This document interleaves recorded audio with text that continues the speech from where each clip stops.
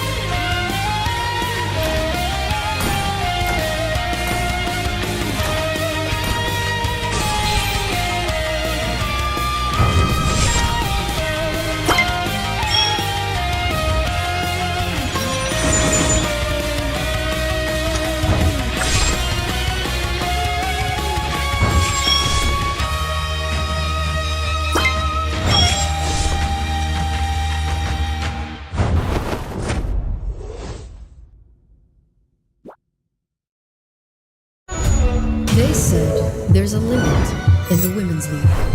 In MWI, we say limit? Watch us bounce from the MWI queens everyone knows, to the stars who came out from nowhere, to the ultimate champions. Now, MWI is expanding greater than ever. Turkey, EECA, Africa, Mongolia, and beyond. We're stretching the map wider. MWI, where dreams get louder. This isn't just a tournament. It's your passport to the world stage. A spotlight for women in the EWC. No rules, no ceilings, no limits. Just this. We're vibrant. We're ready. We're limitless.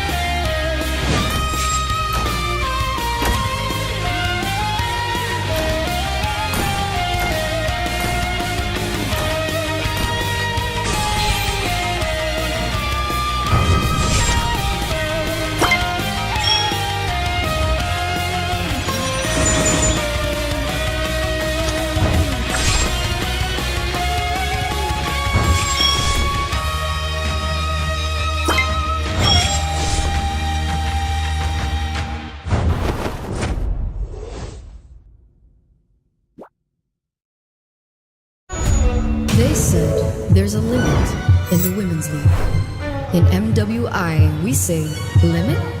Watch us bounce from the MWI queens everyone knows, to the stars who came out from nowhere, to the ultimate champions. Now, MWI is expanding greater than ever. Turkey, EECA, Africa, Mongolia, and beyond. We're stretching the map wider. MWI, where dreams get louder. This isn't just a tournament. It's your passport to the world stage. A spotlight for women in the EWC. No rules, no ceilings, no limits. Just this. We're vibrant. We're ready. We're limitless.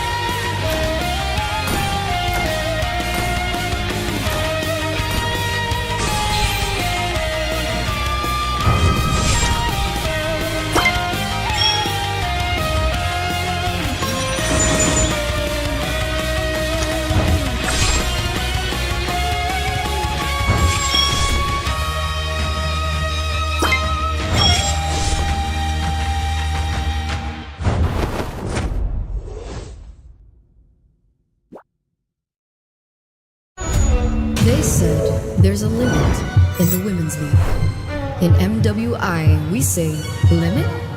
Watch us bounce from the MWI queens everyone knows, to the stars who came out from nowhere, to the ultimate champions. Now, MWI is expanding greater than ever. Turkey, EECA, Africa, Mongolia, and beyond. We're stretching the map wider. MWI, where dreams get louder. This isn't just a tournament. It's your passport to the world stage. A spotlight for women in the EWC. No rules, no ceilings, no limits. Just this. We're vibrant. We're ready. We're limitless.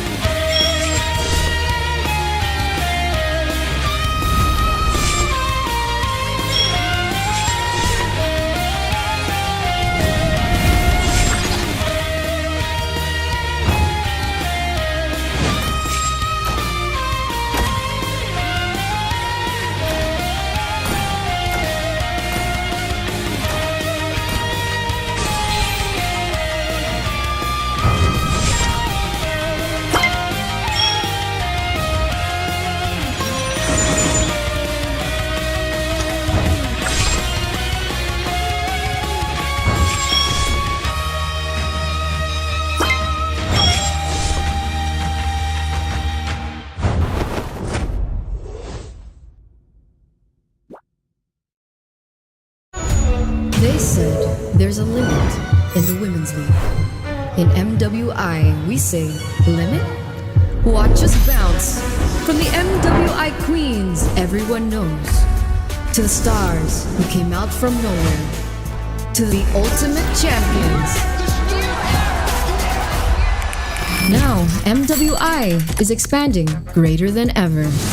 Turkey, EECA, Africa, Mongolia, and beyond. We're stretching the map wider. MWI, where dreams get louder. This isn't just a tournament.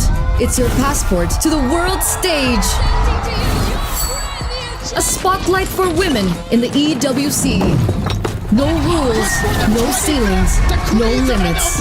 Just this. We're vibrant. We're ready. We're limitless.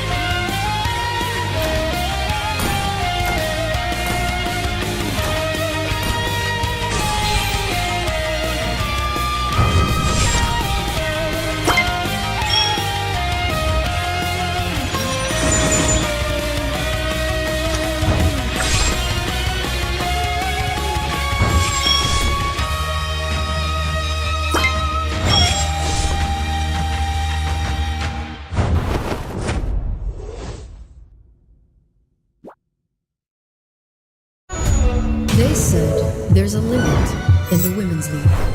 In MWI, we say limit? Watch us bounce from the MWI queens everyone knows, to the stars who came out from nowhere, to the ultimate champions. Now, MWI is expanding greater than ever. Turkey, EECA, Africa, Mongolia, and beyond. We're stretching the map wider. MWI, where dreams get louder. This isn't just a tournament. It's your passport to the world stage. A spotlight for women in the EWC. No rules, no ceilings, no limits. Just this. We're vibrant. We're ready. We're limitless.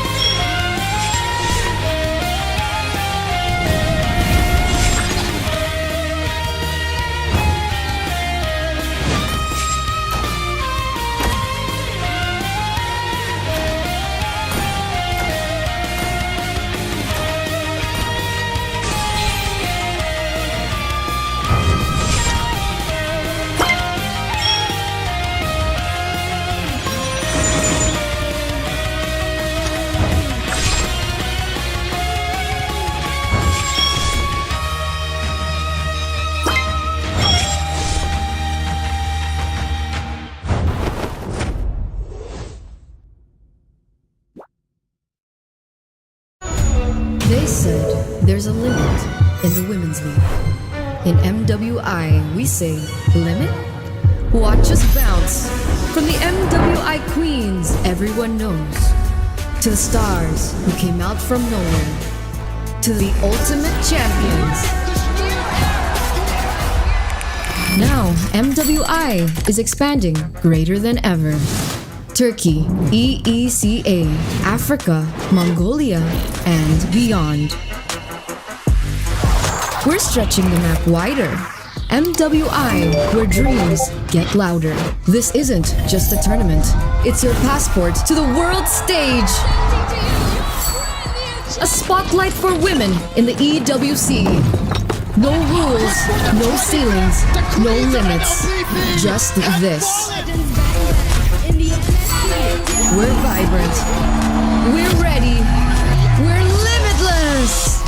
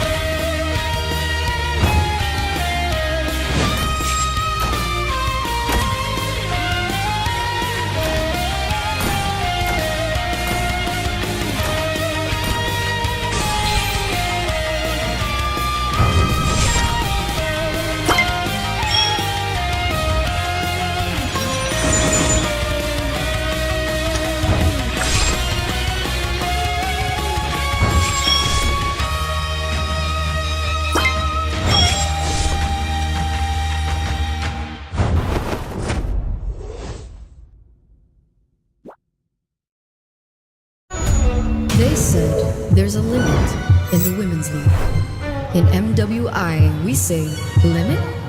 Watch us bounce. From the MWI queens everyone knows, to the stars who came out from nowhere, to the ultimate champions. Now, MWI is expanding greater than ever. Turkey, EECA, Africa, Mongolia, and beyond. We're stretching the map wider. MWI, where dreams get louder. This isn't just a tournament. It's your passport to the world stage. A spotlight for women in the EWC. No rules, no ceilings, no limits. Just this. We're vibrant. We're ready. We're limitless.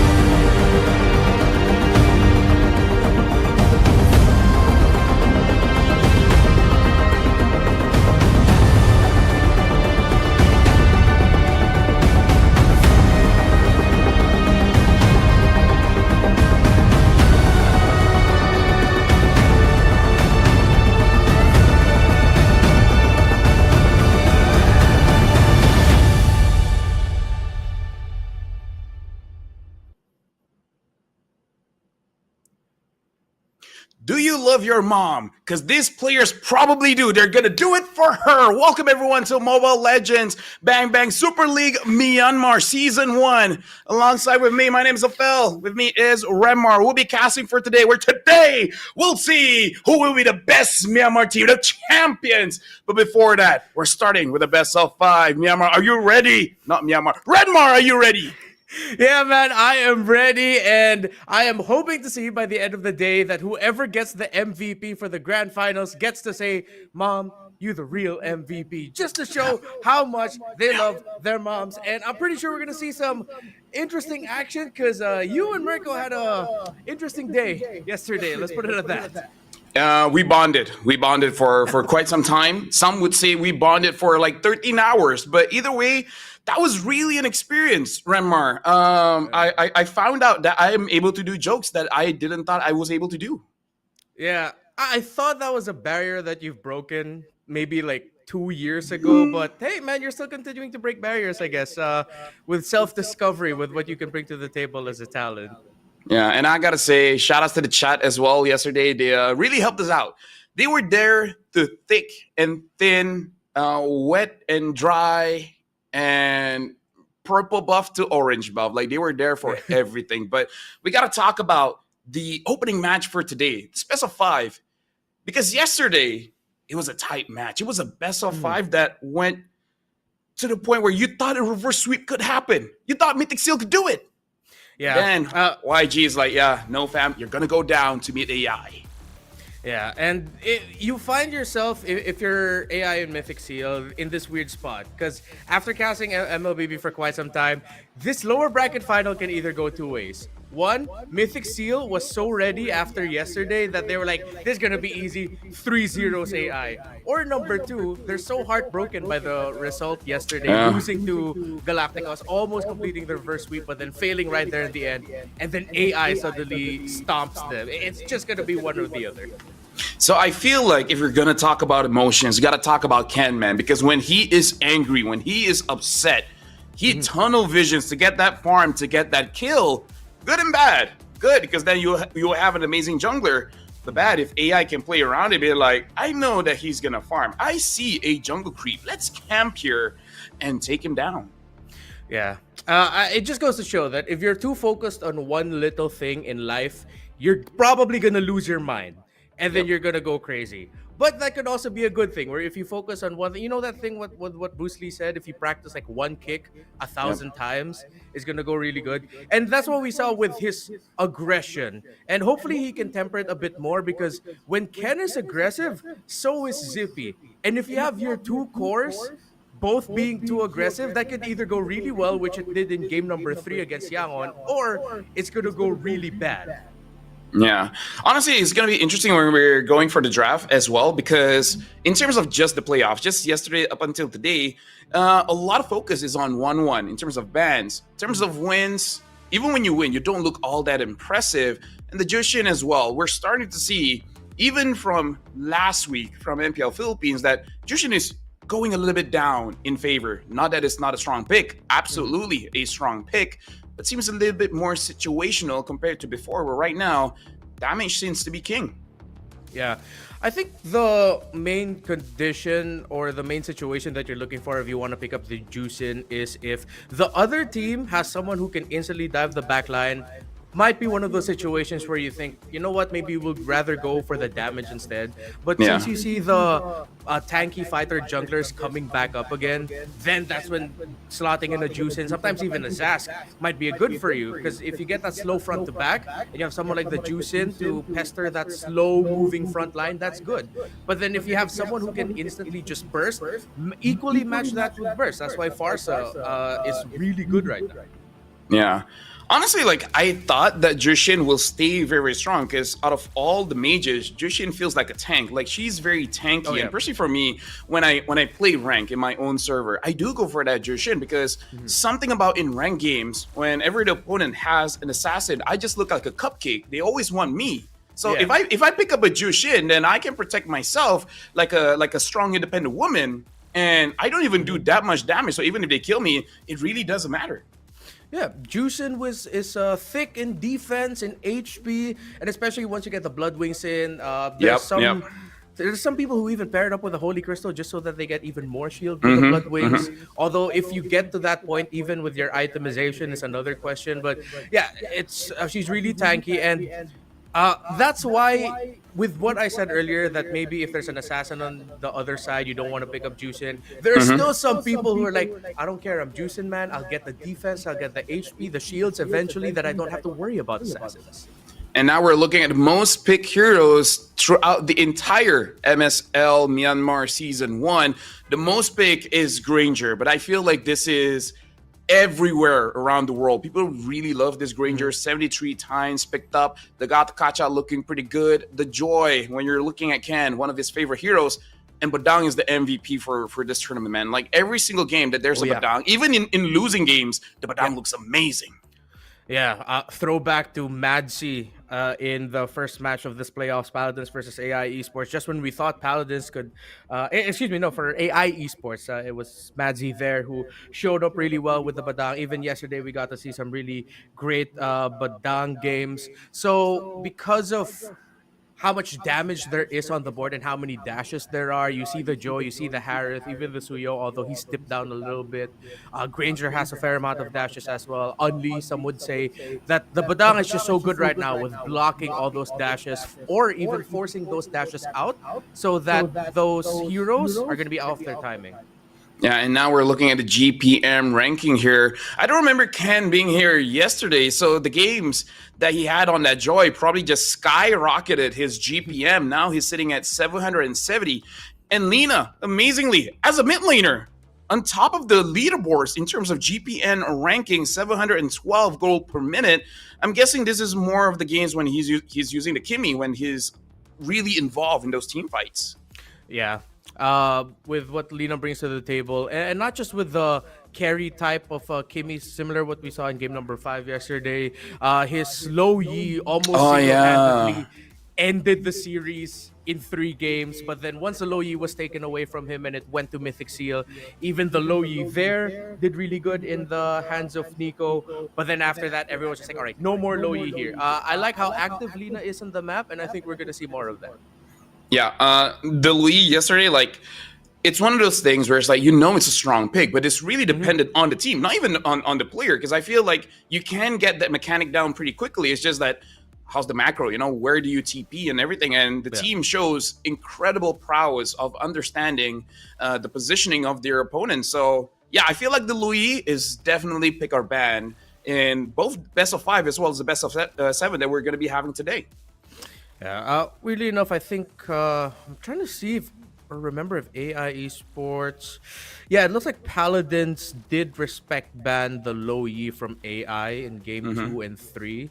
I know for 3 straight games in the entire series. So that means there's a chance we might not see the low Yi here. For Mythic Seal, again in game number 3 against Yangon yesterday, they showed up with the low Yi really well. After that, it was just gone for the remainder of the series. So yeah, I think that's one hero that's 100% going to be contested.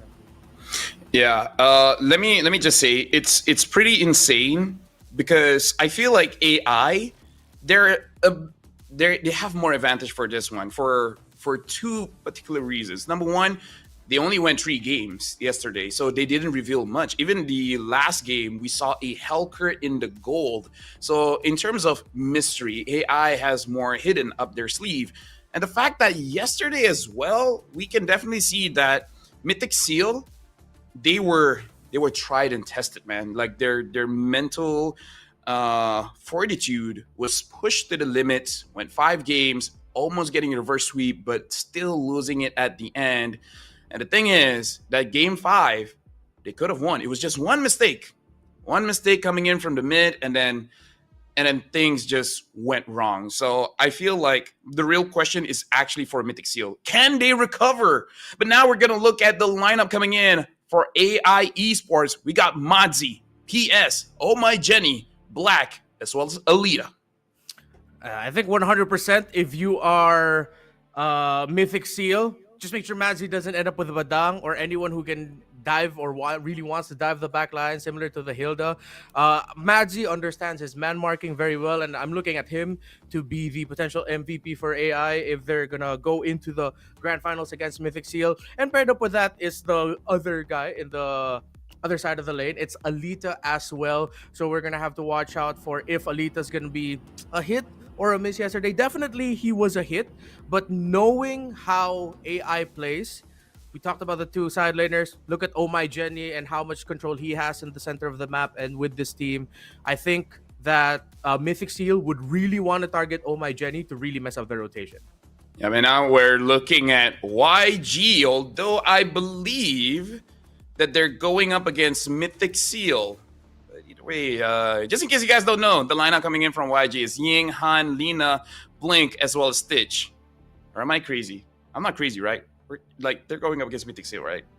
Yeah, it's all right. I don't know. Maybe yesterday fried my brain so much. But okay, it is. No. It is yeah, Mythic that was Seal. Yangon. Yeah, that was Yangon. I think we'll see Mythic Seal in just a bit. But to remind y'all who's in Mythic Seal, it is Boye, Nico, Kun, Ken, and Zippy. All right, so Yangon Galacticos, they're excited. They want the grand finals now. That's why we're just like, show us our graphic instead. We want to go. It's like, no, they have to wait. They're the grand finals. Yeah, maybe they're just like, you know what? We'll fight both of them now. Let's just have three teams in the Land of Dawn. But yeah, here we go, Mythic Seal. You already introduced them, but might as well do it again. Kun, Ken, Nico, Boy, as well as Zipper Cutie. Ken popped off when he has the energy, when he's angry. But I feel like fans of Myanmar, of Mythic Seal, is looking at Nico as well as Zippy Cutie, because Nico showed up, but that one mistake cost the team the win, and Zippy Cutie hasn't really been carrying as the gold laner.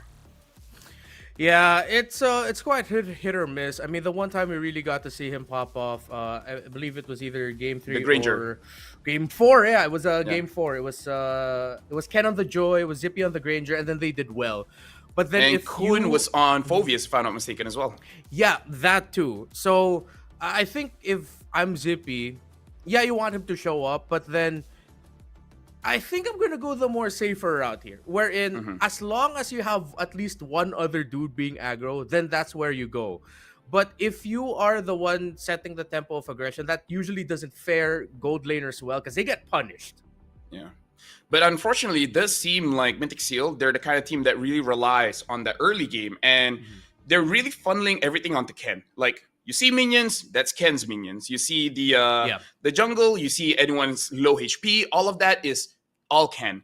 The best game that I feel like Zippy had, even though he didn't get MVP for that one, but it was actually on that Brody, and just for the simple fact that he drops turrets so freaking fast. But now we're looking at a player head-to-head for both mid laners, Oh My Jenny, as well as Nico. In terms of the numbers here, it actually looks like KDA, Nico's looking good. In terms of team fight participation, honestly, even I'm surprised with this. Nico is only 68%, and Oh My Jenny is 90%. And the only logical thinking that I have is maybe Mythic Seal just have a lot of solo kills that Nico doesn't get to participate. Yeah, again, we talked a lot about Ken and Ken and Zippy together. Even Kun with the Phoveus.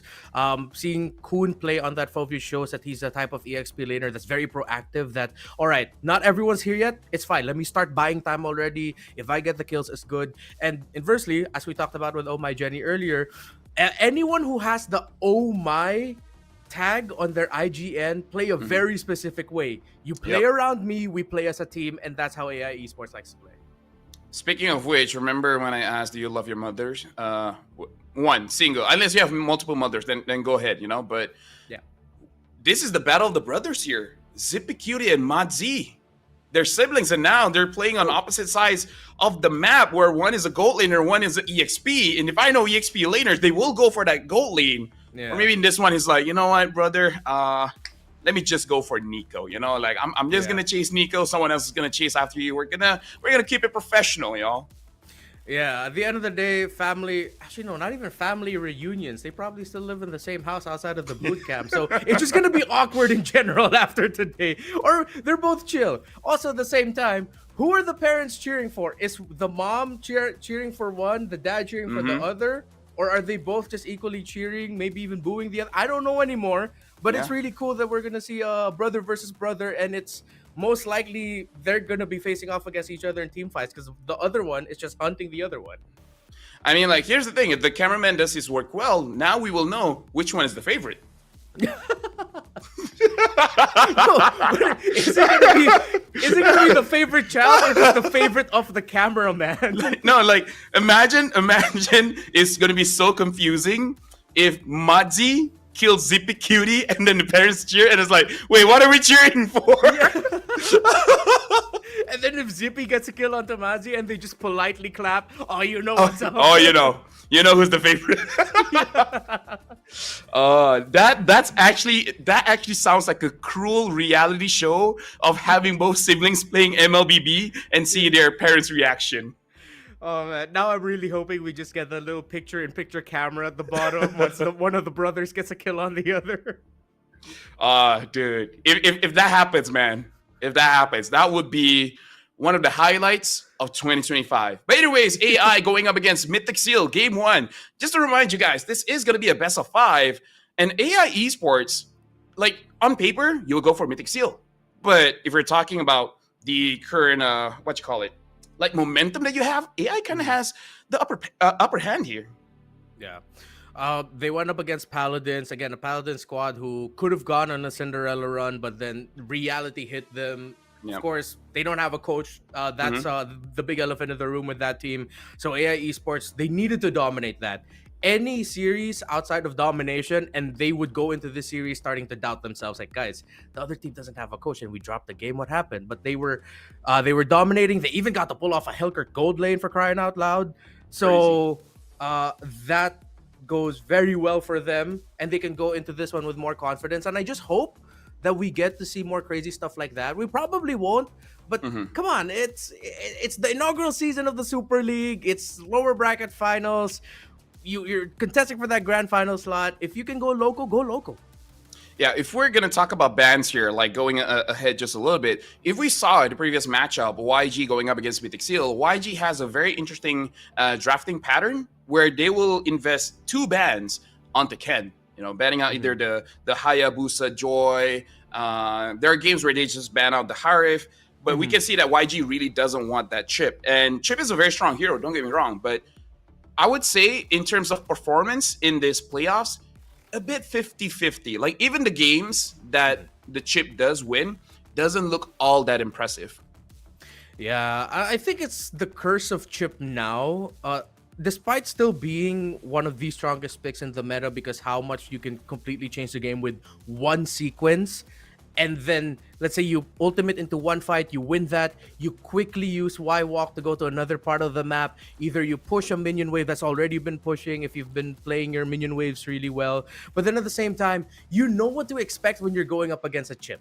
As long as you have your eyes set on the beacon of where the Chip could potentially show up, if you know that the Chip is there and it's like, all right, team fight time, he's gonna drop his portal, let's conserve our dash to get out of the immobilize and then go back in, catch them off guard thinking that we're not ready. It's a double-edged sword at this point with Chip. Yeah.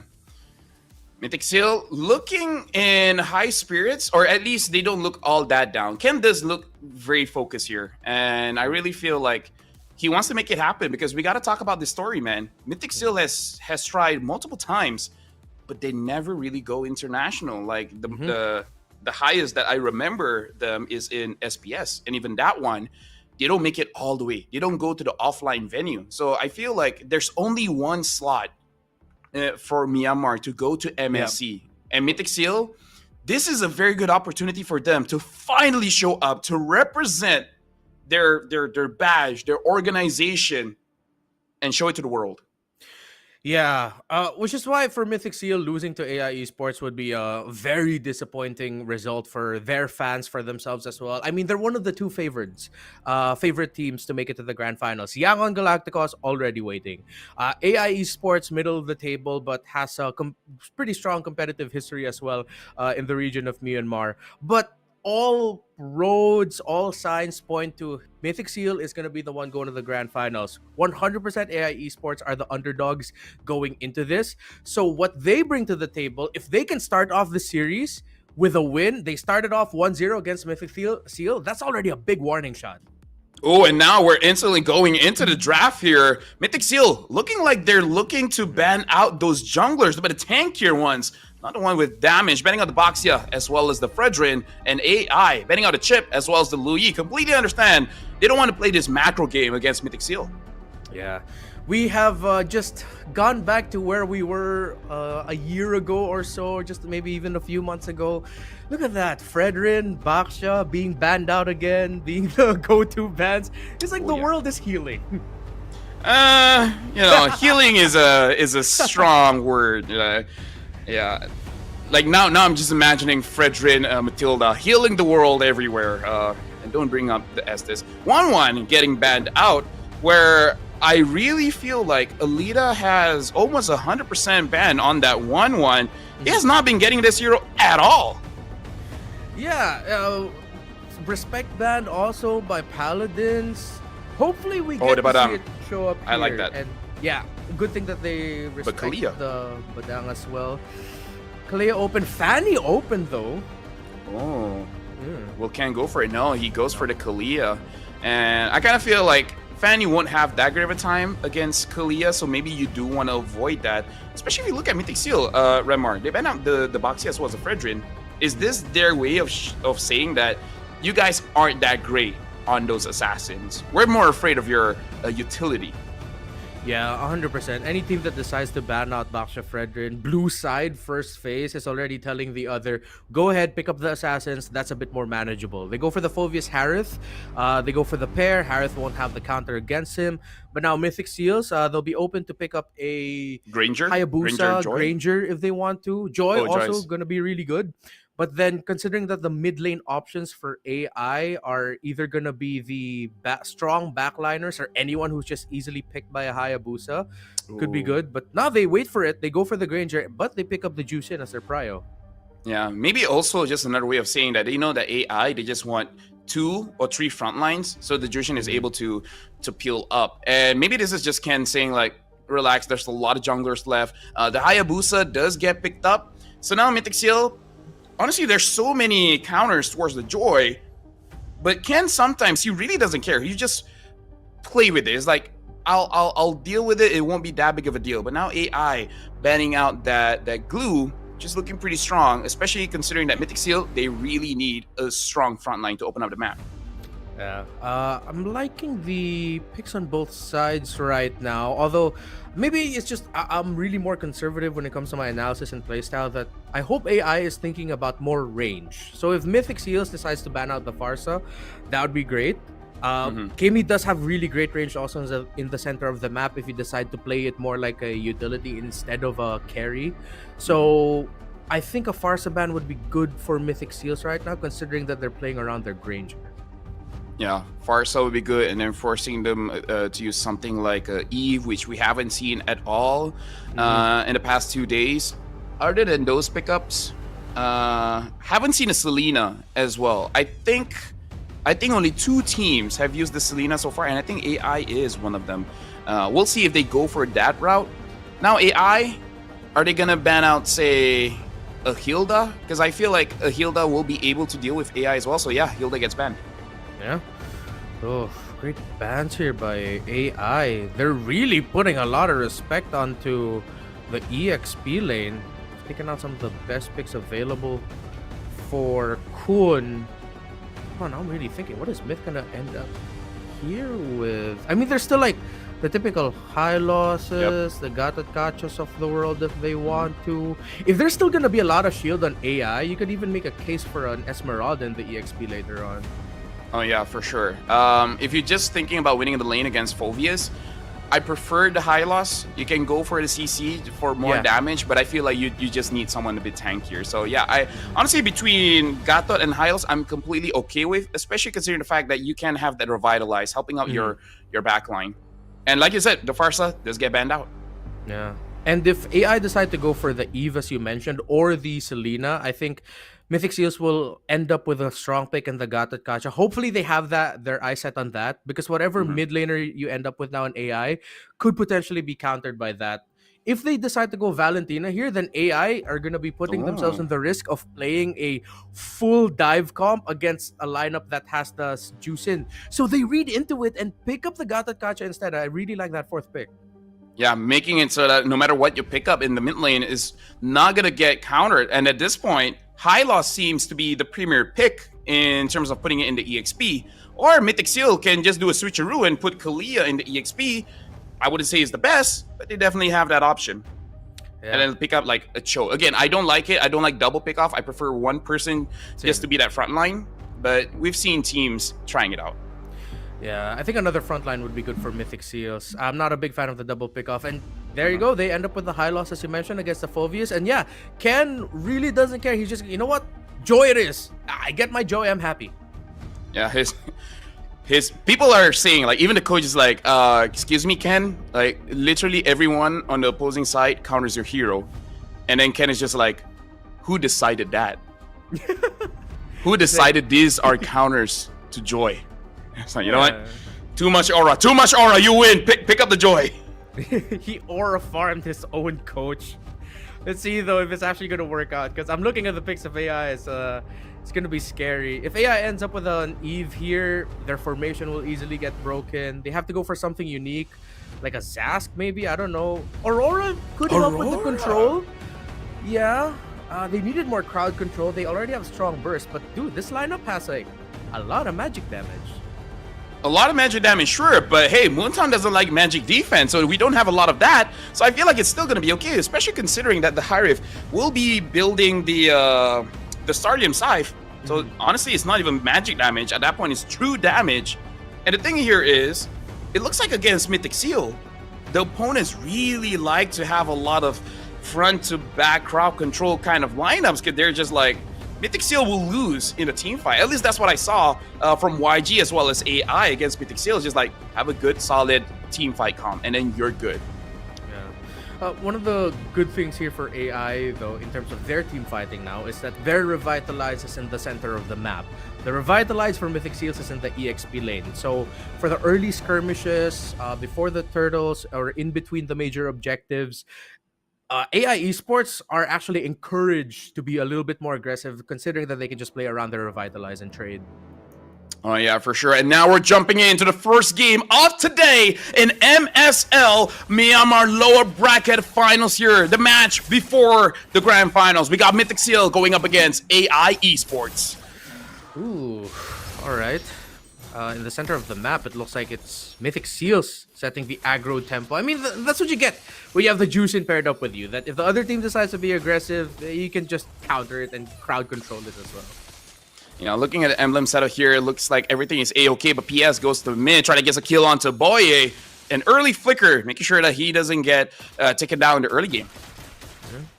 Seems like the emblems are all pretty standard, but Oh My Jenny did decide to go for the Rupture. Considering that, yeah, up against Agatha Kacha and Phoveus, a little bit more magic penetration on the Aurora would be great. For sure, for sure. Looking at the rotation as well, if PS actually got that kill, that would be good, because you do want to get ahead against Ken.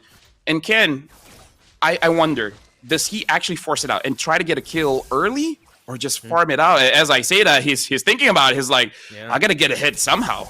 Yeah, he's looking at the Gatot Kacha, just like, I can get dash blocked at any moment. It's not really my timing right now. Yeah, I'm gonna get out of here. Continue my rotation instead. And meanwhile, topside, Hayabusa and the Focus together sees the high loss. But that's a Centaur, man. He doesn't care. He has Revitalize. He'll stand through that. And no major resources used on the side of AI, though it's good that they did force out the Revitalize from the high loss. Yeah, but that's why the high loss is just so good going up against the Phoveus. You're tanky, sure, but the main thing is that the longer he stays in your ring of punishment, well, the punishment gets harder and harder. You're just going to take more and more damage. Manzi hitting at level 4, but it looks like they're prioritizing Boye to get that ult. Nico's coming by as well. So the first turtle already looking like teams are setting up to get a big win here. Yeah, nice little rotation trade. Roamer for Mythic Seals gonna hit level 4 through the EXP lane while Kun went to the mid lane to double lane there. AI has 4 members around this turtle. Kun spots a stun. He goes for the glorious pathway. Nico into the back, but PS still able to secure that turtle. He uses the shadow kill, but it gets cancelled out pretty quickly. Here comes the Phobius jumping on the members of Mythic Seals. First blood for Black. Can AI get more? Plus the turtle. Nope, 1 kill is enough. Meanwhile, the bottom lane, Zippy almost forced back by Alita, almost taken down, but AI gets the W there. Yeah, but now we can see the weakness in the draft coming in from Mythic Seal. The only damage dealer is Ken. And if Ken is not able to dish out the damage, their entire team starts to crumble. They got a lot of control. They got a lot of defense here, even healing as well, coming in from the Hylos when he does have that Revitalize, but more importantly, coming in from the passive of the Kalia. But staying alive doesn't matter if you don't get a kill. So I kind of feel like Mythic Seal, they should have seen that fight and be like, you know what, Ken, I don't know. Do you have to wait until you get the Holy Crystal, then you feel more comfortable for the fight?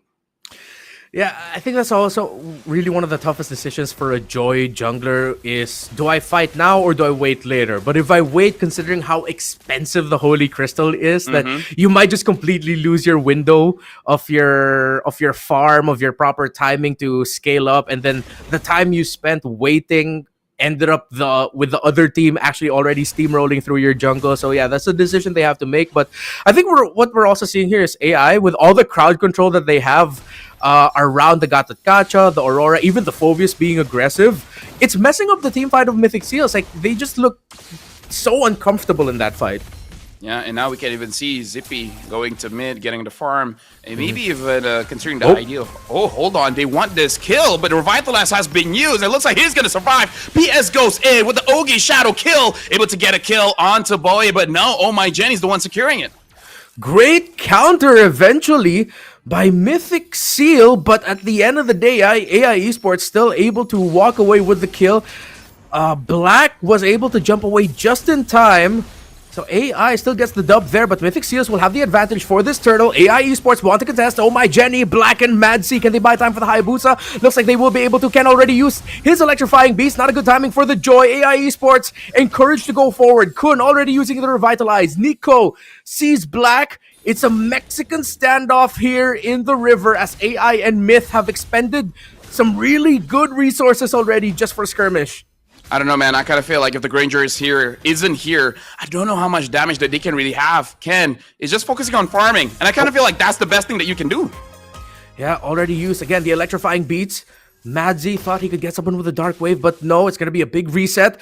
I think you're right here. The Granger now needs to leave the gold lane. As we see him, he's going to to join this fight. It's going to be 5v4. The Harith is in the bottom lane. AI, this might not bode well for them, but let's see. With all that crowd control, they might be able to turn it around. With the tankiness of the Gacha Phobius together, Boye goes forward. Nico, Zippy in a good spot. Glorious pathway already. Blacks gets lifted up by the taunt, and the crowd control coming in as well from the Kalea. Miss Ken is able to secure that turtle. Kun gets taken down, but Nico gets a kill onto Oh My Jenny, and Mythic Seals have turned this game in their favor. They started this 2-0, but now they are at 2-3. Can they get their third kill onto Madzy, who is doing everything he can, but this Phobius will eventually get taken down by 3. And there we have it, folks. We see Madzy going up against Zippy, trying to get the kill, but Zippy is able to get away. Where's the parent shots? But either way, we gotta talk about the itemization, or at least the item timing here, because we saw the moment that Ken got that Stardom Scythe, that's where he's like, okay, you know what? This is time. This is where I start to deal the damage. And there you go. He did it. And Zippy, he made the decision. If I let go of my lane, there's a chance that Alita might actually get taken down here. Ken is trying to go for that kill. Kun is here as well, but Alita is actually the one trying to get a kill onto Ken. Ken's still surviving. Now they got the Kacha comes in. No damage here at all. Alita having no mana should go away, but PS joins the fight, gets the quad shadow onto Nico. Nico taking a lot of damage, having to use the Crimson Beacon to survive. Now Ken goes in, gets the kill onto PS. Kun secures the kill. That went on a little bit longer just when you thought AI would be able to get a big win with Alita outplaying Ken. Black coming in for the assist. In the long run, Mythic Seals eventually said, wait a minute. Let's go to the bottom lane. It looks like something fun is happening there. And they eventually get the kill, the clapback, and they get the trade in the tower. they'll still also be able to defend the tower top side. So in the end, that ended up not going good for AI. They have to rebalance this now. Yeah, I kind of feel like the fact that Mythic Seal was able to wait long enough for the damage dealers to actually come back, then that's good.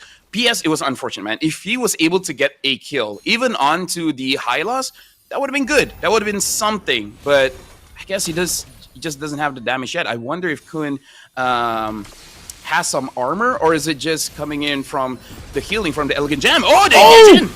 Mad Z with a flicker dark way forward. He's single-handedly zoning out the main damage dealer of Mythic CS one here. And the Turtle AI Esports have taken control. Alita with the Zaman Force pushing back Nico. But wait, I think the Turtle, where did it go? AI was the one able to secure it. It went to the hands of PS as Mythic Seals.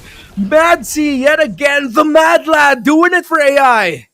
And we saw, man, he targeted one person.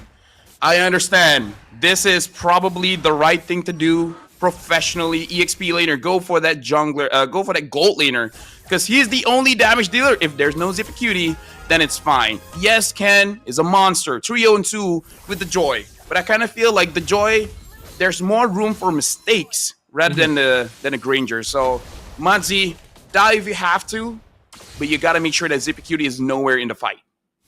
Yeah, and we were talking about this earlier in the draft, that this is going to be a very difficult game for the Joy. He hasn't died yet, but those 3 kills and 2 assists that he's gotten hasn't really converted to big objective wins. They've only secured 1, but across the map, AI are converting objectives better through the kills that they're getting. They've gotten 2 turtles, they've gotten 3 towers, so now it's not even to tell Ken to find your right timing, because that timing, that window is so small for a Joy in this scenario. And now considering that AI has a BOD on the Hayabusa, a Holy Crystal on this Harith, at this point you need a little bit of a miracle. So Mythic Seals, they're forcing the issue with objective takes across the map, willing to sacrifice some. I would say the Hayabusa actually has a good chance to hold on. Alita gets a free turret here, so Mythic Seal got caught lacking here. AI is actually able to get majority of the objectives here for free, but what's what I was about to say is that PS can actually pop off, not just because he has the BOD, but I saw Mythic Seal's item. They don't have armor. Kun, the only armor that he has is the Warrior Boots. It looks like he's actually rushing for that Clock of Destiny instead. Yeah, compared to any kind of defense, right? So PS has a shot. Like, if he times it right, he could get a lot of executes in the next team fight. Let's see if the Hayabusa will be able to get it. Oh, but Nico walked into the wrong shrub, but still he's able to get away using the Crimson Beacon. AI have forced out a big resource, but they're forced out here as well. Conceal, here comes Ken, here comes Boya. Can he go in? Flicker and the jump forward by the Kalea. AI are fighting into this. Mythic Seals might be able to turn it around, but the raw damage, the crowd control coming in from AI, too much to handle. Boya still holding on, but he gets taken out, and PS gets the Lord. Zippy gets the kill onto Alita, but the major objective goes to AI. Yeah, but dude, that was a big frigid glacier coming in from Oh My Jenny, man. Like, if it weren't for that Aurora ult, I kind of feel like Mythic Seal could have taken everything in that fight.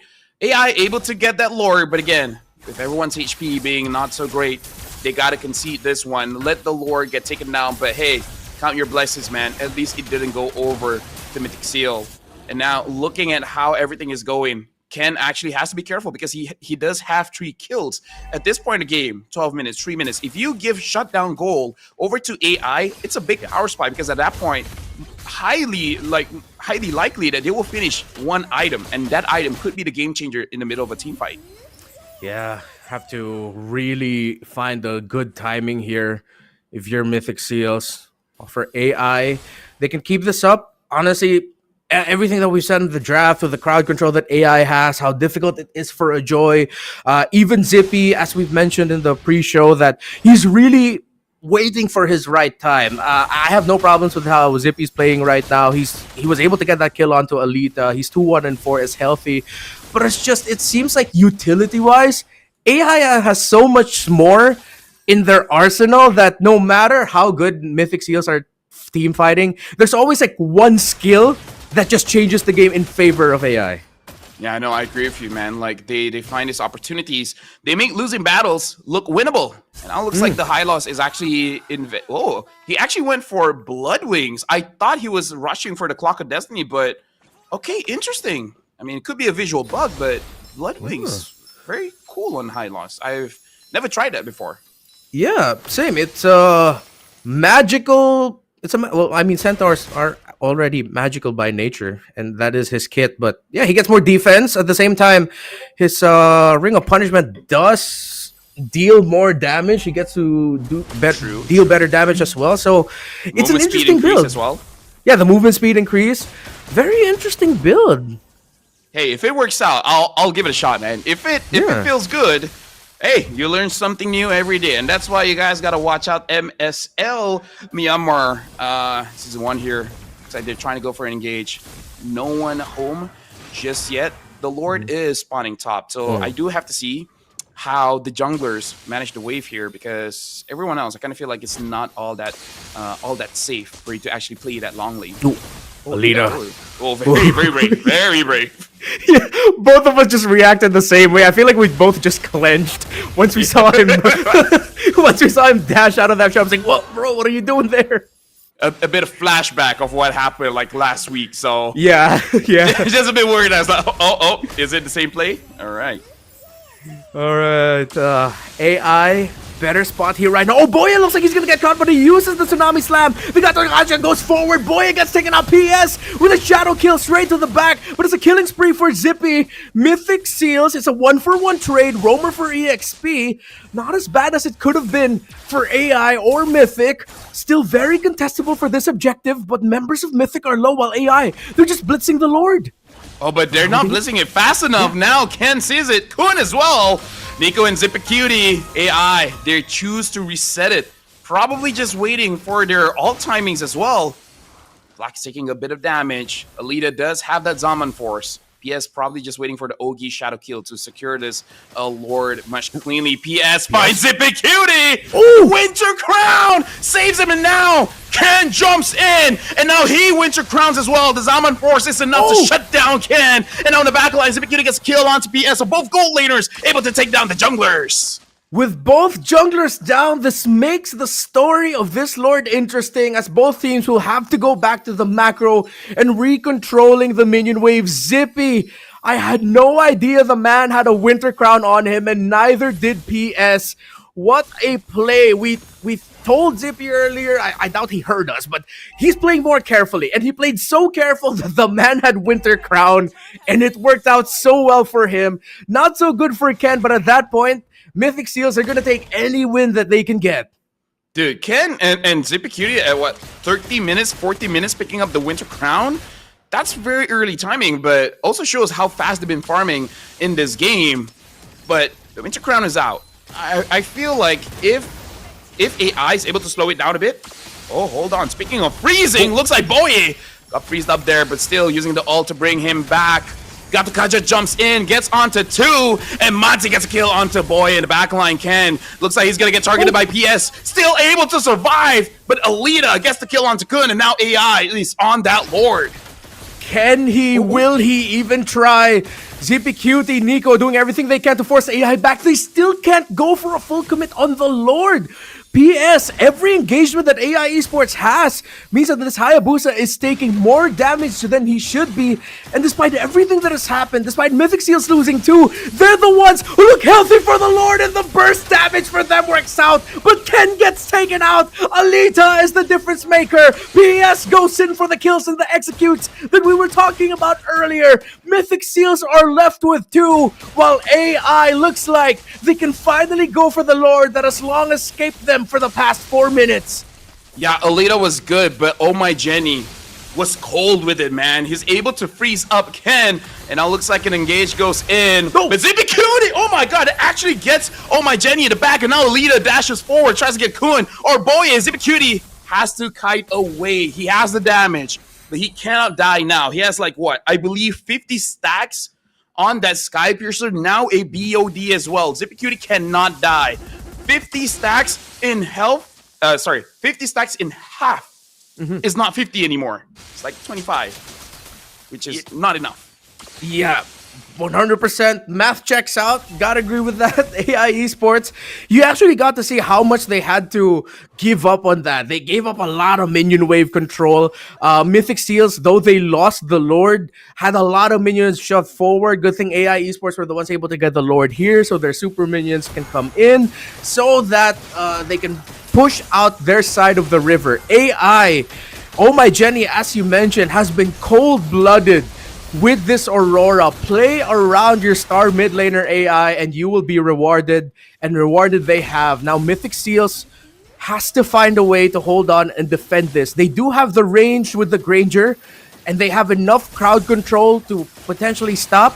But as we've seen before all throughout the world, one crazy Hayabusa play might just be more than enough to turn things around. Here comes that Hayabusa play. Can he actually get Nico down? He doesn't, but barely. Oh my, Jenny somehow finds the Granger. He flickered forward. He got the freeze. He got the carry. And AI have their eyes set on taking the towers in the base of Mythic Seals, LaFell.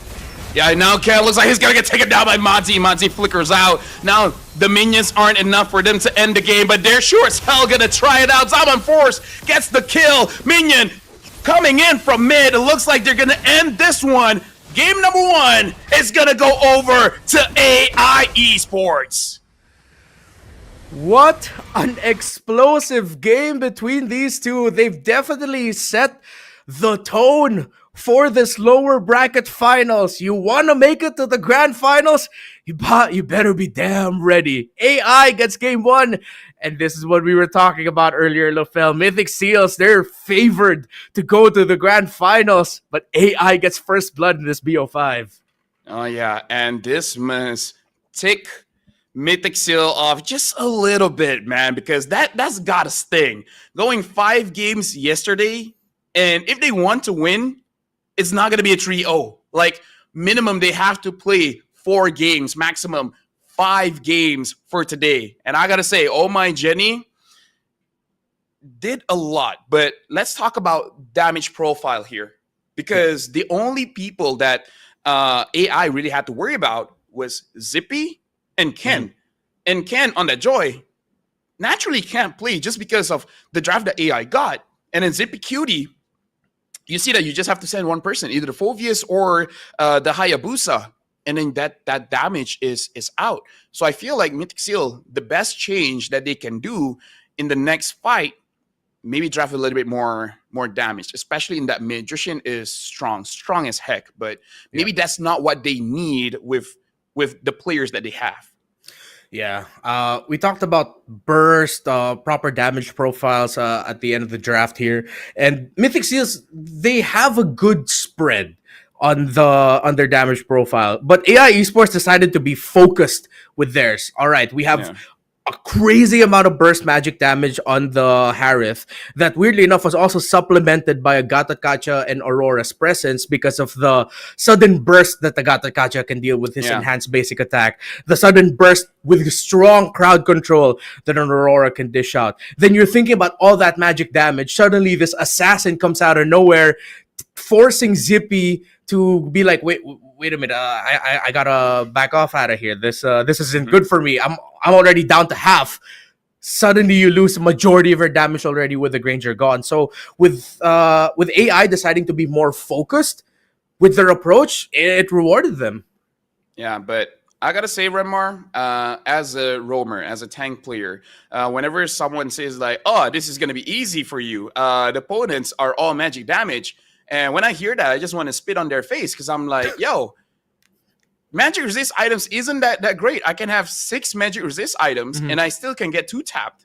Yeah. Feels a bit unfair, but that's how the world is, Redmar. It's not built to be fair. It's built for you to feel like, all right, good enough. Yeah. At least I don't get 1 tap. 2 tap, fine, I'll take it. Yeah, it's like, you're not getting one-shotted, so you just go ahead and take that too. And yeah, it's tough here for Kalea. Every time he wanted to, or he committed the Tsunami Slam, it's like once he gets to bring his target back to the rest of his team, suddenly Boy is like, where's half my health, man? It's like, I just showed up in front of them, of the magic damage dealers for like, what, 2 seconds? Suddenly I'm almost dead. What am I going to do with my life? Alita's the MVP. Yeah, and Alita's the MVP, dealing a lot of damage. Because you even have, like, you sold your boots to get that wishing lantern. At that point, it doesn't matter. Like, this is why I say Runmar. What does magic resist do? Like, wishing lantern, percent HP based damage. Divine glaive destroys your magic resist. And then the Starlium Scythe just deals true damage. Mm-hmm. What magic resist do you have, bro? It's not gonna be good enough. Maybe that's why Kun is just like, you know what? Maybe that's why I need the Blood Wings. Maybe the Blood Wing shield is better than just magic resist.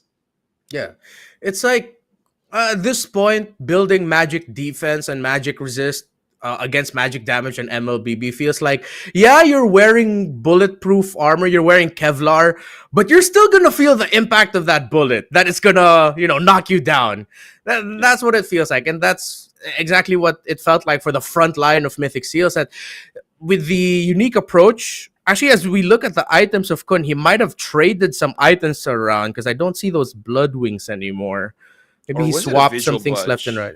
Yeah, it could have been also a visual bug, but yeah, at some point you're just gonna hit a point of no return against that Harith. That it's a glass cannon, but it's still a cannon. Yeah, we have not seen Harif the entirety of yesterday. Either gets banned out or teams just legit don't want to pick it. Mm-hmm. And now Lita is showing like, hey, look at this hero, man. Oh, one of the best heroes in the game. I got 9 lives. I only died once. Try to kill me 8 more times. And looking pretty good. I got to say, in terms of the draft, AI really did a good job here. At Mythic Seal, I kind of feel like they're forcing it a little bit because they don't change the draft so much in comparison to yesterday. But now maybe you just got to look at the matchup, man. It's like, yeah, Ken, you're amazing on that Joy, but the heroes you're going up against, these aren't ranked players. These are professional players. They know how to deal with the Joy with the heroes that they got. Yeah, and like we mentioned earlier, if Ken ended up having a really good game here, all the flowers to him, praise him. If any store nearby is watching the tournament, you instantly give the man a discount on anything that you have. That's how hard this game was for a Joy.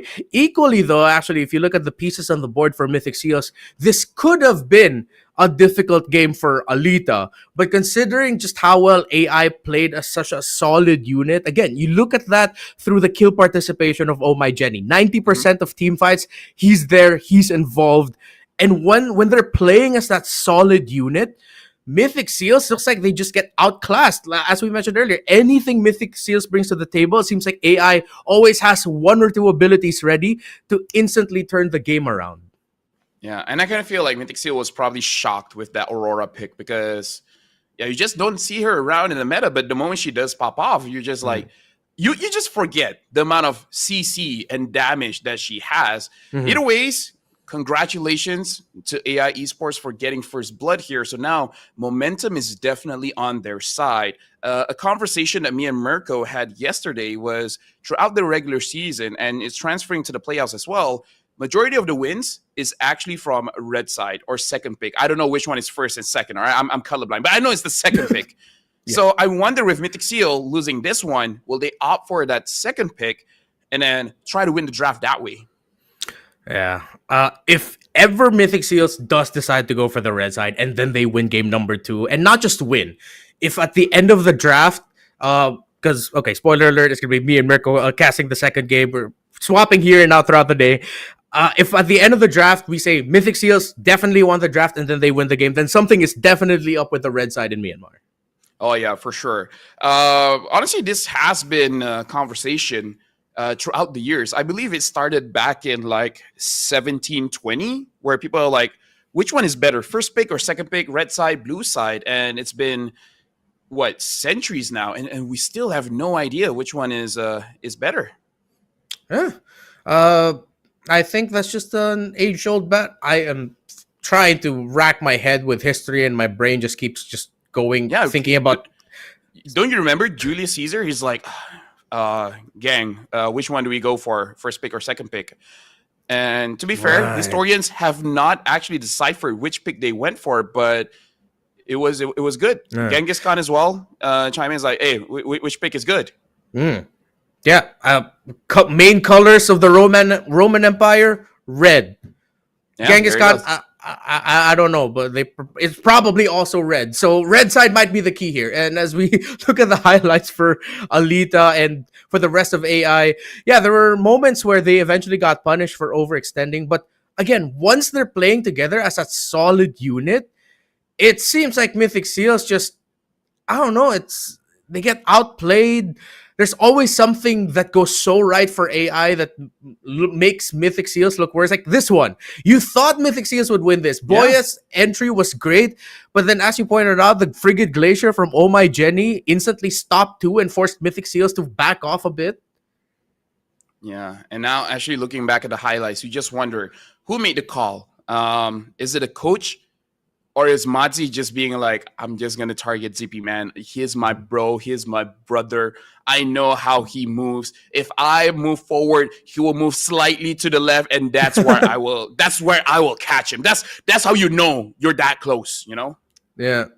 Are they twins? Do you know if they're twins? They're not, right? I don't think they're twins. All right. Twins. But Okay. to be fair, I haven't gone to their birthdays for a while, so I can't confirm. All right, maybe that's a storyline we'll hang over throughout the day if they're actually twins. Or if anyone in the comment section know if they're twins or not, or their age difference, just let us know. But as you see through the highlights, you just see AI. Again, something always just ends up so well for them.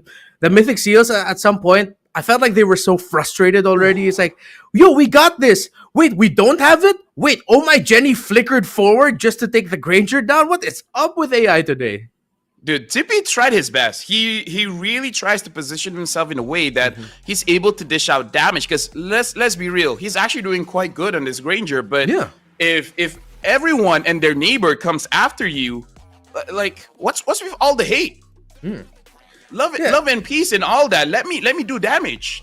Yeah, it's like everyone in the world just wants to feel wanted, but not like that. Not like how Zippy felt in that game. It's like, this is more than enough, please. Like, you can't blame that Granger. Dude, you're not gonna expect an Aurora to flicker under your tower. Yeah, the Lord is there, but no, barely any pro players would make that super risky call. But oh my Jenny decided to make that risky call. Maybe that's why he did it. Because it's like, no pro player would do it. So there's no way he's going to react. But now, Remmar, you called it. Mirka's going to come in. So we're going to go for a short break. And after this, game number 2 will be popping off with Remmar and Mirko.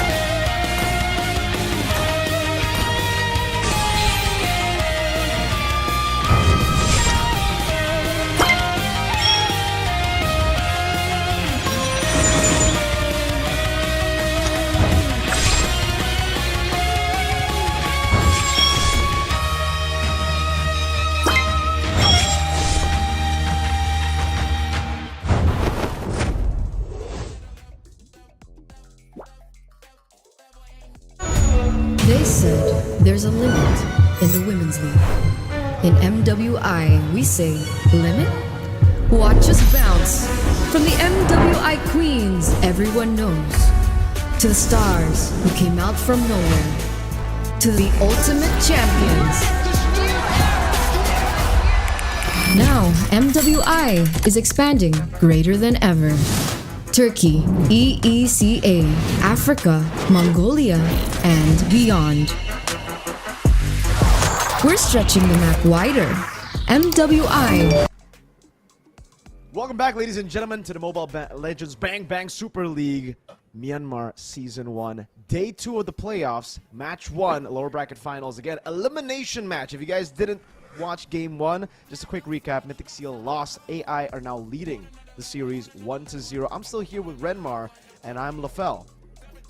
Yeah, Lafel has just, he's grown. He's evolved to I don't know if it's a higher or lower being. Let's just say equally great being.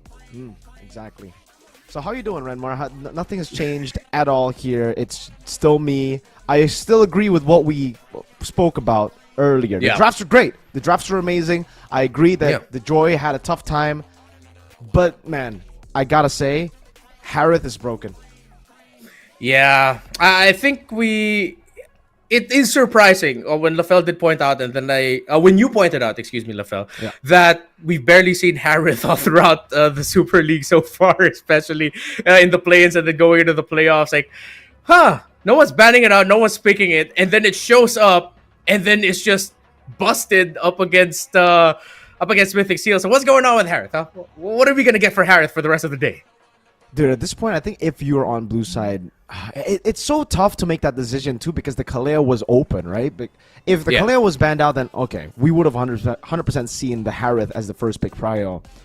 But that's just the gamble that you got to take when Harith is up and Kalea. You got to decide between Kalea and Harith. And usually, when you get the Kalea, it means that you have an easy road to snowball into the mid game. Once you get to the mid game, and then you have, let's say, like a 5 to 6K gold lead, the Harith really should be kind of irrelevant by that point, right? Like, the Granger should have these 3-4 stacks on the Skypiercer.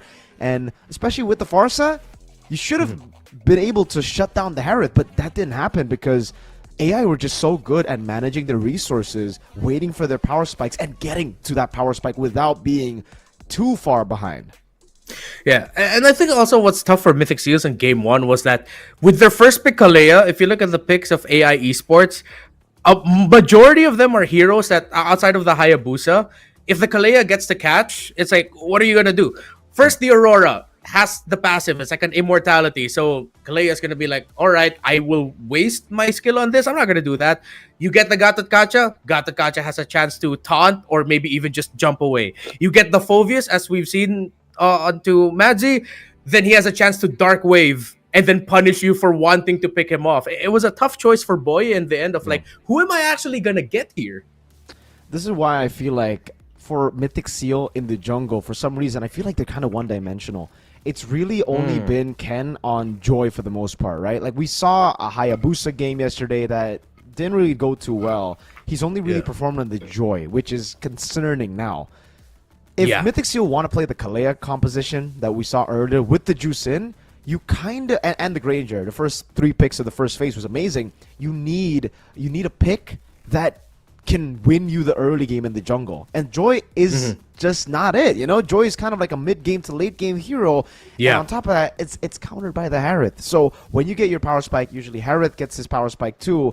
And when you battle it out, the Zaman Force ultimately wins out. He has so much sustain plus damage on top of just Joy having burst, technically, right? So there you go. Proper response. Ban out Fredrin, ban out Harith. If you want to play Joy, enable the Joy in the draft. They finally understand that, and they've identified it. Yeah, great bans here. Looking at the bans of game number 2, for the first phase, it was Fredrin Baksha 1-1. As we pointed out with the Harith, it's a good thing that they decided to rush ban it in the first phase already. So now it should look a little bit more different in the draft, that you've instantly put Ken in a much better place. If he really wants to be a Joy spammer for this series, then he's in a good spot right now for this game number 2.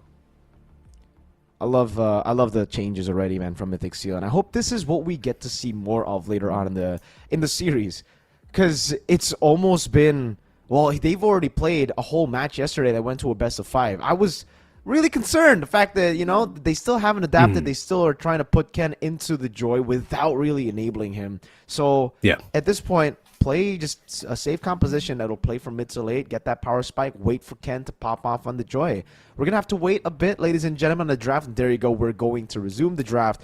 Welcome to the drafts. Game number 2, Fredrin, Harith taken off the board. The 2 teleports of AI already taken out as well. Chip and Lo Yi.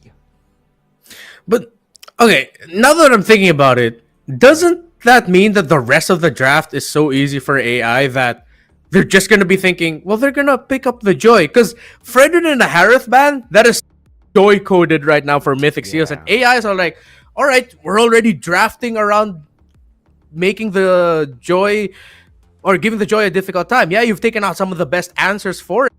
You can still draft so that the Joy will have a hard time. I agree, and that's why it's still going to be tough for Mythic Seal. Despite, again, banning out the Fredrin and the Harith, there are still going to be many ways to deal with the Joy. The Badang, the Phovius even.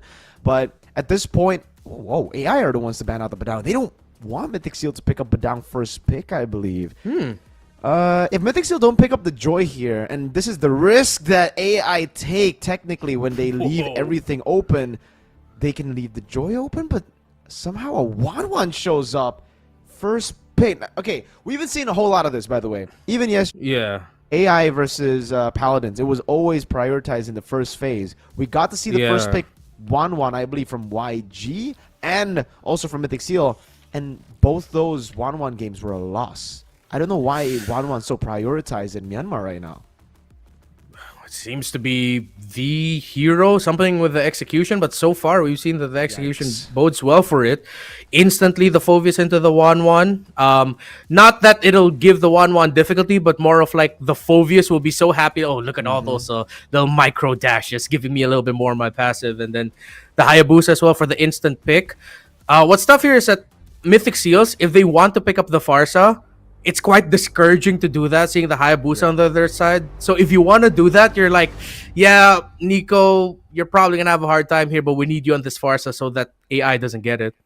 The safe choice would probably still be the Juicin, having the Crimson Beacon, the Brave Smite, you know, just ways to survive. But the Kaleo was actually left open, and they will pick it up with the Hilda, putting Mythic Seals Ken again in a tough position, despite setting up for what looked to be a Joy pick. They have gone for the opposite. I think when you have 1-1, you're not really too concerned about the Fredrin, right? And if you want to save your pick, your jungle into the second phase, then usually that means that you have more than just one pick to show for it. So we'll see about that. We'll see how Mythic Seal wrap up the draft right now, because to be fair, I like it.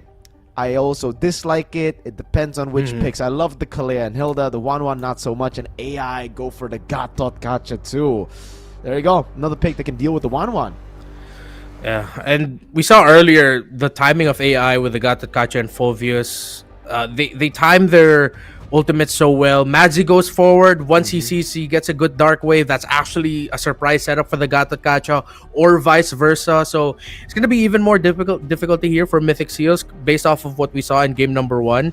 And I feel like this Hilda pickup, I'm on the same boat of like, I'm alright with it, but also not. But at the same time, it feels like this is their sort of like soft way of telling Ken, at least we have someone who can supplement you relatively well from the EXP lane. You have a Hilda that can go around the map relatively quickly, that can help apply pressure or help alleviate the pressure if there's invades coming in from AI. So maybe that's why they picked up the Hilda. Maybe, yeah. That it should be good against the Hayabusa, and it technically stops possible Granger from coming out. Mythic Seal with the 1-1, I think they gotta ban the Irithel here, and they do. Second ban though, are they going to just lean into the gold lane and, you know, force out the Granger pick, knowing that they have a Hilda already? Maybe ban out the Moskov, another hero with a blink that could give 1-1 a bit of a trouble, some trouble in the gold lane. Good Juicin takeaway there, something that we were already talking about. A safer choice for Mythic Seal if they wanted to have someone to just deal with this composition that's right now very front line heavy, man. Gatot, Phoveus, Mythic Seal. I wonder if they still want to take the risk of going, like, it's a bit risky, but Kimi, do they want to go for that? It's great against the Gatot, pretty solid against the Phoveus too. They ban it. Despite banning the box too. Man, I feel like some of these picks and bans are just not in sync with each other for Mythic Seal. Yeah, I think also that Mythic Seals drafted themselves into a corner that no matter what AI picks up now, considering how solid, like a Gatot Kacha, Phoveus, Hayabusa is always a solid foundation for your draft, that if you go long range artillery mage here, then you pair it up with something like a Moskov or a Granger, you're already set. Long range up against that 1-1, you're already pretty darn good. So for AI, they pick up the Granger. Wouldn't be surprised if it's just going to be a Farsa later on for Oh My Jenny. Or they could even go for even more surprise and suddenly, I don't know, pick up a Theramis as their 5th pick. If they want to go for all dive while Granger's just safely in the back line. That, dude, it's looking like AI is going to win this draft no matter what Mythic Seals ends up with. I agree with you. They go with the Selena. So that was the choice for them? All from the... I get the Kimi ban now that they pick up the Selena. Kimi does do really well, especially in the early phase against the Selena. But they go up. They still end up going for the Joy, AI, yeah, mid lane pick. They just need some solid prio in the mid lane, and I already feel like Selena's gonna have a tough time there. Knowing that, again, AI can technically take those shots in the early game, and I feel win the early game still. It really depends on the execution here, but AI going for the far side is a bit riskier now against the Joy and the Selena, but I honestly would just take it. They already have enough offensive power to make use of a safe or very vulnerable backline here with the Granger. So go for it, Oma Jenny. I like it. I like what they can do with this draft as well. They're gonna have so much artillery, and man, if AI with the Farsa pick get ahead in the early game, this is gonna be a tough watch for Mythic Seal. Yeah, it's what's tougher even more for Mythic Seals is that it's so dependent on the Kalea and Selena now to somehow pull off a miracle in the early that dominates AI. Yeah, Abyssal Arrow is so strong that it can, if you start landing them over and over again, that will mess up the opposing team's rotation. But then once you get to what?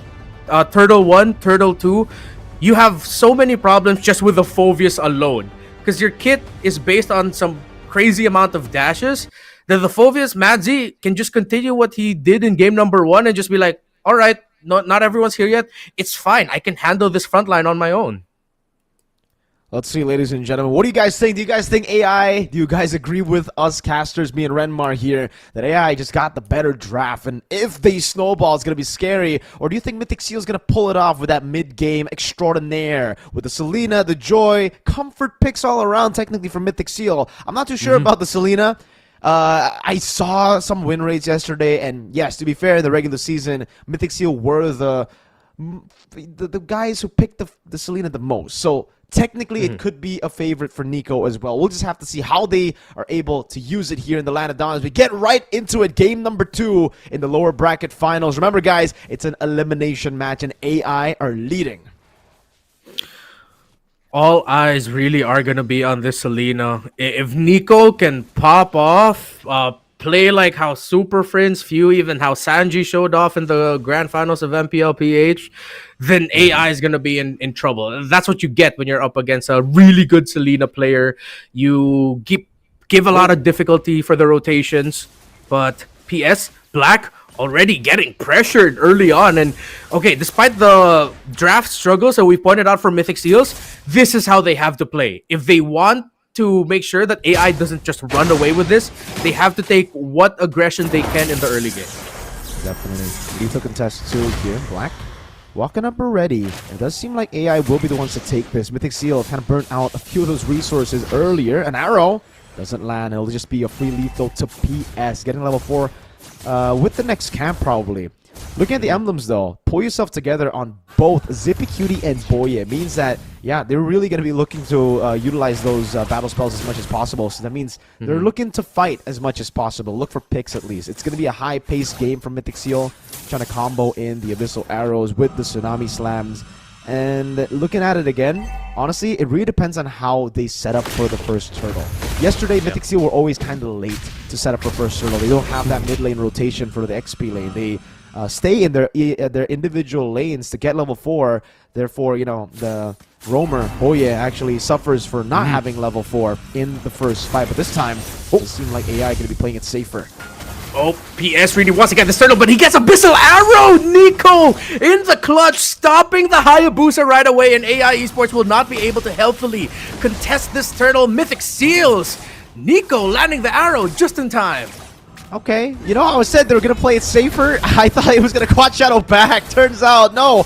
Decides to walk up. He didn't even blink on the Quad Shadow. He just walks in. Nico reads him like a book. And now everything is going to be taken from him. Not quite everything, but a lot of things. Even, oh man, the green cam taken away from PS. I think this is going to be a solid 2-level gap by the time Turtle 2 spawns in the game. Yeah, let's see if AI can get any resources. Maybe in the lower part of the map. Nothing has spawned there just yet. But as we see, it's Kuhn actually getting info on the purple side of the jungle for AI. So, Mythic Seals, I mean, we talked a big game about the Selena. If the Selena pops off, here comes Boya popping off. Already forced the Purify out of Valita's hands. So that's something that Mythic Seals can play around later. That there's no more Purify for this Granger for the next 80 seconds or so. Yeah, they can still play safe, to be fair, for AI as well. This by the way, I love it. I love the fact that we're not stuck in the I have to go flicker era anymore. For some reason, in the Philippines and ID, I keep on seeing players just still kind of force out flickers, which I understand, to be fair, up against the Assassins, up against the Hildas too. But I think you gotta take control of the threat that's right in front of you first. And for the most part, it is the CC coming in from the Kalea. So double respect for Jenny and Alita. Both of them want to go for Purify. It will help them a lot, especially considering they have a solid front line. They have to trust in their teammates. You don't always have to make that individual play with Flicker. You can always just chill, wait in the back, let Madzi shoulder bash a lot of these threats in the front. But man, Ken farming like a monster again. Find beats on Black. Whoa, so aggressive, and it helps set up the follow-up for Boye and Nico as well. But Black, he's able to get away. His ultimate got soft cancelled, but Black was still able to dash out, unbreakable the taunt, saving his behind just in time. Mythic Seals now, though, have expended resources, but it looks like this turtle is going to be good for them unless PS. Will he commit the Shadow in? Will he even try? He tried, and he got punished as Ken gets the turtle. PS now wishing that he could have picked up a Purify for himself. Oh man, it turns from bad to worse for some reason. AI, it almost looked like they got a chance. Another very, very good chance to recover in the game, to play it slow, but they decide to play with Mythic Seal's tempo in these fast-paced games. Ken able to steal away the purple buff, and now even Madzi, he walks up, does get a few Infernal Pursuit procs, but this ain't really going to threaten him. He's actually going to put himself in a tough position. Kun already holding the wave up top, so no trades could be taken by AI, and man, I wonder why they're playing so fast. This isn't like the AI we saw yesterday who were playing it so calm, so composed. Good feather airstrike there, but Boye just cancels it out straight up. Tsunami Slam too! Okay, are they going to continue this fight as Ken already used electrifying beats? I think it was just a warning shot to keep them at bay, but they could get sandwiched here if they're not careful. Black and PS here by Madzi as well. In range, PS commits the ultimate. Can he actually get anyone here? No. AI also not completely in range to supplement the aggression of the Hayabusa. And all of that leads to Zippy getting just a bit of a push to the bottom lane. Needs to pull out though as Madzi's here. He does have the proc up. Will he be able to commit the ultimate? Yes, he does. Boye here for the assist. Phobius trying his best. Oh my, Jenny for the assist. They reach the 1-1 in time. Madzi gets the 1-1 down alongside the Farsa. But oh my, Jenny's stuck. He doesn't have Whiz by Wings as Ken with the electrifying beats, making AI dance to his tune. Uh-oh, look at the flank coming in. The sandwich maneuver, an Abyssal Arrow lands on Black. It's going to be the full flank as Kun goes in, trying to go for more. Good taunt. Chain CC, Madzi staying alive, not for long though. Taken out as Alita picks up a Sky Piercer stack and a turret falls up top. Ken jumping back and forth. The Missile Arrow landing again. The Purify won't get you out of damage. Alita taking out Black. Barely able to pop that AOG in time. Nico. My cousin Nico. He's not really my cousin, but if you know the reference, you know it. AI! Bro, they are getting shut down by Nico's Abyssal Arrows. It's not the main thing, but it's coming in at the clutch. The moments where you feel like, oh, AI has something here. If it's not PS doing something that, you know, doesn't really turn out well for AI, it's the Abyssal Arrow of Nico that just turns things around, man. Been so tough for AI. Oh, hold up, Madzi. Just as I say that, is looking to get a pick off on Ken. Won't be able to do so. Mythic Seal again. Good rotations, good recovery here. Rotating straight up top, knowing that AI will be trying to look for the bottom lane Pariah with the orange buff. Also gets taken away for AI. And now Mythic Seal, or despite, you know, a few toss-ups here and there, a few battles that didn't go fully their way, it's alright, man. They still have a 2,000 gold lead and they're still within their element. Zippy is going to hit that massive mid-game power spike. Ken, same goes. And AI, they really are falling behind. If Alita doesn't get 3-4 stacks by the 10th, 12th minute, it's going to be tough. They're not going to have enough damage to really execute a lot of these frontline tanky members in Boye and Kun. Remember, you fight a long fight against the Kalea, he's just going to heal up constantly and he's already going for more. Nope. Okay. Just a slight. Yeah, they weren't they weren't completely in the right area just yet, but with Black taking a fair amount of damage, our Mythic Seal's trying to find an opening. Oh, Abyssal Arrow's gonna land again. Boya not gonna jump forward. They already forced out They're revitalized from that Gatotkacha. Madzy going forward. And here comes the cavalry of AI. Boye and Zipicutie get bursted and blasted out of the map as Madzy and Black have set the tempo. Madzy gets punished, but that is a consolation to the domination that AI has found. Ken goes in. This could be risky, but Nico lands the arrow yet again. The difference maker, but Black, point blank with a jump, means that a double kill is set up for Ken. Wow, I mean, everything played almost to the win conditions that we put on the table for AI. At least 3 to 4 stacks by 11 to 12 minutes. Alita was on par already. Oh man, PS jumps in with the shadow kill. Doesn't get it. Good flicker around, and it's going to be a free lord to Mythic Seal. AI, they've tried. We thought they found that moment, but Mythic Steel's still holding on. They're push and pull in the team fight working out well for them. And Nico, he has to be highlighted at this point. And I feel like that has set the story, with Black eating 2 abyssal arrows in a row now, getting his rotation and timing in check.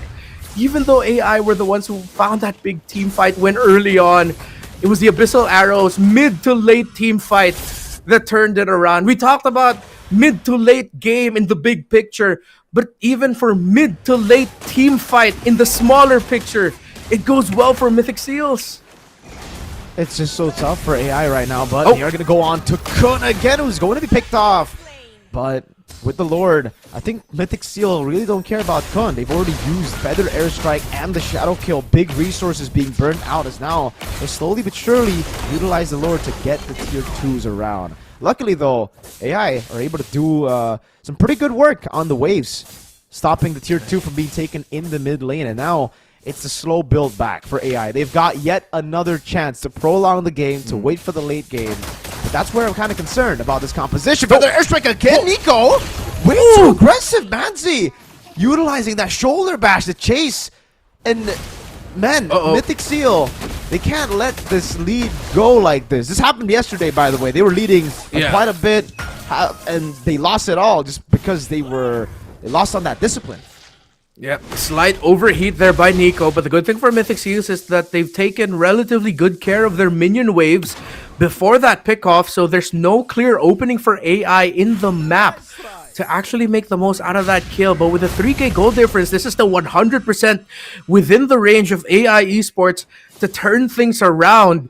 But it seems like the harder lineup to pull off. Oh, here comes Boya with a flicker and the jump in. Oh my, Jenny gets spotted out and blasted right away. The formation broken. Madzy left alone to his own devices. Meanwhile, in the back, AI still trying to hold on. They punish Ken, but Alita gets taken down by Kun. He's serving Kun. Finally, as AI Esports have had their formation broken and they've lost another team fight. Amazing fight by Mythic Seal, again understanding what to target, who to target in the team fights. Another Abyssal Arrow almost landing. The Holy Defense in the mid lane will be procced in, and oh my, Jenny and Alita, these are the conditions we also spoke about that technically could be a disaster for them. If they don't get the lead in the early game, these frontliners won't be tanky enough come the mid game to handle Mythic Seal's damage. I mean, to handle the angles of attack as well. Nico has been a monster with the Selena. Abyssal arrows coming in from angles you would never expect, and AI really can't expect it. Every single time they see an arrow, it's a bit too late to react by the time they see it. And you can see for the items at least that they have gotten to, I would say, a comfortable spot, but they just can't deal damage against this very chaotic lineup of Mythic Seal at this point. Yep. AI are going to have to find a very, very perfect team fight with them holding Ken and Zipicutie down. I don't know how that's going to happen with Nico shooting so many arrows, with Boye constantly threatening the tsunami slams as well. It almost seems like AI are just overloaded with so many angles of attack. Yeah, it's like they can focus on one area, but then suddenly there's two more areas you have to watch out. Look, Ken found Alita all alone, and they've already forced a full-on team fight. Ken has used electrifying beats, but Black gets taken out. AI, because they saw the joy in the back, were forced to do something. They punished Kun, but it looks like The crossbow of Tang is a difference maker as Zippy Cutie has a double kill. He finds Oh My Jenny, but Zippy walks straight into the Hayabusa. Triple kill for the 1-1, but PS gets him back. Here comes Ken yet again. It's 2v2. It's Ken and Nico. PS and Alita. Both junglers are up, but the Hayabusa has to go back. Mythic Seals, we might be able to get this. They can. There's a chance here again. Electrifying Beast coming out. Oh, the Yes. Lord! A payback to Retro! Oh! Alita! How has that happened? Mythic Seal were in control for the majority of the game. One team fight where they decided to keep on fighting and AI punished them. It was Alita. It was the bullet of Alita, not even a retribution that got them the Lord. Saved by the Lord the moment we saw that knock-up connect onto the two members of Mythic Seals, onto Nico and Ken. We both had just that guttural reaction of, oh no, Mythic Seals, something just went terribly wrong, and it did. The Lord bought time, and Kun now forced back, spotted out AI with their best chance this entire game to take full control. How many towers can they get? The mid lane push doesn't look that healthy, but the Hayabusa's there. The top lane push, can they get the Lord to push? Will they be able to get that tower down? They cannot. Mythic Seals has held on here, but AI have found the footing. Even ball game now. Oh man, they're definitely breathing a sigh of relief right now. Oh my goodness, I thought that quad shadow actually landed.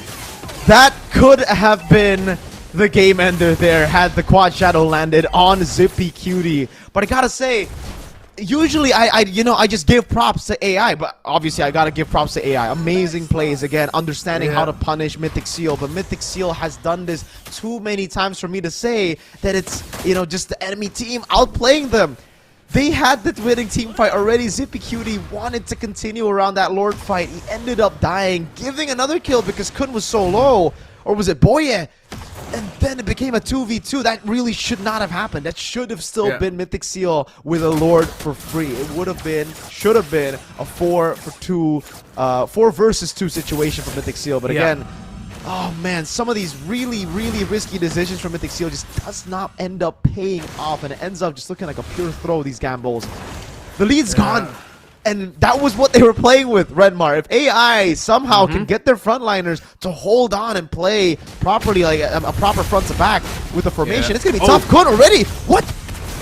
What? Oh, he's going to get caught out here, but here comes the same by Mythic Seals. But oh my, Jenny claps it off with the damage. Here comes Ken. Can he hold on? Winter Crown just in time to revitalize as well. Matsy with a flicker dark wave, but he gets punished. Ken still got the kill. AI have lost 2. So has Mythic. Even still, another standoff for these two teams. They're just computing like robots once they get their win conditions. They're just so cold with the PS! Joseph with the shadow kill! Almost takes him out, Nico! Forced to flicker out! A big spell right before the Lord spawns! You can call the region of Myanmar dark horses or whatever you want, but you cannot take away excitement from their name. Game 1 has served some interesting moments. Game number 2 serving even more. Still too close to call. One slip up. Will it be AI malfunctioning or Mythic getting their unfortunate mythical slip? Who can hold on better? We have to watch out for the multiple angles of Mythic Seals, but we have to watch out for the sheer crowd control that AI can dish out that could punish. Mexican standoff, Boye decides to go in. Mythic Seals, can they force something out of here? A good resource baited out with a Feather Airstrike again. AI's working hard, and this time you can see that they really have downloaded a lot of the Mythic Seal movements. The Abyssal Arrows that has been landing constantly in the early game to the mid game. They downloaded enough, for them to understand the template, the pattern of where these Abyssal Arrows are coming from. And they have not been hit by an Abyssal Arrow yet. Again this time, though. Perfect timing. Right as I say it, it lands on PS. A good chunk of damage, but he has the regen still. Another one back-to-back on Madzi. That's going to be an all-in with Tsunami Slam. Boye decides to go in, and the forward entry by Mythic Seals, it was stopped by the Phobius almost single-handedly. A double kill for Alina, for the Granger, but Nico with a shutdown on the BS means that 3 members of AI have fallen. Both junglers down. Alita's still alive. Don't tell me he's gonna get hit, but it was blocked by the Beetle. Alita in no man's land though. Time running out. No space to escape. If he can pull this off, it would be a miracle, but a miracle is not what he'll get. AI have lost 4, and Mythic Seals have their eyes set on this Lord. There's just too much to handle. We saw a glimpse of what could be an AI victory with Winter Crowns trying to outplay Mythic Seal, but even with the Winter Crowns, Ken's electrifying beat still goes through. Even the frontliners couldn't handle that damage, and it'll be a free Evolve Lord conceded over to Mythic Seal, who should have now the right angle, the right, I think, conditions to end the game. An Evolve Lord with a dive comp like this, AI, they're gonna have to play it perfect. They're gonna have to also wish for Mythic Seal to do one of those, to make one of those gambles again, those risky plays that could end up with AI winning this. I mean, let's see if they'll get that. They can throw bodies to help set up Zippy so that he can get a good crossbow of Tang off. But this is one of the tough things about playing around Selena as your mid laner in a sieging environment. You're gonna have to put that Selena at risk. You're gonna have to put members at risk to go dive.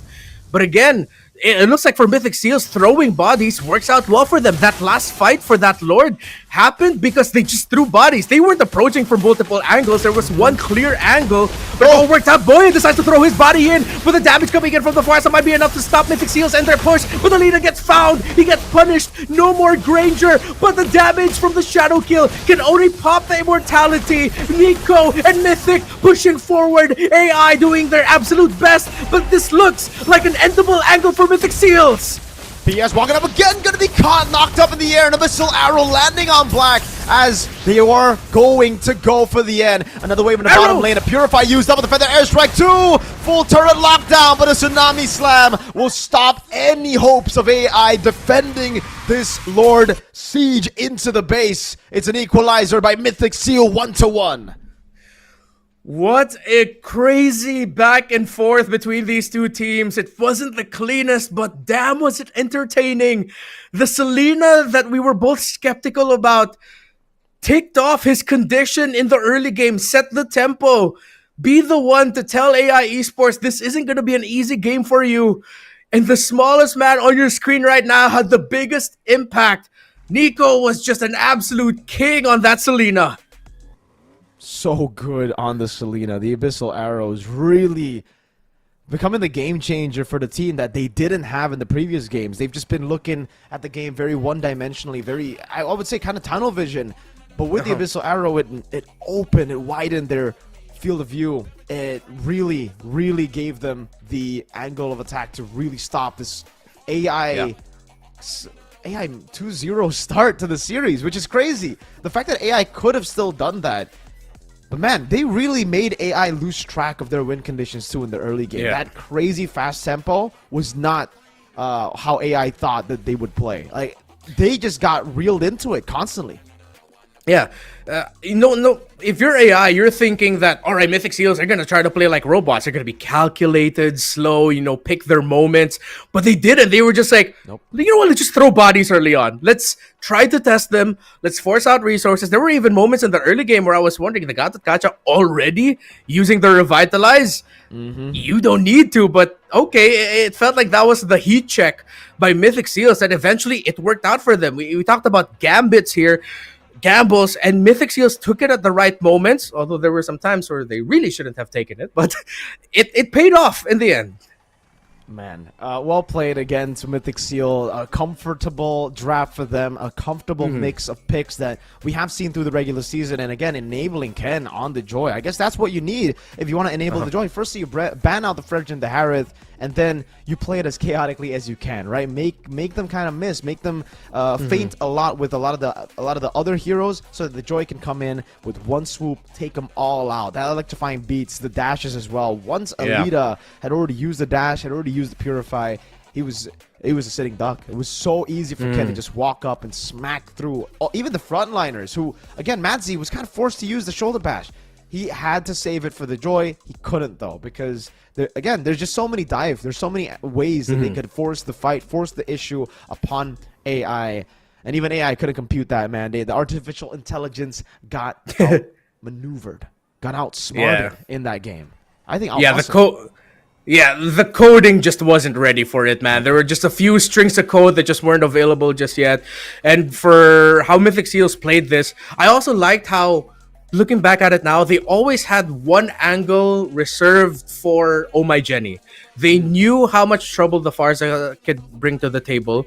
Even if Oh My Jenny pops the Feathered Airstrike early, you'll see one quick pop and then he'll wait for 2 more hits. And then suddenly you're wondering, wait, where's that Farsa? Where's the 2 more extra hits of the Feathered Airstrike? Oh, the Farsa's gone because Nico either found the angle or Ken found the angle. Someone, at least on Mythic Seals, would be able to find the angle so that Zippy Cutie had some more space to work with. And space was... he had a lot of it. 8, 3, and 5. And you pointed out earlier, I like that he went for Pull Yourself Together because he almost always had Inspire. Mm-hmm. And I guess we know now why the 1-1 is so prio. Despite going up against the Farsa, Hayabusa, and the Phoveus, he went and he did it, dude. Zippy Cutie was a monster. There were a couple of moments that I won't talk about Zippy, but you know those moments that should not have happened.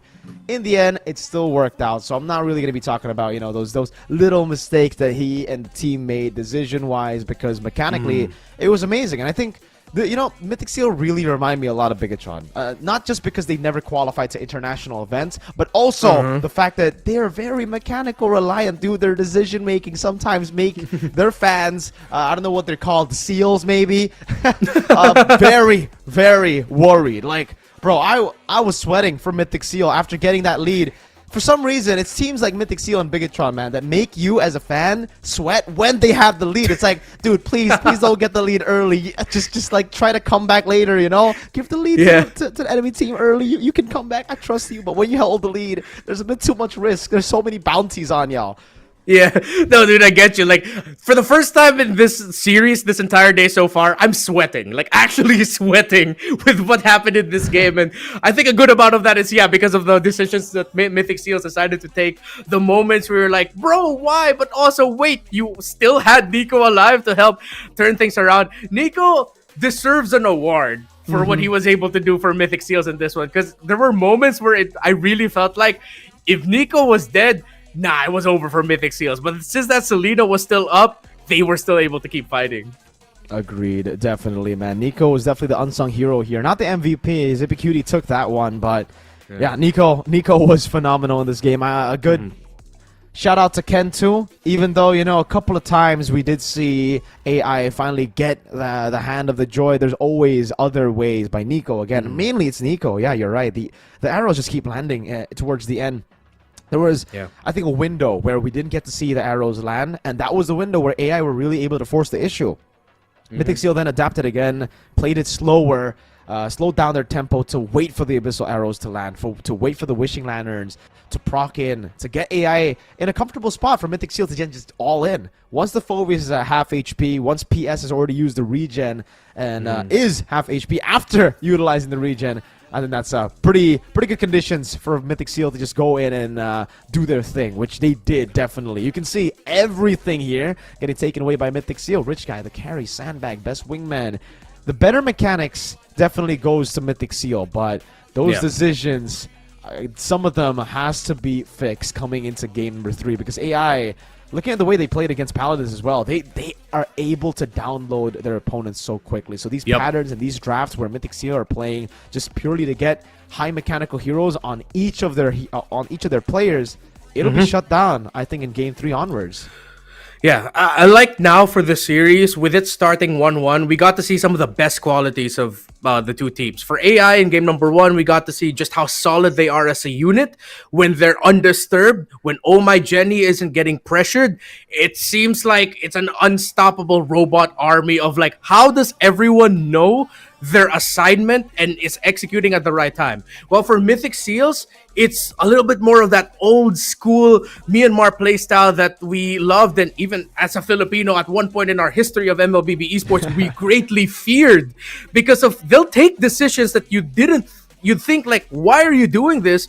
But then with sheer mechanics, they'll be able to make it work. Bro, Mythic Seals had the much more difficult lineup. They chose this route. It's like, we want to live life not at its fullest, but at its most difficult, and we'll be able to get a win out of that. So with that already gone onto the table, I wouldn't be surprised if the next drafts, the next games, is just gonna be seeing, will Mythic Seal slip up? Will AI get pressured? Because I think they're just gonna commit to their clear and obvious playstyles moving forward now. Again, looking at it, you can really see how messy these team fights were, and it's to the advantage of Mythic Seal. This was the play that I was talking about, a bit too aggressive all the way to the back. They could have just backed away with, I would say, a pretty good win too in a team fight. They could have just played around. They had Nico still to threaten the back line too. Really unnecessary in my opinion, but he made up for it with all the crazy plays with the crossbow Tang. Again, baiting them into the abyssal arrows. It's the little things like this that we kind of miss out on, you know, that we get to see again. Zippy was able to constantly outplay in these unplayable situations should be. When a Fovi's flickers on you like that, gets a shoulder bash, I don't know how he actually survived that and how he was able to keep the crossbow tank going to the back. And here again, you can see how Zippy was able to just stay and stand his ground, killing a few of those members, putting Alita in a tough spot too. Then the rest of the team just came in, went and dove him. Here though, I gotta give a credit to Boye for finding this angle. He knows that the Purify was out. Amazing targeting.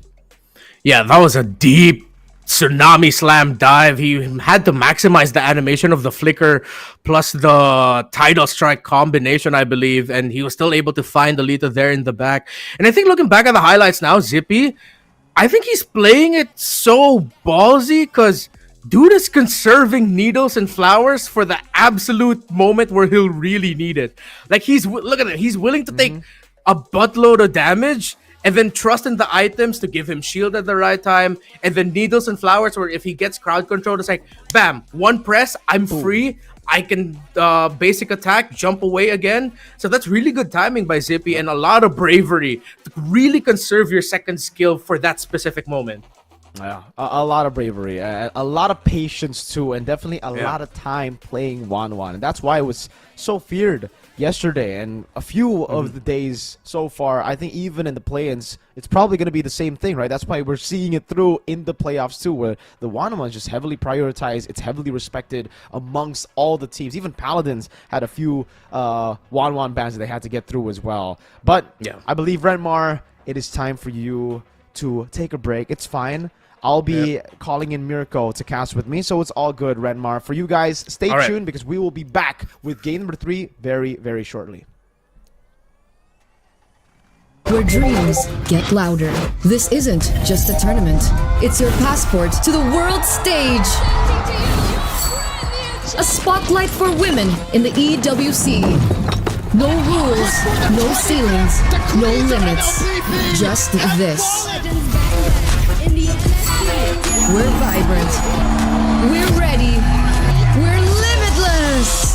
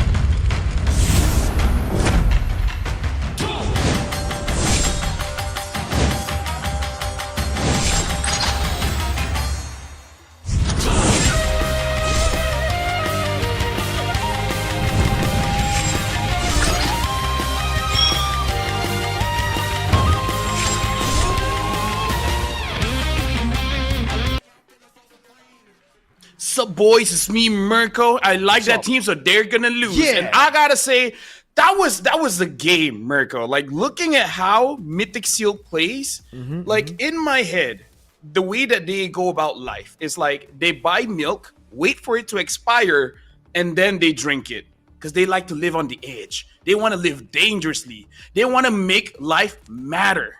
Welcome back, by the way. My name is Rafael. Alongside with me is Mirko, or both of us is Mirko. It really depends on our mood.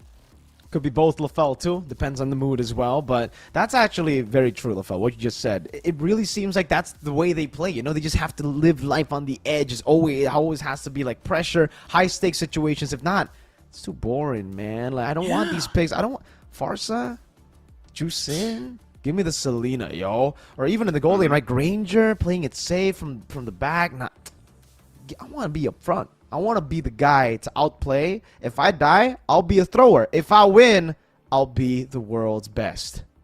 I like it. I like the mentality. They just need that dopamine rush. It looks like they all have ADHD. They're just like, I got to do something, right? All the mechanical heroes. That's what I got to get. And when they pick up a hero like High Loss, that game must feel longer than it really is. Like, oh my God, that was such a long game. And then the team is like, bro, that was 7 minutes. Dude, it felt like 3 hours. Honestly, that was whenever a reference for yesterday. Yeah, whenever I... don't you mean it felt like 4 hours, LaFell, then? Not 3, but, man, you're right. I mean, I understand it. It's the same.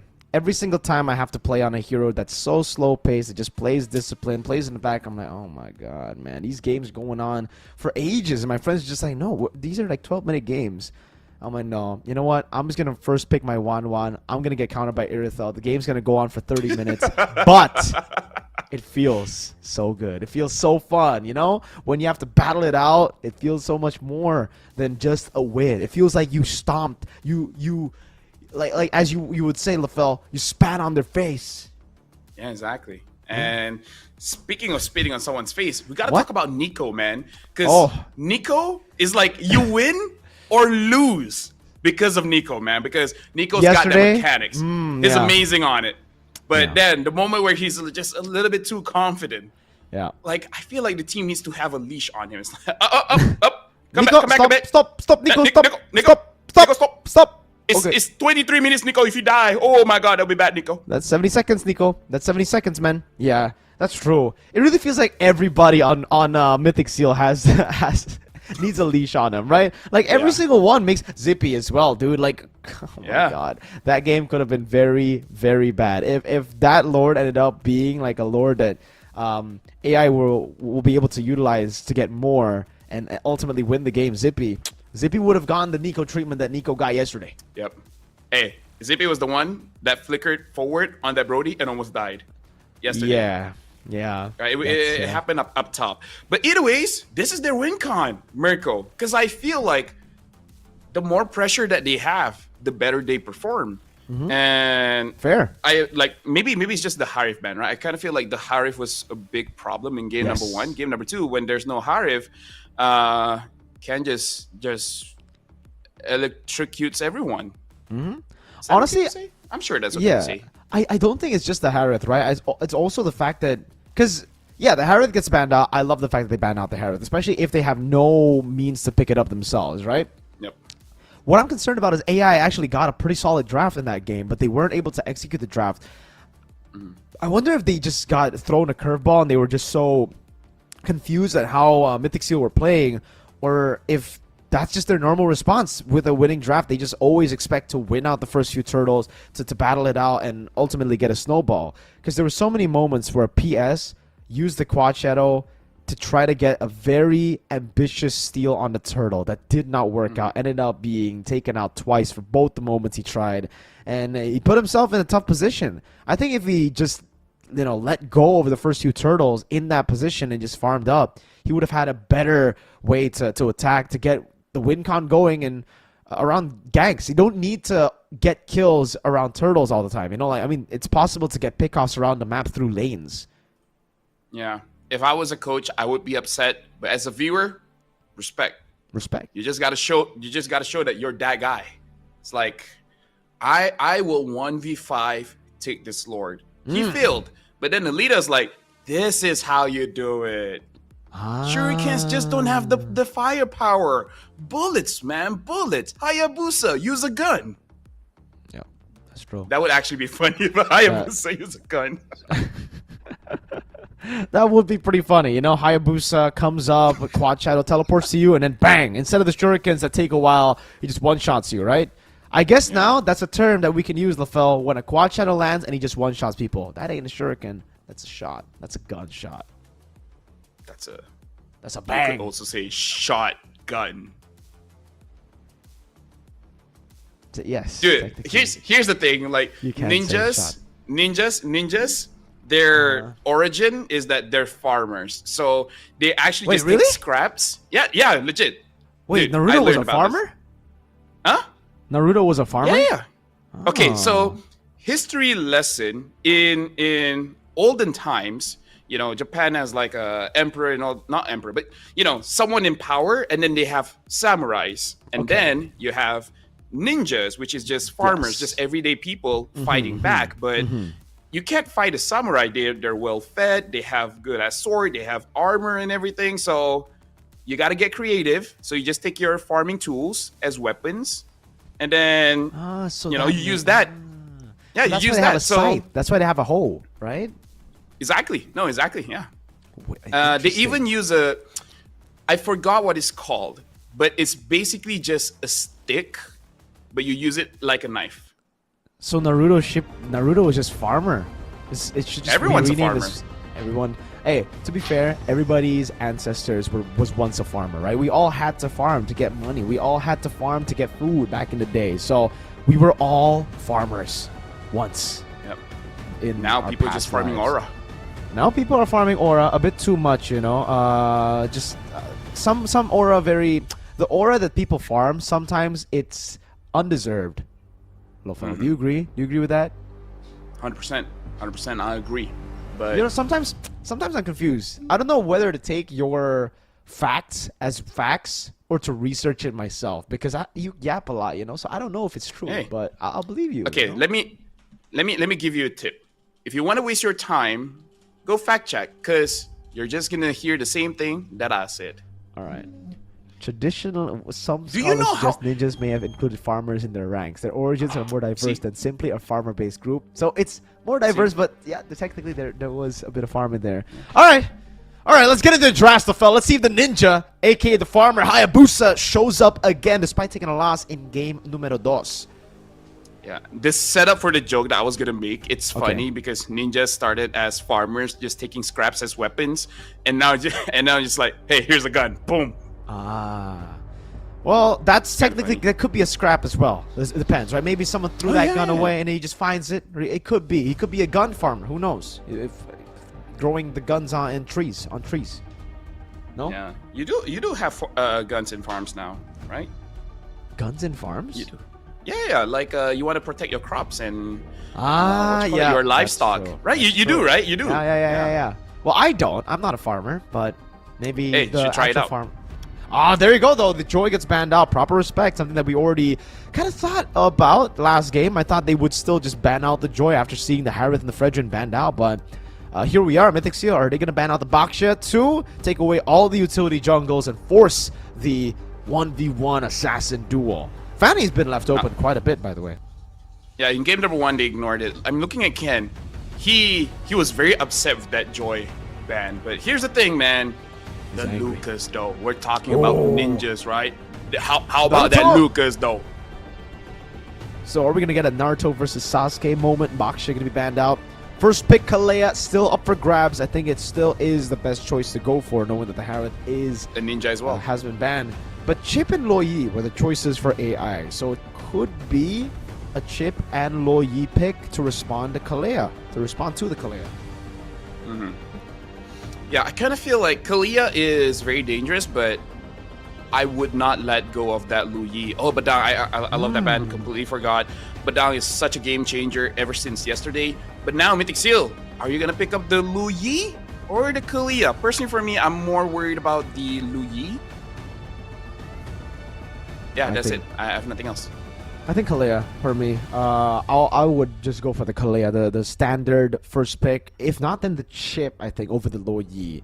Just because, well, to be fair, Nico has been pretty good on the Loyi too, so I wouldn't mind if they actually do go for the Loyi, but it's none of what it. are we It's going to be the talking about? 1-1 again. What are we talking about, man? What are This we is Mythic talking Seal. We want to see No. more mechanical picks, and they give it to us. There you go. 1-1 first pick when the Kalea is up for grabs, when the Chip and Loyi is Kalea up for Loyi. grabs. So, AI, they could go Loyi Kalea, they could go, I don't think they could go Chip Kalea, but Loyi Kalea sounds pretty good, right?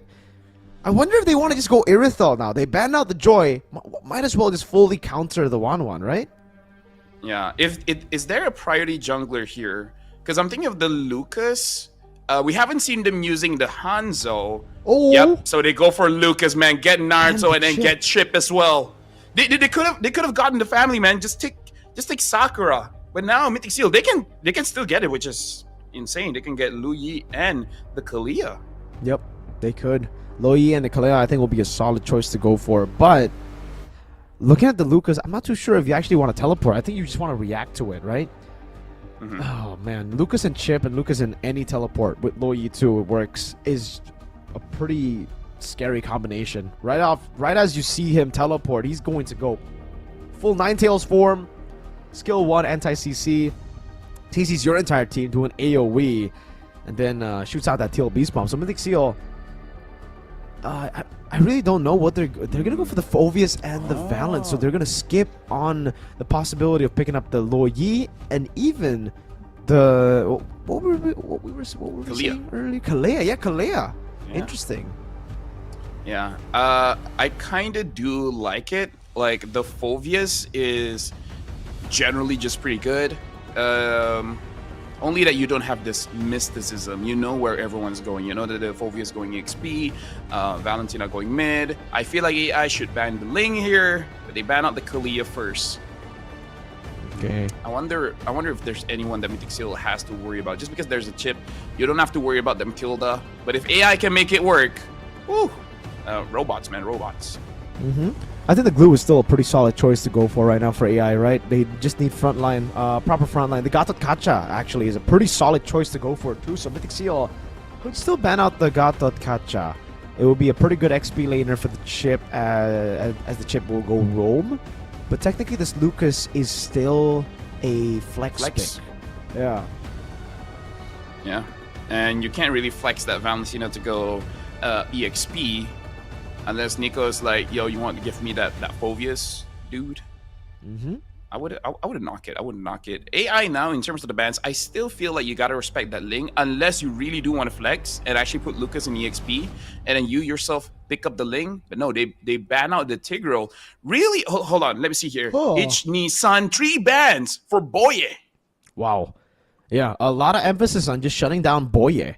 The Glue ban, as expected, the Gatot Kacha, I don't think will come through here. I thought it was either or, right? Gatot or Glue, and then the Irithel ban, because the Irithel is still up for grabs, and I don't think AI are going to shy away from it if it is left open here in the second phase. Last game it was banned out. First ban in the second phase by Mythic Seal. This time they're taking their time with it, so really thinking about a possible, in my opinion, Gatot Kacha. But yeah, they have to ban the Irithel. Too much pressure in the lane itself. So Irithel taken out, that's the main counter to the 1-1. We might just see AI go for, at this point, what, Granger and Kimmy, right? Should be. Yeah, the real thing is like, who do you want to show? Do you want to show the Lucas or do you want to show the Kimmy? I kind of feel like hiding the Lucas might be the best idea here. Granger, yeah, for sure. If you want to be zesty with it, maybe even a Bruno just for damage. But no, they actually go for the Moskov. I feel like it's quite brave considering that the Valentina can unleash the beast and the Phoveus can just get on top of you. But hey, Alita's got to be very confident in his mechanics. Yeah. I agree with you. I guess they're trying to say that, you know, Mythic Seal technically now are very team fight based. They're very like group up centric. And with the Moskov, AI definitely have more ways now to split push on the map. Takes away a lot more of that group up power from Mythic Seal. But in the jungle, we've yet to see what. Oh, by the way, it could also be a safe choice because Mythic Seal might go Ling. Yeah. So the Moskov choice was kind of a read into what Mythic Seal could have taken. There you go. The Gatot Kacha that I think they were thinking about banning will be picked up by themselves here, taking it away from AI, which is okay. I wouldn't say the best choice because the Kimmy is present in the AI and they can deal a lot of damage bypassing through Gatot Kacha's main, again, physical damage. What's it called? Soakability? Soakability, is that a word? Is that a term? Yeah, you know, we can do what we want. Yes, sir. I'm actually lost. What are you talking about? I was talking about the Moscow being a good pick against the Ling. Yeah. Right through it. And now the Esmeralda gets Oh. picked up in the EXP. 0% win rate so far in MSL Myanmar, but it's still a very solid pick. And honestly, Yeah. if you're looking at the crowd control, it's not continuous crowd control. So the Esme can suck all that shield. That's actually pretty good. I really like this pick. You know, against the Gatakacha, again, against the Ling is pretty solid too. I think the Wanwan, it really depends on how they utilize the Wanwan. If the Wanwan gets first item, see Halberd, it could be a way to deal with the Esmeralda. But yeah, so far, I'm a fan of AI's draft. Honestly, I like the components, the individual components and how they work together. They're all kind of ready to fight as well. They have a massive CC ability in the Lucas, plus the Esme combo when they go for the shortcuts. Yeah, honestly, I really want to see the pathing coming in from Ken. Like, does he help his side laners actually get an advantage? Because honestly, looking at the side lanes, it's quite 50-50, but maybe an early rotation could get that advantage. But going up against a Lucas, you know, worried that it might blow up in your own face. I just want to see how he farms up this game. Let's see, ladies and gentlemen, coming into it, it's the battle for match point first here as we have a 1-1 in the best of 5 series, an elimination match for AI versus Mythic Seal. Yep, and now looking at the junglers, looks like a solo rotation here. Quite a lot of trades coming in on mid, and oh my Jenny, as expected, is actually going to be winning out on that trade. Looking at Nico, in terms of the emblem, is more on damage, honestly, and now Madzi, it survived. It flickers in. Wow. And Kun has to flicker out. Aggressive moves early on. Another battle here. Revitalize going to be used up by Boye. Lethal contest. PS does not have the retribution, and it will be Ken who picks it up. No, actually, it's Boye with a good skill 1 down to the ground. Yep. And now that's very aggressive coming in from the EXP. Usually we see that as a nothing lane, just doing wet noodle damage. But now Mythic Seal getting a bit of lead early on, even though it's just like 100. But you gotta be thankful for everything that you got. Early rotation here coming up top for Boy. Don't really think that they can do anything. But interesting enough, Madzi doing very well against Kun. Slowly but surely here, Madzi trying to build up that lead already, forcing out the flicker early, but Ken will just be hovering up top. Madzi in this lane, I really thought he would be winning a bit by a bigger margin, but so far it's been rather close up top as well. It could have been a Kun kill had he gotten level 2, but he got it a bit late just because of the shoving power of Madzi on the Esmeralda. Good rotation by AI and by Mythic Seal, both going to mid. Yeah, in this one, Mythic Seal, I don't know how hard they actually want to go for this turtle because, you know, usually when the turtle is up, Ken as the Ling just want to steal away the buff. I wonder if they can just delay it long enough so that he can actually do that. They miscalculated a bit. Madzi's not level 4, and now it's going to be the all-in over to Jenny. Luckily, no shoulder bash. Madzi able to get level 4 now in time, has the falling star moon, but PS is taking his time going into the purple buff. Mythic Seal with the Ling are actually the ones that are still on this turtle. Both teams deciding to take it slow and to continue farming. I think they kind of get it. Like, they know that Ken will find a way to get inside of the jungle. So, oh, hold on. Teleport coming in. It looks like they managed to get one. Kun! First blood. PS gets that kill. And just like that, they're taking control of this turtle. Yeah, they know when to utilize a shortcut. Now PS walking back up. Ken with the Finch poise jumps in all the way to the back, but the turtle was reset. Temps of Blaze used up, but the first kill already gives him the CC immunity. Ken with the Defiant Blades gets Black in that team fight. Jenny shooting those shots down, and now it's gonna be Nico who stole away the Sacred Beast form one more time. It's gonna be the Tail Beast bomb coming down, but PS is able to stay alive with Jenny helping him. A kill over to AI, but Ken will take it for free. No retry used up, still saving it to steal a few more camps away from AI. Yeah, don't know if that was worth it or not. Nico even botched the flicker, so no flicker for the next 80-ish seconds. But hey, good on Ken, man. Getting the turtle, getting a kill.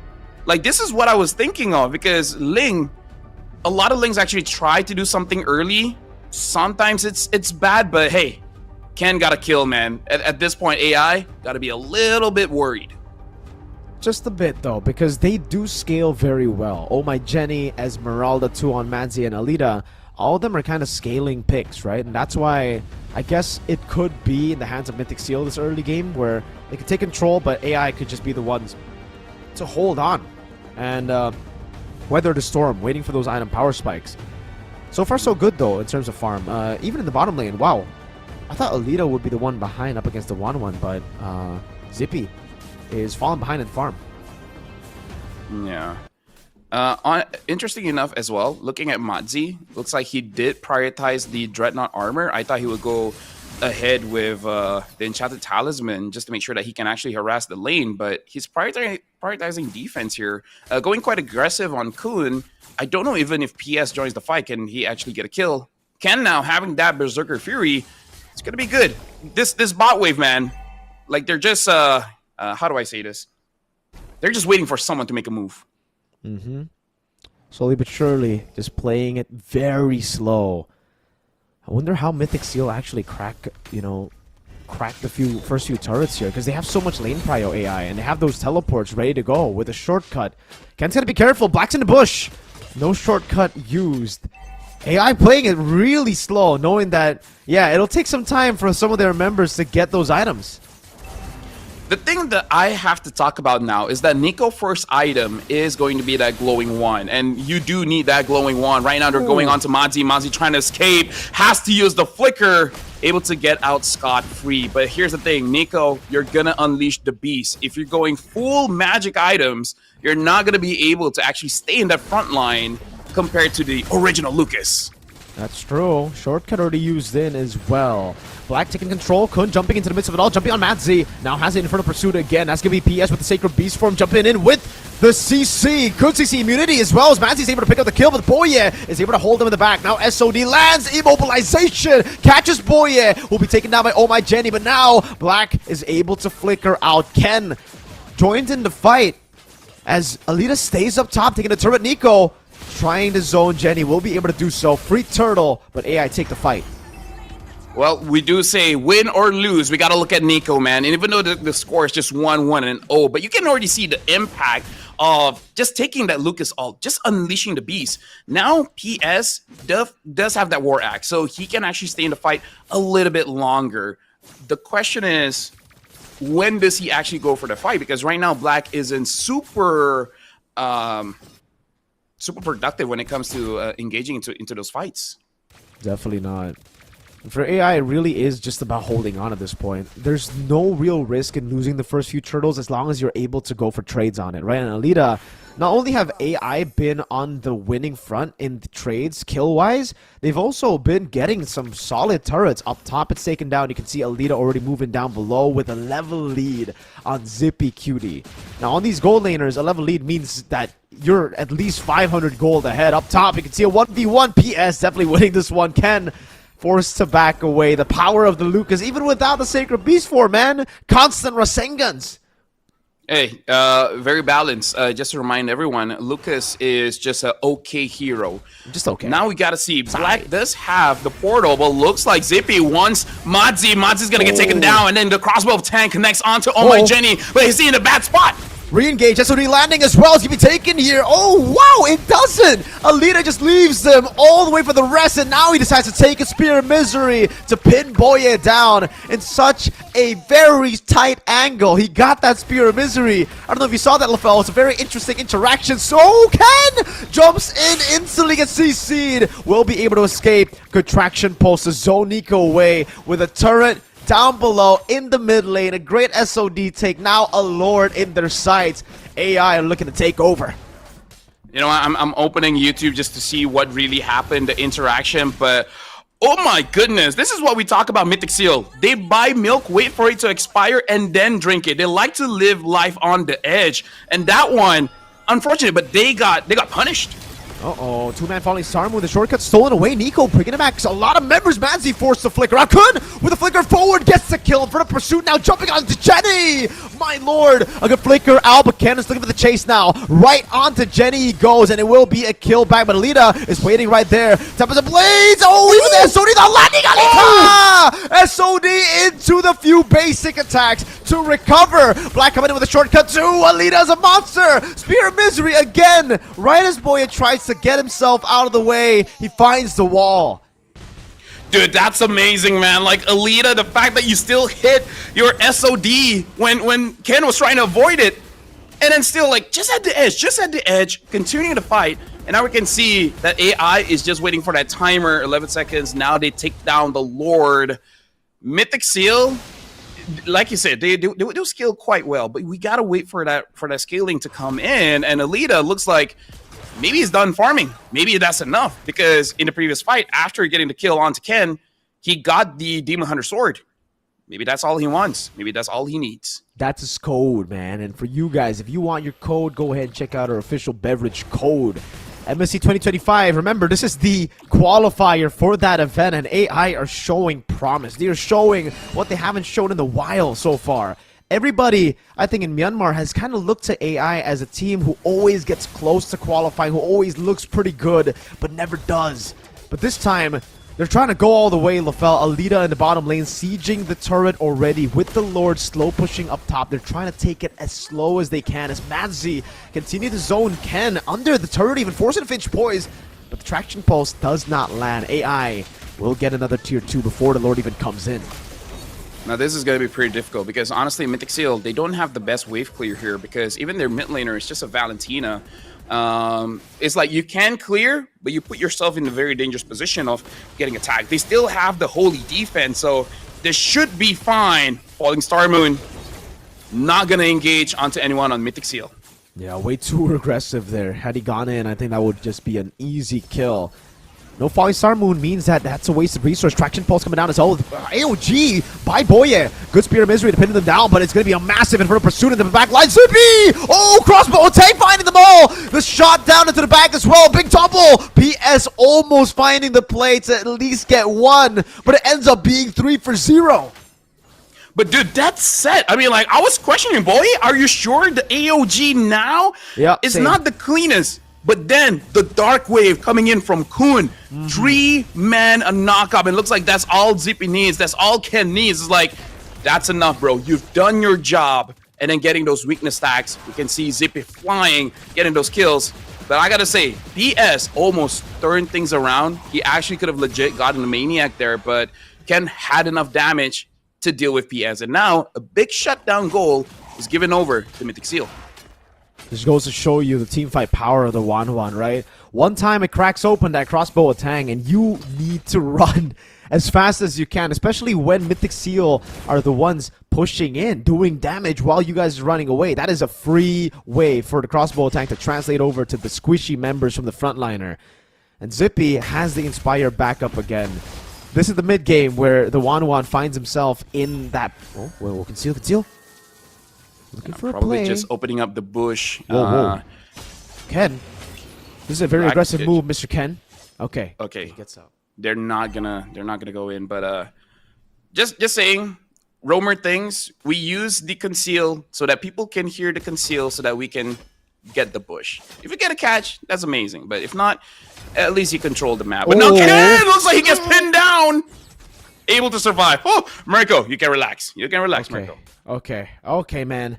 I don't know if I can relax, though, because Mythic Seal with Ken down below. Black! Shortcut Kun is going to be engaged on. Oh, single piece in the back line. Zippy able to kite away for now. Got the crossbow attack. Will be able to pop it in time. PS going to be taken down now as Alita kites back and finds Kun. It's 1 for 1. Jungle for XP. I think Zippy can just push here. Yeah, he's going to stay mid. And now Mythic Seal is looking at... Oh, hold on! SOD Alita! What a play with the SOD to stop a very overextending 1-1. Boy, you're going to be melted down by Jenny and Alita again, who finds the Spear of Misery. The traction pulse spots Ken out. He's going to have to go with the purple buff as AI go on Lord. Dude, you can't... Dude, like, Alita, man. Like, Zippy just wanted to push. He's just like, oh, I saw a minion. I'm close by. You know, turrets up top here. I might as well go for it. And now it looks like they're engaging onto Nico. Nico double dashes out. And so far in the front line is just Ken. Ken has to be careful. He's knocked down. But still having the Tempest of Blade. Getting out of that situation. Madzi just zoning Ken away. And the Lord goes over to PS. No way. Another SOD. This guy's crazy, LaFell. What the heck? Dude. Alita on this Moscow, man. Oh my goodness, Lord. He doesn't miss. He just does not miss. Dude, like, you can't call it lacking, man. That's the problem. The moment you feel like you're safe, you're not. Like, Alita, just by existing at this point, makes you always think about your next move. You always think that you have to save some kind of dash just in case if the SOD comes in. And you just have to micromanage. Don't be too close to a wall. Because then Alita here, like, full items. Pretty sure it's not two corrosion scythe. One of them is probably something else. I don't think it's too corrosion, but if it is, that, hey, you can't blame him, you know. You don't knock it until you try it, LaFell. Exactly. Alita, though, man, so really elite level Moscow here, not missing a single SOD, I think, throughout this game, finding those crucial points. And like you said, you gotta be careful when you're around the walls, but sometimes even when you're not around the wall, he finds an angle to get you pinned on the wall. Traction pulse together with Jenny, just getting the turret shots there. It will be a turret, base turret up top taken down. AI looking to play it slow in the bottom lane as well. There's gonna be another wave coming down, but doesn't seem like they'll be able to utilize it. Mythic Seal doing a good job at holding the Lord while also managing the waves in bot and mid. Yep. Alita's scary, but they're still respecting what Mythic Seal could do. Nico has the damage, not really the tankiness here, so it's unfortunate, but you kind of have to play like an assassin. Speaking of which, PS did take away that purple buff. Even though Ling can do stuff without the purple buff, but it's very, very scary, man. Like, you just make one mistake, and then you're done. Your entire life flashes before your eyes. You remember that time in kindergarten where you took someone else's food, and up until today, that person still don't know who took it, but you know it was you. But I think in this case, Mythic Seal kind of know who took the purple buff, right? Like, oh yeah. Right, yeah, okay. That's true though. That guy will never know that I took his chips when I was a kid, all right? And chips, man. Ugh. As a kid, man, chips is great. Even as an adult, man, chips is great. Even the hero itself, pretty damn good with the teleports and all. Hey, if you guys want to go and help us out, MLBB user experience right now, you can pop in that survey. PS, Rose Gold Meteor. Zippy buys them. I thought he already had the Melfic gun. Probably sold it for what? An immortality or Win of Nature? Or maybe it was a mistap. Who knows? But either ways, right now, looking at the Lord, both teams are really scrambling for that bottom control. Nico now knows that Madzi is there. And this is scary more for Mythic Seal, not because their inhibitor up top is gone. They can deal with that wave, no problem. It's this Moskov, man. It's this Moskov. He can join the fight, and then, heck, if he gets a Savage, why not? Oh, Ken got caught, though. Tempest of Blaze used up, okay, but that's a big ultimate, and I think AI are just gonna go for it. I mean, like, why not? Why not at this point? PS is leashing the Lord to the side. Madzi is still zoning away. Black is looking at Zippy Cutie, making sure he doesn't get anywhere close. Madzi almost dies, able to flicker out, but the Lord, it should be going over to AI. Mythic Seal has to make another defense. Well played, AI getting the Lord and now playing into it. Let's see how they utilize this one. So far, the last two Lords have kind of been a bit wasteful, you know, the Holy Defense #1, that's not their fault, but the second one, the waves were just not in sync properly. So AI have got to sync it up properly now, pushing into slow, I think pushing it up top before they go with the mid and bottom so that they can get all the base turrets properly. Something to note as well, AI has to keep this in mind to not line up in a single row, you know, because we saw that Kun with the Dark Wave able to knock up 3. You don't want that to happen again because at that point, Ken, that was brave. That was brave. That was very brave. Luckily, he didn't have to use a Tempest of Blaze because that would have been a massive resource. Alita walks forward, almost getting pinned down again. Ken is playing with some thin margins. Great clear in the mid lane because of what Ken did. And it'll just be a base turret in the side lane, keeping the mid lane base turret alive. Not gonna lie, I noticed it when it was too late because I was like, wait, what is that? Does AI have six members, 6 characters? Like, no, one of them is Ken. Yes, he can, LaFell. Without purple buff, too. That's pretty impressive. And now he goes into the purple buff. Let's see if it's going to be contested. Caught on the traction pulse. Dark Wave does land. PS in the front again. Will it be retreat? It won't. Black jumps in. with a crash course over to Boye. Full CC lockdown. Boye still gets away. PS taking low. Zippy. Oh, with the crowd used up already. PS still will fall to Zippy Cutie. Oh, dude! Like at that point, I'm like, oh no, are they gonna punish? Are they gonna get Zippy Cutie? But Zippy Cutie was the one able to get the kill onto PS. I guess the crossbow tang is much longer than the Winter Crown, but either ways, AI still not in too bad of a position because PS dies, it's okay, it's whatever. As long as Alita stays in the game, it's all good. You just gotta wait. But the problem is Ken now having that BOD. But Mirko, let me ask you, is there really a safe angle for Ken to come in? The only safe angle will be when AI have already used most of their resources to jump in. Like when that happens, then I think he can jump on Jenny. But even then, it's difficult, dude. Alita is always playing around Jenny, just knowing that he has to peel for Jenny. So it really is tough. Mythic Seal might have to just go through the front line before they can get into the back line. Because if they just focus on the back line, there's going to be so much CC. You got to remember, there's Madzi, there's PS, and Black, all having CC in their kit, all having that a pretty solid amount of damage too. Yeah, now we're looking at Madzi with the Winter Crown, Kun with the Immortal, PS, Winter Crown as well. Mythic Seal, if they want to win this team fight, they got to bait a lot of things out. Because just like you said, if the lane wants to go in, most of the CCs has to be taken away.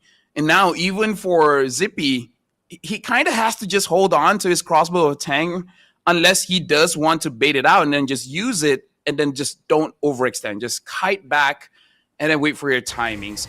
AI has the better time in taking a fight because they can fight whenever. Mythic Seal, yeah, you got a checklist.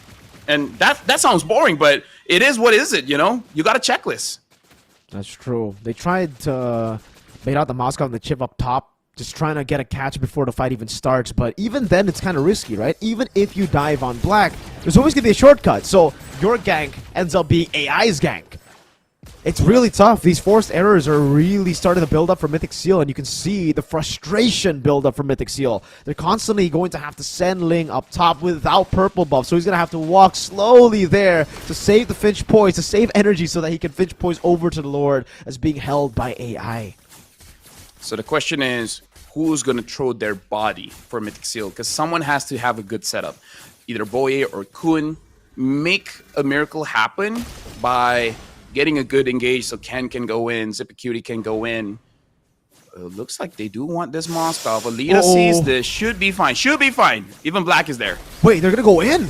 Hold up, Black is there too with a shortcut. Alita pops in with nature. Is going to be all into the back line. And the immortality by Alita still alive. Oh my Jenny, caught in the midst of it all. Pops in with the nature as well. Immortality already down. Alita still able to survive for such a long time. Ken gets taken out. The winner crown a bit too late. Jenny still free. And Nico with the flinker forward fighting the splash to get the damage on Jenny. Madzi pops the winner crown too. Black running away, but it's to the wrong direction. Madzi gained the sustain and flickers out to safety. 3 for 1 to Mythic Seal.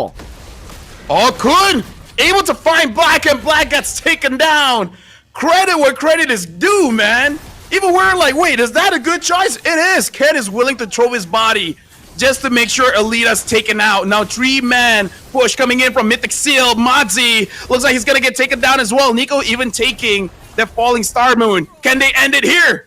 They will be able to. There's no way Madzi gets to the wave. Mythic Seal pull off a comeback victory against a mythical Moscow performance. Match point for Mythic Seal. And now you can see even Ken talking to Nico. I don't speak Burmese, but he was like, one more, man. One more in Burmese to get that possible revenge of going up against YG again. Dude, who made that call? Who made that shot call to be like, yo, let's force against Alita? If the entire team collapse on us, just be better. Just be better. What a call, what a shot. Placed in a position where they were the ones that, I mean, what were the chances in that game for that?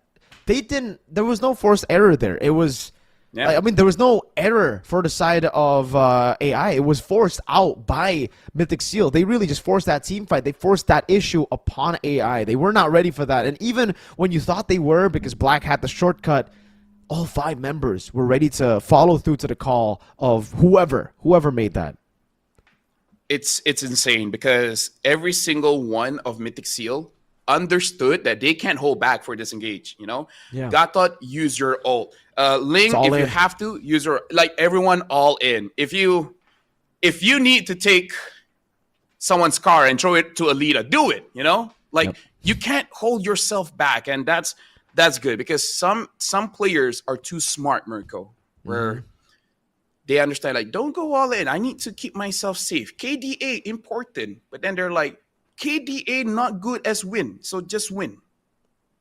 These bold calls are what makes me, as a Mythic Seal guy, question whenever they're up ahead, LaFell. Question when they're up ahead and trust them when they're down. Like, when they're down in the early game, I'm like, oh my god, thank goodness. Mythic Seal can win this. But when they're down, when they're up, when they're leading in the early game, it's like, wait, Mythic Seal can throw this.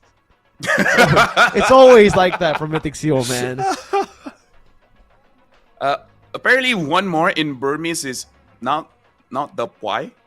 Not- I'm not gonna attempt it. Okay. I will call Mo and actually ask him to say it before I say it myself. And Alright, yeah. Voice note. Just so that it's real. Yeah. Because here's the thing, my experience is that some Philippine viewers ask me to say something, and it's not what they say it is. Yeah, same here. So- It was, same. Especially on official broadcast, we want to be careful for this one. But Yeah, you gotta be careful. match point, Mirko. At this point, don't say anything nice Okay. about Mythic Seal. I You hate gotta both make teams. it fair. I hate both You teams. got- You hate Equally. both teams. I hate both teams equally. They're not gonna make it. Okay. Oh wait, did I just curse Young? Oh, Hey, the ship has sailed. ship has sailed. Like Einstein said, we can't turn back time. Okay. Actually, maybe he did. I have no idea. But the MVP is Ken going in for that kill. That was one play. That one play really changed the game. Good MVP selection, man. Ken really was able to be, I would say, the stabilizer in this game. When everything went wrong, it's always Ken doing something on the side, doing something around the turtles as well, securing turtles, securing objectives on the side, just playing that split push game, matching the Moscow for the most part. This could have been a very easy win for AI had the Ling not been picked, had the Ling not been played to such a high level too, because the Moscow with the chip, that means it's almost full prio in the side lanes. There's no way that anyone should be able to contest, but Ling, Mr. Ken, was able to do it. Constantly in the side lane, stopping that from happening and giving Mythic Seal still a window to fight back at this point. And now I'm just pulling up numbers here because I was I'm asking the question, is Chip viable? And at this point, looking at the win rate, you want to know what the current win rate is for Chip. What's it sitting at? Is that 0% in the playoffs? I think it is 0%. No. Right? It's in playoff. I think there is a win. But overall, the Chip win rate is 30%. 30%. 30%. I'm reading the numbers right here. Yeah. Man, Chip has just not been finding wins. Despite, again, a really good setup for the Chip. It's the Chip and the Lucas. But this is why I'm not a fan of showing the Lucas so early on. Knowing that the Valentina can be picked up. The Phobius as well was picked up right after that. Two really good heroes up against the Lucas. Two counters, you can say, against the Lucas. Yep. Honestly, like PS definitely didn't look the most comfortable in the matchup because, again, like you said, when he does go in, he does get punished, and Black isn't really the tankiest guy. And this Esmeralda is tanky in when you hit the conditions, right? Yeah. Because Esmeralda doesn't have the stats, just like the Badang. She's tanky because she spams the shields. So the moment that you're not able to get the shield of either not actually hitting your opponents and stealing their shield away, then you're not all that tanky. Despite that, still taking a lot of damage, 182,000 damage. Heck, he's the sandbag. And the carry, interestingly enough, is actually Nico. Alita still the rich guy. GPM 762, and he nearly ended the game for that one. It's just unfortunate that they couldn't find an angle to actually enter the fight. It was very unfortunate, really, because the damage was all there for AI too. They both hit their item power spikes. It was just a matter of who made the right call.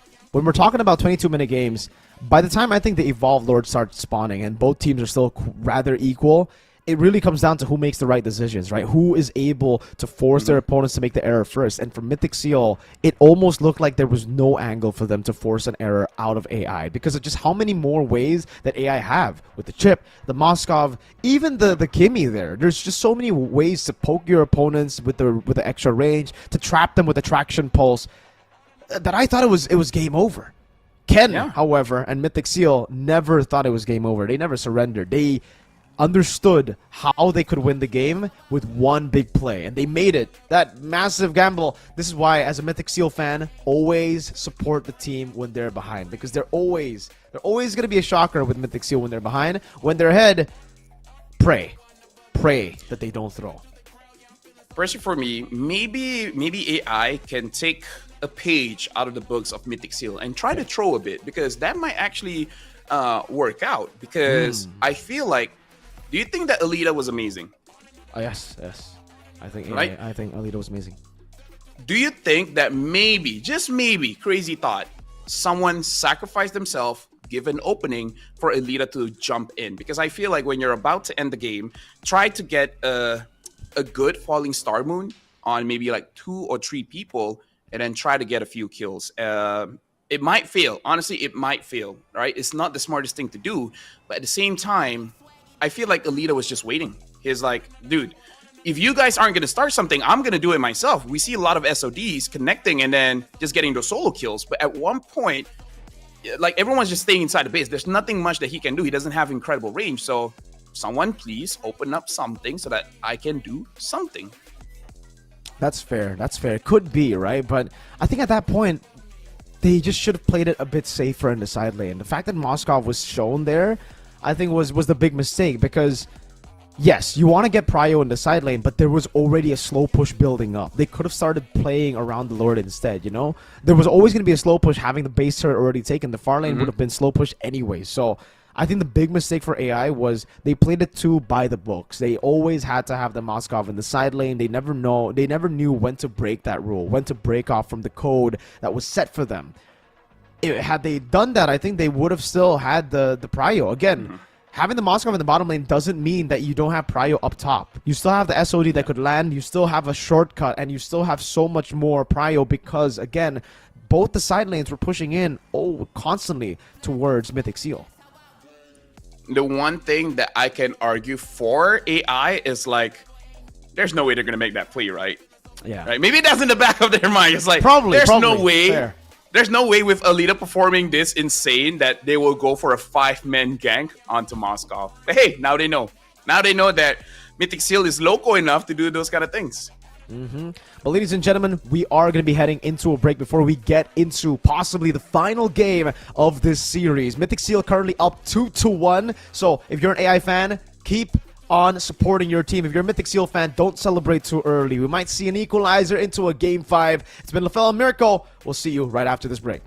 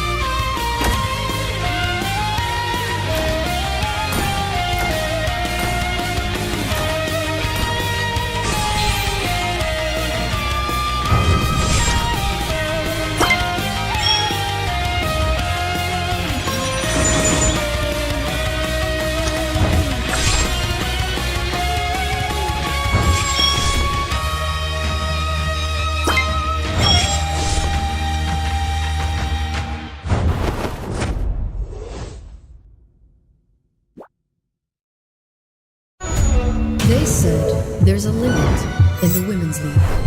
In MWI, we say limit?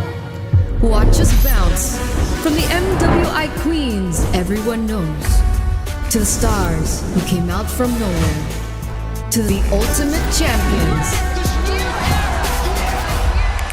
Now, MWI is expanding greater than ever. Turkey, EECA, Africa, Mongolia, and beyond. We're stretching the map wider. MWI, where dreams get louder. This isn't just a tournament. It's your passport to the world stage. A spotlight for women in the EWC. No rules, no ceilings, no limits. Just this.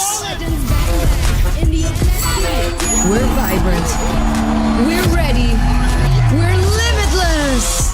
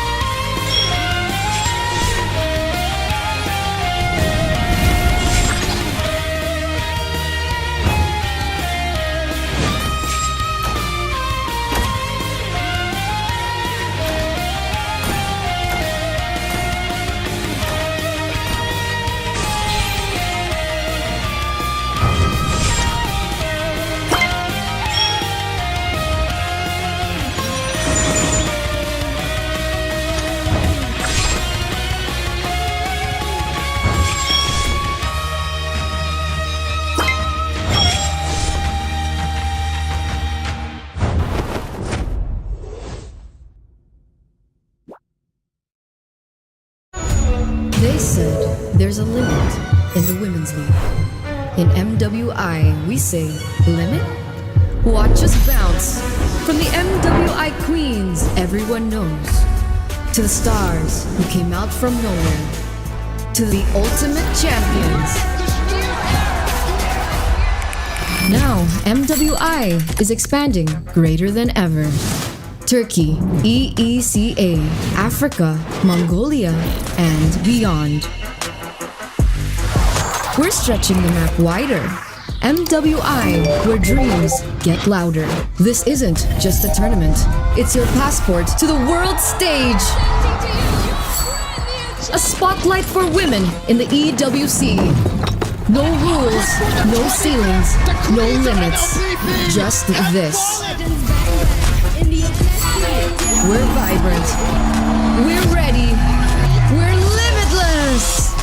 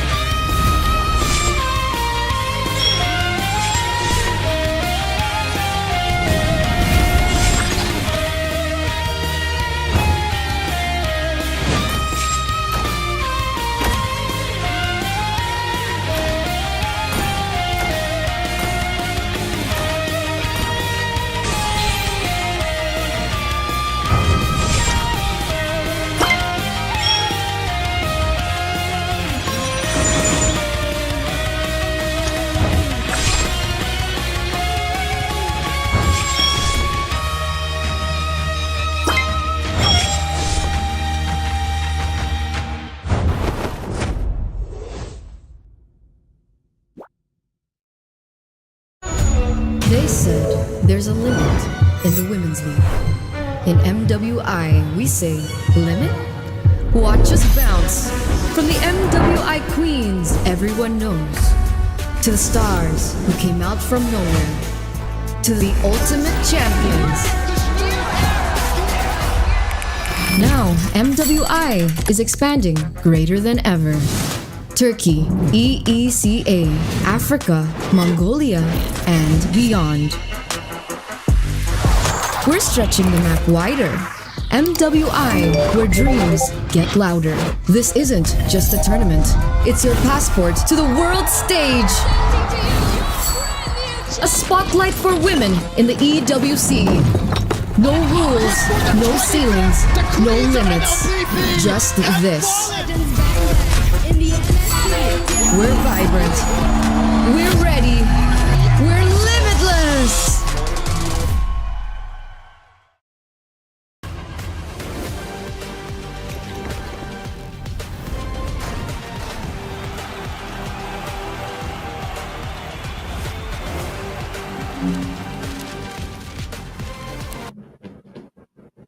Welcome back, folks. Right now, we're at match point. Match point? Match point! Mythic Seal, they can close it off. 3-1, baby. Because here's the thing. If they go all games, oh, bro, they're going to be tired as hell. Because after this, they got a best of 7. Hey, what's up? My name's Safel. Alongside me is Renmar.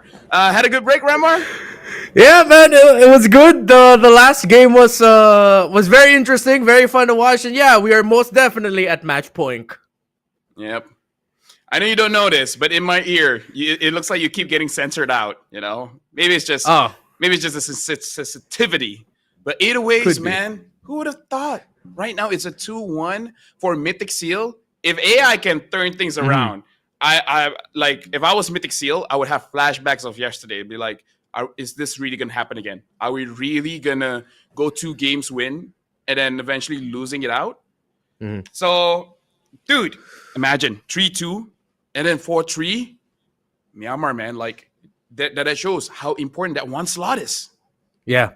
I mean, Leo and I got to talk with Coach RC back in the M6 World Championship, and we finally got to understand like the Myanmar region as a whole. Like, the fans are so fervently supportive in the best way possible.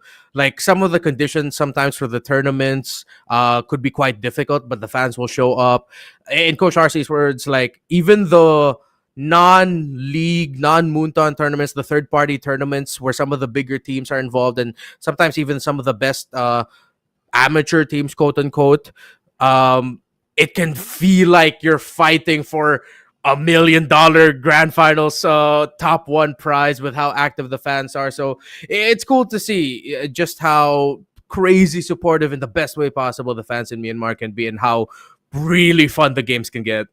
Oh, no, I believe it because it doesn't come up on my feed as often as before. But before it is, I see Ken streaming, Justin streaming. And then the numbers, man, on YouTube, it's insane. I'm like, yo, you guys got a very huge fan base. And, you know, Myanmar is a very big place. So I really like that the majority really love this game. And honestly, the players do reflect it because especially like teams like Mythic Seal, they have this idea that this is how you play.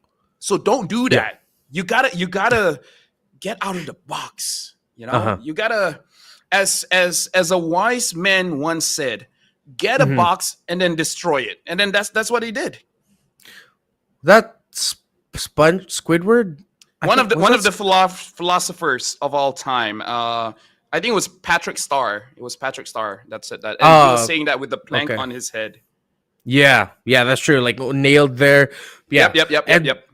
Okay, yeah, all right. Well, we are aligned on that, and it's cool. Honestly, like sometimes it could go really well or really bad, but so far, I feel like as a viewer and someone casting it, I'm more on leaning towards the side like, yeah, it's going really well. Yeah. There are the moments where literally we're going, why is this happening? But equally, we're going, oh, dude, this is crazy. I wish we saw more of this in our own region because they're taking risks. And when you're looking at it from outside the box, seeing the box getting wrecked in front of you is just so fun. Oh, dude, it's amazing. It's definitely an experience. And I kind of feel like this is why there's so many fans. Because they're like, this is just action nonstop. it's like watching the Avengers movie or something when it was good. Now, not so much. But hey, that's them doing their thing. And I'm going to this one. Ken on that lane getting the MVP from before. I felt like the draft was okay coming in from AI. But yeah, picking up the Lucas early and then Nico just picking up the Valentina proved just a little bit too much for the draft. Yeah. Although it was funny that AI was actually playing that game well, mainly because like Alida decided to really step up to the table, seeing that, all right, the Lucas is having a hard time. The Valentina's giving us more problems. All right, let me just go crazy. And then he did on that Moskov. But then Mythic Seals eventually just stuck true to being able to do things that you don't expect them to do. That fight on the top lane, instantly just coming out of nowhere, shocking AI Esports and Mythic Seal saying, you know what? Yeah, no, we will end it now. Like, I've had enough of these games. Let's go ahead to the next one. And it was the right call to make. I feel like Alida at that spot, he's like pleading with Moonton. It's like, do you see how good I am at the game? You should really give me 7 item slots. Like just one more. Just one more item, and I feel like I can wreak havoc. Imagine if there's a hero, a support that can actually give you an extra item slot. Florian, kind of, but the item is already like prefixed. It's already there. Yeah. So do something like Florian, but different buffs. That would be pretty cool. That'd be pretty cool. And then Florian only having 5. Okay, we can make it a little bit crazier. What if hero? It's like in the lore, he's like a builder dude, right? Yes, so he'll pop his ultimate, and then suddenly, everyone on the team gets an extra item slot. Ooh. Enough gold to buy. Let's say maybe, what's the most expensive item? 3,000. BOD, Holy Crystal. 3-1. Okay, let's say 3,200 gold. Yeah. So you can instantly have a full build item for a certain duration. It won't be for the entire time. Yeah.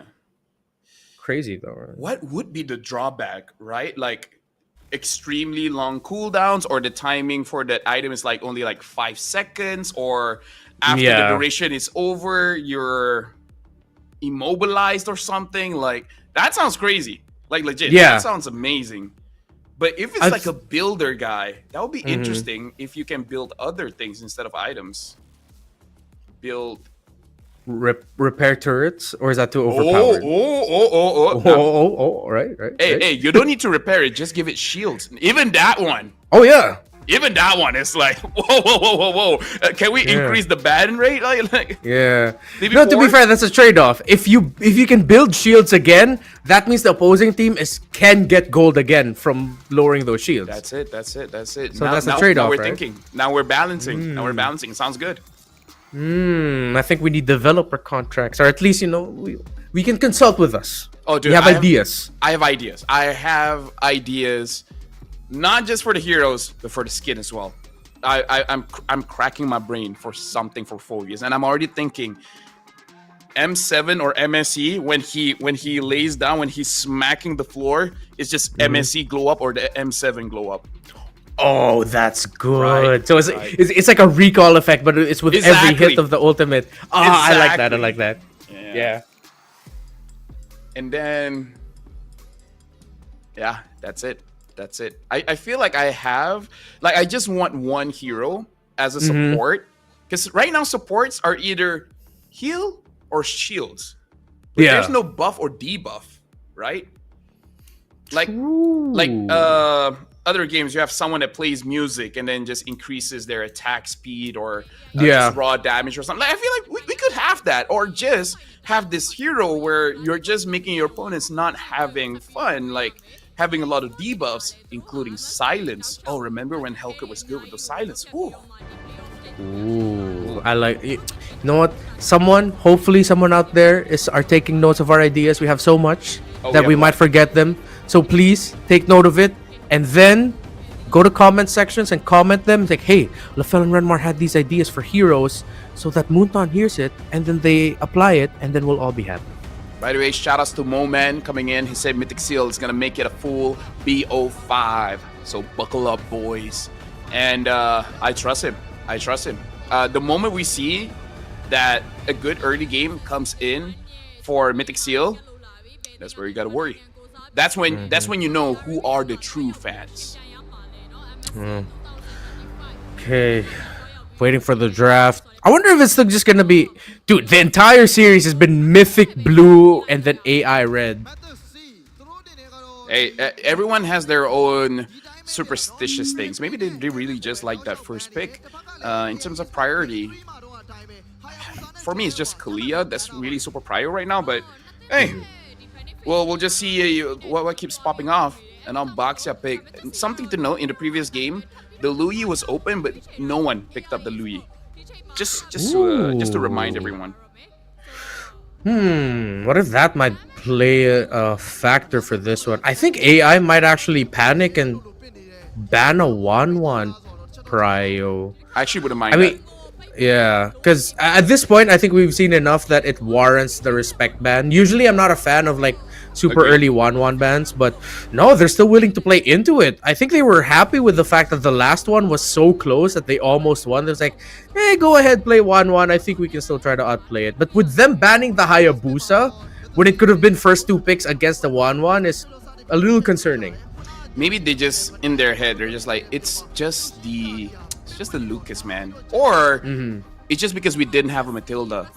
I feel like you gotta relax on that chip. Like if you want to pick it up, maybe at the later stages of the draft, because I feel like looking at the win rate is only about it's barely 30% in 17 games, if I'm not mistaken.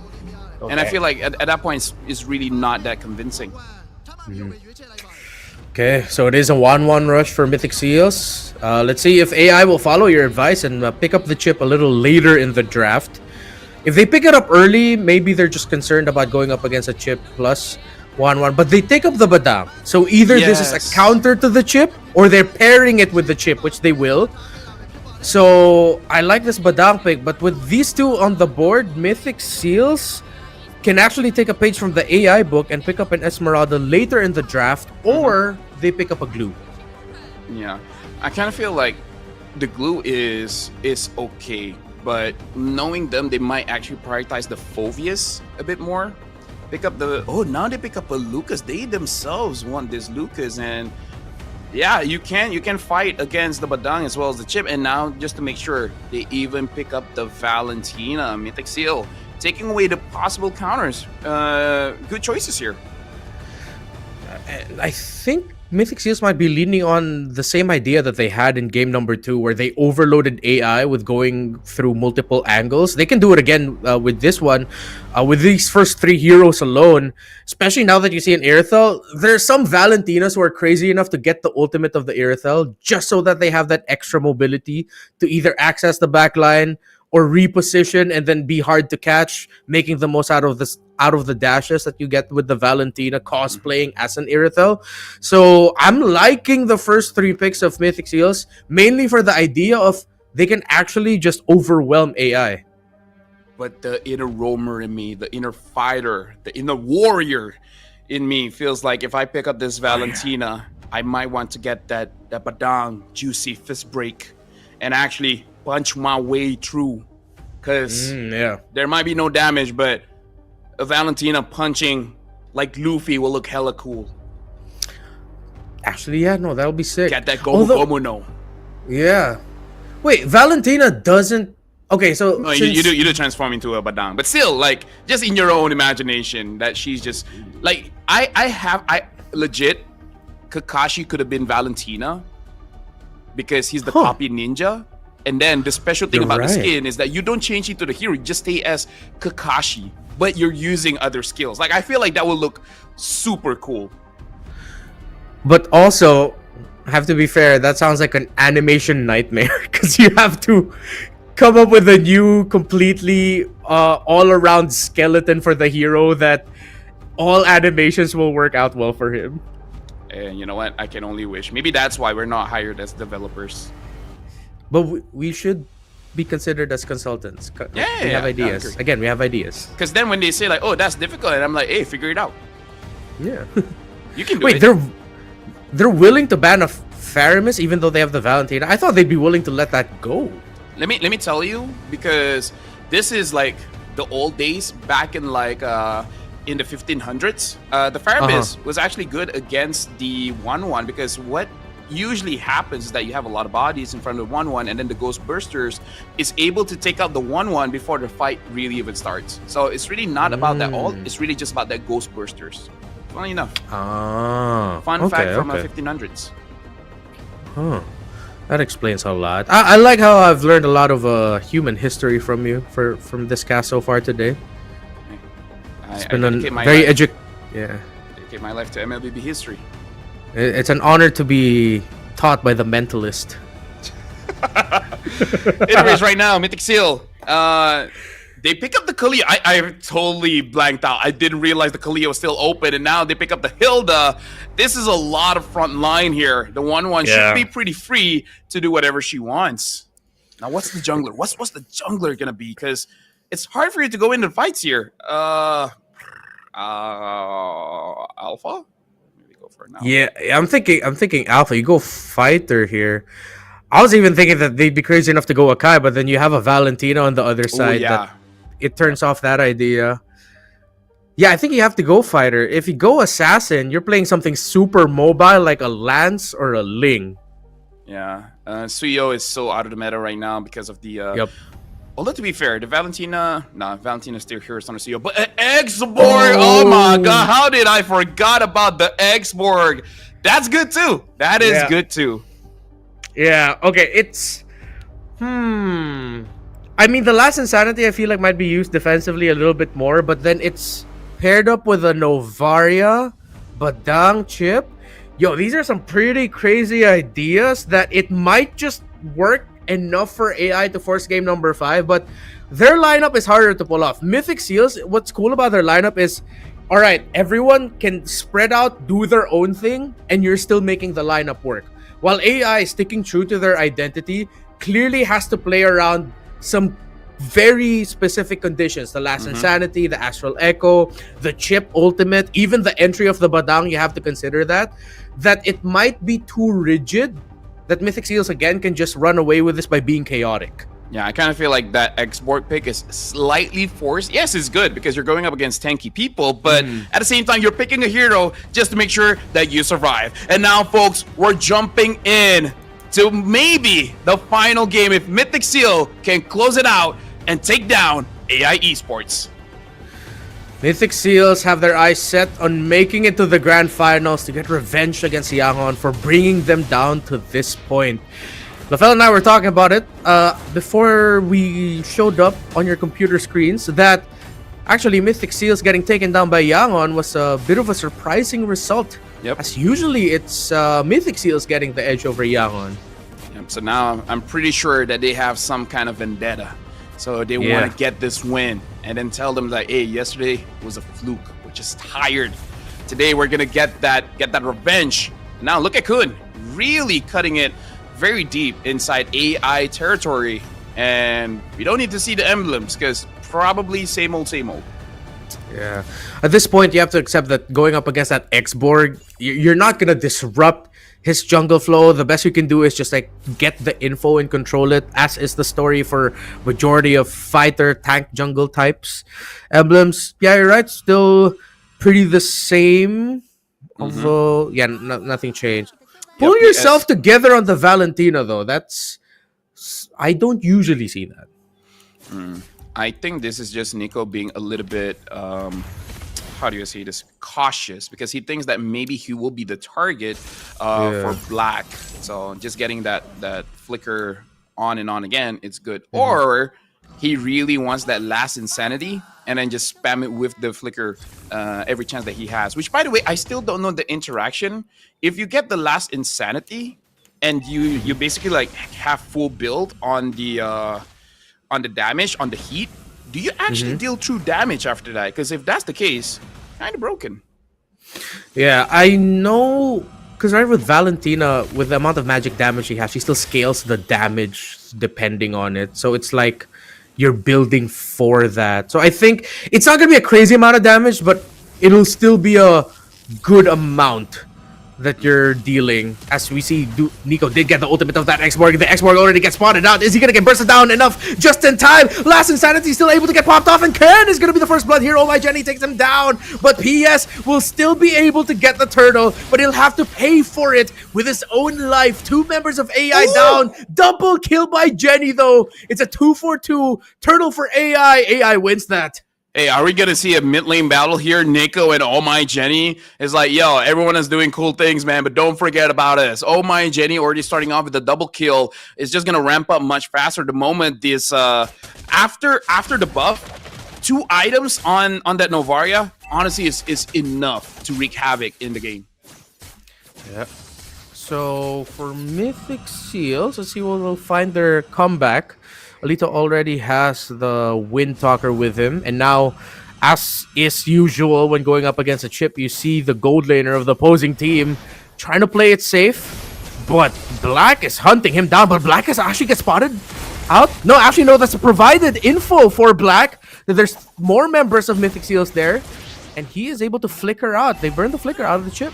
Yeah, now this is not great because the Irithel... Oh, they actually go in for the fight here. They're able to get Boye. I thought the Irithel would just stay and get the turret, but no, they're just like, all right, it's just a few feet away, but I'm going to jump in.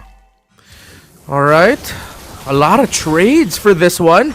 Really not letting up. PS already committing the retribution, but Nico uses the last Insanity just so he can get away to safety. AI have positions in the center of the map. Let's see where they'll make their next sequence, as the turtle will be spawning on their other side of the river, which Mythic Seals have already held. They're actually more hell-bent on protecting their side of the jungle so that PS will get better farm. Looking at items here, no one, like, it's just the gold laners that has completed items. Oh, and the Badang having that Thunder Belt as well. But if we're looking at the turtle fight, I do believe that if Mythic Seal, they can commit heavily, as in like they don't hesitate, they can actually get this turtle. Alright, Black already poking down Kun.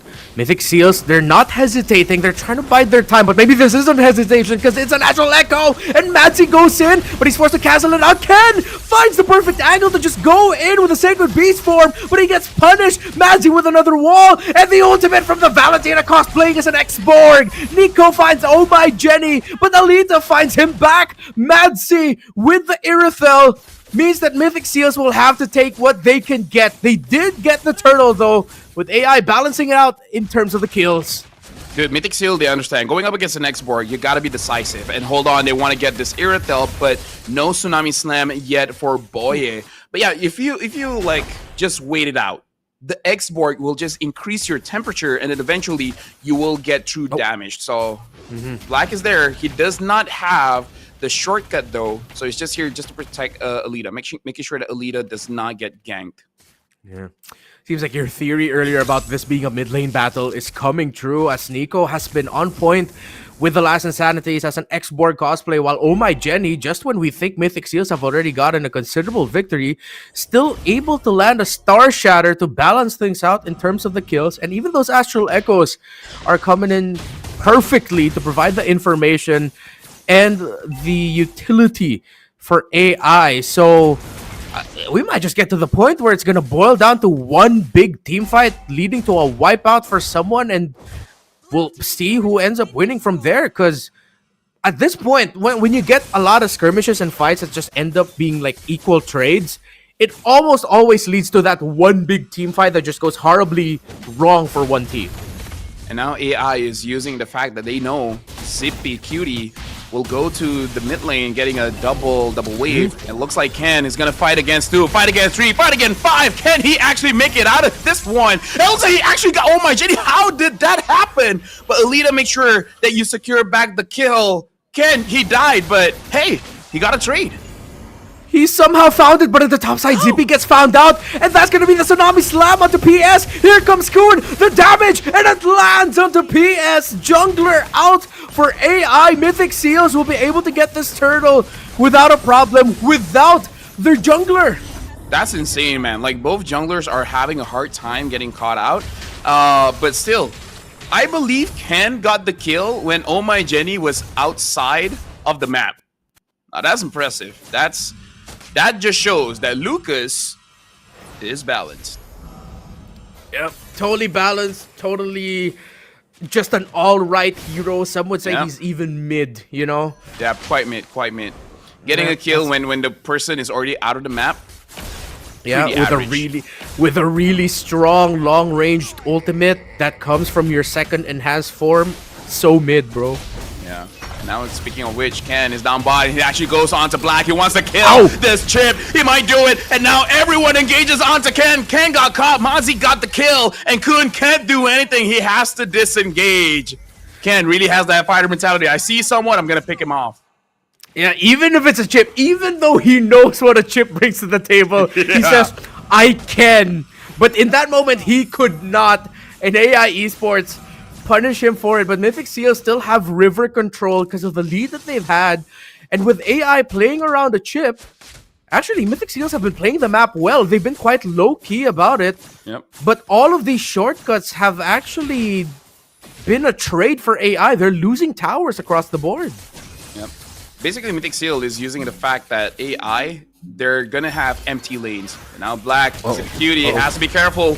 Portal coming in, and everyone jumps onto Zipacutie. Zipacutie gonna get taken down by Oh My Jenny. Yes, has to be careful. No more Firaga armor. Nico's not gonna engage just yet. Kun is gonna be the next to be sacrificed. Nico actually go in, and he got Alina shut down. Given over to Nico, and now Boya gets a kill onto Black. PS has no HP left, and Nico jumps in for the double kill. Ken, he's even here. How did he get here?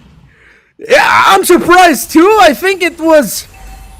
Did he go through an enemy chip portal? It looked like he was just taken out, but at the end of the day, he's back. But NIKO delivers the knockout to AI. You saw it coming from the gank angle as Nico last insanity flicker forward, catching the key members of AI Esports. We talk about it being a mid lane battle, and some of the best KDAs in this game are actually in the hands of the two mid laners. The Valentina and the Novaria together have been really great for these two teams. With the X factor for AI has been Madzi again on this Badang. Yeah, Nico is just like, I don't need a jungler or a gold laner. I can be mid and still win the game. I mean, that's what you bring to the table as a Jenny Valentina. Jenny got it. Ooh, yeah, Jenny still got that litho. Buys a little bit of time, a little bit more resources, but Nico is living up to the Valentina name of what you bring to the table. He's literally everything for the team right now. He's the carry, he's the fighter, he's anything that Mythic Seals need from him. And now bottom wave. Looks like someone jumps in. Ken tries to fight back. And now Boye has to flicker out. Every skill imaginable from AI has been used. Look at this. Only Madzi still has his ult. So now, Mythic Seal, are you going to force out this Lord? How are you going to deal with this? You got to be careful of Madzi, man. Yeah, that was a big all-in. But Mythic Seals understand that with the Badang ultimate still up, they're being a little bit more careful here, Madzi. If you pull this off, you mad lad, that is going to be the tournament play of the game. But AI Esports, they cannot get close enough. Madzi finally goes in, but he's not able to get the key set up as Ken finds the Lord. Zipping gets a kill onto Madzi. Mythic Seals respected the Badang. Okay. They had really good spacing, and Nico feels it in the air. Recall spam in front of AI. Okay, Nick, remember what happened yesterday, right? You're hype, you're insane, you're crazy. Someone is saying Nico played jungle in BG. Yes, that's why I say he don't need to be a jungler, he don't need to be a gold laner. He can be mid and still do the job.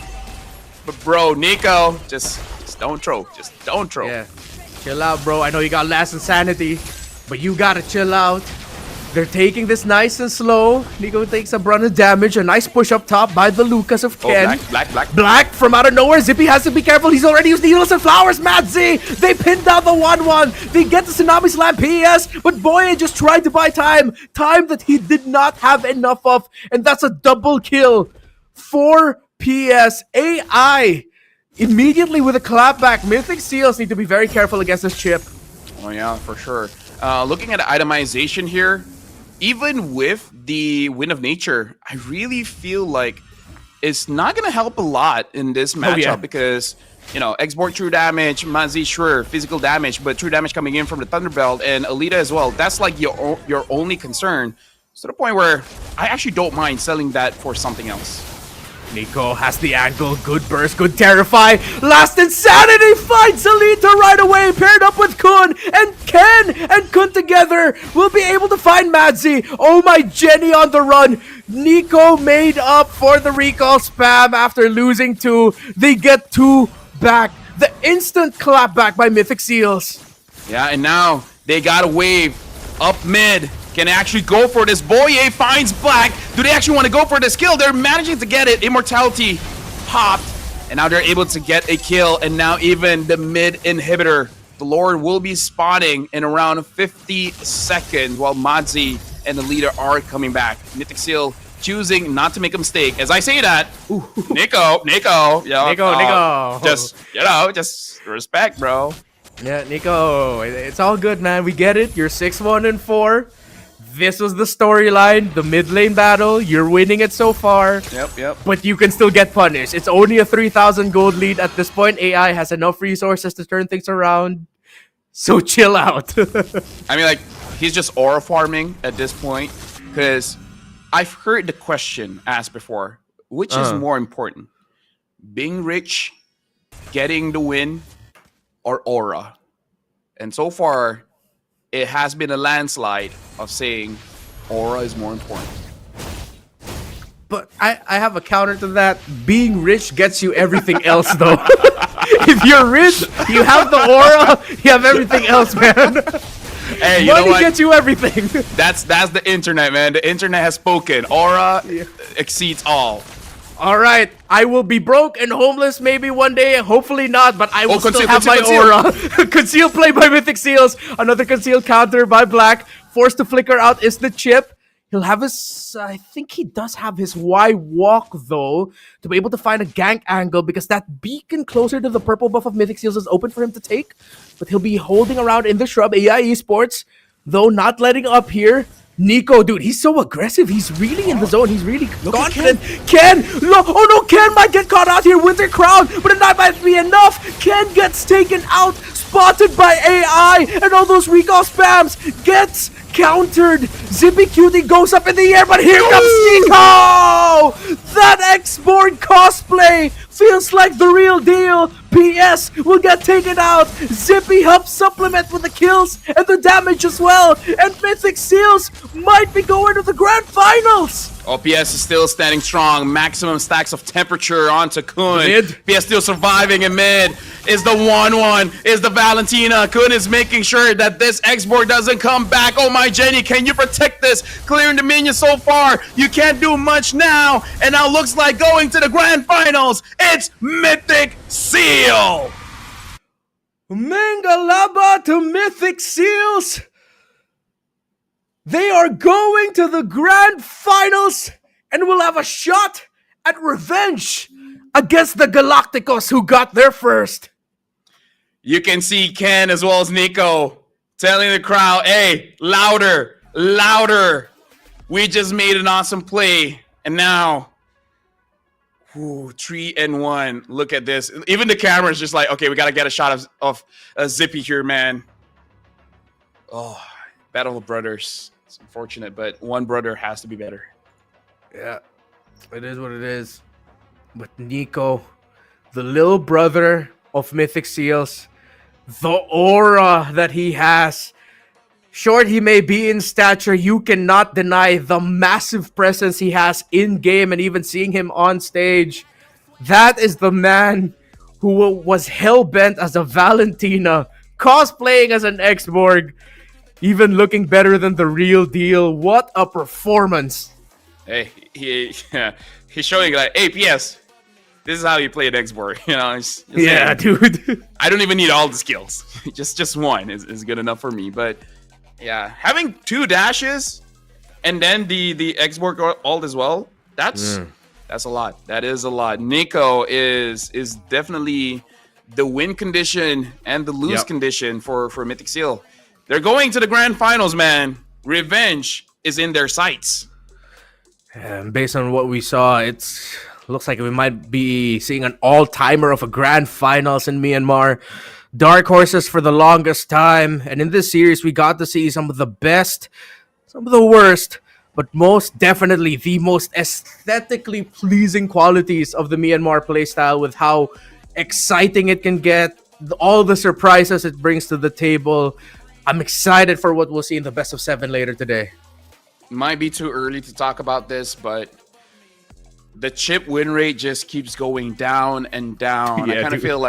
feel like chip is good when people forgot how to deal with it, but then Yeah. after like a month, like maybe like 6 weeks or something, now people are like, oh yeah, that's how you deal with it. Because Yeah. looking at the numbers here, what is this? 23 times picks now and still 30% win rate. Really not looking all that great for chip users now. Yeah, I'm trying to find his stats for the play-ins alone. For the play-ins, he was 50-50. For the playoffs, yeah, and I think for the season, yeah, it's really not good. So it's interesting that we were talking about this at the very top of the day, the very first series. We're talking about the chip, about how, like, yeah, it feels like teams already know how to deal with the chip. He's really strong, yes, but you know what's coming. You know where it's going to Yeah. come from, especially if you're familiar with the roamer you're going up against, the beacons that the chip wants to go through with the Y walk, that you expect it happening. You know how to counter it. Just make sure you get to conserve a dash or a flicker so that you get away from the immobilize and the initial burst of damage. That it feels a bit of like a curse now for the Myanmar teams, where if you play the chip, be ready that the other team is ready for you. Oh yeah, for sure. Gotta say as well, shout outs to Ken. He keeps trying to 1v5 every single time. It's one thing to do it once and be like, all right, chip, forgot, calling back up, being Doctor Strange, getting all the Avengers of all time, ganking on one person. But he's like, but next time I can do it though. So he tries it again. And it's like, okay, Yeah. guys. Third time's the charm. And just be a bit careful. And other than that, it's all good, Ken. Yeah, but at the same time, it's like you could tell Ken was just so brave and how much he understands the Lucas that, all right, going up against a chip, I know they're all just going to be clumped up together, which means my chances of getting a lot of life back, buying time, dealing damage is so high that the rest of Mythic Seals were ready that, oh, yo, Ken got chip portaled on, either he's dead, whatever happens, we're going to be able to punish and chase down the members of AI who decided to go through that portal. And we saw that all throughout this game number 4. I would say Ken in that game, he's a mythic baiter because he's the one that actually provokes AI esports to go all in onto him. And at that point, it's like, Yep. guys, they got nothing. Like he's a good baiter, but I can only go mythic. Like going behind in ranks might not actually be good because he did a very good job on it. Yeah, very masterful with that. And you can't spell bait without AI. And AI fell for the bait. That's clever. It's Yeah. clever. I got you. Didn't even think about that. This is insane. The fact that we're not even looking at items now. You know that they're celebrating on stage. The hosts are asking questions. Maybe it's like, hey, how does it feel going up against your brother? And he's like, oh, I forgot. Can I just say, it feels like now we're outside of a party we weren't invited Yeah, to. exactly. You know what? Or like, I'm putting up their yay. stream. I want to see. Yeah. Are they still there? We're just here cheering from the outside. It's like, oh, congrats, guys. And they're like, who are those two outside? Like, just keep them there. Yeah. Are they I actually can doing the interview confirm. right now? Yeah, Ken is holding Okay. the mic. Ken is saying, thank you for everyone coming to the venue. And now he passed it on to Kun, and Kun is like, yeah, what he said. You think it's a joke, but he just said one line and then he just passed it on. Yeah. Well, we did have that theory that the Myanmar language could be like you say a short phrase, but it could actually mean a long thing. Yep, So he yep, could have yep. said something extremely beautiful and lengthy, like a long poem. Just came out like a phrase. Yeah. Imagine translating it for that, right? Someone saying something so short, and then you just Yeah. bring out a whole textbook of emotions. Speaking of emotions, they're still on stage, and I want to say they look happy, but not really. I wouldn't be mad if we could show the stage right now. Because again, it's starting to feel bad. I really feel like I'm outside a party I'm not invited to, but everyone told me about the party, but I just didn't get the invite, and now I'm just like, all right, cool guys, have fun, enjoy. Yeah. Now I'm just reading chat. People are even saying seal the day, respect Nico, and a lot of Burmese words. I'm guessing manglaba Yeah. and other words that Yeah, Mo taught Mingalaba. us, but I don't want to take the risk because he Yeah, did say yeah. this might be swear words. I'm like, okay, I'm not gonna take Yeah. the risk. Yeah, let's not go for that. We did say we 100% know that Mingalaba is their greeting. Yeah, like welcome or I'll- hello.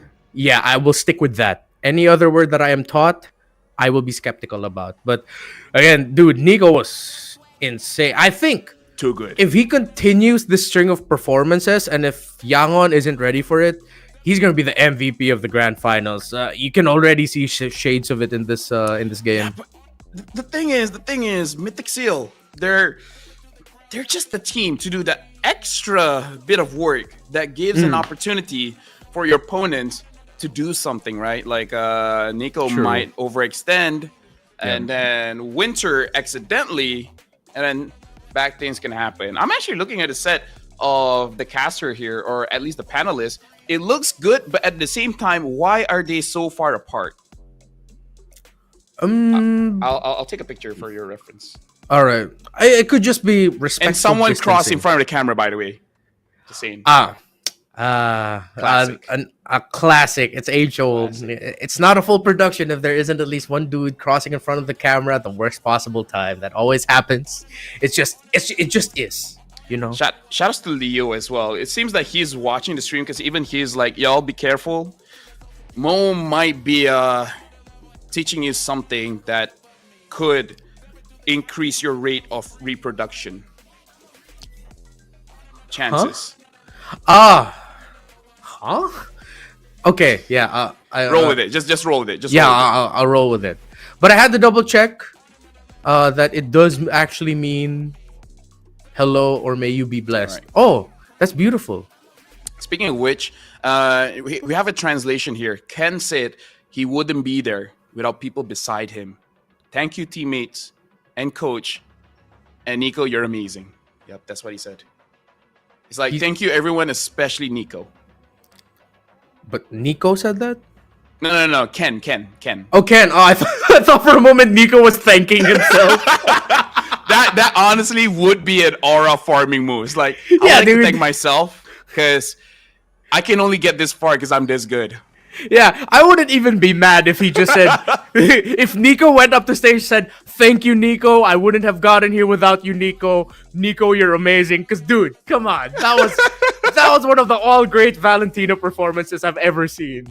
That's how you recall on stage. That's how you emote on stage. Yeah. 7-1-6, 650 GPM, 76% kill participation. I do want to see the damage numbers because having that that explosion, you should imagine that you get a lot of damage. I just don't know how you scale with magic items because in terms of the text of Xborg is that when you increase the temperature and then when it hits max, it's just straight up true damage. I just don't know if Valentina can trigger it because if she can, then that's good. Yeah, because I mean, when you asked me it earlier, we already said that the damage will hurt plus more than it will on Xboard because the time you spend charging up will dish out heat, and that means you'll be able to maximize the damage. But it seems because of the natural scaling of the Valentino, where a portion of the total magic damage it has also adds to the damage if it's a damage ultimate that you stole from your opponent. Yeah, I gotta agree with you. At some moments, it felt quite busted that what he was dishing out with the last Insanity as a Valentina. Reminds me of Valentina taking the Martis ult and then just wreaking havoc. Now looking at the damage numbers here, 65,000, the highest of everyone there. Nico is doing work. Maybe he should have just said, thank you, Nico. If it weren't for your skills, mechanics, and confidence, you wouldn't be here today. Yeah, and it wasn't even just as an Xborg cosplay. It was him committing 2 dashes forward just so that he can get the Shadow Strike up, get that Terrify off, and then just wreak havoc. He was he was not scared. Like, he knew that, all right, if I want to make it to the grand finals now, I have to play the best Valentina game of my life. And he did that and more. Yep, for sure. Gotta take this time to say the rich guy is still gonna be Zippy, Carry, Nico. Sandbag and best wingman is gonna be PS. Unfortunately, this does mean that AI Esports have been dropped, being the number 3 team of MSL Myanmar, but it's gonna be great in terms of prize pool, in terms of the glory. But you want to be that champion. You want to be the one to go to MSC, and now Mythic Seal, they have that chance again. Yep. And it going into the grand finals, it's so cool to see the MVP being a mid laner, because for majority of I want to say other regions, but regions outside of the usual MPL big three that we're used to, outside of Indo, MYPH, usually you see a lot of the MVPs always go to either gold laners or junglers. The fact that we're going into the grand final, seeing a mid laner, a Valentina, show up and say, I can carry as well as the traditional carries, that's just great to see. And it goes to show just how great the playstyle is in Myanmar. And gifted, with man. and with our chat saying that Nico used to be a jungler for Burmese Ghouls, it's sort of like poetic that it was him to bring Mythic Seals to the grand finals with an MVP performance. For sure. We have to see how much time will they have to prepare for the next one, because there's an argument for both. Shorter break means that you're still fired up. Your body is still hot enough to go into that match. But there's an argument to be said that maybe you need a break. Maybe like have some water. Maybe have a snack. Yeah. I don't know. I've met different people and everyone has different takes. Yeah, like I agree with you there, because like in tournaments, especially when the lower bracket finals and the grand finals are fought in the same day, we've literally heard the lower bracket finals teams go, "Oh, I wish they just start the game now. Like, I don't need to go on a break. I just want to go. But I mean, they're gonna get that break, and how they take that time, because I'm sure on the other side of it, Yangon just saw this entire series and goes, "Okay, now we know how you guys play." Yeah, I feel like the dangerous thing is that I think yesterday it's mostly Ken, but now they're like, okay, Nico, we gotta pay attention to Nico as well. And I kind of feel like even Zippy is starting to look much better as the series goes on. So this does seem like a different Mythic Seal that we saw yesterday. Let's see if it'll continue up until the grand finals. If it will be as clean, because we've also seen it before. That's one of the trade-offs of going through the lower bracket finals and going onto the grand finals the same day, is sometimes you're way too hyped. That the discipline that you had to reach the grand finals instantly slip. Hopefully we don't see that on Mythic Seals, because I mean, again, does Mythic Seal need discipline? Oh, question. To be fair, yeah, some of their best moments in this game came from them showing that we don't. Again, as you mentioned, they break the box. Breaking the box, man. And then comes to the question, what is that box made of? Is it paper? Is it wood? Is it metal? No, it's rules. A box made out of rules, and then you just screw the rules. I got money, or they will if they become champions. Yeah, break the rules, man. It's like that's the Mythic Seal key to victory. If we were doing keys to victory here, we just have one for Mythic Seals later. Break the rules, commit all the mistakes, all the cardinal sins of MLBB, because it works out well for you, because you still get a win somehow. Yep. We're looking at the highlights here, and this is unfortunate, but there's really nothing much that Oh My Jenny can do against a Valentina and a Wanwa. He tried, man. He tried, but that was just unfortunate. But either ways, congratulations for AI Esports for making it this far. But now the show is going to be all about Mythic Seals revenge going up against YG. YG as well has to show up and actually say that yesterday was not a fluke. We're just a better team now. It's the two teams who closed out the regular season of the first ever Myanmar Super League, both at the top of the standings. Yangon Galacticos standing at 1, Mythic Seal standing at 2. And though Yangon looked like they had the well, with them getting the top two slots, they were they were very comfortable in the play-ins round, upper bracket finals. They saw each other. They were tested. It's tough to call this grand finals with everything laid out, the history between these two. It'll be it's sad that they don't get two slots. That we won't at least see one of them in the wild card. That we'll only be able to see either Yangon or Mythic Seals make it to MSC at EWC. Shout out to chat because they translate for us. Cool. They also said, Nico said, please support us in final. That's it. He didn't say anything else. And then Zippy said, we will try ourselves not to make same mistakes like in M6 qualifier. So they're not even talking about the mistakes they did yesterday. They're talking about the mistakes that they did in M6 qualifier. Maybe it just haunts them till today. Yeah. Okay. So revisiting the M6 World Championship Myanmar qualifier. That was a 7-game series against Falcon Esports that led. Yeah, it went max. I think that's why that they can't get it out of their minds because they were literally 1 game away from winning. Hey, if it happens again, whew, that's some bad luck. But for now, we're going for a break. After this, it will be the grand finals of Mythic Seals going up against AI Esports. We'll see you guys then.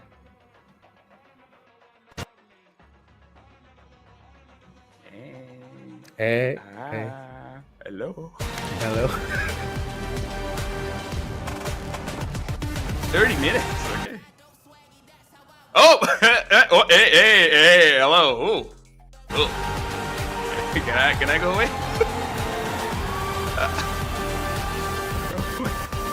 That's so dangerous. Oh my god.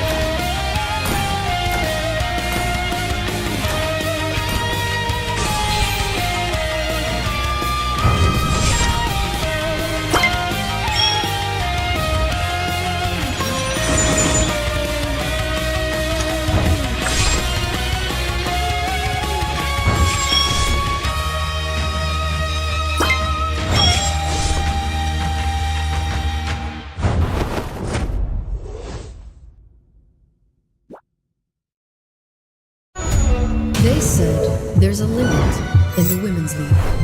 In MWI, we say limit? Watch us bounce from the MWI queens everyone knows, to the stars who came out from nowhere, to the ultimate champions. Now, MWI is expanding greater than ever.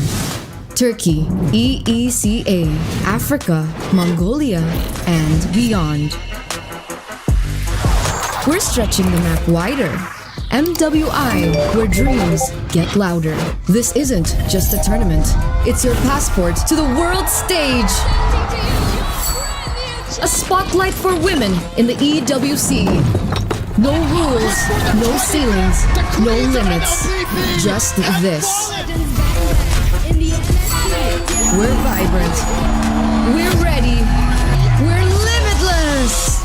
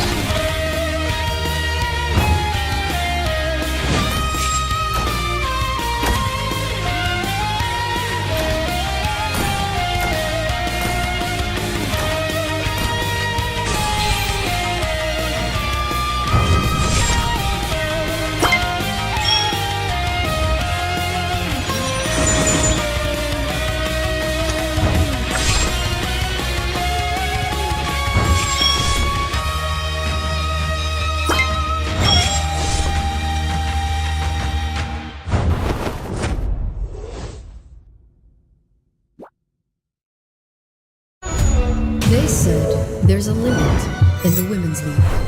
In MWI, we say limit? Watch us bounce from the MWI queens everyone knows, to the stars who came out from nowhere, to the ultimate champions. Now, MWI is expanding greater than ever. Turkey, EECA, Africa, Mongolia, and beyond. We're stretching the map wider. MWI, where dreams get louder. This isn't just a tournament. It's your passport to the world stage. A spotlight for women in the EWC. No rules, no ceilings, no limits. Just this. We're vibrant. We're ready. We're limitless.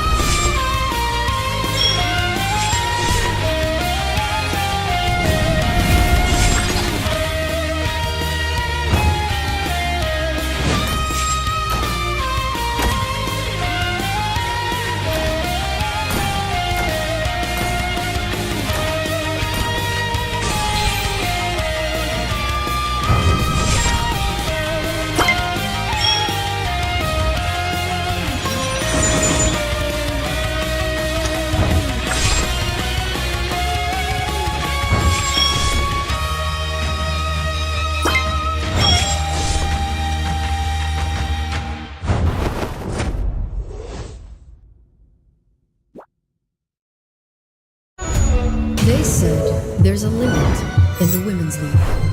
In MWI, we say limit? Watch us bounce from the MWI Queens everyone knows, to the stars who came out from nowhere, to the ultimate champions. Now, MWI is expanding greater than ever. Turkey, EECA, Africa, Mongolia, and beyond. We're stretching the map wider. MWI, where dreams get louder. This isn't just a tournament. It's your passport to the world stage. A spotlight for women in the EWC. No rules, no ceilings, no limits. Just this. We're vibrant. We're ready. We're limitless.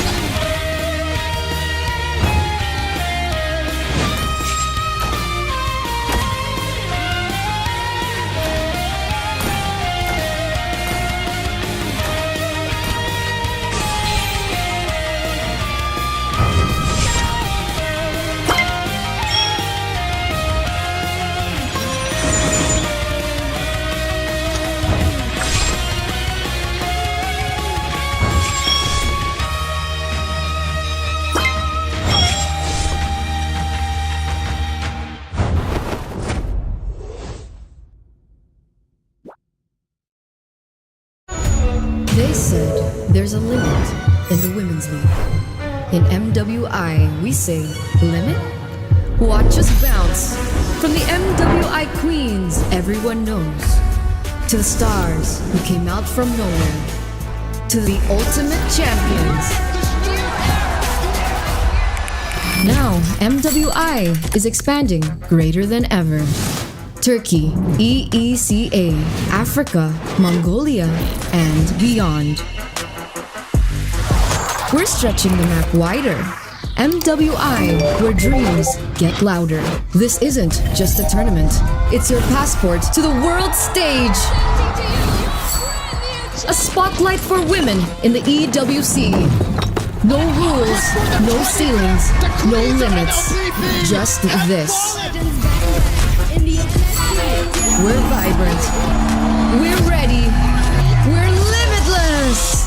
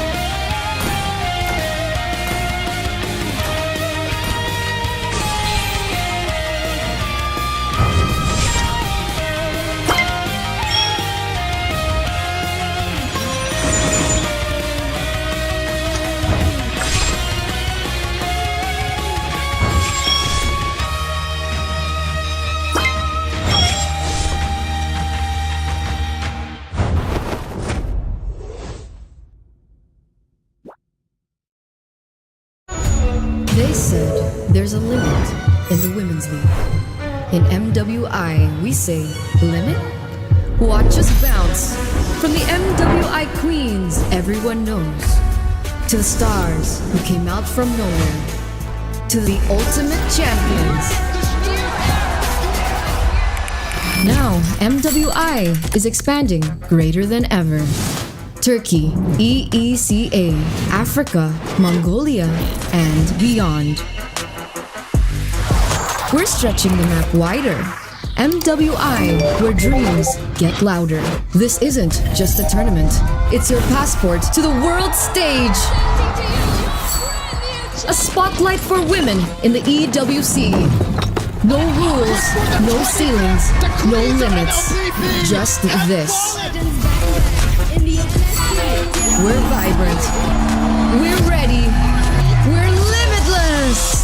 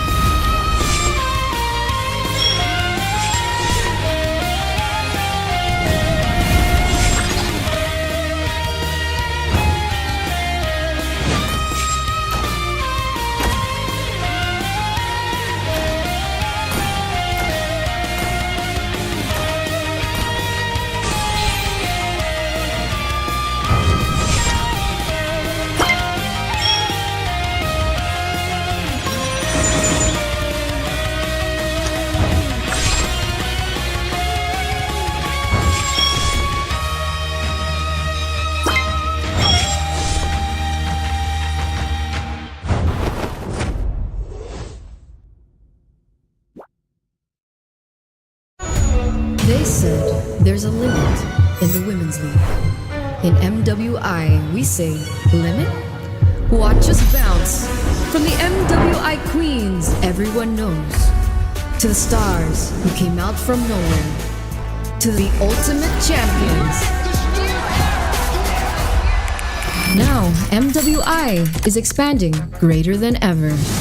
Turkey, EECA, Africa, Mongolia, and beyond. We're stretching the map wider. MWI, where dreams get louder.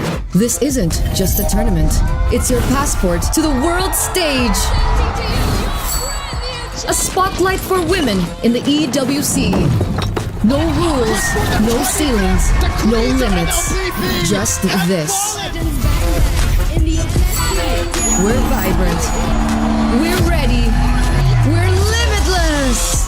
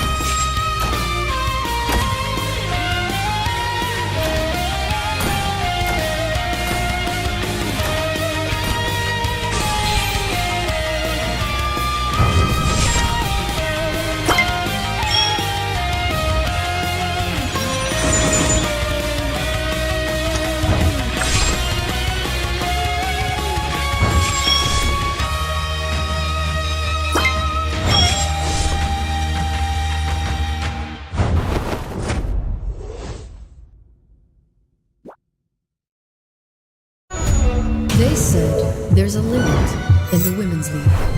In MWI, we say limit? Watch us bounce from the MWI queens everyone knows, to the stars who came out from nowhere, to the ultimate champions. Now, MWI is expanding greater than ever. Turkey, EECA, Africa, Mongolia, and beyond. We're stretching the map wider. MWI, where dreams get louder. This isn't just a tournament. It's your passport to the world stage. A spotlight for women in the EWC. No rules, no ceilings, no limits. Just this. We're vibrant. We're ready. We're limitless.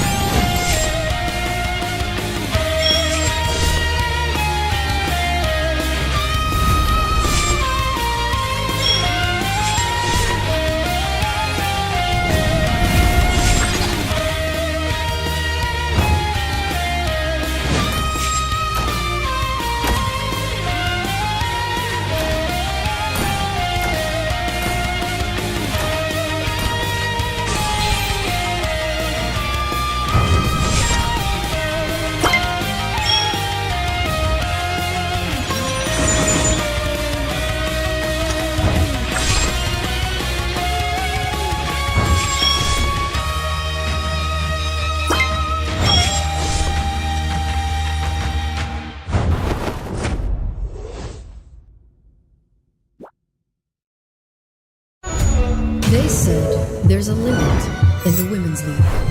In MWI, we say limit?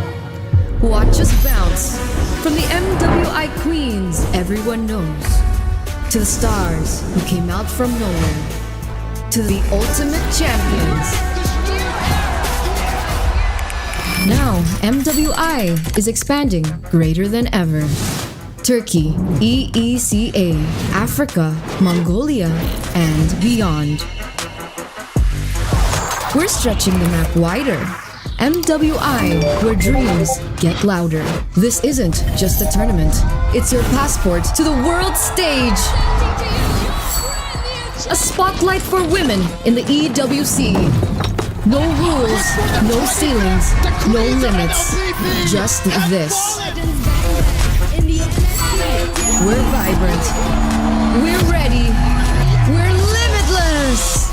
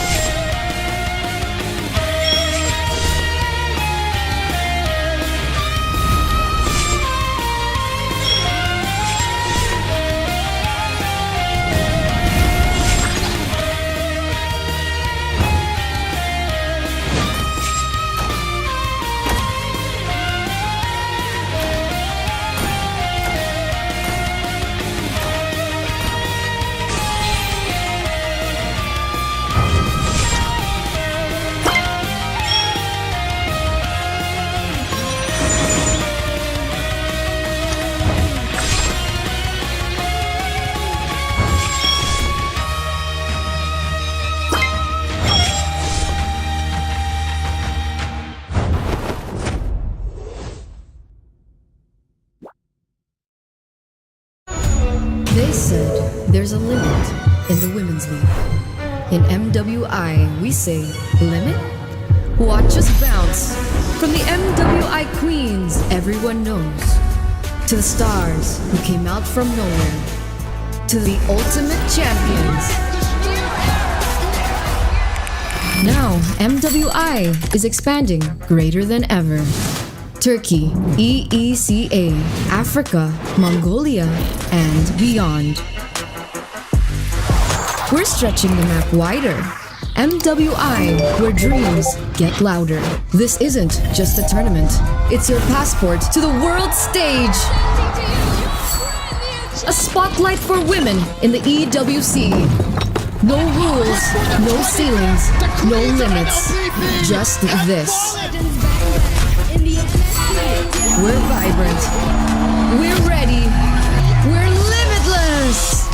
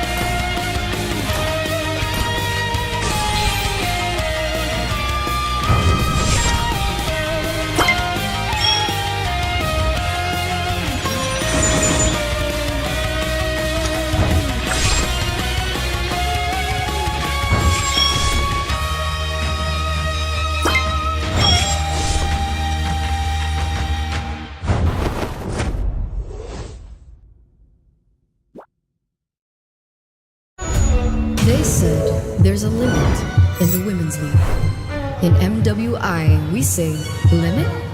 Watch us bounce from the MWI queens everyone knows, to the stars who came out from nowhere, to the ultimate champions. Now, MWI is expanding greater than ever. Turkey, EECA, Africa, Mongolia, and beyond. We're stretching the map wider. MWI, where dreams get louder. This isn't just a tournament. It's your passport to the world stage. A spotlight for women in the EWC.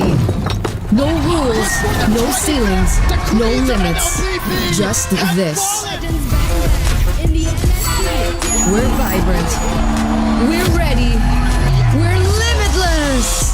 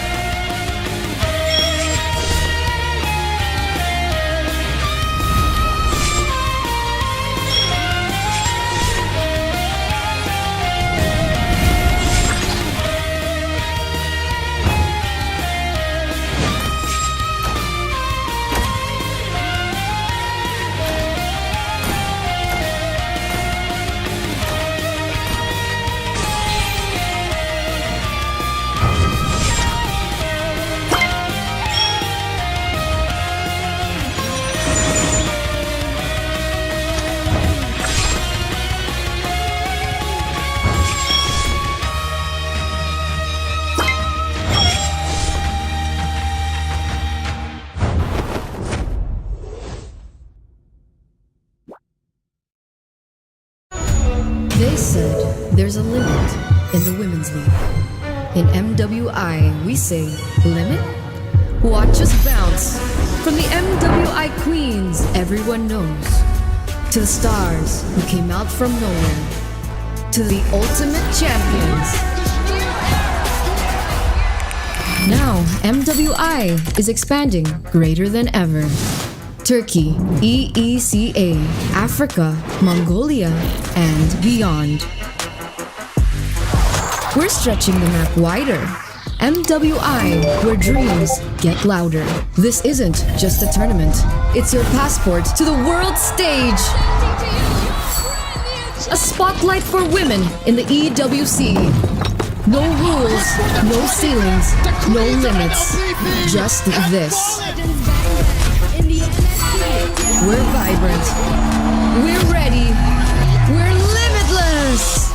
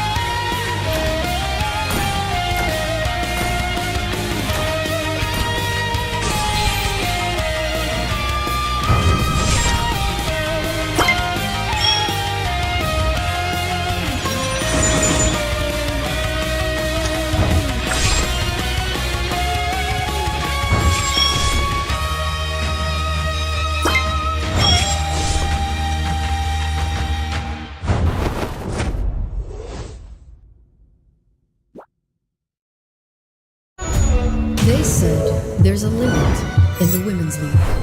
In MWI, we say limit? Watch us bounce from the MWI queens everyone knows, to the stars who came out from nowhere, to the ultimate champions. Now, MWI is expanding greater than ever. Turkey, EECA, Africa, Mongolia, and beyond. We're stretching the map wider. MWI, where dreams get louder. This isn't just a tournament. It's your passport to the world stage. A spotlight for women in the EWC. No rules, no ceilings, no limits. Just this. We're vibrant. We're ready. We're limitless.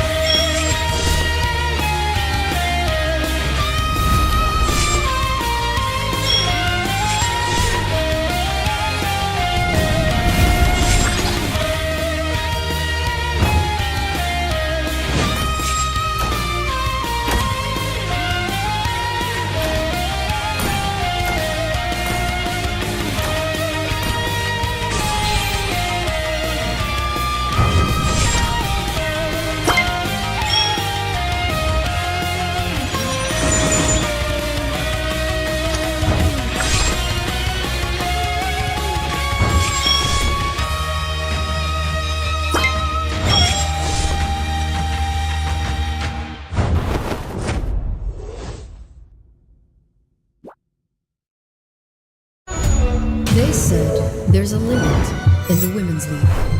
In MWI, we say limit?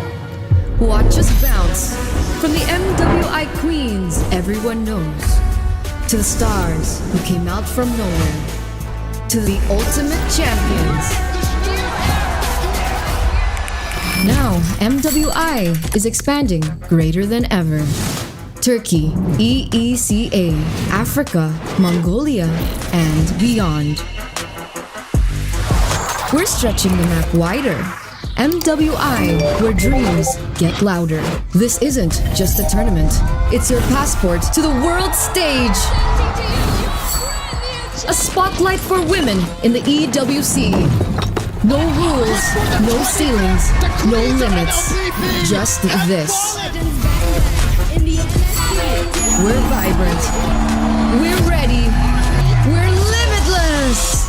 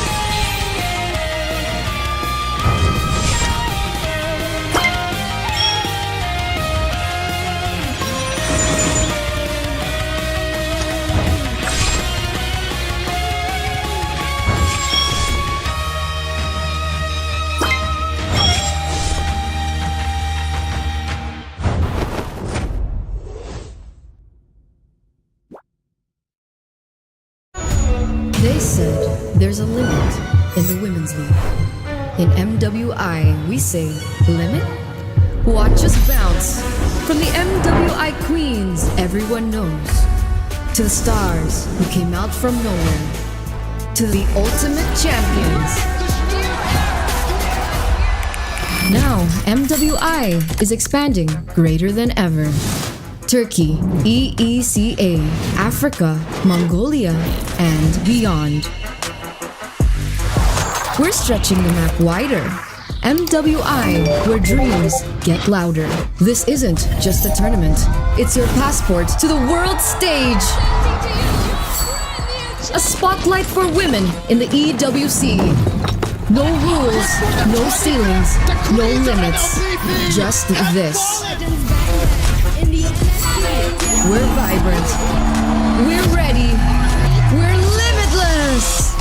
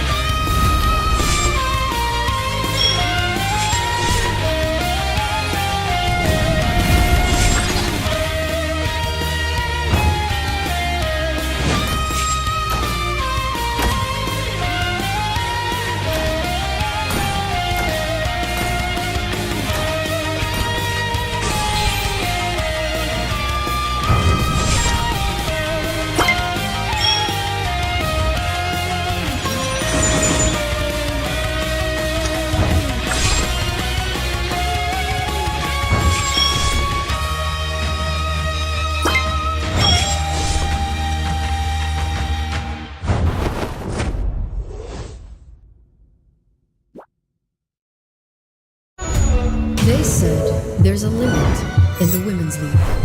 In MWI, we say limit?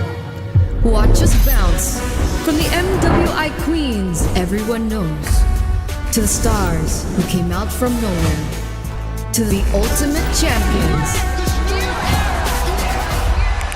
Now, MWI is expanding greater than ever.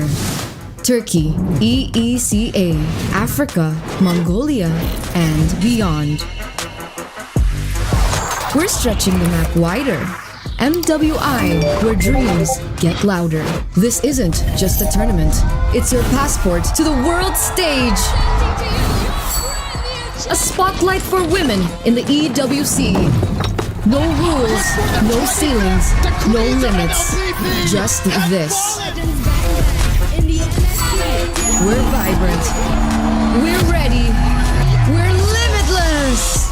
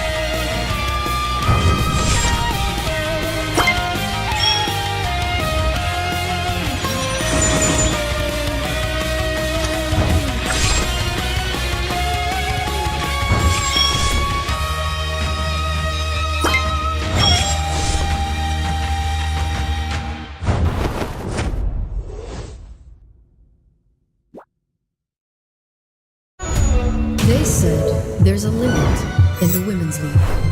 In MWI, we say limit? Watch us bounce from the MWI queens everyone knows, to the stars who came out from nowhere, to the ultimate champions. Now, MWI is expanding greater than ever. Turkey, EECA, Africa, Mongolia, and beyond. We're stretching the map wider. MWI, where dreams get louder. This isn't just a tournament. It's your passport to the world stage. A spotlight for women in the EWC. No rules, no ceilings, no limits. Just this. We're vibrant. We're ready. We're limitless.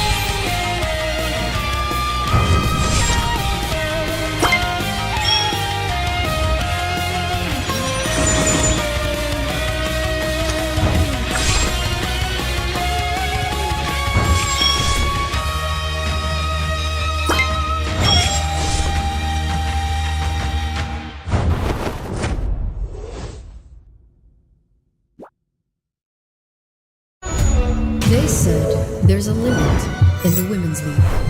In MWI, we say limit? Watch us bounce from the MWI queens everyone knows, to the stars who came out from nowhere, to the ultimate champions. Now, MWI is expanding greater than ever. Turkey, EECA, Africa, Mongolia, and beyond. We're stretching the map wider. MWI, where dreams get louder. This isn't just a tournament. It's your passport to the world stage. A spotlight for women in the EWC. No rules, no ceilings, no limits. Just this. We're vibrant. We're ready. We're limitless.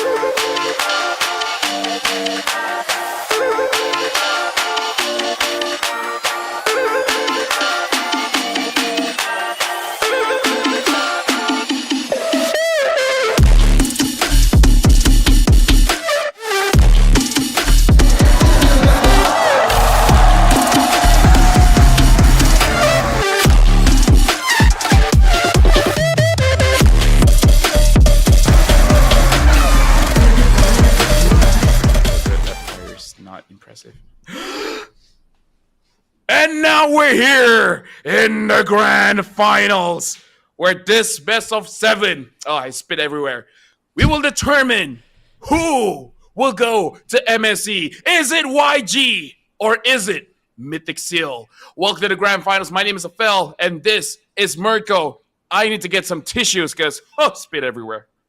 Hey, no worries, LaFell. While you're doing that, ladies and gentlemen, yes, this is going to be a best of 7, and you have to understand this. Unlike Indo, Malaysia, and the Philippines, there will only be one team that'll be going to MSC x EWC. So it's between YG or Mythic Seal, despite their crazy run, despite both teams going through their own road to get to the grand finals. We're only going to see one of them make it there. Mythic Seal on a generational run of never making it to the internationals, but YG have never made it either. This is a new org, new, fresh, coming in with a few of the Burmese Ghouls players, and it seems like so far they have been the better team. Last time they met was just yesterday in a best of 5 that went all the way. Almost a reverse sweep by Mythic Seal, but they couldn't do it in game number 5, and that's why we have this match again, a rematch today, with YG technically losing out on momentum.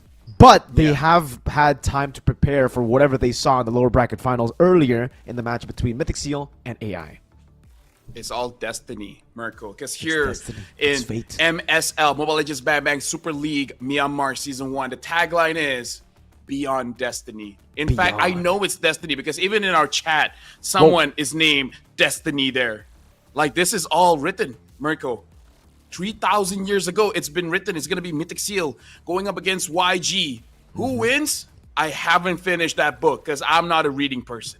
Me neither, man. I don't read books. That's why I'm here casting with you. If I read books, maybe I'd be a professor or something, right? But this is why we're just going to have to find out by watching, ladies and gentlemen. You never read the manga. You just watch the show, man. Don't get spoiled. Exactly. You'll be a professor or something. I'll be a professor of something. Nah, you know what? Screw it. Screw it. The players here, like you said, YG might lose a little bit of momentum here, especially because, dude, Mystic Seal, they popped off. ZP improved. Nico being an absolute monster, showing up to everyone, recalling to them like he's dealing emotional damage. And that is what's going to hit your mental, man. That's going to be the strategy in this best of 7. I agree with you, man. Mythic Seal have always kind of been more of the explosive team, right? They love taking these gambles, high risk, high reward plays, and most of the times it does well for them. But so far up against YG, for some reason, those big gambles have not really paid out that well. It hasn't turned out to be, the win that they expected. Because YG are just so good at utilizing that systematic play style, playing it safe, playing it with the early game snowball, even waiting for the power spikes. Stitch, I think, was the main man for me yesterday in the matchup against YG. I mean, in the matchup against Mythic Seal, YG were just the better team at waiting, at being patient. Meanwhile, again, Mythic Seal, they love to push the tempo. They love to try to look for these massive fights that end up not going in their favor sometimes. Nico, I think a lot of fingers will be pointed back at him here for redemption in the grand finals. Yeah, we can definitely say that YG is the good kid in class. They do well, they listen to their teacher, and they make their parents proud. They do. Mythic Seal makes their parents proud too, but in a different way. The other thing that I want to say is that Mythic Seal, they're just aura farming. Everyone. Ken is like, I'll take a 1v5. I might die, but that's aura. Nico, he will recall in front of the enemy and then cost the team the game. But it's like, but I got aura. That's actually negative aura though. That play. Hey, I didn't say positive. I just said they got aura. Still aura. All right, that's true. That's true. It really is all about aura farming. Meanwhile, for YG, they're not really aura farming. Maybe they aura farm when they win, right? But before that, it's always kind of like the dirty work for them. It's the boring work for them. It's all about playing it slow, playing it through their win cons, and drafting very, very well. I got to give props to YG because when we're talking about how they're able to match their win conditions, how they're able to execute so cleanly, it is reflected in the draft itself. The drafts have been phenomenal for YG. Even yesterday, I think both of us agreed that for the most part, even though it was a full 5 games, most of the games were won by YG in the drafts. It's just the execution that Mythic Seal are able to perform at, the high level of execution that they were able to perform at to outplay YG a couple of times despite losing in the drafts. Yeah, and honestly, like at this point, I kind of want to talk about certain heroes here because we see that I'm just putting up the stats here, right, Mirko? This is worldwide. This is global. This is for everything because Global, I'm all right. looking at Chip. Looks Okay. good, but only at 50% win rate, and this is global. And in terms of hero picks, is number 56. So that's like the one third of the hero picks. Still looking pretty good, but globally win rate is only at 50%. Here in MSL Myanmar at what like 30% win rate. So Chip has not been as good as we thought it'd be. Like maybe because we've seen professional teams like teams from the Philippines that understand the macro play, they look Yes. amazing, right? But if you're like Indo, like Malaysia, where we just want to brawl, maybe something that you can start a team fight that doesn't require thoughts. I think it's also kind of the level of the game right here. In Myanmar, it's very the brawls have been very weird. I think in a good way where they don't utilize a lot of their resources. Sometimes, again, like in the matchup earlier for Mythic Seal against AI in the final game, AI had the chip. They were the ones really looking for plays, all ending onto Zippy Cutie. But most of the times, even when Zippy Cutie gets picked off, Nico is able to find a play to turn the fight around, knowing that all the resources have been used to just kill Zippy Cutie. So for Burmese teams, at least for AI, the way they lost on the chip was kind of on them. You know, they force themselves in, and they always commit everything when they go in for the shortcut. Meanwhile, I think in the Philippines and even in Indonesia, when we see the chip, it's always kind of like a macro style, more of a macro style. Obviously, there's going to be some brawls there. 5-man teleports are never really that clean, but there's more of the macro. They play it so slow. They play it understanding that they have the macro control. There's no real reason to fully commit into these team fights just for one pick in the later stage of the game. It's just that understanding that I feel like a lot of the Burmese teams have not been able to replicate. I feel like we just want to keep it simple. Do you want the chip? Yes, you do. Then okay, ban out the badang. Because I feel like that's the main reason why it looks bad. Because every single time you go in and then you get caught, and it's like, well, what are you gonna do? What are you gonna do? Badang in general is just pretty strong, and it's not just here because I even look at the Macau qualifiers, looking pretty strong as well. Often getting banned, and when getting picked, looks absolutely amazing because it just disrupts the fight. And I kind of feel like the way that the teams are playing, you just don't want that flow to be disrupted. Like if you're having something good going, you just want to move forward. You don't want to get staggered and everything like that. I agree with you. That's why it's kind of weird to see. I wonder if if the chip's actually going to be banned here in the grand finals, knowing that, again, technically YG also lost on the chip yesterday. Most of the chip games in the Mobile Legends Bang Bang Super League Myanmar hasn't really been too good in the playoffs, at least. Maybe in the regular season it was different, but it's I think only also... one win. Yeah, it also comes down to how good or how well the teams have adapted to the style of play that Chip adds into the game, right? That dimension of just going all in. A lot of teams now just group up after a minute. After laning phase, they just fully group up. They don't even go for the side lanes anymore. Group up, play for neutral objectives, and it takes away from the Chip. The big advantage of the chip is the man advantage. But when you're going in onto 5 members who are sticking together at all times, it really isn't an advantage. It becomes a 5v5 where, again, the chip loses its value. You don't have a 5-man implosion set. You don't have that damage. You don't have a badang lock. And that's why we've been seeing a lot of dips in the chip win rate. But here are the most picked heroes still standing strong at number 1. All the way from day 1, it's the Granger and the Gatot Kacha, the GG combo. But we gotta say, man, looking at Badang, his pick rate was actually lower than the Joy, but now looking pretty even. In fact, after this, he might be top 3 picks unless he gets constantly banned. And if we're talking about heroes, the most picked hero so far, or most banned hero, we don't see here, which is the 1-1, where you see Mythic Seal even first picking that 1-1, and they actually prefer the blue side first pick. So I wonder if YG puts that into their calculations. Like, okay, do you want first pick? We got to ban out that 1-1. At least you don't get that one. Yeah, for some reason the 1-1 too. Yeah, good point to bring up there. The 1-1 has been super prio. Zippy Cutie has been just first picking that hero constantly, and it has worked. I've been, I'm a hater, honestly, of the 1-1 first pick. But even against the Irithel in the final game, they made it work. I have no idea why and how. I guess they're just that good. I guess Mythic Seal are just that good when they get picks that are just comfort. They were better on pure comfort than they are on meta picks. And that's what YG have to identify before they give momentum over to Mythic Seal. Because say Mythic Seal start the game, start the best of 7 with those comfort picks and they win out the first 2 games. That's too much momentum to be given Mythic Seal, man. This is a team that really thrives on momentum. They lost game 1 against AI, and then they proceeded to sweep AI. That was what we call a gentleman sweep in the industry. Excuse me, sir, but that is the win condition of Mythic Seal. They need to lose the first game. Exactly. Right? And then Ken gets a bit Angry. uncomfortable. His emotions start to become very foreign to him. And then it's like, I don't know what's going on in my chest, but I know I need to let it through with damage onto my opponents. Damn. So even if he wins, he needs to have a very bad game 1 so that he will have an amazing best of 7. You know what? He's the kind of guy that picks up a hero when every single counter is there, where he picks up a Fanny when opponents have a Saber, a Moskov, a Franco, a Badang, a Franco, Kaja. There you go. He's like, this, you know what? Kalia. And he'd be like, this is my game. Kufra, this is my game. I counter these heroes. Yeah, Farming it's all about aura.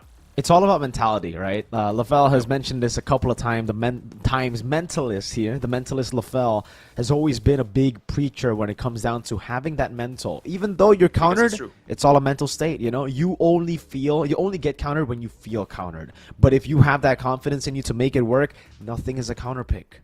Yes, exactly. You can play if the Fanny into that composition. If your friends say like, hey, are you sure like these heroes counter your hero? You just answer to them, who decided that? Wait, what? Who decided that those were my counters? Ah. That's how you aura farm Escanor style. Okay. There you go, boys. There you go. If you guys haven't watched 7 Deadly Sins, go ahead. You're welcome. And if it doesn't work out, I learned this from my friend as well. It's easier to apologize than to ask for permission. So just say, hey guys, I was countered. My bad, G. So yeah, I mean, but to be fair, it is all about the mentality, right? I mean, they're coming into this saying, yo, we're gonna win for sure. Even if they lose, they'll be like, my bad. I guess we lost. But if you were coming into this matchup thinking, oh man, the enemy team's so good, you're not gonna win. There's no chance at all. It's better to say sorry. It's better for me to be like, yo, LaFell, you suck, and then get beat and say, I'm joking. You know, it's a joke. It's sorry, man. Over than just like, yo, LaFell, can I trash talk? That's a negative aura move, boys. All right? Exactly, negative aura. In fact, I'm gonna one up you. Is that when you lose, because the opponents have the counter, be like, hey guys, in my defense, they countered me. That's the kind of thing. What if your friends say, I told you they did? And I was like, oh, my bad. I don't speak Japanese, you know, so didn't get that. Okay. So, yeah, there's always the easy way out is to blame, guys, all right? If you're in your ranked games and your team says, don't go Faramis up against, or don't go glue up against the Faramis, and then you proceed to go glue, and then you get wiped, you just say, dude, you should have banned the hero away from me. Why? Like, why did you guys ban the Faramis? Yeah. You guys know I wanted to glue. Exactly. I mean, it's actually all the times, it's your teammate's fault, okay? That's how you build that ego. That's how you lock in. I agree. Remember Blue Lock, guys. Blue Lock. It's all about ego. When you solo queue, these are the main people to blame. Jungler, number one. For missing retry. Even if they don't miss retry, just call them out. Yep. Yeah. Like, they got the Lord, but then dies after that. It's like, it's not worth it. GG jungle. Yeah, you know? Exactly. The other one, goat laner. After the goat laner gets ganked 5 times and dying once, GG goat lane. But now GG YG, we're looking at the lineup here. We got Ying, Han, Lina, Blink, as well as Stitch. This team has just been so consistent, so good all throughout. Lina, Stitch, the two, I would say, stars of YG, who've been able to really be the pillar for this team. So consistent every single game. Ying, the outlier, the guy who knows, who has such a deep hero pool, to be fair. We saw the Arlet with the Fredrin of Han. We saw the Lucas for Han as well. The others really fill the gaps well. For Lina, for Stitch to do well, and Blink obviously, it's not like he's kind of like the unsung hero compared to the others, right? The other Stitch and Lina, they're really good at their jobs. They're the star of the show. They're the carries. Han and Ying, they're enablers. They know how to fill in. Blink, he just fits, man. Like if it wasn't for Blink, the connection wouldn't be there for all these members. He is literally the do I call him the needle or the thread here? I would say the thread. Blink is the exact opposite of Odette, where Blink is an unsung hero and Odette is a singing villain. And now we got Mythic Seal here. We got Kun, Ken, Nico, Boye, as well as Zippy Cutie. Mirko, that was at least a 6, right? Wait, is she actually a singing villain? She's a villain? Not really, but you get pretty annoyed going up against her. Okay, I see. So she's a villain in some people's eyes. Listen. Okay. Swan. What? Wouldn't you get annoyed by that? Anyways, we're looking at Ying as well as Kun. You're looking at the EXP here, man. Like Ying is just popping off. He is the one showing the aura. Yeah, he's been more of that carry XP laner. A lot of times, putting himself in the Arlet as well when Han gets the Fredrin, and it really makes sense because YG, they have much more of a deeper hero pool when it comes to the jungle. For Mythic Seal, it's been kind of weird because they have not really picked up any utility junglers.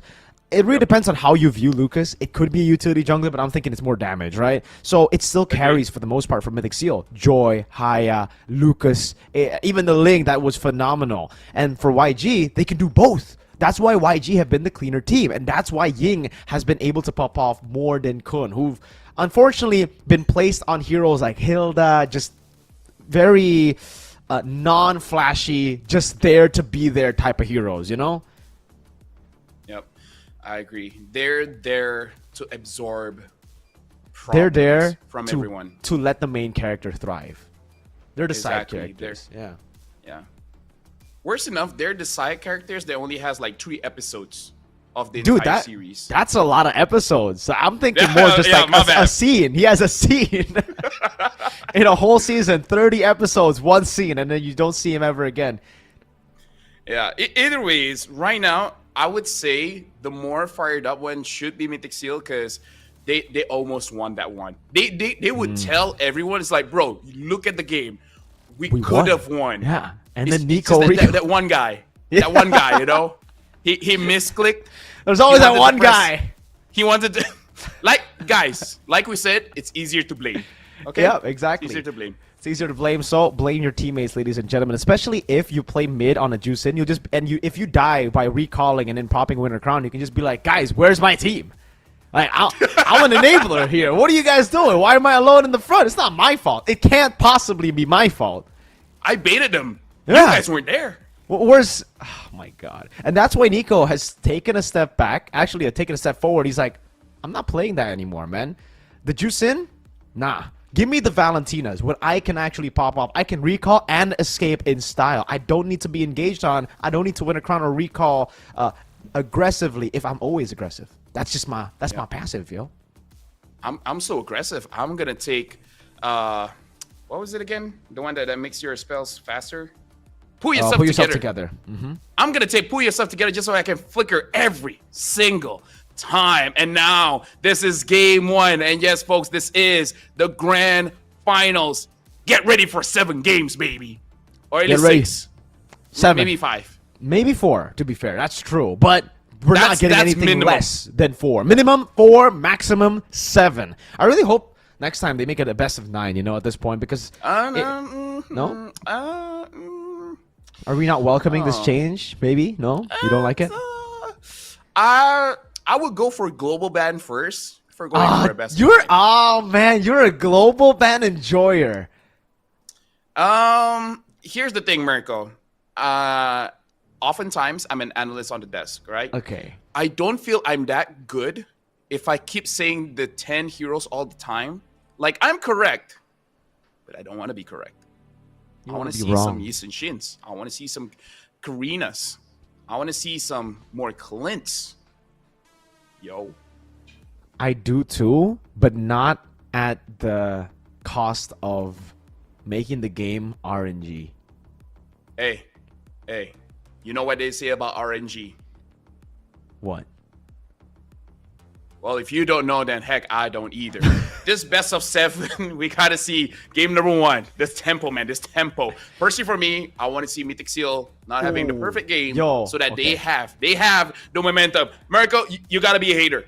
If you love Mythic Seal, you're sealing their fate, man. Ladies and gentlemen, Yangon Galacticos are gonna win 4-0. Let's try to make it work, right? I did it for TLPH and Onyx. I'm gonna try to do it for Mythic Seal. Hopefully, I do it for BTR2 later. Amen. I'm gonna sneeze. Okay, I'm back. Very brave of you. Very brave. Just saying. It's okay. And if it works, you might be the richest caster, but not by how people think you would get that kind of cash. It's gonna be very weird to explain to the tax teams people, are gonna but have either to ways. pay me for my curse. I agree. Yeah. Seems like we're already getting ready, by the way. And by the way, we have to talk about this too. Mythic Seal have literally just played 4 games. So coming into this, they are warmed up, but it could also be a case of fatigue. Hey, it's about the mindset, Mirko. Real. Fatigue? Hell nah, fam. Fatigue is a state of mind. When I sweat, that's my energy drink. What? Anyways, looking at the bans here, Fanny gets banned. The Frederick gets banned as well, so you can smell this joy coming up. Hayabusa and Kuya. Hey, good ban so far, Mirko. Yeah, I wonder if the Harith is going to come out too. Mythic Seal have been a big hater on the Harith. Game 1 AI, the reason AI was able to win was because they got their hands on a very broken pick. And after that game, Mythic Seal have always gone for Fredrin and Harith ban. But maybe that's because PS just doesn't play the Fanny comfortably in LAN events. And that's why now, for Mythic Seal, they're going to have to respect Mr. Han. He's been quite a scary Fanny, to say the least. The Fredrin as well, just to set up for the joy, like you said. But it would be weird if they went for Harith open. So Harith either left open here or first picked. Or did they go 1-1, dude? Honestly, personally for me, if the Badang doesn't get banned and the chip doesn't get banned, I would actually take that Badang just in case if YG wants to pick up that chip. Yeah. Personally for me. Yeah, that works. I think YG are definitely going to have to think hard about this, right? Do they want to give comfort or do they just set up for their draft? Because right now there are a lot of different picks open. The Juice Sin, interestingly, is the one that gets banned out by YG. So Mythic Seal, a lot of options up for grabs right now. First thing in mind is the Wanwan that has just been always prioritized by Mythic Seal when it's left open. And it will be the Harith this time around after the Harith has been left open. No Wanwan, 65% win rate. A ridiculous stat for a hero who's been picked so many times. Either Zippy Cutie has been hiding this hero the entire time, the entire playoff, just so that he can use it here, or he spent time during the break to actually practice this hero. Now, YG, the chip is still up, but again, when the Badang is there, very dangerous. I wonder if they want to steal away this joy just so that they put Ken in a worse position. Okay, so it's kind of like a forced error because when you pick up the Harith, if the enemy team goes in for the joy, it's already kind of countered by the Harith. YG might have to go for... I think the safer option would just be to pick up the Badang, and then it really depends on if they still want to go chip. But they go for the chip and the Phoveus instead. A good hero up against the Harith, and it technically stops maybe a Harith and Joy from coming out, knowing that the Phoveus can really get value out of that. But I still think it's solid. I don't think it's bad at all if they still want to go for the Joy. Maybe... the Phoveus is also kind of a way to ban out the Lucas, to deny it away, knowing that it is a pretty good pick against it. Yeah, I don't know. If you want to be safe with the chip, you do pick up the Lucas. But Ken did go up against the chip earlier, and he just 1v5'd all the time. He lost all 1v5s. But he won. But, yes. Lose the fight, but win the war. In terms of... I wonder if Nico just wants to pick the Valentine up here. Oh, the Boxia. I completely forgot about the Boxia. Wow. And now the Badang as well. Bro, I legit forgot about the Boxia. Yeah. They're playing into the second phase, which is kind of scary because YG can still pick up the Lucas here and take control of the early game. With the Phoveus, Lucas, and the chip, that is a lot of early game power, a lot of turtle contest power. We'll see, though, because usually when you're in a position like this, Farsa comes up as a way to deal with the Harith, Granger as well, or a Moskov will be a good choice for them to actually pick up a gold lane. Because in the second phase, you better expect Mythic Seal to ban out a lot of the gold laners to set up for the Harith, enabling the Harith. Yeah, or just the Myanmar special picking up the 1-1. They're really taking their time here, really unsure of what to pick up. Well, timer hit 0. Looks like they pick up the Granger here. Both teams don't have their mid laners. And the one that has the advantage is Mythic Seal because technically both Baxia as well as the Badang, very flexible. Yep, very, very flexible indeed. Going to the second phase of bans here, remember YG will be able to pick up the first hero in the second phase. And so far, I believe the red side still has the upper edge up against blue. Not in the previous series though, unfortunately. Mythic Seal was actually able to crack that idea of the red side being better than the blue side. Well, who knows? YG, yesterday, were very, very good on red. I believe it was a pretty high win rate. So, bans for YG should be in the jungle. The Joy is a very, very... Oh, wait, they're setting up for the Lucas instead. Valentina ban. Yep, that's what I was thinking. But the other thing that I'm thinking, honestly, for both teams, it's going to be good and bad for the glue. Because I feel like both teams can use the glue, well, except for YG because they already have the Phobias. So they might have to consider banning it out. Because Mythic Seal having the glue as well will make it so that they don't have a lot of damage. But if you trust Nico, man, give him something like a Kimi, and he'll probably pop off. Feramis ban coming down for Mythic Seal. Thinking that the Valentina ban might also be to pick up or to open up a chance for a Feramis to come through. The Baksha, I really wonder if this Baksha is what I think it is. Doesn't feel like a Ken hero, but I'm sure. Yeah, exactly. It doesn't feel like a Ken hero, but with the Feramis ban, it could be like a Badang, Roam, and Glue XP type of deal too with the Baksha in the jungle. And then you just have a mid laner that does a lot of damage. Like, they're even reading into it. They're like, you can't fool me, man. Can't Baxia. More like Boxy, no way. Okay, Look, that was... some have to be a 1. Some have to be a 1 so that I got you, the 10 will just come out naturally, okay? Yep, gotcha. That's a Lucas. So Lucas gets banned out too after we see the Valentina ban, the Joy taken away. So both teams actually gonna have quite a tough time, I would say, in the jungle. I think for YG, the safe bet would be to go for the Hayabusa in the jungle, knowing that that's banned out. Exactly, but what do they go? I don't think they can go Ling, right? Not against this composition. Xborg? Oh, not a bad shout at all. That's a pretty solid pick to go for, yes.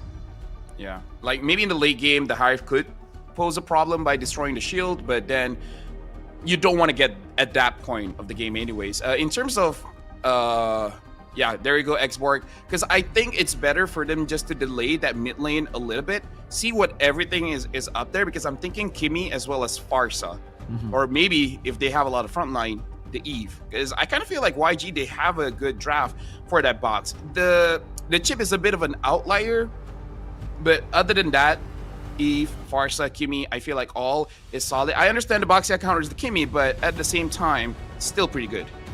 Yeah. Right now for Mythic Seal, I wonder if they're going to try to win out on the XP lane hard. Something like a CC or a High... Nah, the Hylos gets burned down by Xborg too. So I'm thinking more damage dealer really in XP if they want to put the Baxia in the jungle.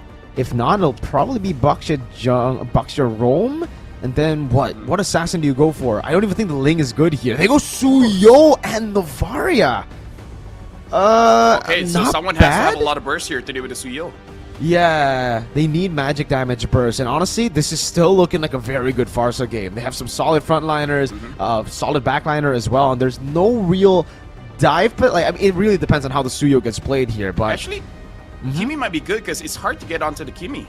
Because even if the Suyo Against jumps a in, just wait for the Baxia, iframes. Dude, trust me. I played the Baxia in the early game. Kimi does nothing. Sure. But later stages of the game. Oh, the Zaz. Oh, we haven't seen this one in the playoffs so far. It has been popping off in other regions. But yeah, the Zaz. Actually, good pick here. it will require a bit of time, though. But yeah, there's not really going to be a lot of threat towards the Zaz. You can always just turtle up inside of your shell, inside of your Dominator's Descent. So it's not bad. You can also blink forward. It's a good dive hero, fun fact. All right, YG with the chip, the Zaz. This is a very unorthodox composition, but Mythic Seal have responded in the same way. They have been forced to pick up heroes that aren't really the best in the meta currently, but it's what they have in the second phase that is left open that can still do some damage and escape from all that dive from YG. Well, here's the thing. The Suyo kind of has to pop off early, right? Because you do want to get that momentum. You do want to get that advantage because you farm faster than the Xborg. So use that. If there's no aggression early, then that's kind of bad. But I think that the Suyo can't do it alone. You really need Boye on the Badang to set things up. Well, ladies and gentlemen, it's time for us to dive into the land of Dawn for the grand finals of the Mobile Legends Bang Bang Super League Myanmar Season 1. Who's going to make it to MSC x EWC? Will it be Mythic Seal or YG? Well, right now we can definitely see that Ken is going to get the buff earlier compared to Han. And I'm just looking at Boye really setting things up because if the Suyo doesn't get a lot of advantage in the early stages of the game, then I feel like it's going to be bad just for the fact that YG doesn't mind playing the extended team fight because they do have an Xborg. Because come late game, when you're fighting around the turtle, it is going to be more difficult for Mythic Seal because, you know, just the nature of the heroes. Tankier heroes in the jungle works better, and look at that, they go in. Soul Sever already used up. Now Ken deciding to go in again. Has a bit more damage to play with. Good stun from Lina to stop it. But it will not stop Ken from invading the enemy jungle. Already level 4. And like you said, LaFell, this is a very fast clearing jungle, the Suyo. Even though it's been kind of under the radar the entire playoffs, it's still a really good pick. I myself have been spamming Suyo. Yeah, I feel like people don't like it just because it's not as tanky as before. So it's still a good pick for sure. You just got to change your mindset because you're really just about dealing damage. Like the OG Lancelot full damage build kind of thing and not tanks a lot. But hey, that's Moonton for you. They prefer assassins in the jungle just to be full damage, no defense. That's only for like Lucas that's like perfectly balanced. Yeah, absolutely. Perfectly balanced. Definitely not going to see him in MSC 2025 or MWI. Why would you pick it up, you know?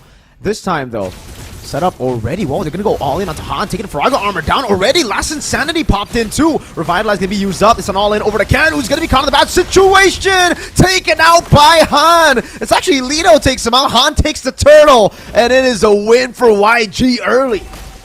Nah, this is actually dangerous for YG because they're putting Ken behind. This is setting him up for that win condition for him to get upset. And now he even... Oh, Nico actually gets that buff. Shouts out to Nico with the jungling experience. Even on a mage. Dude, Retri is overrated. I got my skills. Good recovery from Nico, but it's still a net negative for Mythic Seal. It really depends. Like you said, technically this is a win for Ken, but I don't know on a Suyo if it's going to help him that much. But on the Joy, it's fine. You lose on the early game, it's as expected, but the Suyo works very differently. You want to win the early game. You want to get that level lead, which he already has, luckily, despite the turtle take for YG. Yep. Anyways, we saw a glimpse of it, of what might happen in the neutral objectives later. Ken cannot really move forward. So Mythic Seal, they got to go into the mindset that you just want to get a kill.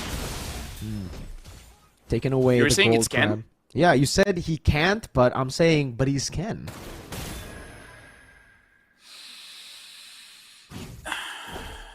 Sometimes you got to get the ones out before you get the tens. You know, I learned that from a wise man. Well, Boy is down here. He knows that there are members of YG inside. Maybe they don't know Han is there, but Nico, now he knows. I would say, Ken, try your best to get early game advantage. And if you don't, hey, trust Nico. Trust Zippy Cutie. They might be able to do it. Maybe trust Nico a little bit more. Yeah. Playing for the late game isn't really the best.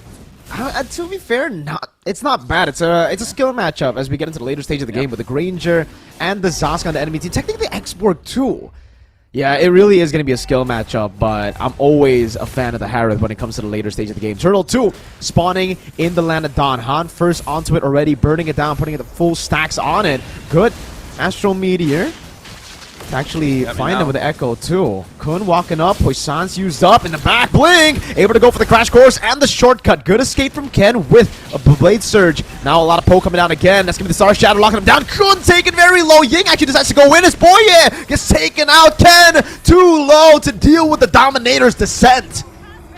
Yeah, now Ying, man, becoming a problem. One of the main carries coming in from YG. Ying is, like we said yesterday, like he has the moniker of a Maying. And now Nico, he just has to survive. Like, try to get his items. But look at his YG. They're like, we're getting this mid turret in 5 minutes. Oh, this is how you know your jungle is not having a good day. 0-2. The same start, LaFell, to the Hayabusa game in Game 1 yesterday of the upper bracket finals against YG. Ken, every time he gets placed on a hero that's not Joy... Oh, flicker out from Blink very defensively there. Needs to be careful because he knows there's no reason for him to get traded out when Han is just taking the turret for free up top, and Stitch, oh, has gotten the Sky Piercer at 5 minutes too. It's not just the rest of the team. The gold lane has been playing double lane, has been taking in and soaking all of the gold everywhere. I don't want to jinx it, but right now YG has no depth. They've been playing perfectly for the first 5 minutes. Things could change, probably. But look at this. Rotations coming in for this turtle. It's only 50 seconds, but maybe their idea is that they want to get this bottom lane. They don't want to allow Zip Cutie to farm, and I feel like that's a good idea. Don't let this Harif farm, because when the Harif has a lot of items, is strong. I don't know any I don't know any more creative ways to say it. Right? Yeah. Give me some time. I'll figure it out. It's very simple, but it's fair, right? Because that's the Harith in general. It really is all about that item spike for him, the item power spike. I think the Holy Crystal is where you're going to be expecting the Harith to finally be relevant in the game, because before that, it's just a whole lot of farming, a whole lot of passive play. Maybe if you get the Feather of Heaven, there's an angle for you to fight, but yeah, if you're truly looking to win the fight hard, it will be the Holy Crystal that gets it done. Yeah, personally for me, I feel like they got to take care of Ying first. Like, you know that he will dive the damage dealers. Kite back, kill him, because he's such a problem, bro. Like, he will make it to the point where you feel like he does more damage to you when he does nothing. That's how much problem that Ying is giving to Mythic Seal. Ooh, free take this time around. The Suyo, man, a level down against the X-Borg, LaFell. That's pretty bad. Oh, recalls it. He's gonna get out just in time, barely, before Blink catches him with the crash course. Blink and you miss it. Getting up there. Now it's not a 1. It's not a 10, but it's a solid getting 2. up there. Yeah, we went from 1 to 2. Much. It's okay. And this is a problem, because you know that YG, they don't have to rush things. And I feel like that's the most difficult thing. Like, they can rush to make sure that you don't farm, but they don't have to rush when it comes to the team fights. Now, the majority of the members are here. Blink is thinking about it, whether he actually wants to go for that shortcut. And it looks like they're just going to be happy with taking chunks off the top turret. And this is what I say. They don't have to rush it, because they're in a very good position. No reason to throw it. If this was Mythic Seal, though, trust me, they'd go for it. If it was Mythic Seal, I'd be worried if they had the lead, right? They're always that type of team. When they're behind, you actually think, oh, it's possible for them to turn it around. And now they're grouping. Wow. I actually thought that was a shortcut. Never mind. It was just the little nightmaric spawn of Lina. But that's super concerning, man. When Ken's HP gets taken that low from just a few shots at a nightmaric spawn. Yeah, I just want to point out here, looking at Lina's build, getting that Wishing Lantern very early is very hard for Mythic Seal, because there's no magic resist. Because it's hard for you to build magic resist when you're 5,000 gold behind. And at this point, no matter, like, it just becomes like a situation like this. They can siege, and you know that you can't fight back. And this is why YG can take their time, because if you try to overextend, you are going to die. Very smart itemization here, especially considering the fact that when the burn is going on, you will have difficulty recalling. Sounds like a small thing, but trust me, it does add up. I gotta ask you, LaFell, who do you think is the better roamer, Baksha or Badang? Because I thought coming into this game that it'll be the Baksha on the hands of Boye, and Kun will be the one placed on the Badang. Personally, for me, I prefer... Okay, EXP if you rotate a lot. If you're not going to rotate a lot, might as well get the down. Good natural echo over to Blink. Almost a steal, and all in onto the bottom lane. Ying gonna be taken out. Blink now walks up as well with the flicker. Boye able to disengage. Dominator's Ascent right there already. Zippy jumping back and forth on the Zaman Force. It'll be a 1-for-1 trade. Ying for Lord. Yeah. And now YG, they sacrifice Ying, but that's not that big of a deal, you know, because now the siege is gonna be dangerous. And just to say again, like, in Malaysia, like, you have Cram. If he is on that Boxia, every wave, he will rotate mid. So that makes the Boxia EXP look so good. But if you're just going to stay in lane, just trading, it doesn't look as good. Definitely not. Wave clear isn't really too bad here, unless Ken gets taken out. Oh. My lord! So much damage just from a few shots of Lina. That really is the difference that the magic damage reduction takes away. And now, like, YG, they're just asking Mythic Seal, like, hey, can you give this for free? No, you want to fight back? I mean, like, okay, bad choice, buddy. Lord gonna be charging up top now. Boya trying to defend. It's gonna be the conceal for Bling. Looking for the play. Goes with the Crash Course. Stitch with the Death Sonata. Constantly some on-force popped in. Zippy unable to get in range of Stitch, but they will be able to defend against the First Lord, keeping one Holy Defense intact. Good and bad for Mythic Seal. Because I feel like as long as Nico doesn't get the items, it's fine. But once Nico has 3, I feel like YG needs to respect it just a little bit, because unless Blink is able to get a good flank, you're really not going to be able to catch this Novaria. I'm not saying that Novaria can 1v5, but it will cause problems down the line. So YG, again, you don't have to rush, but at the same time, don't take your time. Yeah, I agree with you. That poke is going to be massive. Ooh, purple buff just taken. So far, the Star Shatters have not been doing that damage, the one we expect. I wonder if YG are actually going to opt for the Twilight Armor as we get into the later stage to stop that Star Shatter from being the oppressive poke tool that it is.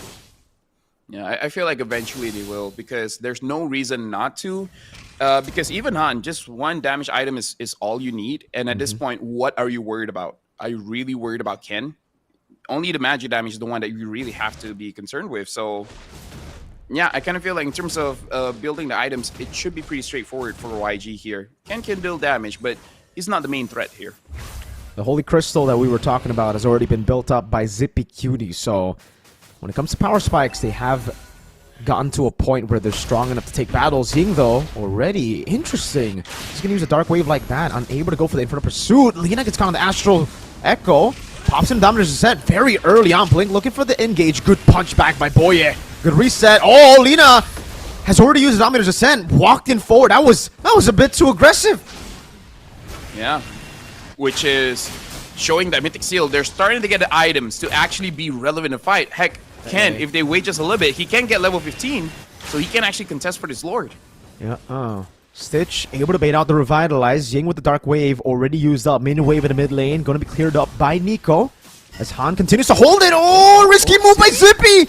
Almost gets taken out, or at least gets poked by Ying. Knows him on force for a while. Astral Echo reveals 4 and gets 4. Still, look at the position. Good shortcut to zone them away from the Lord. And it will be free. Mythic Seal will decide to concede it. That was very clean coming in from YG. That looks like a Philippine macro kind of play. Although I have to say, the moment I saw Zippy made a mistake there, YG could have gone all in, but just maintaining composure. Don't need to overextend. Our target is the Lord. We don't need the kills here. In fact, no one on YG has... Oh, Lina has 3 kills. So only Lina can give the shutdown goal, but everyone else, even if they die, they don't give a lot of gold to Mythic Seal. Like, at most, like, what, 200 gold? That's true. 7,000 gold lead for YG. A comeback looks very tough unless some specific conditions get met. And I think those specific conditions are what we saw earlier. You're able to chunk Lina into the Dominator's Ascent and forcing it out before a team fight.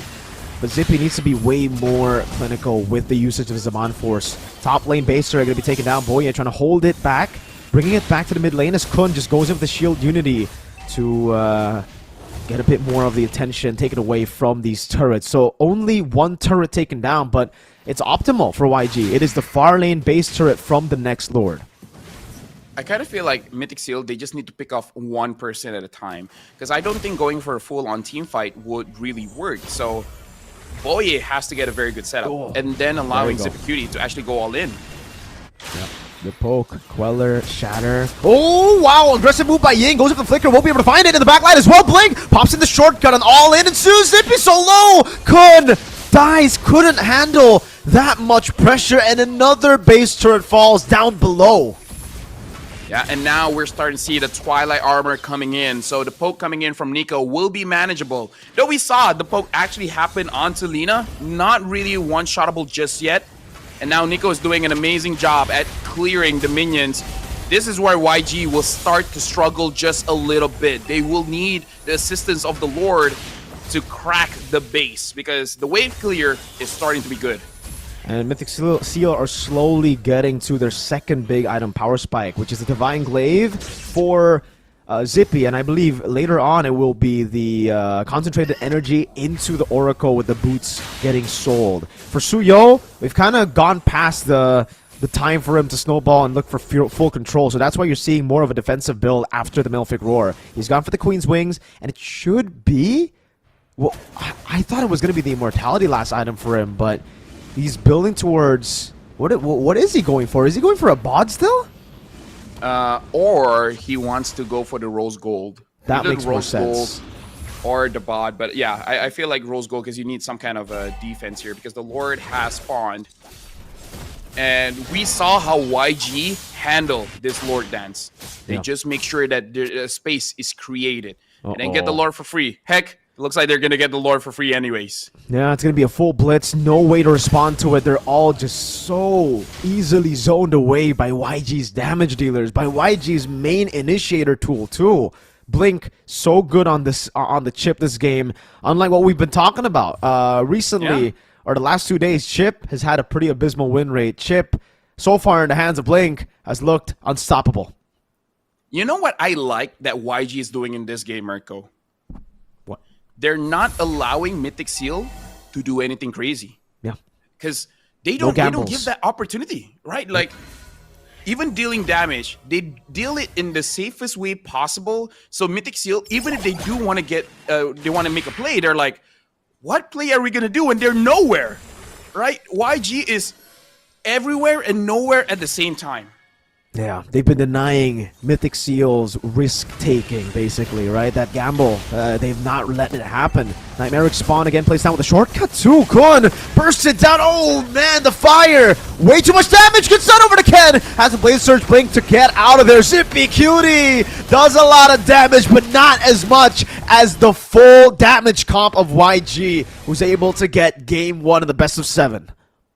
That was just simply outclassed, man. YG, they were treating Mythic Seal like, bro, you're not at our level just yet. But just to remind you guys, this is Mythic Seal's win con. They gotta have a bad first game, get upset, and then pop off. Because Mythic Seal, they couldn't get crazy. They couldn't get loco with it. They couldn't go bananas to the floor. And that's what they need to do. Gotta get bananas to the floor. They're always very, very slow starters, but up against YG, who are very strong starters and good finishers, it's going to be tough, man, to pull off the comeback that we saw against AI. It's going to be tough to pull off a comeback against a team like YG, who, again, we saw in a best of 5, were able to still stay composed despite losing 2 games back-to-back after getting a 2-0 lead. So for Mythic Seal, I expected at least a change in game number 1. They've always been slow starters, like you mentioned, LaFell. Losing game number 1 is kind of normal. It's the custom for Mythic Seal. Mythic Seal. But in the grand finals, after playing 4 games and now playing their 5th in a best of 7, it might just be too much for them to be able to force out a full game 7. YG, look, so clean on heroes that we've been talking about. Having pretty bad win rates. Xborg, you saw a 20% win rate, I think it was. Chip, you mentioned the 30% win rate before we started, yet they got it done. Yeah, so it's kind of like them asking the coach, like, Coach, how do we get a good fight with Chip? Oh. And the coach is like, don't fight. Don't fight. Play macro. Genius. Because Exactly. look, how many times have we seen Chip using the Y walk, get behind, and then using the shortcut? Barely. He used it as a zoning tool. Yep. Right? So maybe that's how you use a Chip here in this playoffs. Don't force it. Don't force it. Don't force out the chip. It's a bit too risky to force out brawls for no reason, right? When you already have to win in the early game, just play it the macro way. That's something we actually already spoke about. We touched on before the draft, right? The reason we haven't been seeing Chip that played to that high level yet is because most of these teams, they look at it as a brawl tool, where it should be a macro tool that can brawl. The brawl is a bonus. If you get a man advantage, sure, it's all good, that we saw a couple of times in this game. But for the most part, it's anti-fight. It forces the enemy team to kind of turtle in their base, shutting down the risk-taking team fighting of what we've been saying from Mythic Seal. And I don't like the Navaria pick. I don't like the Suyo pick. We already said that. We voiced it out, and I think it came true. Both of those heroes, all it did was better clear in the jungle, better clear in the mid lane, but it could not win them the game. And I feel like the game-ending pick was the last two picks of YG. That Xborg, what front line do you have? And then that Zask as well. Hey, that shut down Ken, and then that shut down every front line that Mythic Seal had. So honestly, outclassed in the draft. Just with the draft, dude, YG had a big W. Massive W. The Baksha into the Badang, letting go of the Xborg, it getting picked up and having so much more after that. The Zask, sorry, also a brilliant pick. Every single pick there made sense, and the picks that we were talking about as well that should have been banned in the second phase really didn't. They let it go. Lina, our MVP for game number 1 for the Yangon Galacticos. 3-0-5, 584 GPM. The statistics are pretty meh, but that's why you watch the game. That's why you don't just look at the stats. You don't look at the game on paper. You look at the game in the land of Dawn, and you can see the impact that he was able to provide for his team. Constantly putting Nightmaric spawns, not only to disperse damage from a lot of the poke tools of Mythic Seal, but it's also the crazy damage dealing that I didn't expect. I expect him to be like crazy in the mid to late game, the explosive damage from the Jusin, from the Zask, but the early game was still crazy from him. He was dealing a solid amount of damage even early. The crazy thing is, I don't think the stat were reflected because in our eyes, we saw a lot of damage, but he doesn't interact too much with anyone, so that the damage numbers might not be that high. But I just want to talk about the itemization just a little bit. I really like going for that glowing wand into the wishing lantern, where again, usually you will have the wishing lantern as a 4th item, but having it in the second one kind of just shuts down any possibility of Mythic Seal having a proper front line. Adding with the Xborg as well, I feel like this is just YG making it so that only Nico could play. I feel like that is absolutely brilliant. It really is. We can take a look again at the emblem selection here for Mythic Seal. It was really all about how tanky they were, right? That was what they wanted to play with. The Baksha and the Badang having a very tanky frontliner hold everything down as the poke continues to come through from the Navaria, from Ken and the Queller of Suyo, and also the Harith. But when you have a very good tool that can kite, that can shred the tanks like the Xborg and the Zask, it just becomes so tough for the frontliners to keep up, even though you have a lot of poking tools. Like, the damage was pretty good. It's pretty even when we're looking at damage, but you just can't take the damage out from the Xborg. That shred damage was so annoying to deal with for Kun and Boye. I mean, we got to put it into perspective. 45,000 and 23,000 damage coming in from YG, Lina, as well as Han. It's almost 18 minutes into the game. Usually at that timer, we would see like 90,000, maybe even 100,000, right? And yet, that shows how in this game, it's honestly brilliant in our eyes. But for casual viewers, they'd be like, that's very uninteractive. They didn't do anything. They just won. But that's how you play the macro, man. The carry, Lina, 45,000 on that Zask, they're just providing problems that now Mythic Seal always have to keep in the back of their minds. Like, hey, Ken, what hero can you use to deal with the Zas? And then there are just not many. Really not. Yeah, that's why we were struggling to find a hero that could actually fit into that lineup. We were thinking about, I think the hero that we were talking about was the Ling, right? Even that would be... Even that, yeah. I guess you'd have more side control, but then the chip is already there. There's Dude, so much to think about. Yeah, there's the Phobias too. Yeah, so many things to deal with. And yeah, I understand that the magic damage reduction thing is a big nerf to the Suyo. But here, we don't even get to see that be the problem. The main problem is there was just no one to deal damage to. Who are you going to target? You target Blink, it's wrong. You target Ying, he's going to deal more damage than you in the early game. And even if you target Lina, he can always jump into the Dominator's Descent. And then you're dealing damage to that shell. You're not dealing damage to him. It's so safe for YG. And it takes away that risk-taking playstyle that Mythic Seal wants to play. Here's my thing. I feel like if Mythic Seal wants to win, play and draft around your mid lane, man, because Nico can do it, right? Don't let Lina have this big of a lead. We saw it with the Zas, but yesterday it did the same thing with the Kimi. No. If Nico is able to suppress Lina, making sure that Lina doesn't have a good game, and then Nico expanding the influence onto the side lanes, maybe that's what they have to do, right? Allow Ken just to have a farming hero that can do something in the late game, but let Lina do amazing things early and mid. Because, like you said, you don't like the Novaria pick because it doesn't feel Nico-ish, right? Nico wants to get in your face very early. He does. He wants to brawl it out, wants to skirmish, wants to out-mechanic the enemy team. And technically, you can do that on Novaria, but it's not that flashy pick that we know Nico for. But ladies and gentlemen, we are going to get into game number 2. But before that, me and LaFell, we're going to take a short break.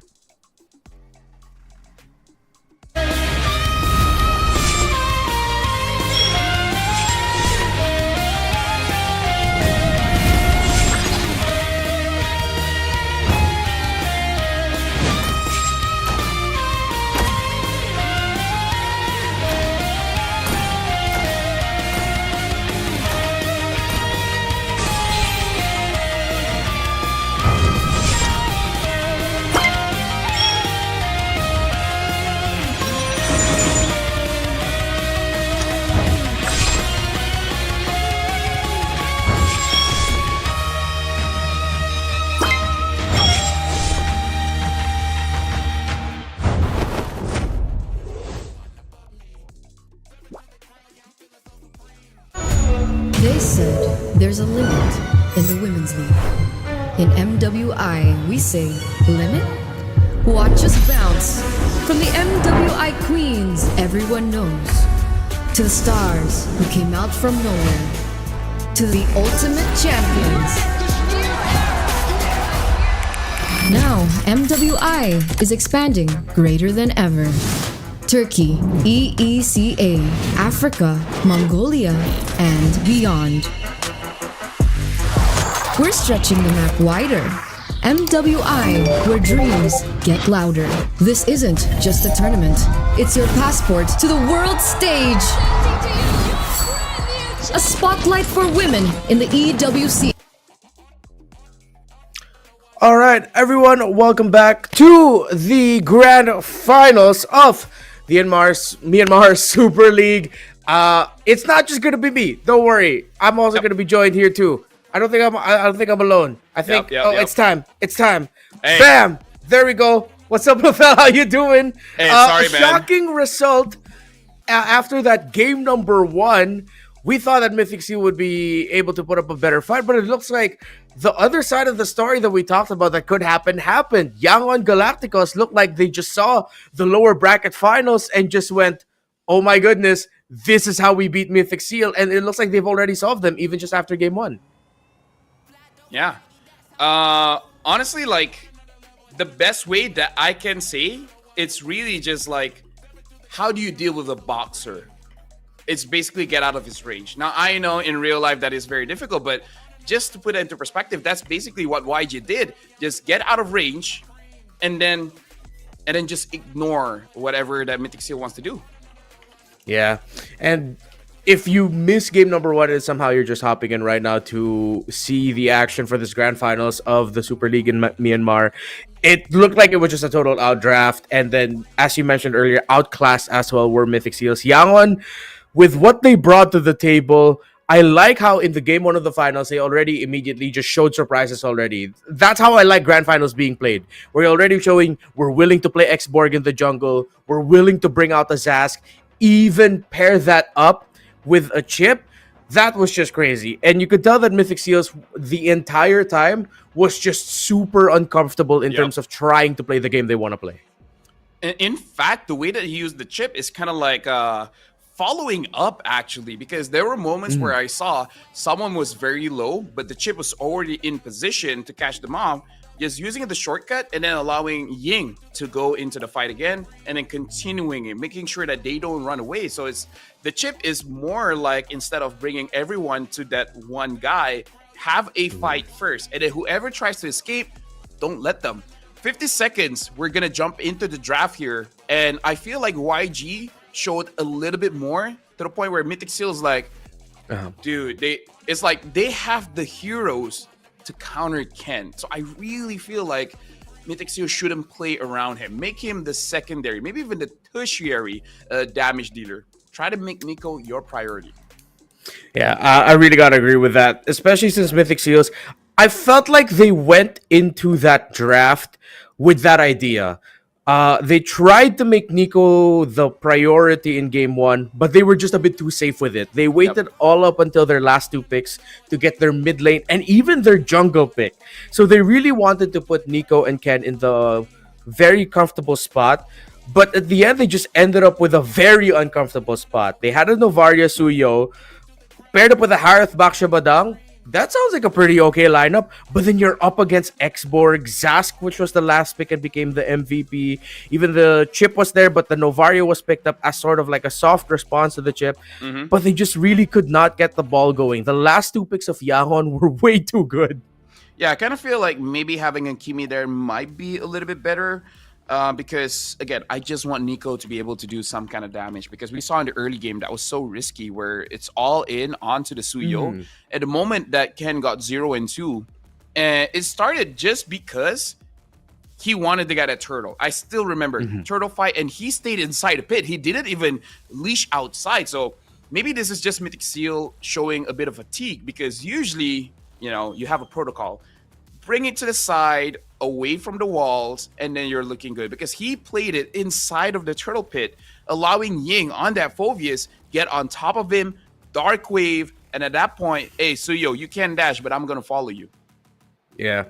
You could tell when casters have a lot of analysis to drop, and it's very specific, that the other team that lost needs to do so much to get back into this. Yeah. Because, again, that game 1 was just so impressive from Yangon that it's hard to find good points to praise Mythic Seals for. And we're not just going to sit here and say, at least they tried. I mean, come on, we're not going to do that to Mythic Seal as to compliment them. At this point, we just got to say it as how it is. Yangon played so much better, drafted so much better, and they just took Mythic Seal by surprise. So what the adjustments will be for Mythic Seal now, okay, this is a good thing I'm going to say is I'm excited to see what adjustments they'll take, because if they do the right adjustments, draft the right way, that means whatever they talked about after game 1 was a really crazy recovery, and the coach was able to come up with an amazing game plan to turn things around. So just now, YG had the X-Borg, right? Yeah. Imagine if they got the Valentina. Ooh. Imagine if they got the Valentina early. The Valentina was banned at 4th pick. Because they know Nico and this Valentina can pose problems. So that's something that Mythic Seal has to consider. Maybe instead of using the mid as a counter, at least for game number 2, try to pick up the early whatever mid pick that you want. Selena, Louis was banned out. Something. Give Nico a playmaker. Yeah. I like that suggestion. Hopefully Mythic Seals follow that and do pick up their pick for Nico in the first phase. But with Mythic Seals for the first time today drafting on the red side, we're literally going to see a different version of Mythic Seals that we haven't seen at all so far. They ban Fredrin, they ban Fanny.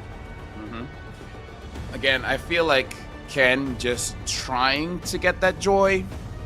I wonder if YG will allow that to happen. Luyi getting banned out here. Mythic Seal, this is the point where you ban either the Badang, the Chip, or what else did we saw earlier?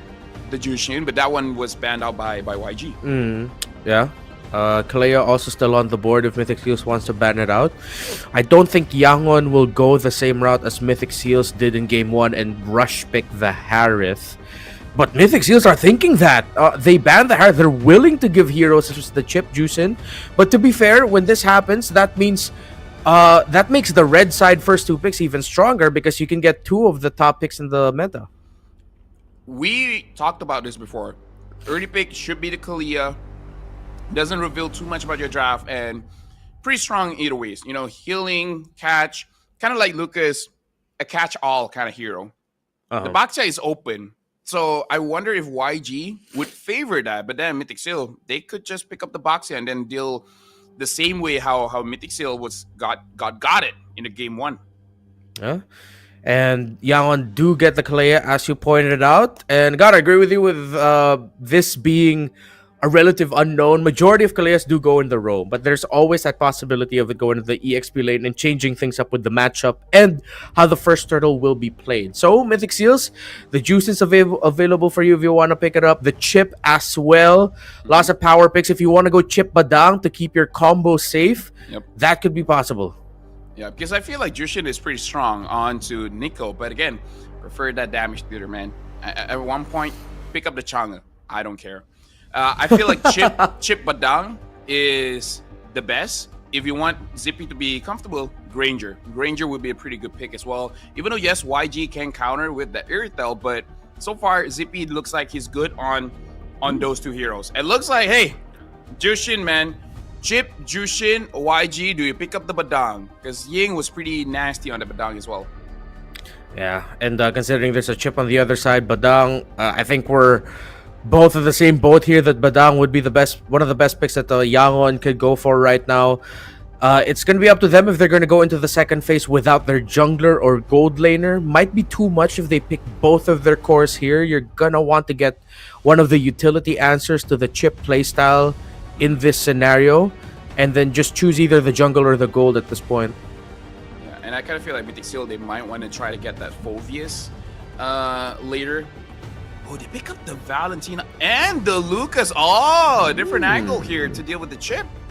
So not worried about the Badang pick. Just take the Lucas and the counter. This is actually very smart coming in from YG.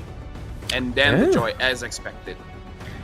All right. It seems like Yangon were really expecting that the Joy will come up at the third pick for Mythic Seals. I mean, one of the best heroes you can go up against if you're a Valentina is the Joy, because electrifying beats for you.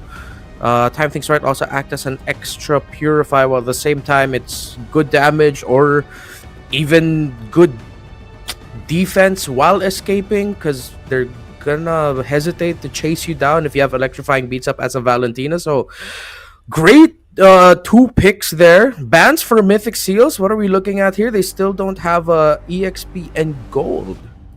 Yeah, they're batting out the Badang because, again, the threat of Ying picking it up is still there. Two other picks that Ying has been performing with is the Phoveus as well as the Arlet. Arlet combos with the Fredrin, but I kind of feel like it's still okay with the Lucas. The real question is, what do they want as the gold laner here? If YG wants to make Mythic Seal feel uncomfortable, they would ban out that Granger. Because I feel like Stitch is pretty okay with any other. Oh, it looks like YG, they're the one banning out the Phoveus. Interesting. Okay. You mentioned the Granger. I think we might actually be seeing that on red 4 for Mythic Seal if it's open for them. Also makes sense as to why they pick up the Joy third. You take out one of the best counters from the Granger. All the dashes will help provide space with the Lucas and Valentina. Let's see if Yangon will be able to read it and take out the Granger, or if they're gonna take out another gold laner option that can provide space for themselves, similar to like a Moskov. I think Chip and Moskov together are always a good combo because you can play the map so well with those two. Yeah, but you have to play that Moskov very, very well. And I kind of feel like YG with the Moskov should be pretty okay, because if the chip comes in, you can use the Spear of Misery to push him away. Not 100% safe, but with that Irrital ban, you know that they want that Granger. Yeah, seems like that's what we're gonna be getting. So if Yangon ban out the Granger, or don't ban it out, let's say they're willing to give it. I feel like Yangon would try to get that Moskov. If they ban out the Granger, I feel like Mythic Seal will take that Moskov away. Because other than that, the only other pick that I can think so far... ban out the Gata. The other pick so far that I think of is... Mythic Seal could use the Brody. They've shown that before. Oh, Mythic Seal with the Brody. Oh yeah, that might work out. They don't have any long-range artillery to deal with, but now still gonna be the Granger. And we both eyed the Moskov. I think that will be coming in here for Yangon as one of their last two picks. I think we're gonna be seeing... You know what? If Yangon has it in them, I wouldn't mind if they pick up a Benedetta in the EXP lane. That's crack. Right? In a good way. In a good way. That's pretty crack. Yeah, with Petrify. Ying seems like the kind of guy that has practiced mechanics to the point where he can use those heroes. If it's something boring, what would something boring be? Hilda. Yeah, I like how we both instantly went to the Hilda. oh my God! Are you predicted, baby? Dude, we're analysts, man. We called the Granger, the Moskov, and the Bennett. The Benedetta was actually the impressive one. Oh my goodness! Hey, Remar. Flexing that Filipino knowledge. Let's go. I knew there was something way too familiar with the draft of Yangon and Mythic Seals. It's like, oh, Benedetta looks good here. Okay, so EXP, you need something strong. Honestly, they might settle for high loss, bro. They need a wall. They need a solid wall who can just hold the front line.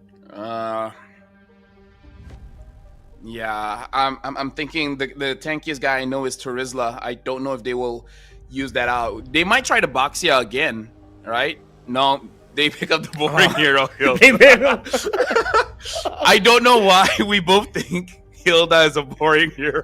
Yeah, high loss was still available, and we both went, yeah, Hilda's more boring. It's like, what is wrong with us? Well, you know what? At least people can say that we have good chemistry, Renmar. Yes. That was not rehearsed, by the way. We don't even talk about it before. Yeah, man, the stars aligned. It worked out well. And let's see if the stars will align for either Yangon or Mythic Seals. For Yangon to secure Game 2 and get a considerable 2-0 lead in this Best of 7 Grand Finals, or will Mythic Seals, with the draft that they've chosen, with comfort picks and the joy for Ken, playing around the chip, Nico having something that's a little bit more proactive, can they get one back and tie this up in game number 2? What do you feel about the drafts, Lefel? What I feel is that YG, they have a draft that can play that macro game, but not the same as the previous one. Because this time, with the Benedetta, with the Moskov wants to farm for sure, but the rest of their lineup, it looks like they want to fight. So I want to see, will YG bring the fight to Mythic Seal? Welcome to game number 2 in this Best of 7. I'm excited to see if our theory about Ying is right. If he was the type of player that, practiced those mechanics enough that he is going to be the thorn on the side of Mythic Seals on this Benedetta. Again, we post this because when we think of the shortcut, the Benedetta with the Petrify, with the Electo Final Blow would be a strong instant counter to that specifically. But other than that, Yangon, I feel like with their Benedetta and Moskov together, actually has a pretty good macro option as well. Yep. Looking at the emblem setup here, it does look like Ying wants to go more damage. Fighter emblem with the Festival of Blood, Thrill, and with the Petrify as well. So this is going to be a lot of damage coming in from YG. The bad thing is they're not that tanky because their tank is the Kalia, which is okay, but not the tankiest of hero in the game. Let's see what version of this Benedetta might end up being. I think damage. I think damage. I think damage, yeah. At least one damage item. At least one damage item. Yeah, because did see the last time we saw Benedetta. I think I remember seeing it in MPLPH. So many games happened in those playoffs that it was actually surprising that the Benedetta went more damage. It was still hybrid, but it was more damage instead of more tanky. So that is something that has shifted with how Benedetta might be played here. Turtle number 1 already getting closely contested by these two teams. Hasn't spawned yet though. Both junglers still need to get their buffs. Yep, they're just looking for a level 4 because that ult coming in from the Benedetta, crazy. Last time I checked, has a base stat of about 1,000 damage or something crazy like that. Wow. Right now we can see that Han, they might want to go for a fight against this Chip. Chip gets first blooded, Lina gets the kill, and now Nico with the Lantern Flare, able to pull someone out, but now Ying finds Ken. This is not looking good for Mythic Seal. The fight continues, and looks like Kun is gonna get targeted, but he's the heal that he should be fine. All right, Boya already found a good angle, but that's the ultimate of the Lucas already up. Mythic Seals might not want to fight into this, but they says, "Who that? We are definitely going to fight into this." Han falls down. Ken gets the turtle without a problem. Blink up next on the dock, trying to hold, but he will fall. Mythic Seals turn it around, and turtle number 1. This is what Mythic Seal wants. They want to be local. They want people to challenge them to a fight, because then they can do something. Uninteractive plays is not good for Mythic Seal. So at least now, at least in the early game, looking pretty good. But wait till you scale up. We got to see Ying after 2 items. What's going to be the change there? Yeah. I think one of the differences also that Mythic Seals made was that now in this game number 2, especially with that first fight alone, they're already showing, all right, they're looking at specific conditions for the opposing team fight. They put the pressure right away onto Lina. It forced Ying to actually use his Electro Final Blow defensively. So then, even though Yangon, the fight looked good for them, Han popped off his ultimate, they already knew that the biggest problem potentially in a team fight is gone. The Electro Final Blow was gone. So Mythic Seals decided to fight into it, and it was the right call. So if they can continue chaining that together again, then this should fare better for them. Lina spots out the members of Mythic Seals in that middle shrub. Yeah, and for you guys at home, you guys can scan the QR code to tell us what is your MLBB user experience. And now Blink, Ying actually invades, but no damage right now. Ying gets caught, tries to run away, able to get out of the way, but Lina, sorry, looks like gets caught. I was surprised because I thought that Petrify caught them, but the Purify, that's it. I was like, wait, why didn't they stop moving? Purify, of course. Yeah, Purify coming in just in time for Zippy, and was also able to use the dash of the second skill to provide space. So now that's something that Ying has to talk about with either Blink or Han even to, hey, one of us needs to be the one forcing out the Purify. The rest just needs to follow up. Because once those Purifies are up, and if Yangon mistime it and they go all in at the same time, you're wasting so many key abilities. So let's see if they can find better timing. Lina already forced to use the Flicker out. Kun, one-man army in the front line, providing space, and it forces Yangon to think twice about going for a more aggressive position in this turtle. They back off just a bit. Hey, Blade of Heptases on Ying with this Benedetta. Whoever gets hit first is going to take a lot of damage. But look at this. They're able to get Zippy Cutie. Zippy's going to get taken down by Stitch. In the backside, we see Han trying to get onto Boye. But looks like Han is going to get stopped. Still going in with a flash combo. Kun unable to get a kill onto this Lucas.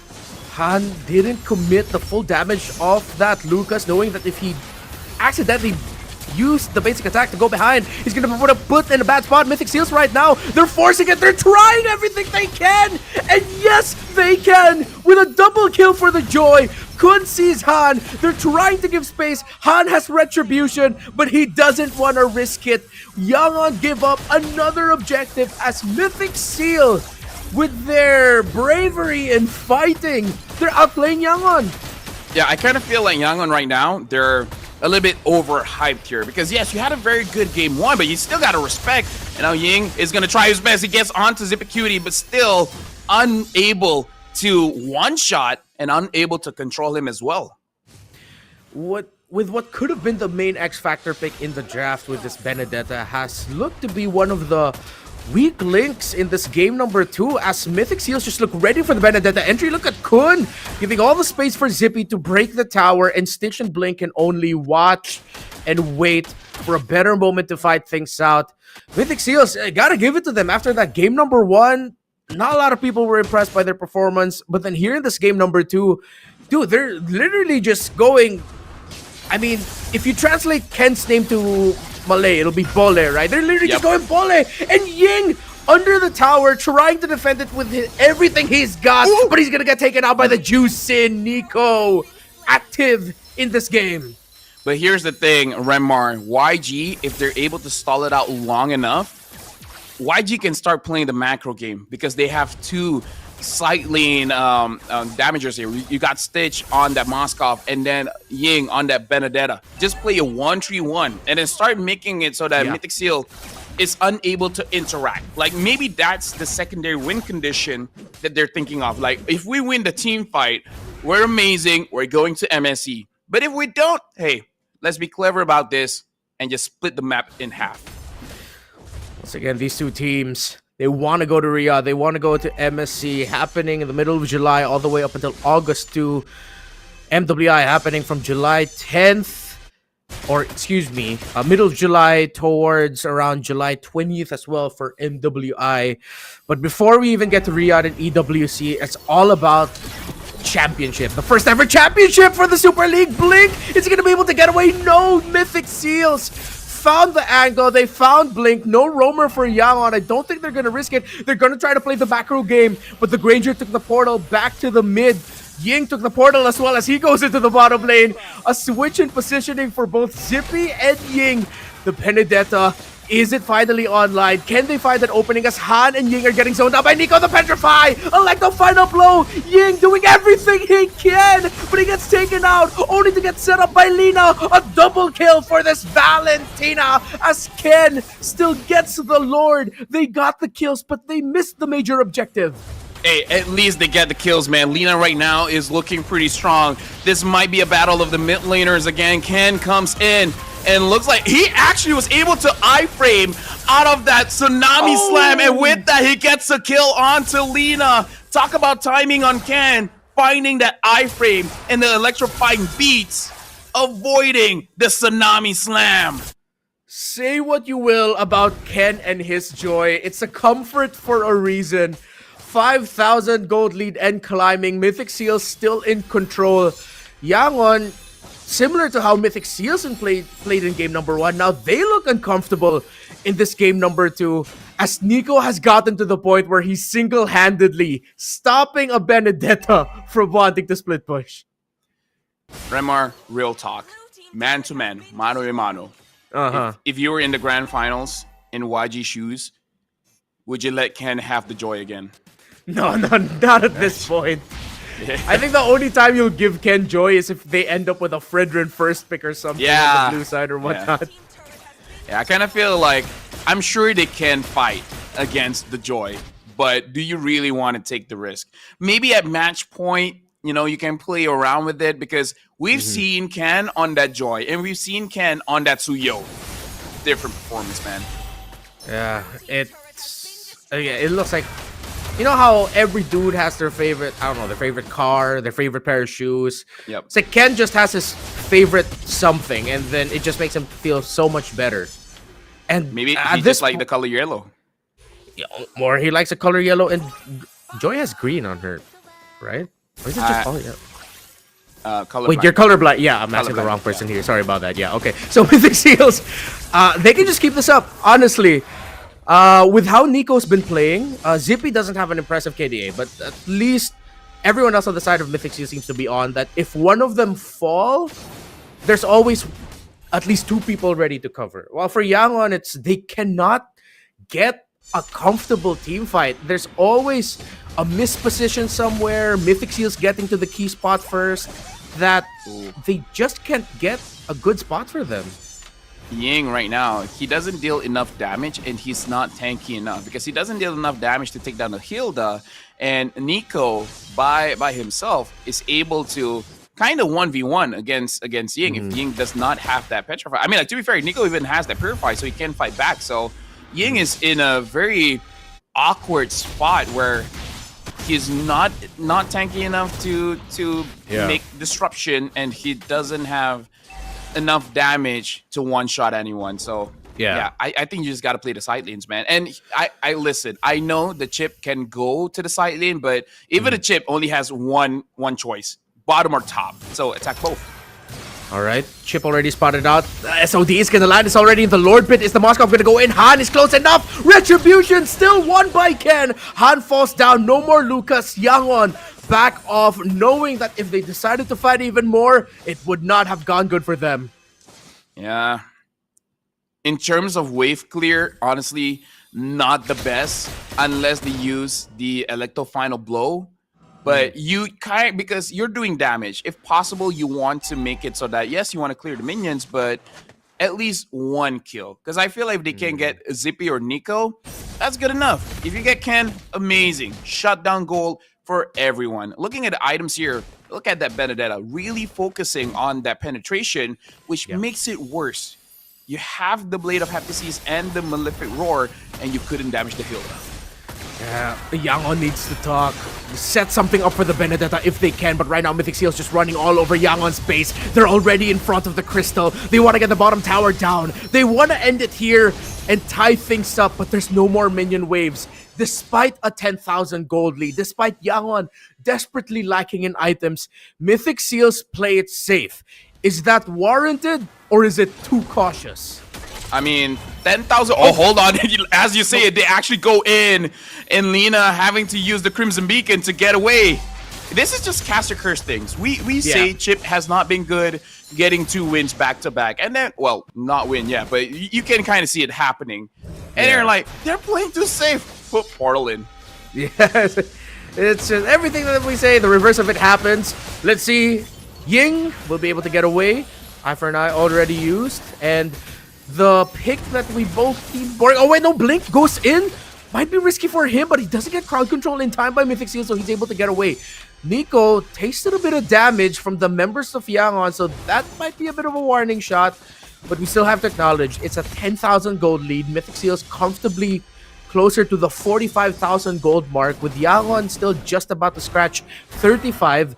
That's at least 2.5 item lead already for Mythic Seals. Let me just say, this should be GG, because what Mythic Seal can do is show their face around the Lord. And then you already know where I'm going with this, Ranmar. Chip just waits, and then the moment sees one person defending the base, just portal everyone and end the game. Yeah, it's tough for Yangon. It's like you have to tell each other, guys, no one's gonna defend. What do you mean no one's gonna defend? What do you want to do? It's because they have a chip on the other side. Okay, I get you, but like, so right now, yeah, if you're Yangon, you're stuck in base. Literally, there's not much you can do unless somehow you find a punish. Maybe it's gonna be Kun, but not even. Ying doesn't have enough damage. It was just him and Blink. So at this point, they're just waiting for the traditional Mythic Seal throw then. Yeah, let's see if Mythic Seals will actually slip up. Kun goes in, SOD to the back. Han with the damage, Blink falls down. Ken's damage way too much. Stitch in the middle of it all. He's trying to survive. Look at the space and the damage provided by the Moscow, but Ying going in only to get blasted in an instant, and that leaves Stitch in no man's land against 3. Make that 4 members of Mythic Seals. Moscow down, godlike for Ken. I mean, you know that there's nothing can be done there, and Nico already feeling pretty confident. The recalls are starting to come in. Just wait until he gets free shots here. And now at top, Han gets taken down. Killing spree for Zippy Cutie. I don't think Lina and Blink can protect this base. They're going to end the game right now. Mythic Seal is going to equalize. Mythic Seals, after game number 1, recovers strongly in this game number 2, dominating 10,000. And if Yangon thought this would be an easy ride to a 4-0 win, you're not going to get that. Mythic Seals showing why they made it to the grand finals. All right, so put the note here. Ken on the Joy is kind of good. Like, how many times has he gotten that hero since yesterday? So that's number 1. Number 2, maybe don't fight Mythic Seal, because Mythic Seal's team fighting capabilities, they're very strong. Which sounds weird. Just don't fight them. Get a draft that you don't have to fight them. Yeah. Wait, is that even possible? I think that's close to impossible. How do you do that? How do you not fight? How do you, yeah, I mean, how do you not fight but still give a good fight? Because if you're not gonna fight, you're what? You're like just lying down there. That's where people do negotiations. So at this point, you're negotiating in the grand finals. It's like MLBP bro, turned into a social game. listen here. I have a sister. Okay, no, I'm kidding. I'm No, kidding. no. All right, stop it. But yeah, like right now, both mid laners looking pretty strong. Even though yes, YG lost, but you gotta admit, Lina was actually pretty clean with that Valentina. I really feel like it's Ken on that Joy. Yeah. Just don't let him get it, especially because you actually had the opportunity to just steal it away from it. I understand going up against the chip isn't the best time as a Joy player, but hey, pick your poison. Which would you rather get? You having the Joy or Ken having the Joy? Yeah. So, in simple terms for people out there, and for Yangon, just say it like this: you want the opposing jungler to not be happy, Yes. so don't give them joy. Yes. It's not enough to win. You want to Yeah. see your opponents lose. That's my mindset. Yeah. If I can't win, neither can anyone else. Yeah, the mutually assured destruction, I think, is the game plan now for Yangon. Because even if they're in a position to pick up the joy, it might just be best to ban it all I agree. straight up, right? Because then when you ban out things like the joy, the suyo, the more you're pushing the drafts into, hey, now we're both gonna have to consider playing fighters. Hey, which one of us has already showed an X-Borg? That was Yangon. So I think if Yangon, just take out the joy. Don't ban it. Try to force the draft in such a way that you're playing fighter tanks in the jungle. I almost would rather just like Ken use the Hayabusa, right? Compared to the Joy. Yeah. Because the Hayabusa has more room for mistakes because Yeah. I feel like if you've been spamming Joy and then going back to Hayabusa, it might take some time to get used to the mechanics, especially for the quad shadow. But either way, we have a series here, Remmar. We started with the best of 7. Now, effectively, it's just a best of 5. Whoever wins the next 3 games wins it all. And Ken, MVP on that Joy. If this is not enough to convince you that maybe you should ban it out, where it's going to be a tough best of 7.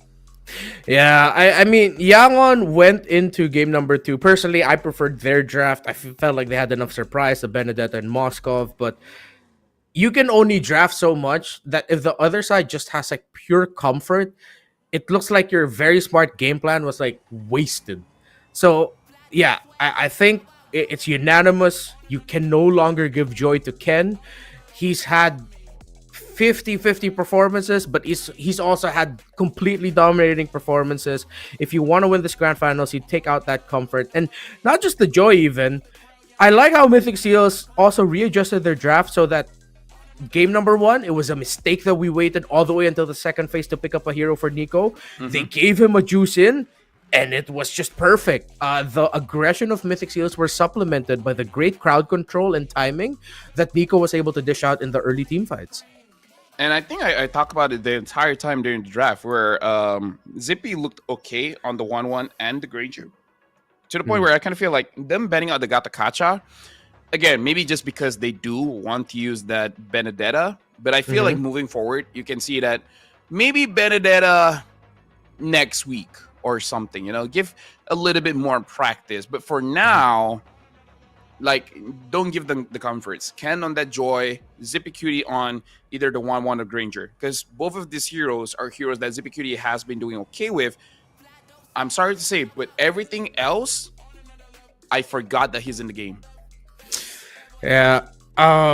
With what Mythic Seals were able to do here, and that's why I find it tough to like. What perspective am I gonna look at it? Is it Ying just having an underwhelming Benedetta performance, or was it more of Mythic Seals played so solid that Ying just couldn't find the right timing. What's your take on that?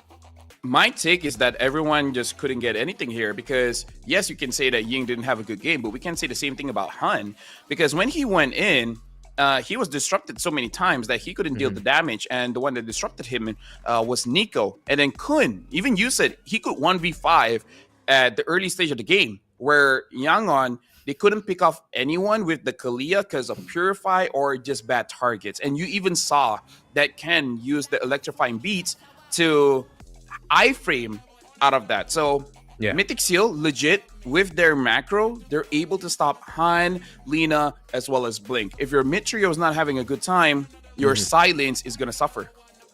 Yeah, I'm glad that you mentioned Kun on that, Hilda, also. It felt like he had one of those performances to spite us. He was just like, boring hero. It's like every time he's just holding the front line, he's muttering under his breath, I heard you guys talk about a hero being boring, huh?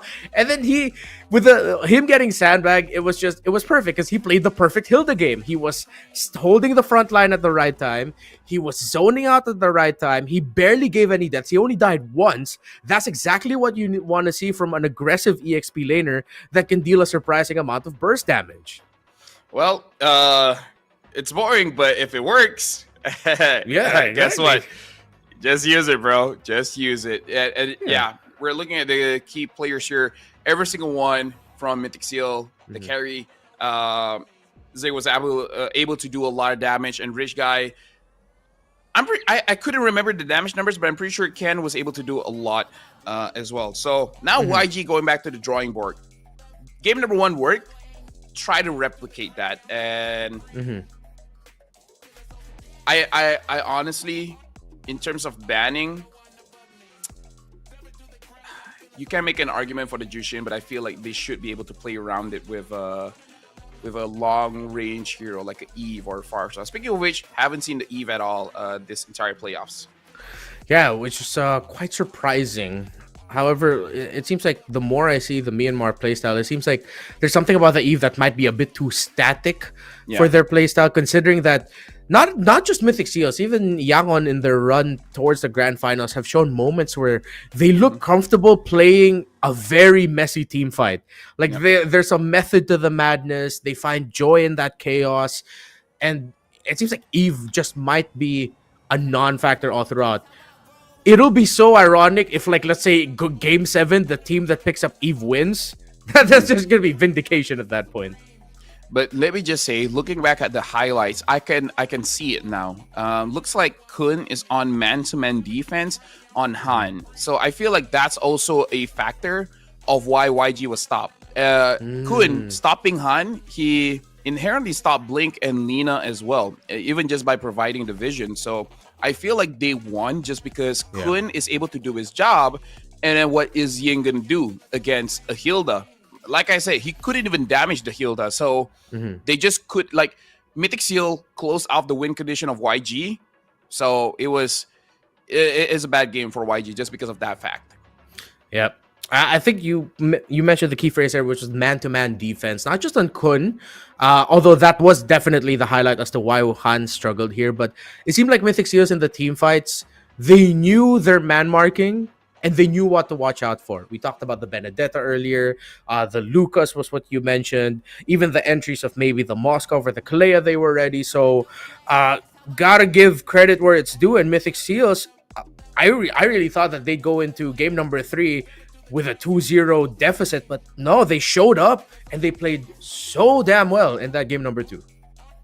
Yeah. Now that is basically equalized, there's really no momentum shift by both teams, because even though YG lost in that one, it's easy to say, guys, it's a draft, right? As long as we fix that, it should be good. For the win condition here, I'm actually going back to the mid lane because I really feel like Lina as well as Nico are very instrumental of setting the pace for the entire team, to the point where I feel like even if you let Ken have that joy, as long as Nico does not have a good game, he will not have that opportunity to actually go jump around and get those kills. Yeah. So we've already set up the conditions, what needs to be done. It's a 1-1 in this best of 7 grand finals. Yangon Galacticos versus Mythic Seals. We're going to be back a little bit later for game number 3. Renmar Lafell here. Mirko will be joining us for the next one. See you in a bit. No rules, no ceilings, no limits. Just this. We're vibrant. We're ready. We're limitless.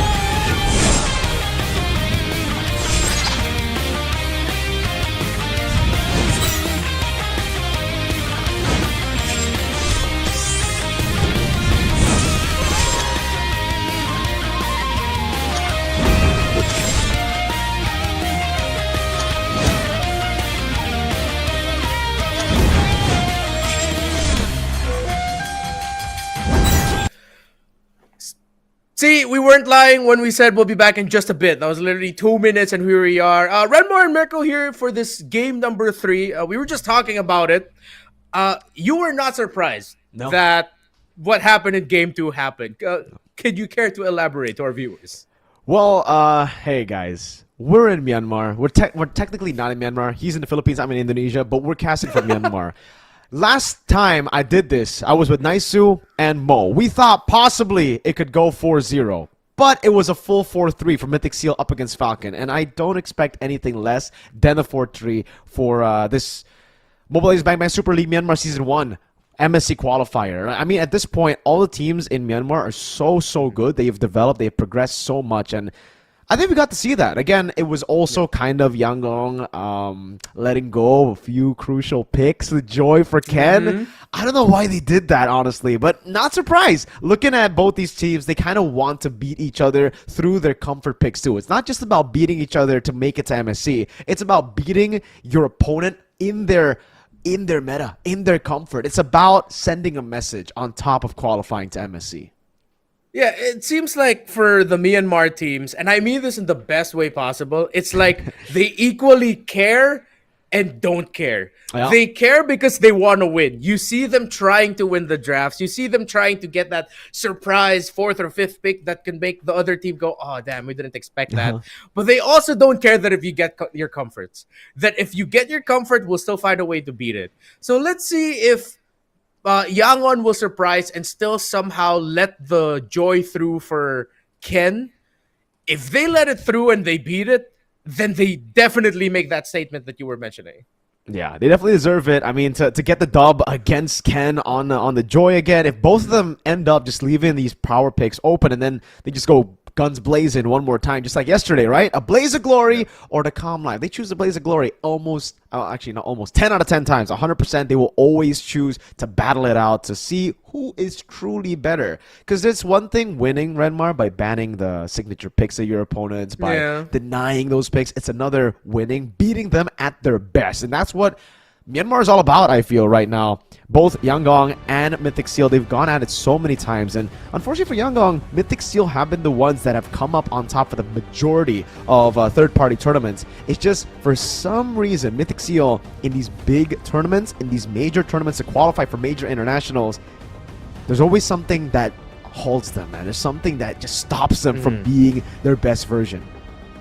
Yeah, either something stops them from making it international or they get stopped in the international. The last time they were on this stage against Falcon, they slipped up and Falcon eventually flew to Malaysia for the M6 World Championship. Now, as EWC, the shadow of Riyadh looms over the two teams on your screens right now. Let's see if they don't slip up. Joy, still an option for Yangon to actually steal away. Mythic Seals banned the Fredrin and they banned the Fanny. While Yangon, they switched things up this time with their drafting in this game as they banned the Fovius and the Chip. They still keep the Low Yi ban though.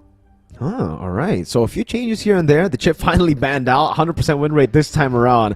Yeah, I heard your conversations with LaFell earlier. It really almost seems like the curse is real, dude. Every time we say a hero doesn't do well, it does well. It's uncanny. They've identified that as well. I think they've been watching the streams. They're like, all right, these casters, man, they keep on cursing these picks, so we're gonna ban it out. 100% win rate for the Chip, even though it's 30%. I think almost 0% in the playoffs. The Kalea, though, has been left up for grabs. Yangon will just pick it up for themselves. Mythic Seal, what are they gonna respond over with? Is it still gonna be the Joy? And if it is the Joy, are you sure about the Joy against the Kalea, you know? Yeah. If you're going to pick up a Joy here, you need a strong roamer to pair up with it so that you can answer right away. Mythic Seals will get their 1-1 though. And they get the juice in as well. So they're still continuing to tick that condition of, alright, you get your carries, you get your comforts, but most importantly, you get something proactive for Nico. It was instant. Game number 2, with Nico having something a bit more proactive that can stay in the front line even as a juice in, going forward with the Crimson Beacon. It works out very well for them. And this might be greedy, but you know what? If it goes well, why not?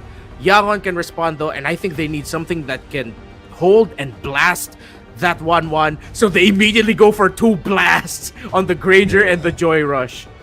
Understandable Joy pick, you know, denying Mythic Seal's very, very comfortable pick. Very, at this point, signature pick of Ken.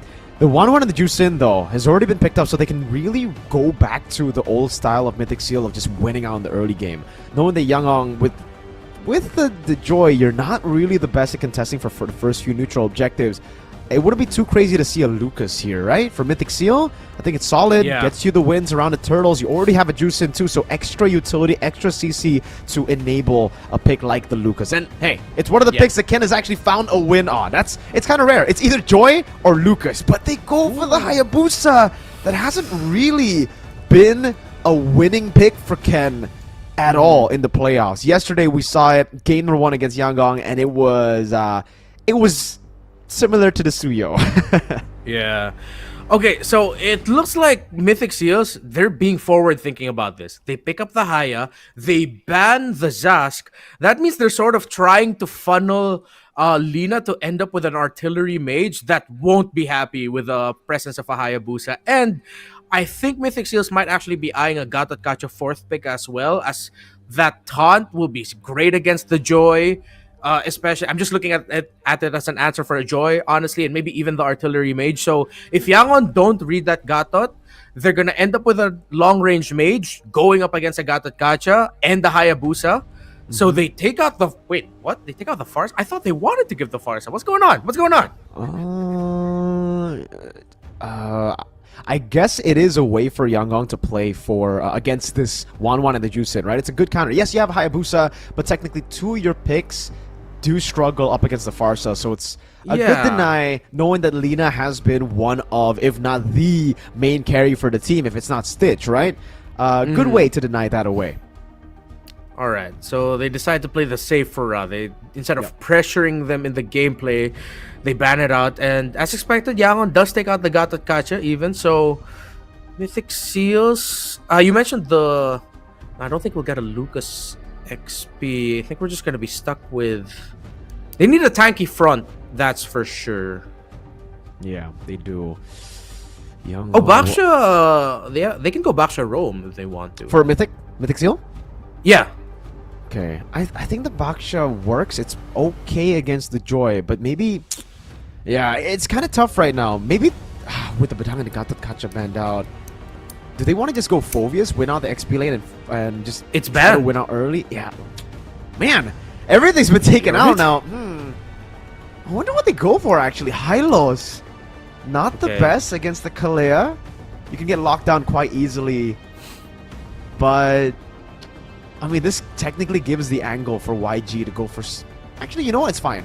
Even if YG go for CC, it's fine, I think. No problem. Yeah. If Yangon goes CC here, Mythic Seals can double up on a tanky front. They park the high loss in the EXP, and then the roamer. If they wanna go fast, Khalid might be too risky for them. Let's see. Maybe the last two picks of Yangon will give us a little bit more context for what Mythic Seals might end up with. They get Aurora, great crowd control at the center of the map, a good burst magic damage as well through the Joy. They even pick up a Baksha so that it provides some semblance of magic damage, a good utility. It blocks the Revitalize of the high loss, or at least reduces its effect quite a bit. So I like the last two picks of Yangon. I think Mythic Seal should really double down on a tanky front, though. I think so too. Ah, They there go we for the Tigreal, so extra. There's another way. A bonus up against the Joy as well, right? Really, really solid. It's just you got to be careful if the Baksha or the Kalea goes on you and engages on you. That's going to be a lot of engage potential loss. Mythic Seal can very easily lose their front line just through pickoffs here for the side of what Yangon. It's kind of, I don't know, it really looks like a composition built to contest for the first few neutral objectives.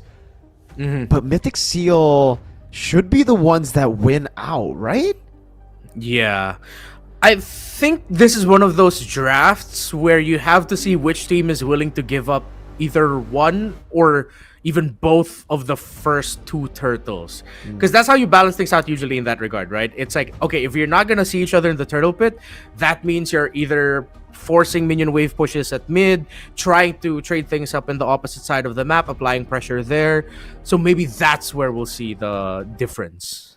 Perhaps. I guess we're just going to have to see Renmar as we get ourselves ready. Ladies and gentlemen, once again, we're going to jump into the Land of Dawn. Not match point just yet, ladies and gentlemen. This is a best of 7. Winner makes it to MSC XEWC, so it's still a long road. But who's going to get a step closer to that very glorious title of MSL Myanmar Season 1? We crowned the first ever champions of the Super League. Should feel damn good, and you can tell that they want it so bad, not just making it to Riyadh. And I gotta go back to something that you pointed out about the Tigreal. Something about it tells me that if that Tigreal of Boye decides to flicker ultimate, and that's how he starts every engage, I feel like he's gonna be trapped. Like, there's almost no escape for him once he decides to full commit. That's true. It's an all-in or nothing. You have to get hot. You Yeah. have to get... Well, to be fair, there's not a lot of Purifies. Actually, just one on the side of YG, despite the Tigreal pick. So, on paper, it looks easy to find these targets. But I think for YG, the way that they're going to try to deal with the Tigreal is engage on the Tigreal first. Try to look for the pickoffs first, with Lina having that crazy CC lockdown together with Blink. This combo could be deadly. Yeah. Kind of reminds me of the old Cho Aurora, right? But it's a better Cho in Kalea. Yeah, gives you healing, very mobile, can be safe. To see Lina getting... Oh, he freezes them! All three of them right in front, and Han going in, trying to find the right angle, trying to not to get knocked back! Yep. Just too much. Too much to handle. For Mythic Seal, they're going to have to play it slow again. Losing out early on in the battle. Nico taken down means that there's not going to be level 4 for him. And Kun is going to have a tough time rotating over. Boye walks up, able to get a knock-up down. Blink now jumps in onto Kun. It's the turtle that has been started by YG despite the joy in the early game. They're still going to try to go for it. Ken jumps in, looking for it. Han still wins at the retreat battle here, and it's giving the glorious pathway, running him down. Kun able to escape. A big win for YG. All right, that's exactly how you want to start things off. If you are Yangon, get that first turtle, get a kill to boot. And you see there the difficulty that comes with being a Tigreal in this situation, and with Lina being able to just, honestly, he can just focus on dishing out the crowd control, stopping the actions that Mythic Seals want to do. Yeah, they can just slow roll this to a frustrating for Mythic Seals win for Yangon, because every time Mythic Seals would want to do something, I can see a world where they barely get anything while Yangon just walk away safely every engage.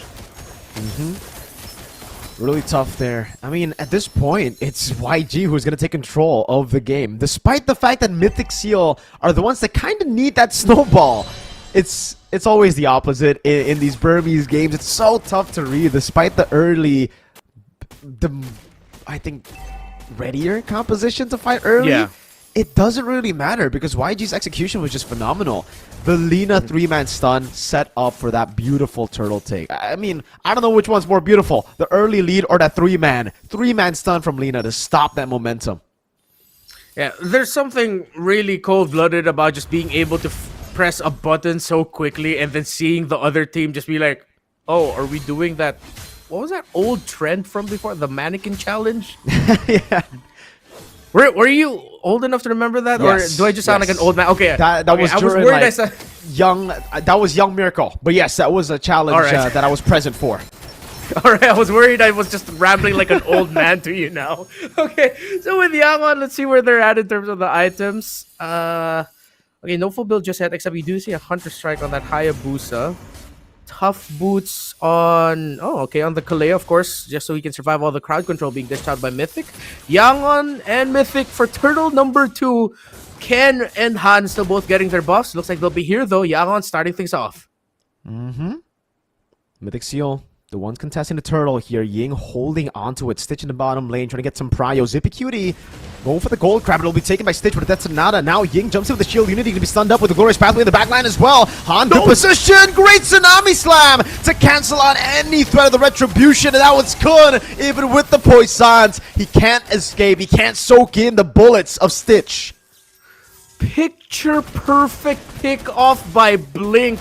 Ken blinked and he missed it, man. He couldn't even get the retribution off. Next thing he knew, he was just grabbed by Sakura in the air, gets blasted, and Yangon even get the tower in the middle. What we mentioned earlier about there being a possibility that Mythic Seals will barely be able to get something in fights, that's what we're seeing right now with how Yangon are executing. Beautifully done by Yangon. Again, Blink. Phenomenal stuff, man. Great targeting, reading the movements of Ken, just like he's a book. It's really, really smart by YG, and that's the reason in Turtle 2, it just looks so easy. Han also great execution on the Joy, amazing. The fact that he's able to get the full stacks, jump into the back, Stitch taking the gold crab away. There were no wins at all for Mythic Seal. Boye, oh, there you go. Tsunami Slam into the Frigid Glacier, not moving for an entire, 2-3 seconds. Oh, man. Yeah, no, this is 100% the Yangon Galacticos Mannequin Challenge at this point, with how Blink and Lina are playing this Kalea and Aurora together, and they're not stopping. Freeze again. Nico in the back, the Quad Shadow to secure the purple buff. Not successful. Ken forced to back away as the purple buff got stolen by Han with the retry, and now to add insult to injury, it's also the green camps being taken away from what we expect to be a winning matchup. But knowing Ken on the Haya, it's the same story as yesterday, man, losing against the Joy.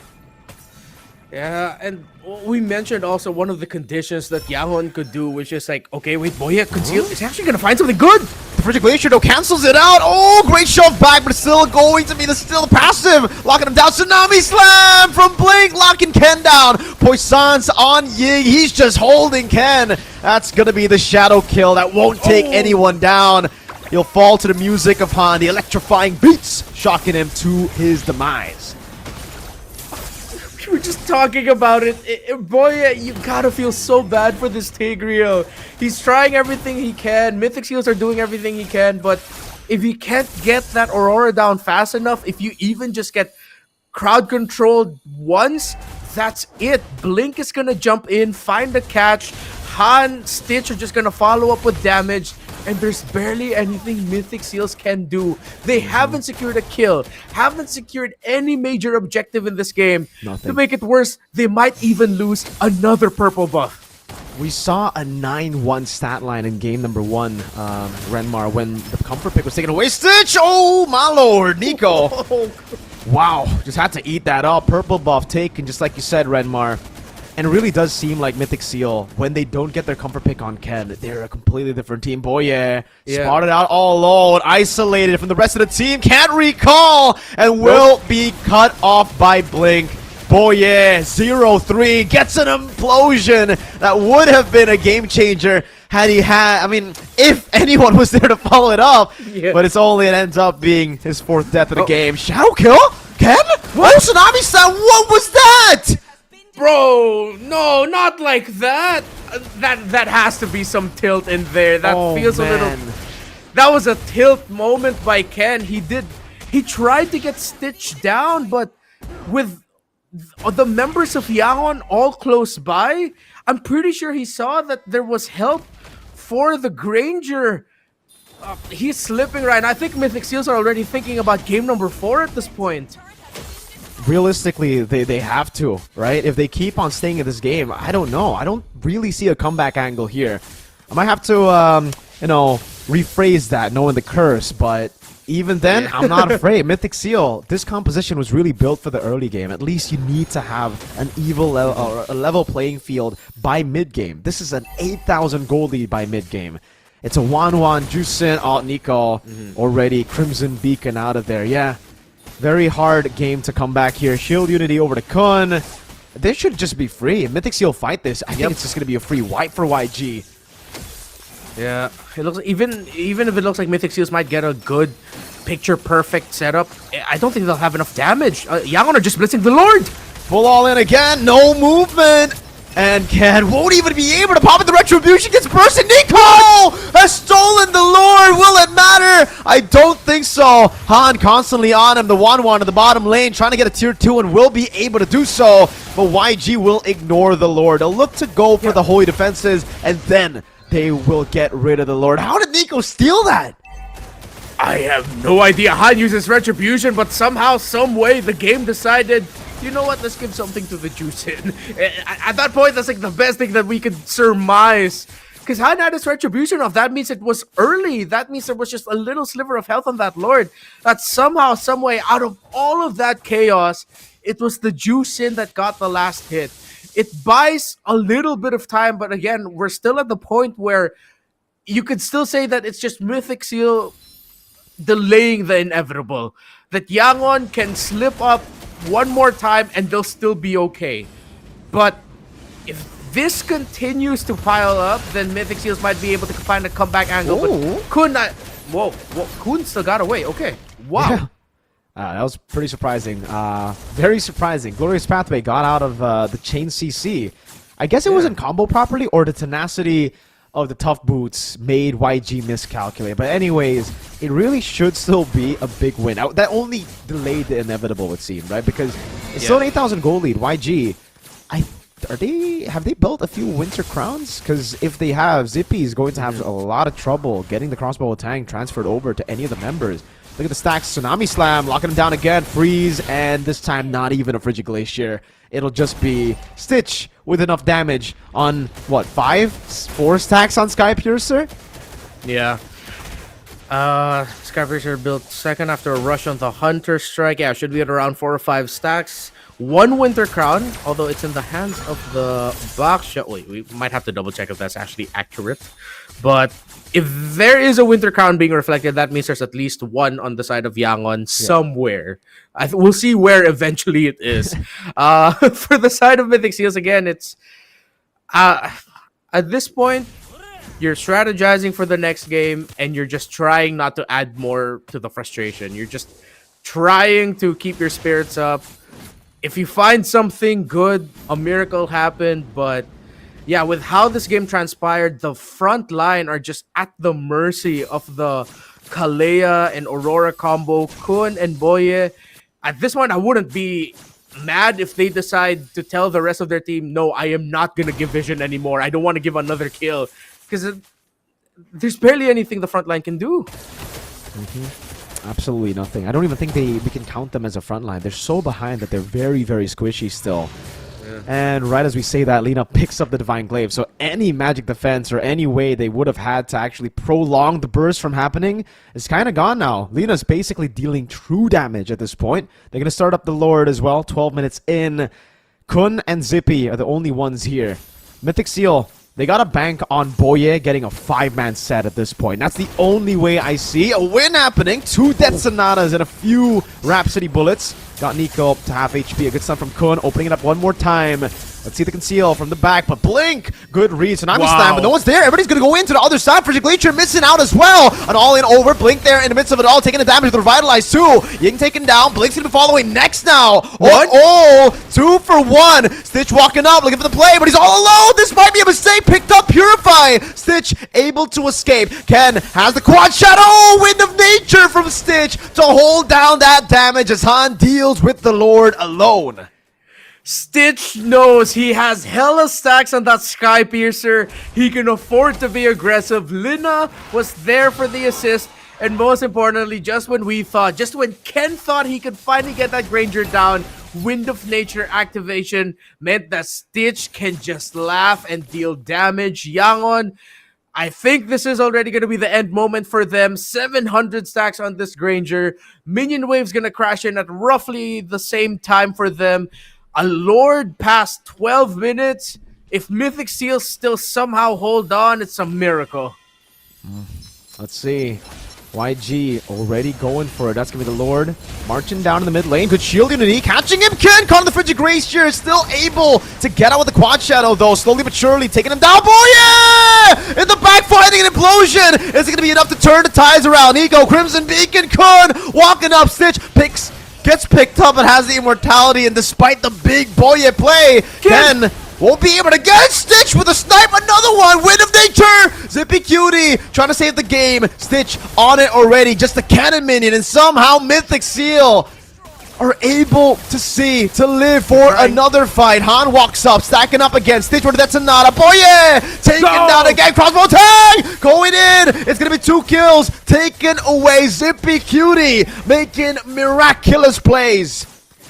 Are you not entertained? Just when you thought they were out for the count, it seems like there's a third element to the name of Boye, and you gotta add a key at the start of his name. That implosion, channeling the legendary Indonesian roamer to keep Mythic Seals alive in this.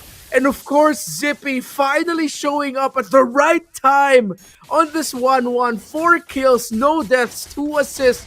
The crossbow of Tang in the clutch. And Yangon are still in this game. When they were just about to end it, they still have to keep playing. And now you're thinking, what if this time the tilt and frustration are leaning towards Yangon? That was a ridiculous set of skills, I would say, for Mythic Seal. Individually, all of them had to play it perfect there. Nico with a dive in the back, baiting out the immortality, picks Stitch up as well. Gave him a triple kill, and now he's fully stacked on the Sky Piercer. Tsunami Slam, Frigid Glacier, there you go. The fully stacked Sky Piercer dealing so much. Kun lost his life so quickly. Just one combo when he's done. Mythic Seal need to fight before that happens, before YG can get a pick up, because every single time that set of skills is up, the cycle of skills is up, there's no real counterplay for Mythic Seal. Yeah, and Mythic Seals, the frontliners really need to start talking. If someone wants to hold the shrub, get vision, there needs to be at least 3 members of Mythic Seal nearby to respond instantly. Not walk, then respond. Yangon has the advantage for this potential last Lord of the game. Blink jumps in, onto him, Frigid Glacier, locking him down as well. Han in the back line, jumping in with electrifying beads, and it's going to be Zippy walking away. Crossbow tang, use up into the Winter Crown. Zippy baited in, and now shut down by Stitch. The big plays in the end won't be able to amount to much as YG look for the end. No tilt, no frustration. Yangon look determined. 5 versus 3. This looks like this is it. Stitch has the win of nature, even if they're able to somehow get close to Stitch. There's so many ways to counterplay. Shadow kill in the back. Han able to escape. Frigid Glacier in the base, trying to predict. Ken gets away to the quad shadow in the base. Stitch is still looking for the play, trying to get the kill. But YG, the rest of them just want the base, the crystal that will be popped to give them 2-1 the lead in this series. Moments of hope there for Mythic Seals, especially in that second to the last big team fight, that big defense in the base. But in the end, it was just way too much resources, too big a lead for them to crawl back. All of the control on the side of Yangon, and the Kalea and Aurora setting things up. Now Mythic Seals is looking at that Joy thinking, wait, if we play the Joy really well, and they play the Joy really well, what's gonna happen now? Well, we're gonna see a lot more joys from Han. That's what I'm expecting, right? You want to take it away as much as you can away from Ken. Ken does amazing on the Joy, but for some reason on the Hayabusas, the Suyos, the other meta picks, we just haven't really been able to see the Mythic Seal Ken. We've just been seeing a random Ken going around on the Hayabusa again. I would say very underwhelming. Not to say that it was his fault. I think as a team as well, they just don't connect that well when they're put in a position where they have to win in the early game. They're much more of a mid to late game team for some reason. They always are able to make these comebacks happen. They're so slow at starting games, man. I think at this point, give them a composition that scales. Give them a composition that just looks to trade in the early game to play around their power spike mid.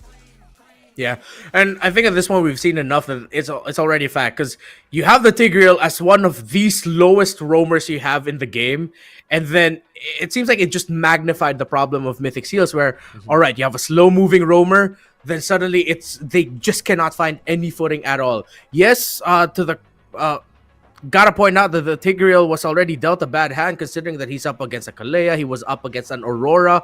Most importantly, that every time he'd get into position, even Kun on that high loss, they would just instantly get picked and blasted. Even when Yangon didn't have the lead, they knew that they can only do so much to us in the early game right now. They have a Juicin in the center of the map. The Hayabusa needs time. We have the Joy on our side. Okay, we can be aggressive, they can afford it. So yeah, I think now that has to be like the clear priority for Mythic Seals, wherein get something similar to game number 2 and the games that you've been able to shine in this playoff so far that can scale up relatively quickly. If not scale, at least trade far better in the early to mid game. Way easier said than done here. It really just seems so scary too, so difficult when Stitch is on a Granger. He is so good at playing in the back, but also knowing when to walk forward, knowing when to make those risky moves. Here in this game, it really also kind of reminds me of how brilliant he is in the itemization department, right? Firstly, 16 kills. We got to talk about that. Crazy. 16 kills in a game like this. It was a dominant game, yes, but it was dominant because of him. He was just precise every single time the Death Sonatas were landing, just like he had an aimbot. Last game he went War Axe. This game he went Wind of Nature. Just the little things, the subtle things here and there that he does on the Granger that elevate his play. Yeah, he was locked in right now. He answered the call of duty, and he looked like he was just playing Modern Warfare in the Land of Dawn with how locked in he was with this Granger. Everything he was just able to make work, and even those pokes were one of the reasons as to why the front line would melt. And if it's not the front line, he would even find those angles where Nico's like, all right, I'm here to... Nope, I'm not here anymore because I gotta go back. The Granger peppered me enough. So it's not that Mythic Seals has to ban the Granger, but more so that they can't end up with a draft where they cannot reach Stitch comfortably.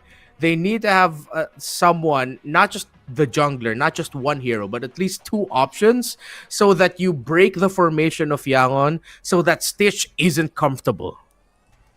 How do you do that though, right? Yeah. Right now, the thing is, they've only ever done well on the, for Ken, on the Joy, sorry. So what do you do to enable or to get that pick firstly? It really comes down to how they get the Joy. Do they just first pick it at this point? Because I think they did have an angle to pick it up early, right? But they would have had to play it against the Kalea. That's the problem. You at least have a blink in the Hayabusa. On the Joy, you're even easier of a target to lock down on the Kalea. So it's kind of a forced error anyways. You either play a hero that you're not as comfortable at, or you play the Joy and you're up against one of the main counters to it.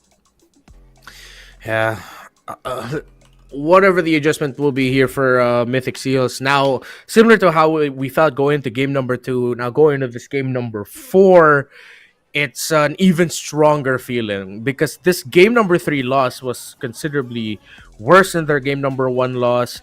It's so strange that it seems like I saw 2 different versions of Mythic Seals. The Mythic Seal I saw in game number 2 doesn't feel like the same Mythic Seal as this game number 3. Is it really just the draft?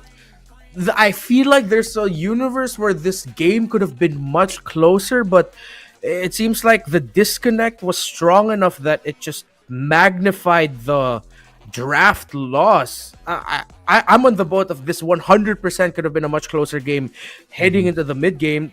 Something just crumbled in the comms and the internal timings of Mythic Seal. Could have been. Perhaps it could have been a much closer game, but it almost seems like Mythic Seal, again, just keep on going for fights. They've gotten to a point where maybe fatigue is catching up to them. Playing 4 games earlier today up against AI, and now another best of 7 series up against probably, the best currently in the regular season and also the playoffs. It does take a toll on you. We're going to see the highlights again just to see exactly what happened. And again, it was this play that started things off. I would say more of an outplay for Lina, but the fact that they actually even went for Lina, trying to crack that passive, was pretty ambitious. And then to be fair, in this one, it was because Blink just found the picture-perfect pickoff onto Ken. So now, at this point, Mythic Seals are just grasping at straws. Turtle 3 hasn't even spawned yet. They tried, but then they were instantly answered right away. And then, so, I think, now, looking back at it, those 2 crucial starts for Yangon really set the tone for Mythic Seals, that it just, made their farm even faster. That when Mythic Seal would try to make something happen, sort of like this, they just weren't in the right time. I feel like this one, though, was just a big mishap by Ken. He definitely should not have dived and tried to contest that. In this scenario, also, you shouldn't try to contest anymore. Even though Nico miraculously got it, there's only so much you can get out of that. You lose even more. You even push the lead even further for your opponents. Then it just continued. It was 14-0 at a certain point. Then you saw this crazy team fight for Mythic Seal. They were able somehow to get 2 kills on the board despite having to go up against a fully stacked up Granger, who we saw how much respect they gave, to be fair here. 2-word Stitch. Great usage of the Purify again, knowing when to be aggressive. Here too, taking that damage, knowing he has Wind of Nature.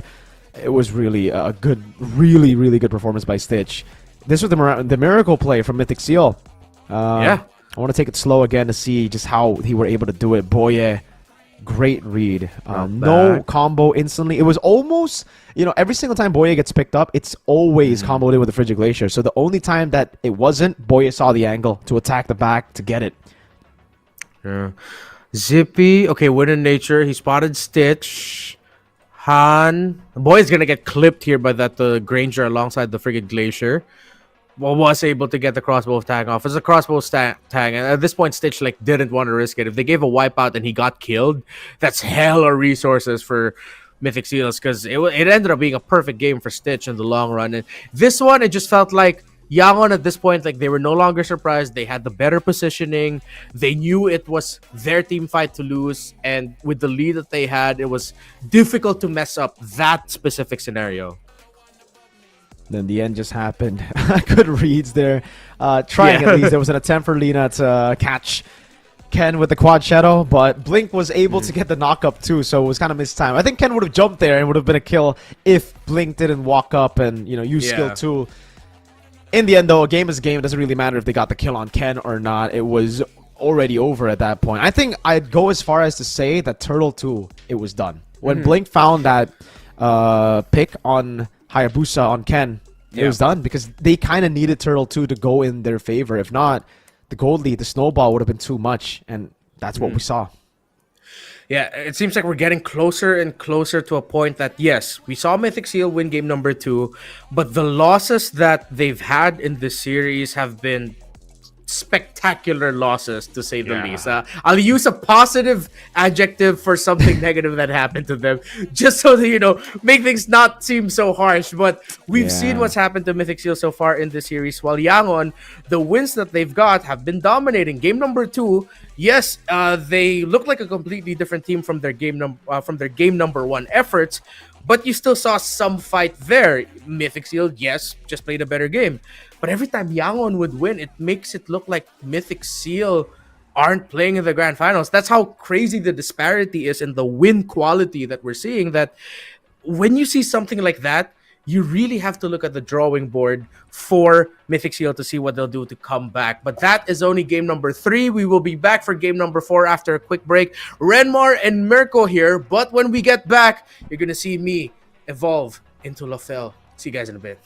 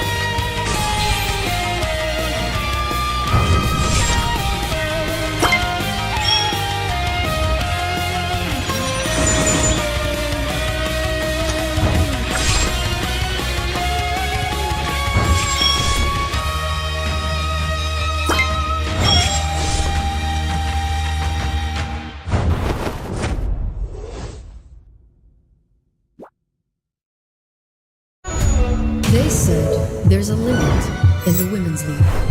In MWI, we say limit? Watch us bounce from the MWI queens everyone knows, to the stars who came out from nowhere, to the ultimate champions. Now, MWI is expanding greater than ever. Turkey, EECA, Africa, Mongolia, and beyond. We're stretching the map wider. MWI, where dreams get louder. This isn't just a tournament. It's your passport to the world stage. A spotlight for women in the EWC. No rules, no ceilings, no limits. Just this. We're vibrant. We're ready. We're limitless.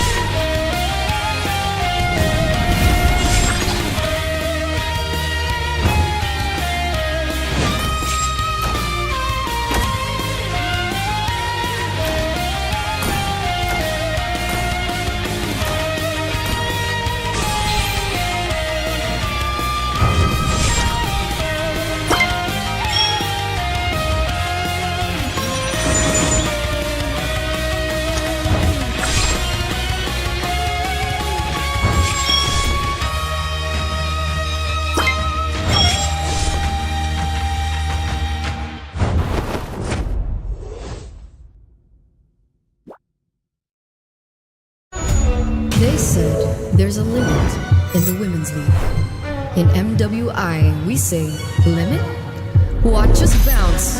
From the MWI queens everyone knows, to the stars who came out from nowhere, to the ultimate champions. Now, MWI is expanding greater than ever. Turkey, EECA, Africa, Mongolia, and beyond. We're stretching the map wider. MWI, where dreams get louder. This isn't just a tournament. It's your passport to the world stage.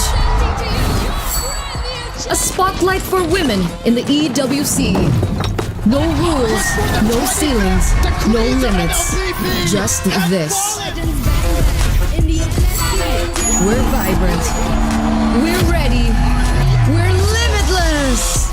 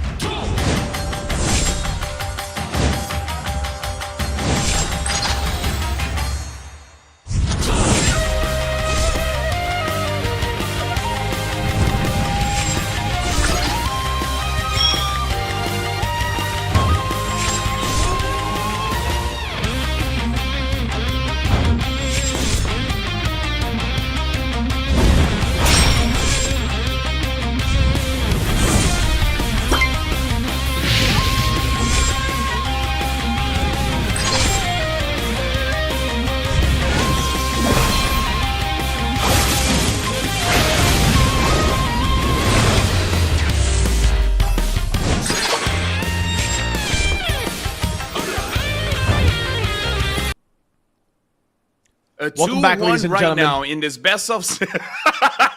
LaFell trolled the hell out of me, man. He said we're not doing the normal. The normal is heel open. Oh man. Okay. I see you, LaFell. I see you, LaFell. That's how you keep. I see. You're trying to tell Mythic Seal to stay on edge as well. Damn. Lie to your opponents. Lie That's to how you your- do it. How do you do that I in feel like they're MLBB being too though? honest. How do you lie when you can only play Joy? Like that is in itself is a truth, yo.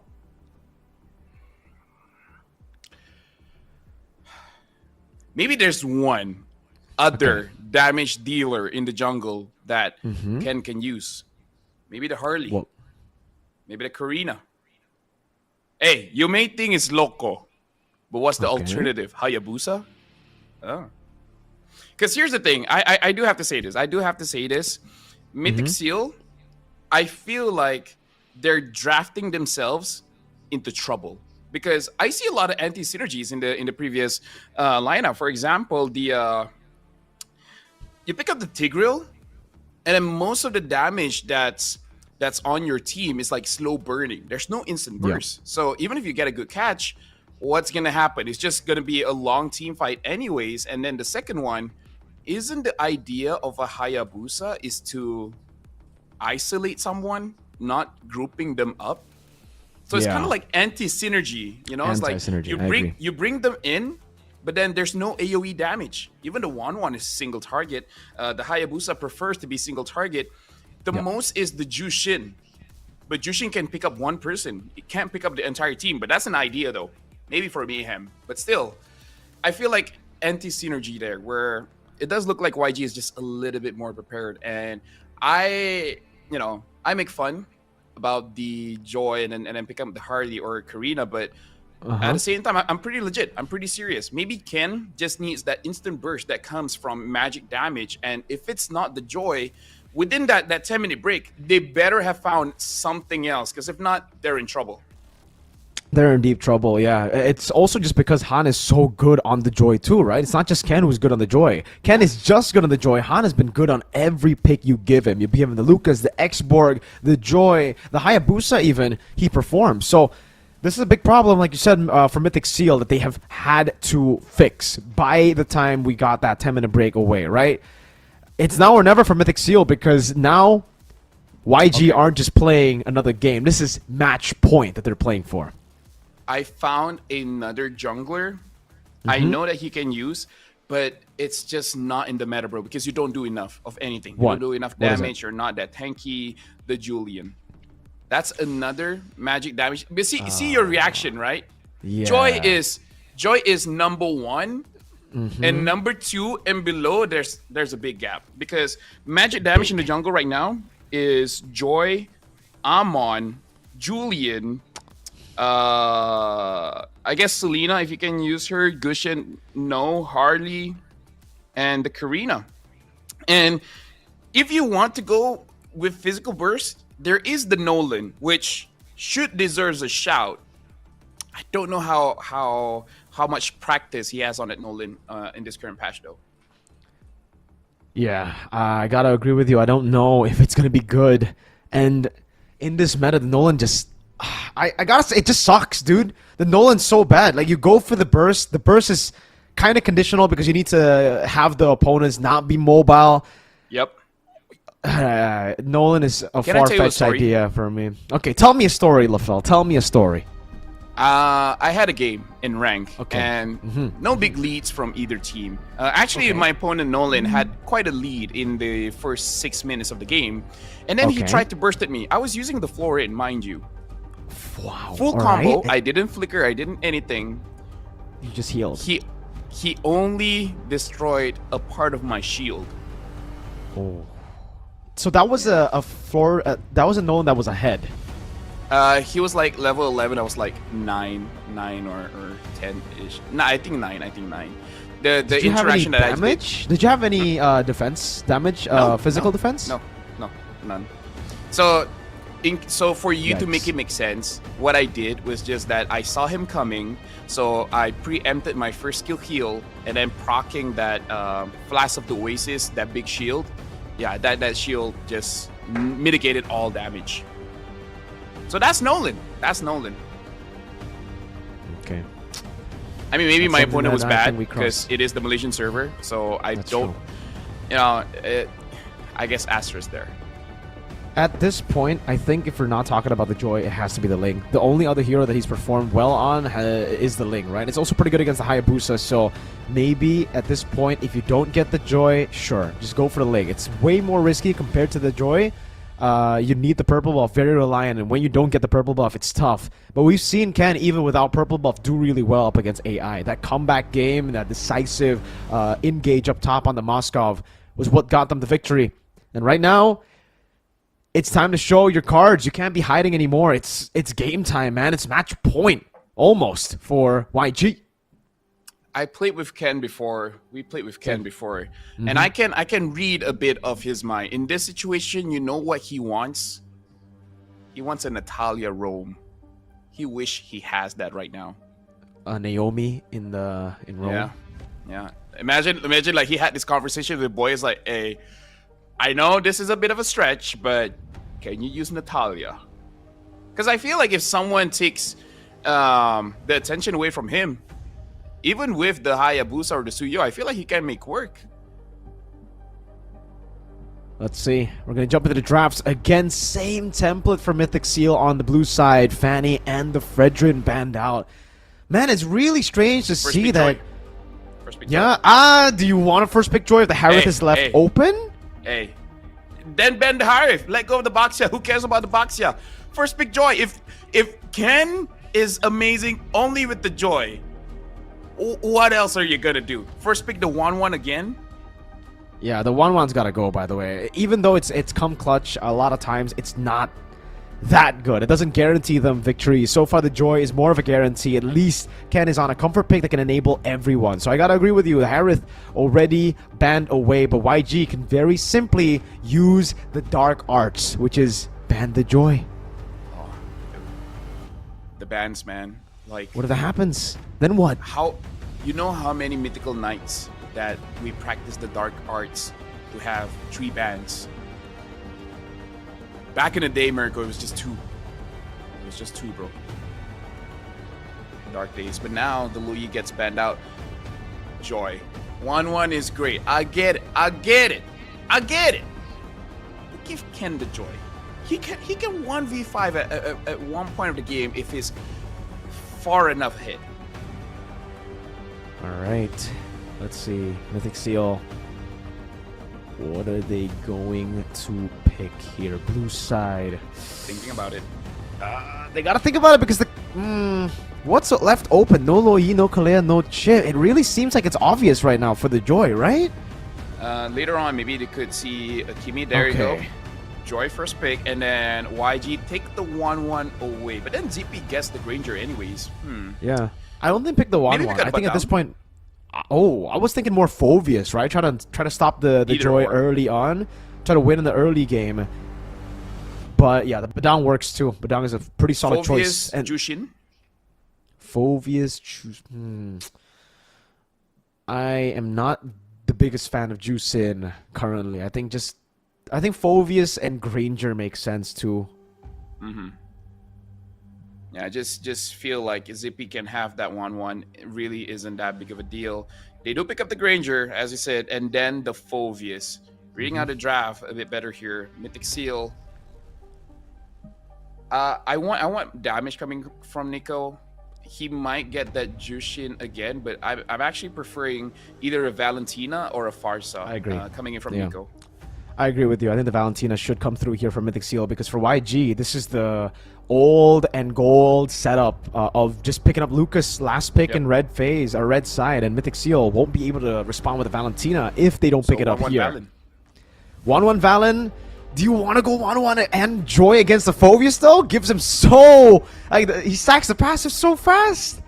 Ying ain't that great on the Phoveus. He is not great. He's a Mei Ying, Jusin and Badang. They don't go for the 1-1 Lafel. They go for the Badang and the Jusin and no Valentina. That means YG. They can either go Farsa, which is a riskier choice. I think just go for the Lucas. I think this is going to set them up for a lot in the early game. For that first few turtles, it almost seems like a sure win with a Phoveus plus Lucas. And then they can go Matilda later if Mythic Seal don't ban it. Oh my god, I'm sure they will ban it. I'm sure they will ban it. Don't say that, man. Hayabusa is still up if they do want that as well. Hayabusa hasn't been true banned yet. Yeah, because the junglers, there are a lot of picks here. Oh, they no. They do pick up that Lucas. And at this point, I feel like YG banned the Irithel, and then after that, it should be good. Yeah. Maybe they can even deal with the Irithel, honestly. Yeah, YG. 2 or 3 Blade Armorson is good.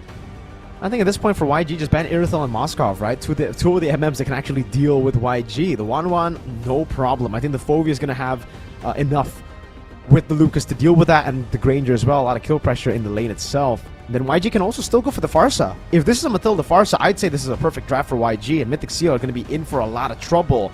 But YG decided to go for this safer route, taking away the good matchups against the Phoveus, which is the CC. Yes, the glue also comes to mind when we're looking at this kind of composition. Mythic Seal, get rid of the Kimmy. So, Mr. Lafel, the Matilda is still... Hey, no. Oh my god. There's no way. Like, they themselves have felt the wrath before, okay? Hold your horses, Merkel. Oh my lord, even if you don't have horses, just hold it. Hold it. I have liquid in my region. That's a horse. All right. YG banned Irithel, Mythic Seal ban. Oh, they banned out the Hilda. Okay, respectable. And now you ban the Matilda. Okay, relax. It's gonna be a quick ban. They won't even think about it. Hold on. They won't even think about it. There's no way. This is the grand finals. Oh, If YG wins this one, it will be match point. All right. A match point. They're thinking about it, Lafel. They're thinking about it. They're taking this time to discuss like, okay, what's the next pick, etc., etc. They already know they want to ban out the Matilda. They're just discussing what's the 4th and 5th pick. All right, relax. They're using the time wisely. This is what a good coach does. Merkel. It should use be as the much time as you're using as much time as you can to ban out the Matilda. Okay, relax. Okay, I'll believe you. I'll trust you on that. I think the Gata Kacha is a solid choice. Oh, Sask! They ban out the Sask! Oh, Free Mathilda YG! They can do it right here! Lucas, Phoveus, and the Mathilda Mythic Seal are gonna have to commit to the Gatot Kacha. Oh man. And the gold lane. Mathilda here, they're trolling, man. I mean, to be fair, yeah. They can still just go for the safe Farsa pick before that. Again, it's a really, really good pick up against the Juicin.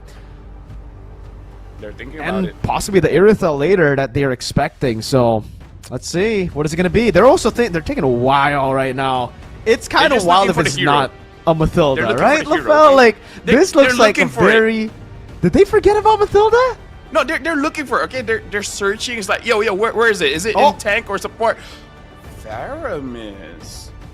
Not Mathilda, but not But bad. that's a setup for Mathilda, LaFell. That's a Faramis Mathilda. That's also... Yeah, that's okay, pretty good. listen. Either ways, even if they don't pick up the Mathilda, I think it's still fine. And the Faramis deals with the 1-1. So this is also another thing. It was like, okay, Mythic Seal. Like, basically, they're target banning heroes. Now they're just target banning Zippy here. Well, now it's just the Irithel, right? I feel like the Farsa would have been the safer choice because it does good against both 1-1 and the Irithel. Now it's, yes, better against the 1-1, but there you go, Gatot, and show me the Irithel. Show me the Irithel. Give me that 100% right here. Boom, Beatrix. Which actually wouldn't be that bad as well. If the front can hold. Yes, it'll be very, very solid, actually. Huh? Oh. I'm not feeling this Moskov, though, not gonna lie. Not feeling this Moskov. So, do we... Oh, I actually read chat, and people did say that they could have gone Valentina EXP. Yeah, they could have, but that means that the Badang will have to go Rome, right? And so far, I don't think Boya has actually done that well in the Badang. Just go for the Mathilda and let us cast this guy. Oh, no. Wow, what a surprise! No. Oh my god, dude! Oh no! Like that was that not the most obvious Mathilda pick in your life? I have never seen a pick so obvious. Oh my Dude, lord! when I say oh no, it's not that I don't see it; it's that I see it and then it happens. No, yeah. How exactly. did YG get this draft? How did YG get this draft, bro? That's what I'm saying too. Isn't that the most obvious pick ever? Oh, they were overthinking for sure. They were overthinking about the Zask, about these picks in the mid lane, that they completely forgot that there was a no way pick. You know, there's a no. Oh my. Okay. Mathilda, Faramis, and this comp. How many times do you have to kill the Lucas or Phoveus? Like how many times?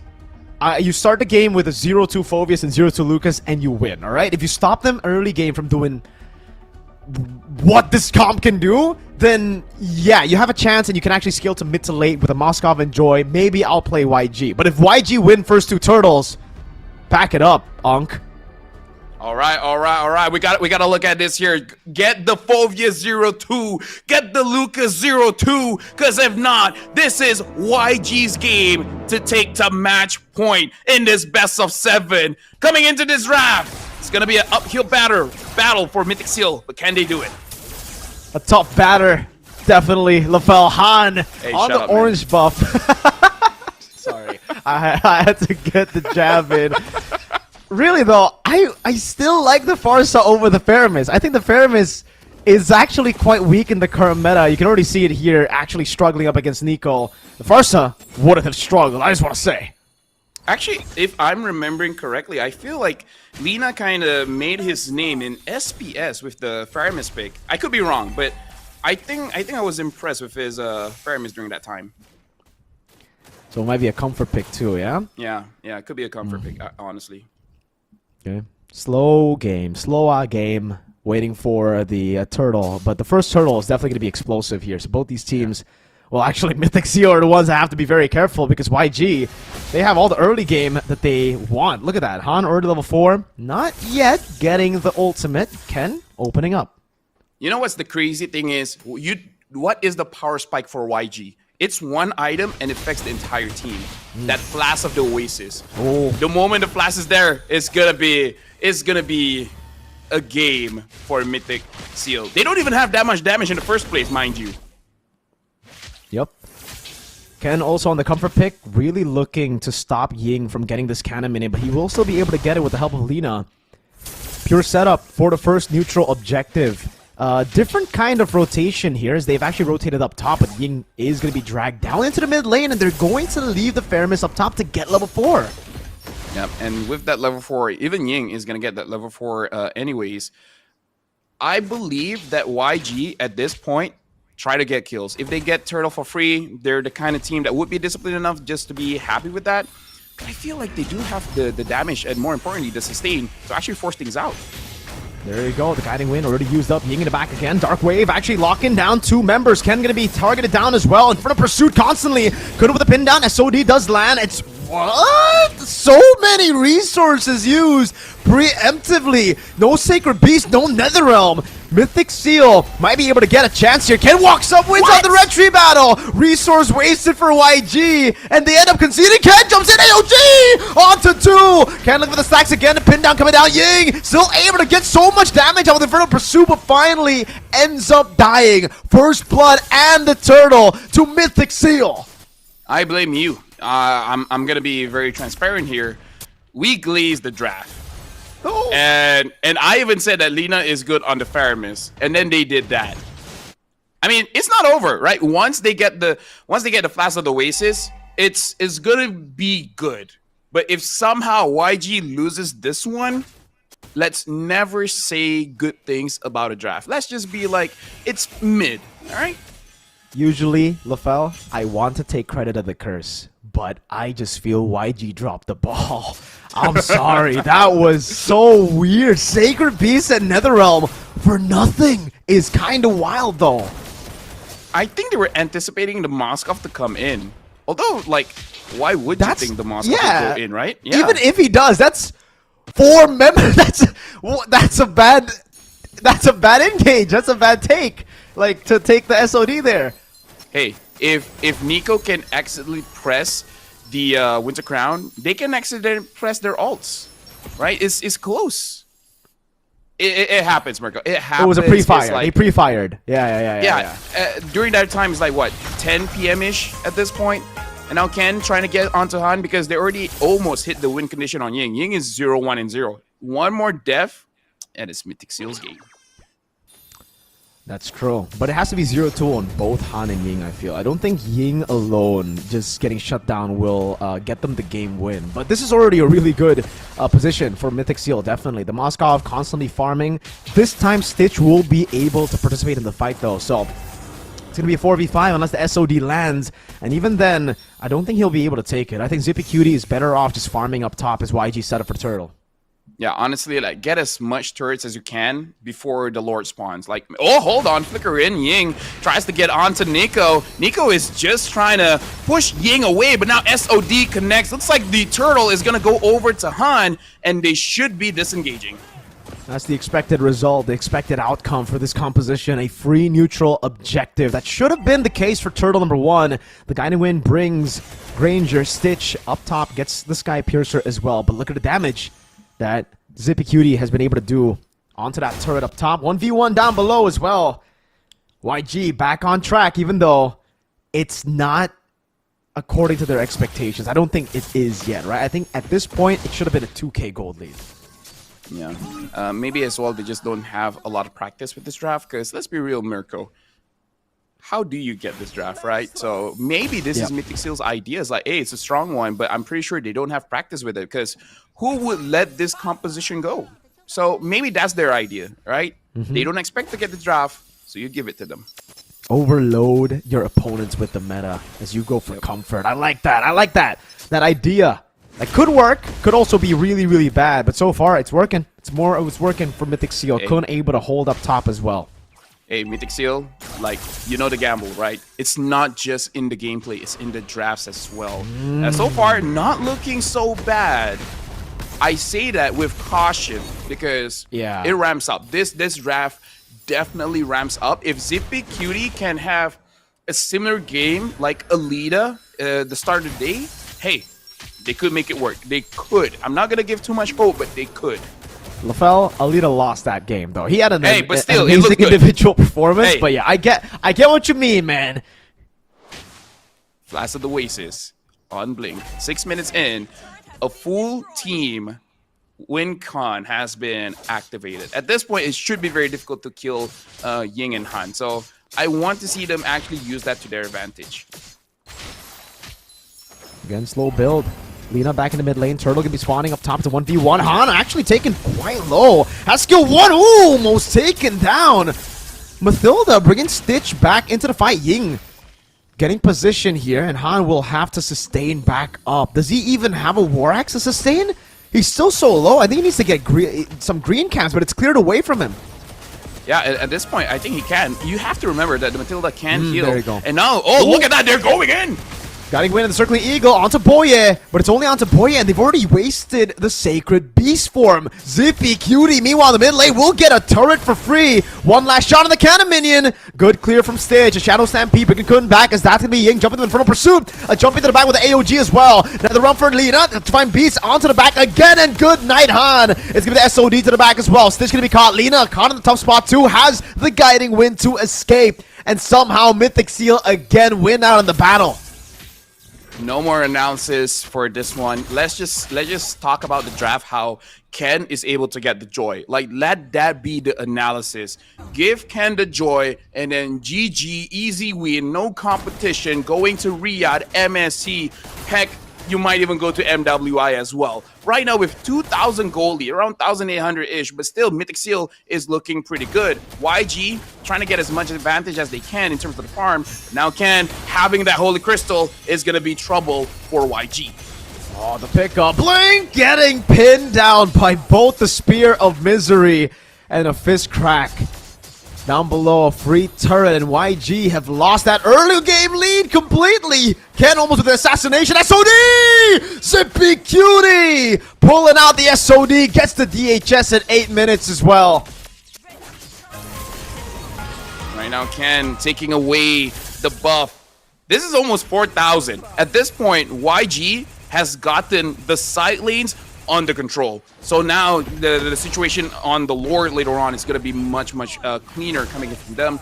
Kun having the Oracle is just trouble because the shield is going to be bigger and, more importantly, a lot more cooldowns, making it so that it's going to be easier for him to actually engage. Now he's even pulling off the Nico, showing up with the recalls. Spicy moves by the team again for Mythic Seal. Every time they're in the lead, they have this much confidence, and at this point, we just have to talk about the joy. It really is just about the joy for Mythic Seal. The joy pick elevates not just Ken, but everyone in the team. When Ken is doing well, the team is doing well. He makes the moves happen for the rest of the team to be enabled. And for YG, you might be right on that one. They might have gotten the better draft. They might have gotten the most meta draft currently. Actually, I don't like the Paramis, but it's pretty good still. They just probably don't have a lot of game time on this. Yeah, like you said, they don't have a lot of experience playing this composition, because who in the right mind, usually in the scrims even, would let this go?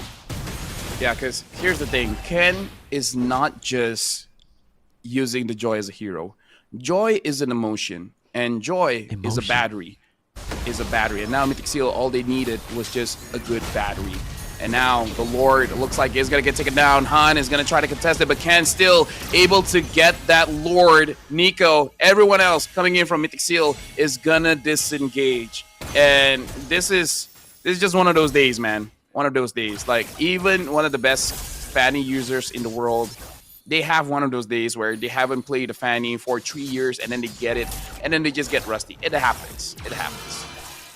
Free Lord over to Mythic Seal, 4,500 gold lead, and YG's composition, that win condition is completely gone. At this point, it's just a slow roll from Mythic Seal. They're really just rising to their item power spikes, and they're going to outscale YG very, very soon. Stitch is the only guy that can make this composition still work by scaling into the late game. And this is also the reason why I would have preferred something like a Farsa over the Feramis in the mid lane. If you fall behind, there's no plan B. Your plan B just becomes Granger. If you have Farsa, at least it can be Farsa and Granger. More dimensions to play with. And now, it really just becomes slow build. Shadow Stampede not even landing there. And they will be able to get a few waves in towards the base turrets. Lord in the bottom lane, shoving in already. Getting the charge down too. Just a bit of damage over with the Holy Defense procced. Okay, right now we're looking at the minions down bot, pushing in, but Mythic Seal, they're not really forcing it out. Mirko, if you get this draft and you still lose, isn't that like just nail in the coffin, never letting this joy go? Because, bro, like that's a... at this point, it's a lucky charm, right? It's a lucky charm. Like with the Joy, he might be even able to take down TLPH. Oh, Too far? Too far? Maybe, Maybe, yes, right? though, right? Who knows? Right? Maybe. We don't know. They'll have more of a chance than if Ken goes Suyo or Haya. That's for sure. I'll give you that one. Purple buff contest. Going in. Has the guy to win. Ken's just gonna walk up into everyone. No one's there to really punish. Electrifying beats and the retribution. Clean steal for the purple. Yep. In terms of the gold lead, 6,200 gold behind here for YG. At this point, it looks like they listen to our conversation, and Ying and Han is trying so hard not to go 0-2, but with the cost of not really doing anything in terms of damage here. Looking at Lina having the glowing one as well as the lightning truncheon, you do have enough damage, personally for me, but it's not too bursty and it's not continuous enough. So whether Han actually gets a good flash combo is really the answer of them winning the fight or not, because Ying can zone all he wants, but Han needs to deal enough damage to just threaten them a little bit. Lina splash damage and then let Stitch finish the job. If Han doesn't work, the entire composition no longer works. Okay, Ken walks up. Electrifying beats. Oh, Lina forced to take the guiding win. Oh, my damage! Ying obliterated Lina with the late Nether Realm, and I think it's kind of cooked. You can see Nico and Kun recalling on the corpse of Ying. No Mei Phobius today. Yep. I mean, as long as it doesn't become like yesterday, it's good. I think like they understand, like, hey, you guys got a very good draft and you're losing. Rookies, man. I think that actually might be the case for Mythic Seal. They're just looking at it and they're like, what the hell? Well, you guys can maybe ask the AI on the Infinix AI Infinity phone, the Note 50 series, to find a reason. To find a reason and to find the solution to how YG actually lost the first turtle with this draft. It's like asking AI, it's like, hey, can you create a new color? And then they'd be like, that's impossible. And then it's like, why is YG losing? Okay, imagine this color. Okay, if Nico died there, yeah, we just have to shut up. Wait, Nico's already very low. He has to recall, right? There's no regen on him too, no revitalize. This ends up being a pretty useless lord, but we'll see how they're able to utilize it still. They're shoving bot. They're going for it. Okay. Dude, Nico is like, Nico is saying, I only need half of my HP. That's enough to take down you guys. Oh, that's why Khan! What a fist crack, finding them all. That's why he doesn't need HP. When you have a front line as crazy, as loco as Kun, does not matter. The equalizer from Mythic Seal, 2-2. No more glazing the draft, Mirko. All right? No more. That ends today. That ends right now. Another equalizer here. YG Mythic Seal went from a best of 7 to a best of 5, and now it feels like a best of 3. The next 2 to win. And at this point, if the Joy doesn't get banned, we might actually go for a full 7 games here, Mirko. At this point, don't ban it. If they lost to that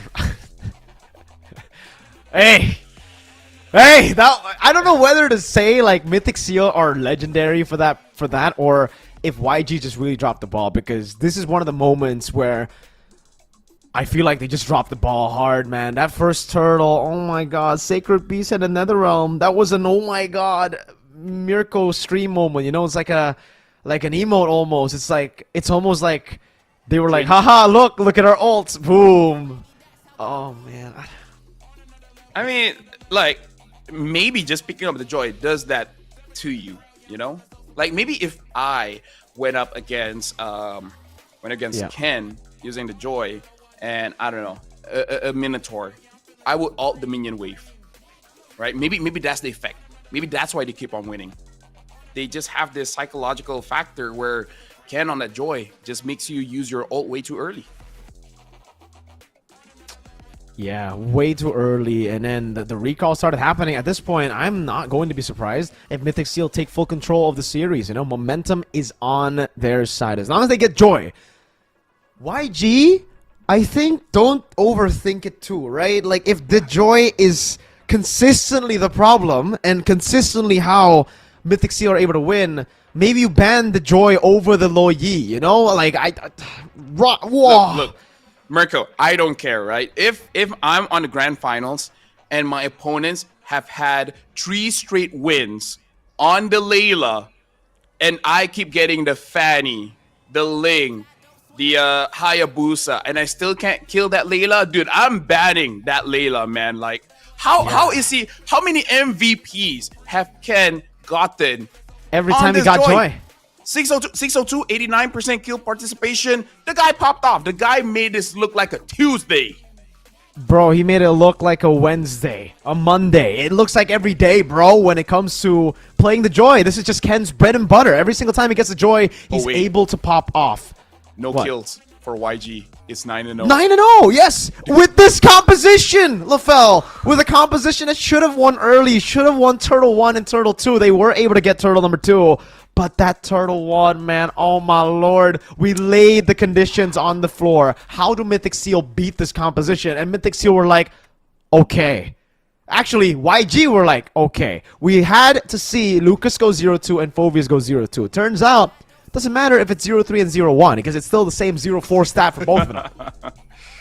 At this point, I kind of just want to bring Renmar into the conversation. Like, I need Dude, to feel, I agree. insight. Like, yo, Like, how does that not work? How does this draft not work?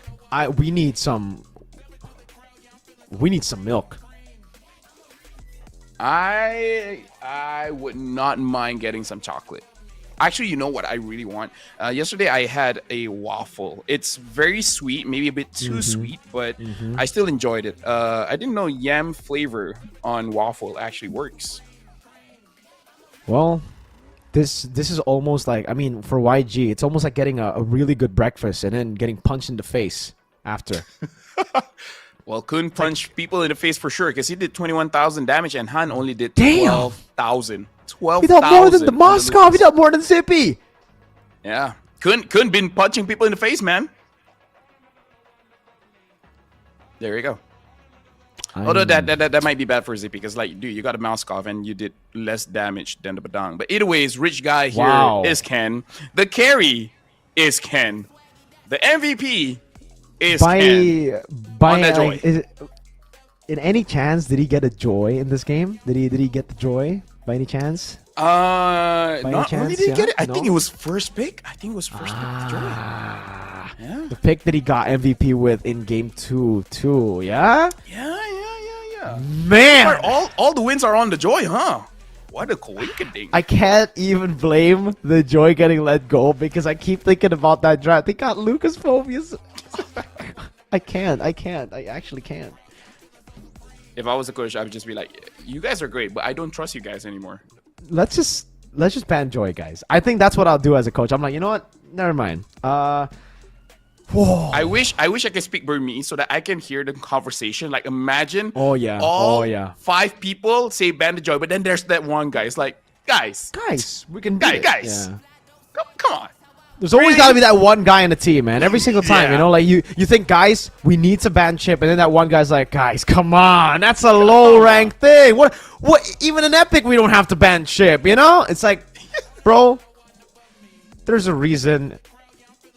Never mind. You know what? Let's just not make sense of it. Let's watch the highlights again. This was truly... We didn't even get to see the real highlight. We were skipping through the real highlight. The real highlight in Turtle 1 was Lina and Han both saying, you know what? We need a worse draft next game. We don't need to play this. And he pops in Sacred Beast and Feramis. Like, oh my lord. Oh my god. Can I just... We saw Han on the Lucas before, and it looked okay, right? Yeah. Right? Like, am I He am I looked crazy? good. Or He looked good on the Lucas, dude.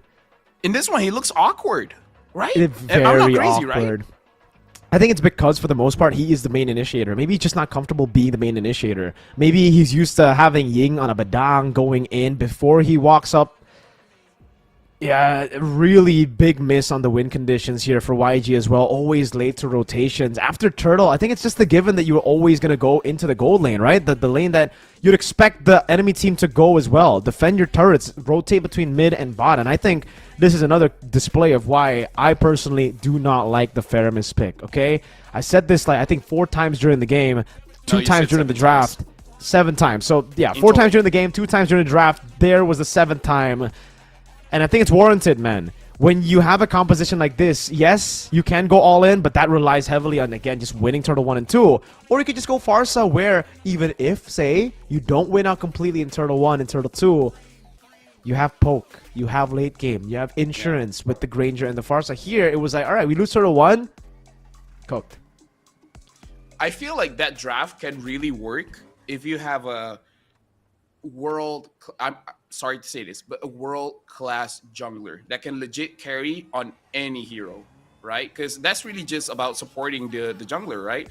Matilda for the jungle, the Faramis for the jungle, even the Phoveus just to zone people away so that the jungler can get free objectives, right? So that was a draft for the Lucas. So if the Lucas doesn't work, it makes the other 3 picks irrelevant. At that point, yeah, maybe you need to balance it out. Let someone else do the damage in case if that guy fails. So give him time to actually farm up. And I feel like with this, we should give the time for players to discuss which joy do we have to ban. We're going for a break. After this, we're going to get number 5. See you guys right after this.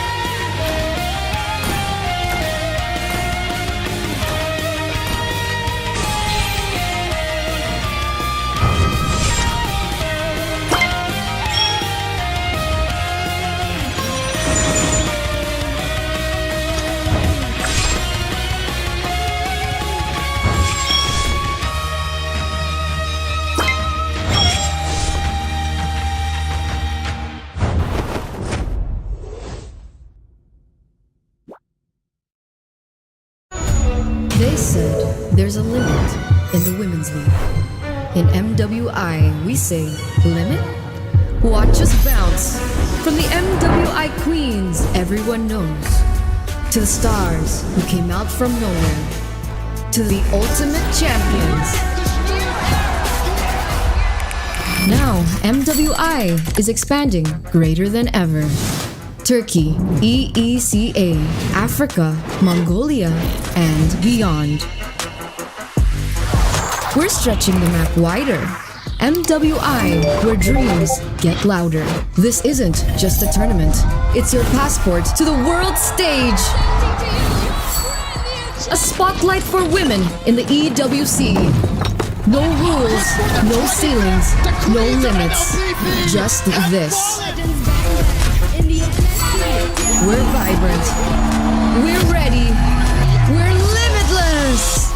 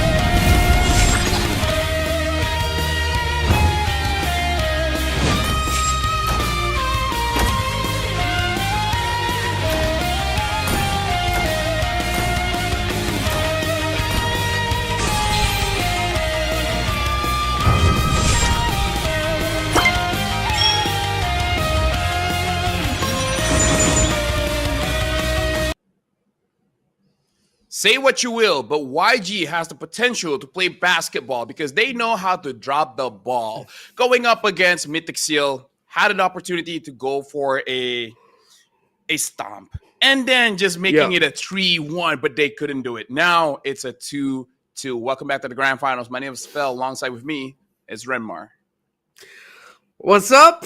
I think it's very clear to everyone who's been watching this grand final so far is that there have been some absolutely glaring moments that have dictated the games and thus dictated the series. So far, we've seen 4 games determined by the fact that one team had some errors, whether it's in the draft, whether it's in the actual execution of their ideas. Uh, Something's really gotta like shaping up for these two teams if they want to force a game 7. Actually, if we're gonna follow logic, we might actually get to a game 7 just because they keep trading dominating wins. Raymar, I asked you earlier that's like, no way we're going to see the Joy again. And then we got the Joy again. And then the Joy won and became the MVP and didn't even die. Yep. If I see that Joy in the hands of Ken, I'm going to lose it. I will kick a child. I don't know. I'll do something. Maybe not that. Maybe not that. You know. He'll kick a chair at least. You said chair. Right? I kick a chair. A chair. Yeah, you kick a chair. One of these chairs. Kick the chair that you're sitting on. One of the chairs that's there in your house. No, I get it because, I mean, it's glaring already for Mythic Seals. Their main condition is simple. They get the Joy, they win. Anything else doesn't matter. Anything else, you have a good shot of giving them a good fight, making them struggle. Even if you lose with them not ending up with a Joy, at least that's something that can be rectified. Clearly, Ken was born to play Joy. He was born, everything happened to him, and ever since then, it was like this man is at this point, Ken playing Joy was in the Dead Sea Scrolls that they found. It was written in prophecy. Yeah, you know that Joy is his middle name. He is Ken Joy MLBB. Yeah. Actually, now that I say his name, I could make a different joke, but I don't think that's good for broadcast. Yeah. Let me... Do you know? I can type it out. I can type it out. Okay, type it out. I'll react to it, but then I won't say what it is. Okay, there you go. All right, so according to LaFell... No, I'm kidding. Yeah, I just thought of it and I'm like, that would be funny, but I won't say it. Yeah. You know what? Hopefully, again, I really hope things open up here. If we are going to go into game 7, I hope these last 3 games are closely contested, shows more of their bright spots. To be fair, the bright spots we've seen, again, they come from dominating performances because of glaring errors from the other side or glaring errors from at least 1 or 2 members of the other team. But it seems like teams in Myanmar, once they see that they're in control, dude, they barely lose it. And this is coming from the fact that Mythic Seals, one of their story heading into this was they can drop the ball, they can slip up. But the 2 wins that they've gotten in the series was them completely taking control and not losing it.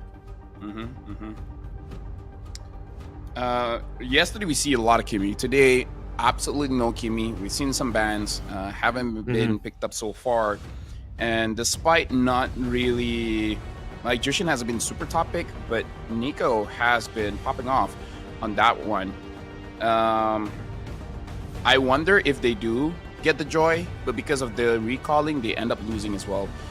And there's the Joy ban. Thank goodness. Now there's life in this game. To the absolute surprise of nobody, the Joy is finally banned. Finally! We've waited 5 games to see a Joy getting taken out, making sure that it doesn't end up in the hands of Ken. And now let's see what Mythic Seal has prepared for this moment. That they will not get a Joy Prio. That the Kalea is not in their hands.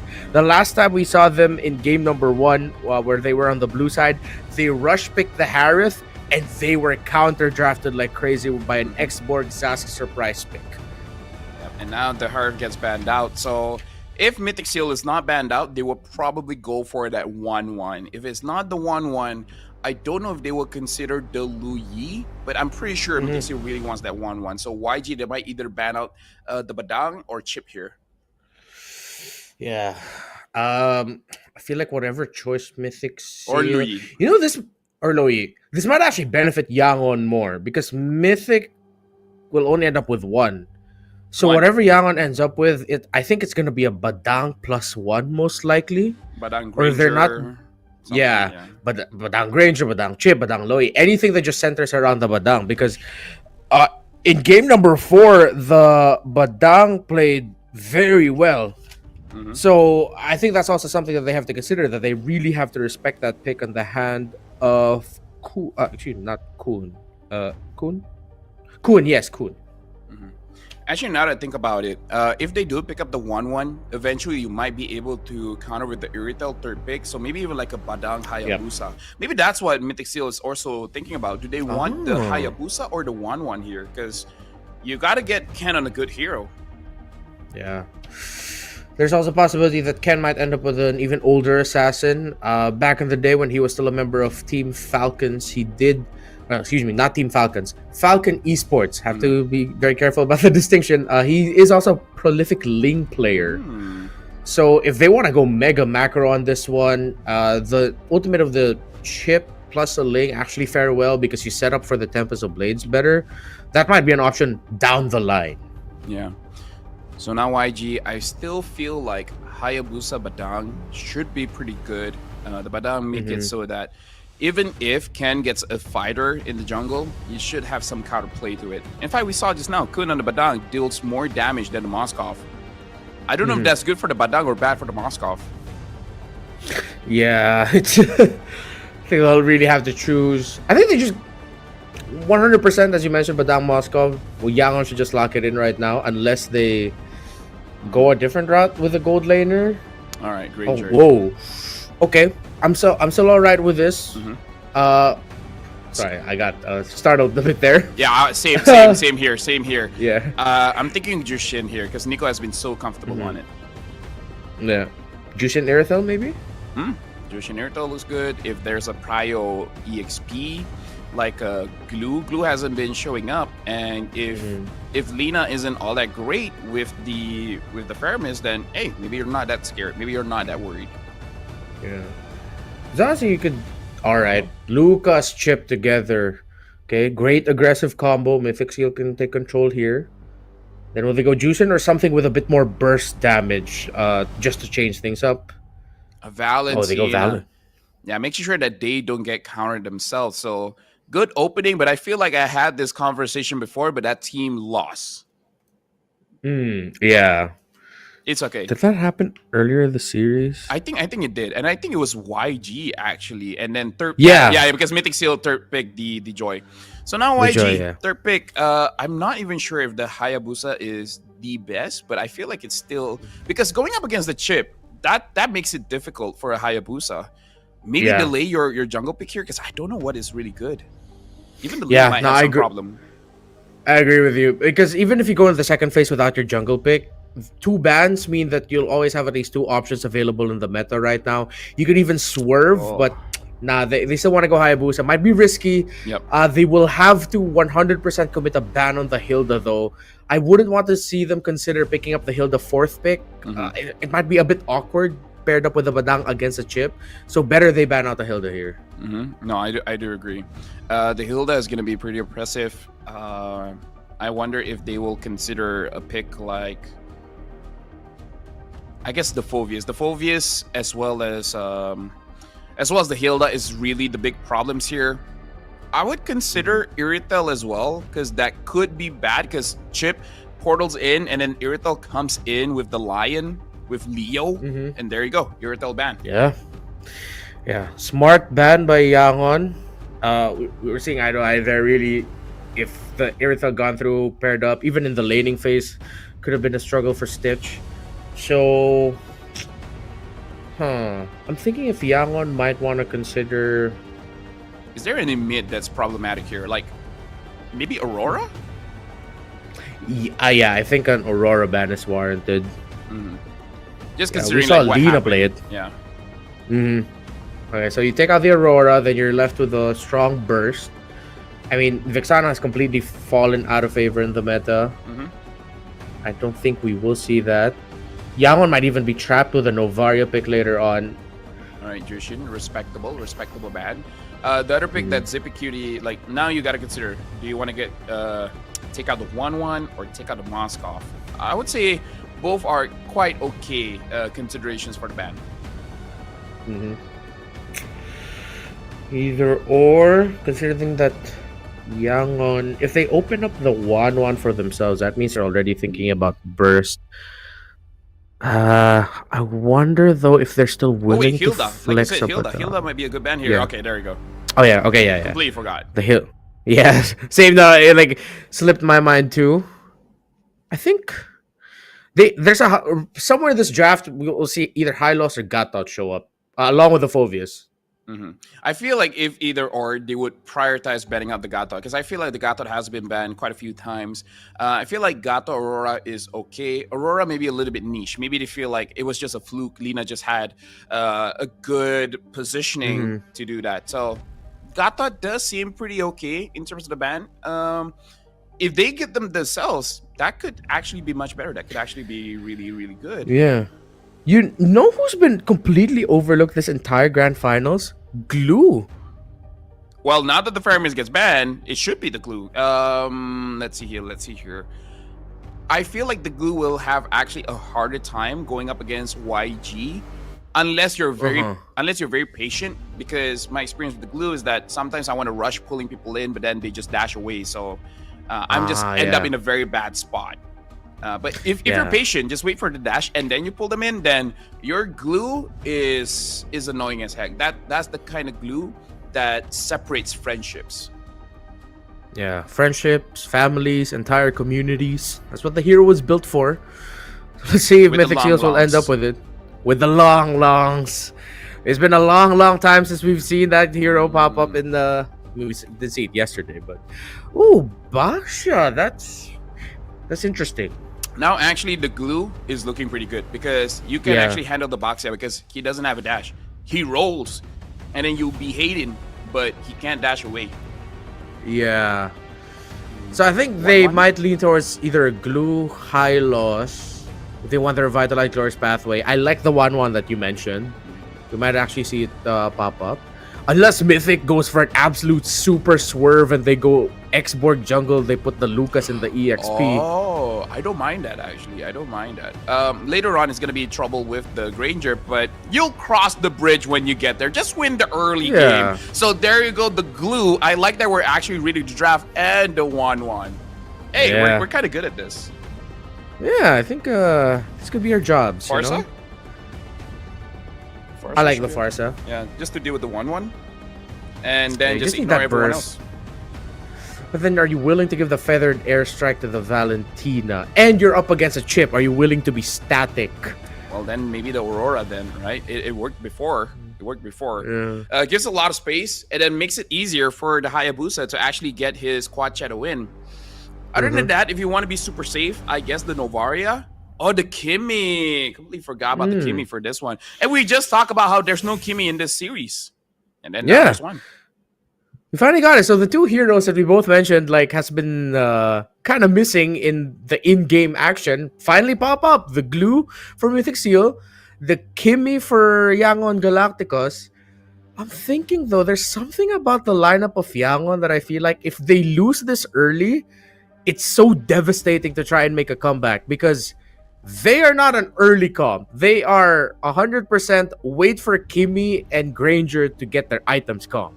Yeah, unless the Hayabusa gets good kills, but looking at lanes, it's only the 1-1. But then Boya just has to stay around the gold lane and then you just neutralize the Hayabusa. I do agree with you. There's not a good lane for Han to actually get a kill. You can try onto Nico, but Nico has been proving he used to be a jungle, and a lot of those skills transferred to the mid.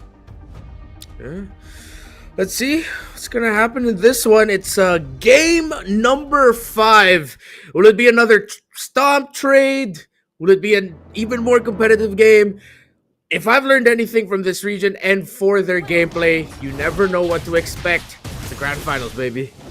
Whoever gets the win here will be claiming a match point because the score right now is 2-2. Who will get the third victory? This is Mythic Seal going up against YG. And in this draft, this time, Mythic Seal without that joy, can they get a win? If they get a win without their joy, that has to be like one of the most joy that they'll feel in this series outside of getting the joy. It's like, guys, we can actually do it. And we did really well without it. Well, that's one less thing to worry about in the draft for us. Yeah. And then can be like, yeah, but still, if it's open, give it to me. Yeah, it's like, It's like, yes, we can without it, but just give it to me. I kind of like it. Let's remind everyone at home, they played each other yesterday in a best of 5, and it was YG was the one that actually got the W. Even though we have to mention it was off of the mistake coming in from Mythic Seal. And historically, it's always Mythic Seal favored. So YG, this is their setting ground, right? Not only would they be able to confidently beat Mythic Seal, but go to MSC, and now they went on to Boye. Boye actually flickering out, but Blink is going to be the one gets taken down. Ken grabs first blood. exactly what we were talking about. Yeah, they found a good start. They could have taken Boye down, but trading against the core 3 of Mythic Seal is so difficult for a Kimmy, a Badang, and a Hayabusa to do. 100% the Lucas, the Chip, and the Valentina all will trump them in damage.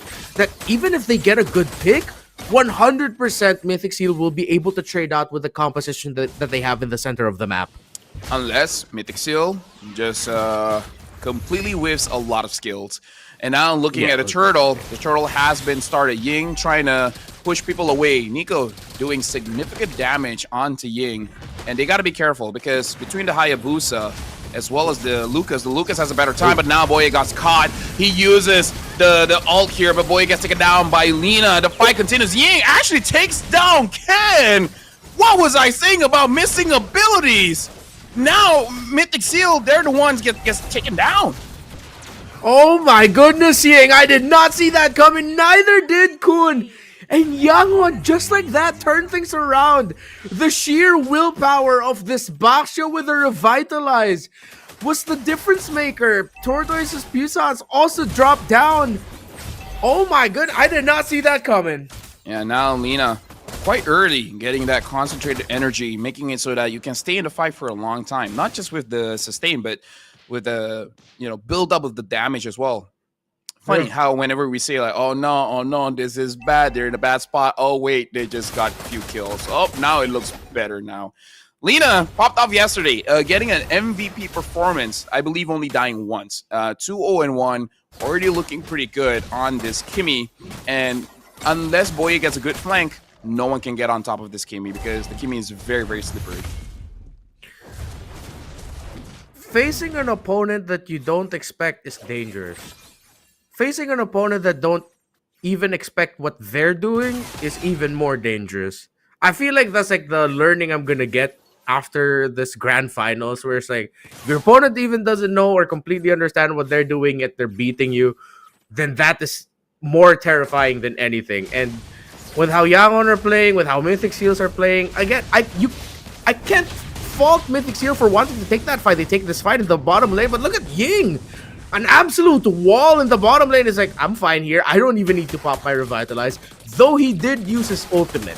So that might be the timing that Mythic Seal, or the condition that they wanted to remove before the turtle spawns in 22. It's crazy. There's absolutely no change on the Baxia. It takes Kimmy to come back into the meta for people to realize like, hey, why did we stop using this guy? It's kind of cracked. It's kind of good. Anti-heal is amazing when you don't have to build for it. And now speaking of which, the turtle is spawning. Looking at all the spells, everyone has everything. Even Ying on that Revitalize. So if they want to go for a team fight, everyone is available. The question is, how does Mythic Seal go for this team fight? Does Kun start it off? Do they wait for Boye with the portal? Or can just say, hey, I can do 1v5, no problem. Hold my drink. Yeah, I think it has to be through multiple angles. Earlier, it looked like Yangon really ready for the entry of the chip. It looks like the glue is going to be the first in the target. Kun able to still get away. Boye finds the gank angle, but just like that, Yangon back off. They were ready for the entry of Boye. Turtle, no one full committing just yet, but Mythic Seal have opened up the bottom of the map as Ken decided to split push instead. It's going to be a longer dance for this Turtle.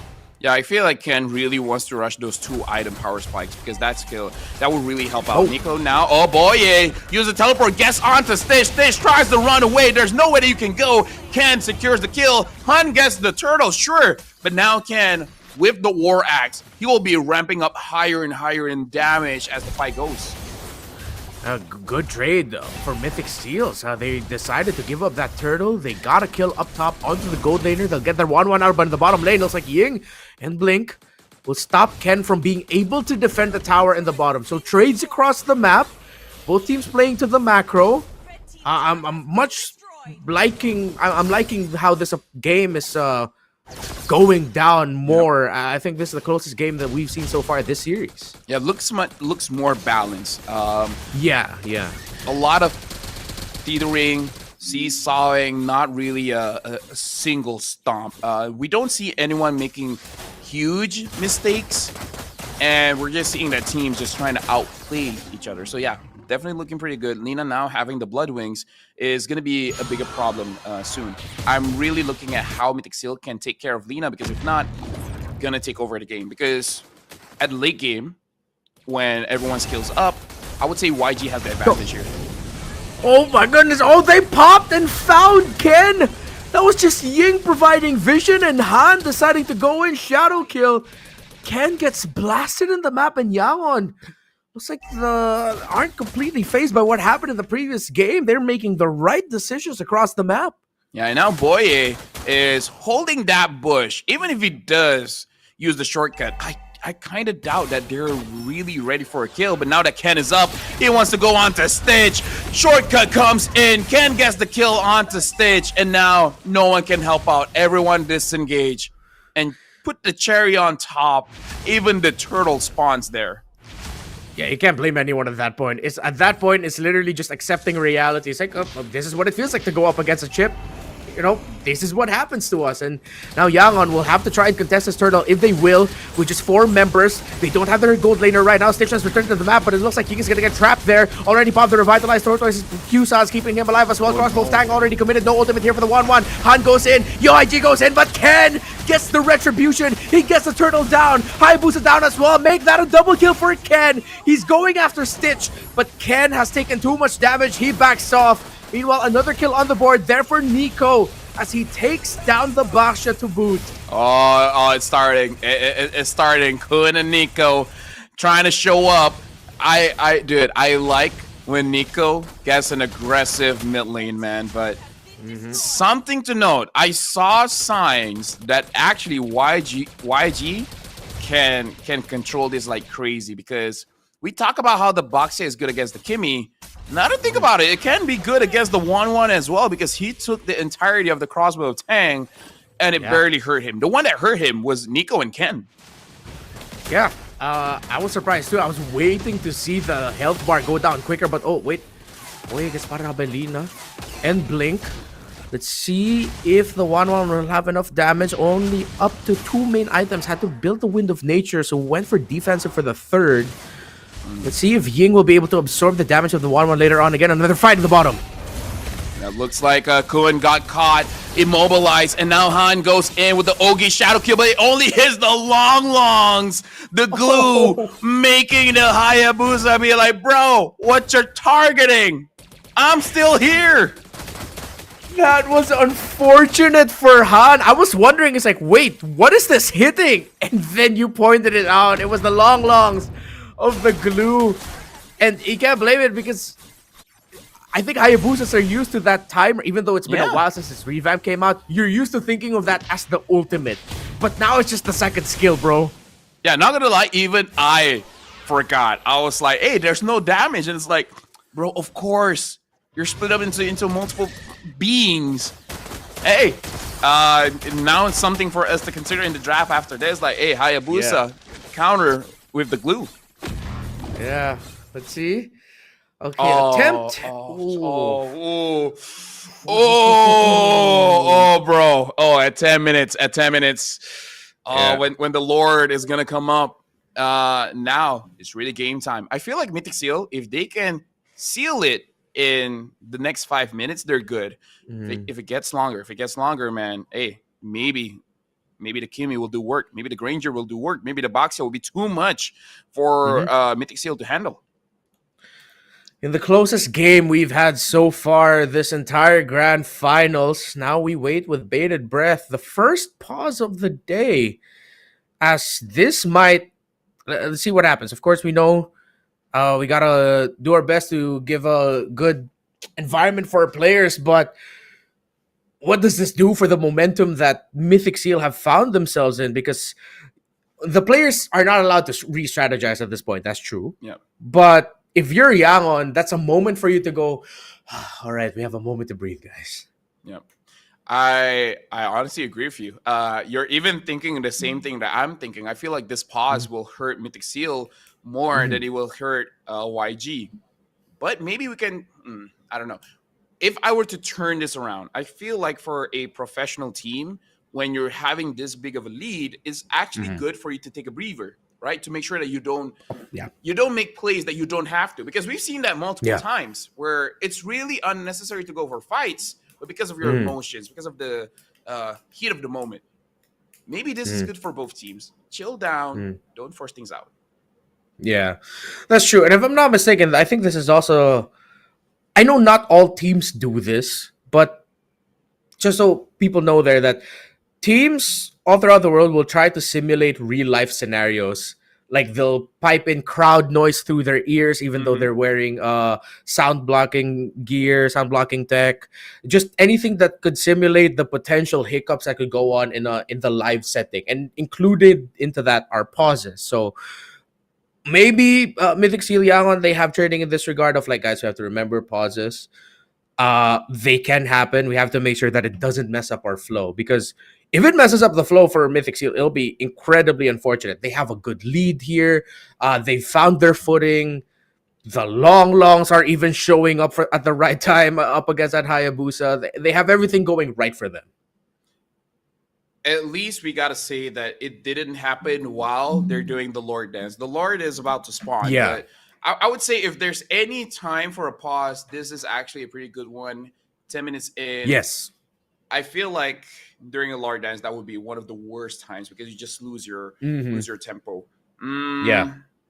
YG. As of right now, I would say it's still Mythic Seal favored, right? Yeah, the only thing that makes it difficult is really that Kimi, because honestly, this game might go where Kimi is absolutely deathless, because even Ken is having a hard time getting onto that Kimi. This is one of those situations where you kind of wish you were an EXP Lucas, just because then you can have the flicker, right? Even though, yes, with the flash tap, that's a very long dash, but sometimes, mid laners and gold laners, they learn to respect that distance, so they make sure that I don't have to deal damage. I just have to make sure that you don't catch me. Yeah. Especially with the lineup that Yangon paired up, it's not just the Kimi, it's also the Granger. Like two very long range heroes here that, yes, the biggest problem for Yangon right now, as it looks like, is one of the age-old problems going up against the glue, is that you have the right damage profile with it. At this point, because Yangon doesn't have the items, the answer is no. They don't have the right damage profile for it. But the good thing is they have the right pieces to empower the Granger and Kimi that can tell them, guys, just stay in the back. Even if we lose the Badang or the Baksha, we're doing our jobs. That increases the chances that they get to do damage from afar. Maybe the Hayabusa could go in later with a shadow kill to deliver that burst that you can spread it out to set up for even more damage. So I think as Yangon, as this game goes on, Mythic Seal will then acknowledge that, wait a minute, it's getting a little bit more difficult for us, because that's going to be the nature of the lineup for Yangon. The good thing is, though, you're in the position right now of your Mythic Seal looking at the game going like, we can end this in the next 3 to 4 minutes. Yep. And again, we got to talk about what's at stake here, because getting this win means that you are at match point. It means that your opponent can no longer afford a mistake, either in draft or in gameplay, because one more win after this one will put you in MSC x EWC, and every team all around the world, this is what they're gunning for. This is what they're aiming for. And now we're jumping back into the game. Mythic Seal still controlling the Lord. And then YG here, looking at Blink, trying to find an opportunity to actually go in. Nico takes away that fist break. Okay, gets the ultimate off the Badang. That could be big later on. It's only a small lead here for Mythic Seal, so Yangon definitely has a chance to turn things around. Maybe a miraculous steal by Han and the Lord could be one of the things that they're eyeing at. You make it look like that they're going for a full fight, but they're actually just setting up for the retry. Then they all back off. Let's see if they can actually find that. Now they see Ying being in the front line. It looks like they were trying to entertain the idea of actually taking him down, but both Lina as well as Stitch is there just to deter them for a bit. And now it looks like Mythic Seal, even though they're losing a bit in terms of where they're positioned at the Lord, but look at down bottom. The Lucas is slow pushing that one, so they're trying to play the back row game here against YG. Yeah, they send the Granger back. Kimi also pushed back a bit, although he's there paired up with Blink to clear up the middle minion wave. Still looks good for Mythic Seal, honestly. Again, they have the chip with them, so they can call in reinforcement very quickly. Yep. Traction Pulse, pull, Zippy Cutie, going quite low. And looks like what Mythic Seal really wants is actually to go for the kill, because they actually had an opportunity to just go straight for the Lord, but they resetted it in order to bait out YG. So they're playing the patient game here. They want to have a very clean team fight win. But look at here, it looks like Ken got caught. He tries to get away. Boye now coming down bottom. Stitch is able to get away, but now the portal comes in trying to get Blink, but Ying goes in and Ken gets shut down. Blink gets the kill, Lina gets the kill onto Nico. And even though Mythic Seal, they wanted to fight, YG is so ready for this fight. Only Kun and Zippy Cutie is still alive. One person is on the Lord. Everyone else try to rush mid. A worldie of a turnaround for the Galacticos. Now they have a considerable lead. They found the read onto Ken, wanting to clear up the bottom portion of his jungle. They were able to escape the initial shortcut. Then they re-engaged, and Yangon gets the Lord. What a turnaround. This is the grand finals game that we're waiting for. Neck and neck, 13 minutes in, and now Mythic Seal has to defend against a lineup that is very good against sieging.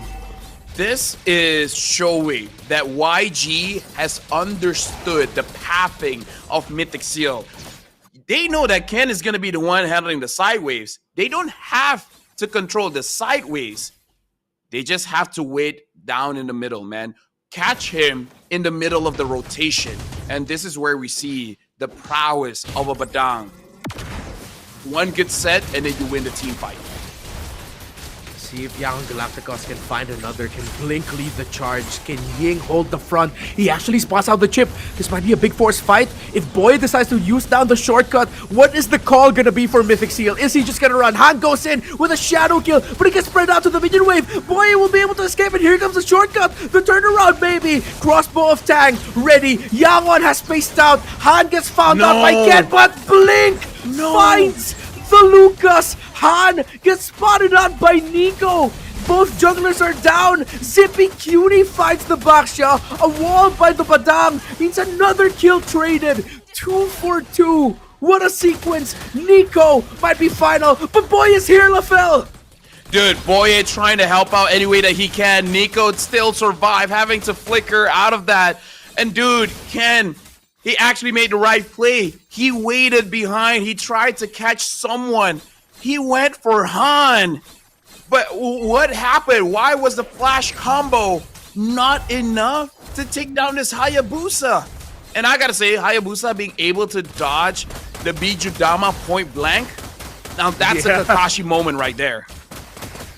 What a dodge by Han, and that little moment led to a big result, which was just an even trade across the board for these two. That Mythic Seal don't need to worry. It looked like it looked very bad for them. Then they turned it around, but then Blink showed up. Back and forth again. This is the quality we've been waiting for this grand finals. After 4 games of just trading dominant performances, we finally get to see an even playing field, an even ball game. It's now up to who slips up first or who shows up a level of quality unexpected by the other. This is game number 5. This is the grand finals for the inaugural Super League, and this is what we've been waiting for. This is crazy, man, but I gotta say this. The one that has to take down the tank, the Boxia here from Ying, is not the marksman. It's actually the mid laner because Zippy Cutie, like, yeah, you have great attack speed, but Boxia loves that. 1-1, Kimi, Claude, give him all these attack speed heroes, and Boxia will be smiling. Like, Boxia could die for sure, but maybe in the next 3 patch, it will take such a long time. It gives room for Han, Lina, and Stitch to deal the damage. Speaking of damage, you're seeing crit values coming out of that 1-1, 1,400 with the physical, 867 plus on the magic. Oh, the damage is online for this 1-1. Yangon, what's gonna happen here? Because Mythic Seal looked clear into getting that Lord. Oh, it now looks like Ying finally got caught, taking a lot of damage, but finally it gets taken down. Now Kun having to flicker out Ogi's shadow kill onto the members of Mythic Seal, and now looks like with the Winter Crown, and look at that all coming in from Nico. Nico on the Valentina, taking away the Badango, and now Zippy Cutie goes for the kill, triple kill, able to get Stitch, and now only Han and Nico, dude, no. Oh, Nico. Oh, Nico. You know what? He deserves him. Let him. Because when you need someone, when you need anyone to show up, small in stature, big in how he plays and how he has led Mythic Seal to secure match point in this game number 5. Valentina cosplay as a Badang. What a final big series of punches by Mythic Seal and Nico. Dude, love him or hate him, Nico is probably the MVP of this playoffs, of this grand finals, if they end up winning, man, because jungler going into mid and now looking like a roamer / EXP laner, double dash, flicker, fist, crack to the wall, getting 3. Dude, Valentina is just a better everything else, man. Yeah, I mean, IMU, it's the name of her ultimate, and Nico has showed it up earlier in the lower bracket finals. It was his X-Borg, now it's as a Badang. Crazy.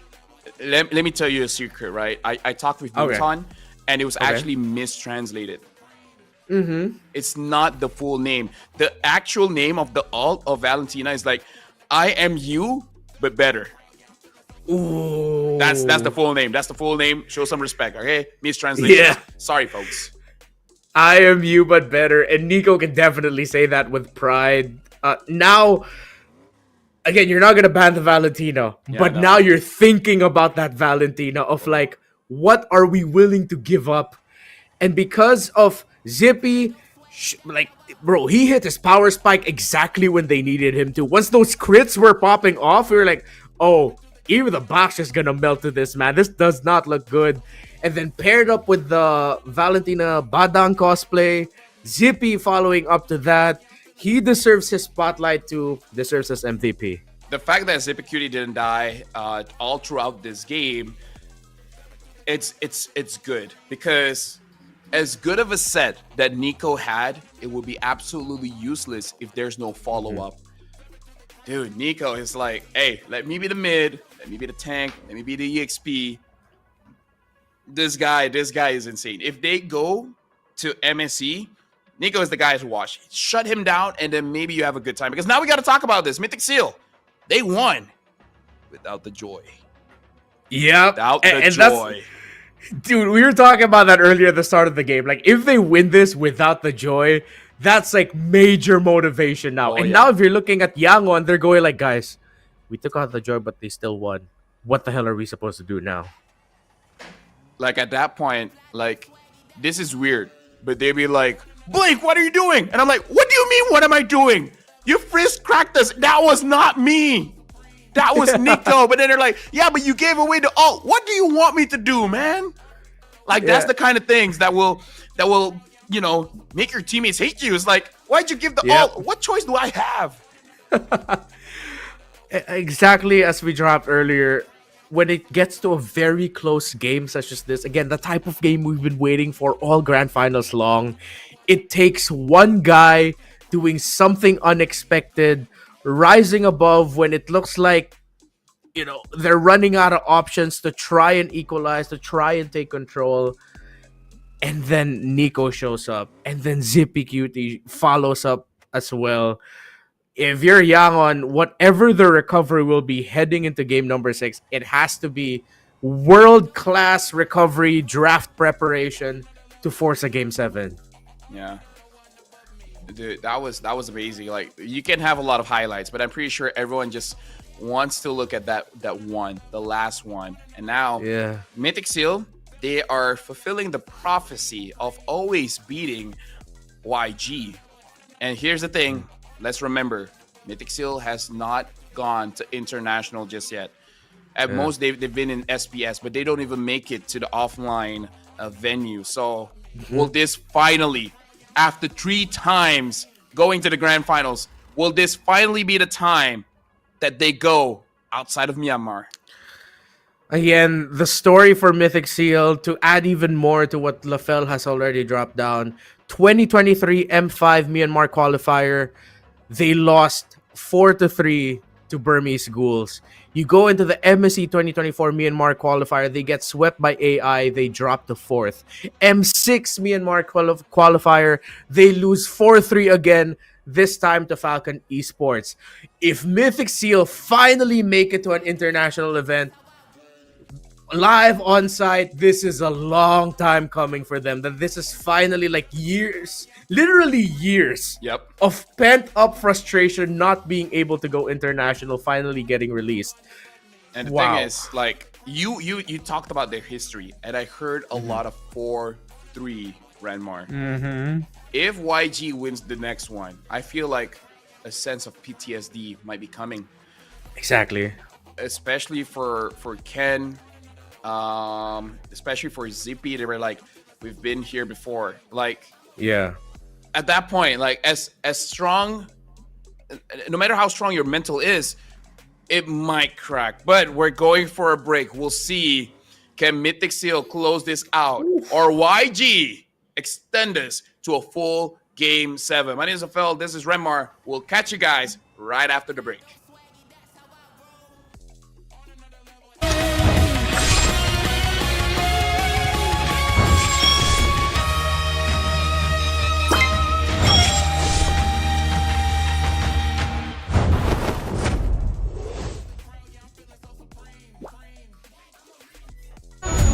They said there's a limit in the women's league.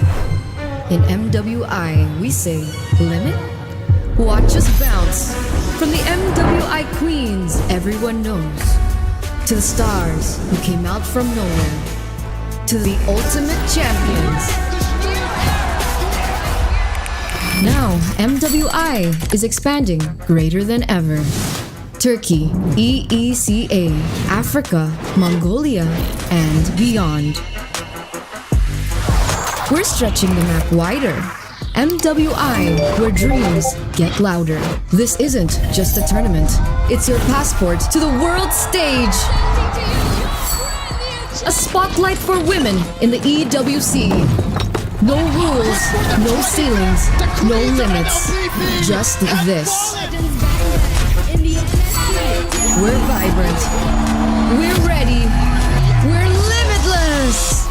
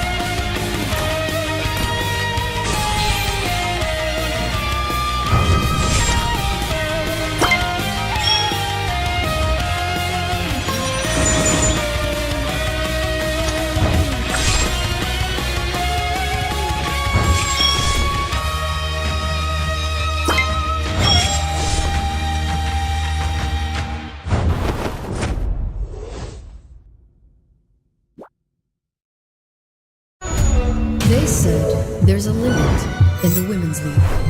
In MWI, we say limit? Watch us bounce from the MWI queens everyone knows, to the stars who came out from nowhere, to the ultimate champions. Now, MWI is expanding greater than ever. Turkey, EECA, Africa, Mongolia, and beyond. We're stretching the map wider. MWI, where dreams get louder. This isn't just a tournament. It's your passport to the world stage. A spotlight for women in the EWC. No rules, no ceilings, no limits. Just this. We're vibrant. We're ready. We're limitless.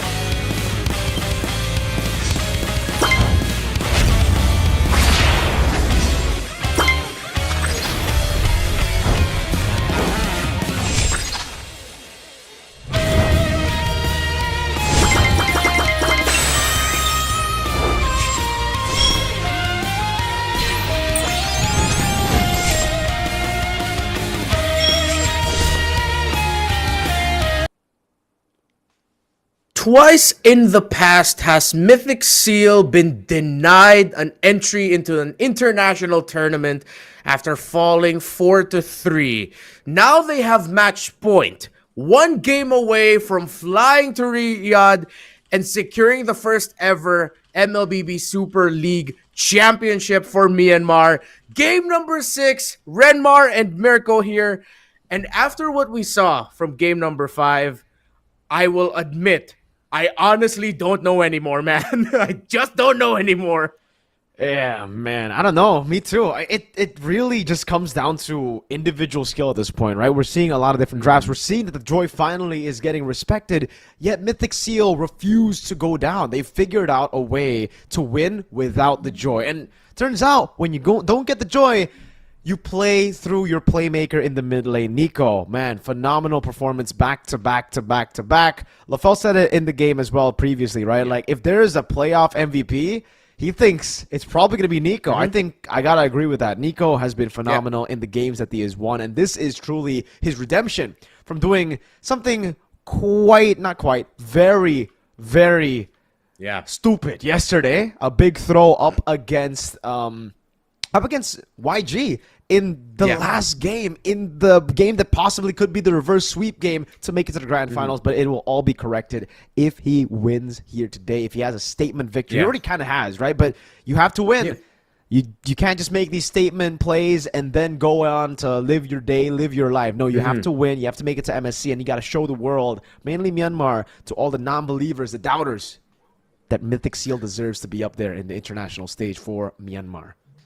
Yeah, 100%. Nico has solidified himself as a bona fide star. Let's pull back the curtains a little bit for the viewers out there. Before every major international tournament, the talents involved all have a big meeting and we talk about who the stars are, players to watch out for. If Mythic Seal are the team to go to MSC, 100% Nico's name will be the first to get dropped as the guy to watch out for. So let's see if they can manipulate the draft so that Nico ends up with another star-making, star performance pick.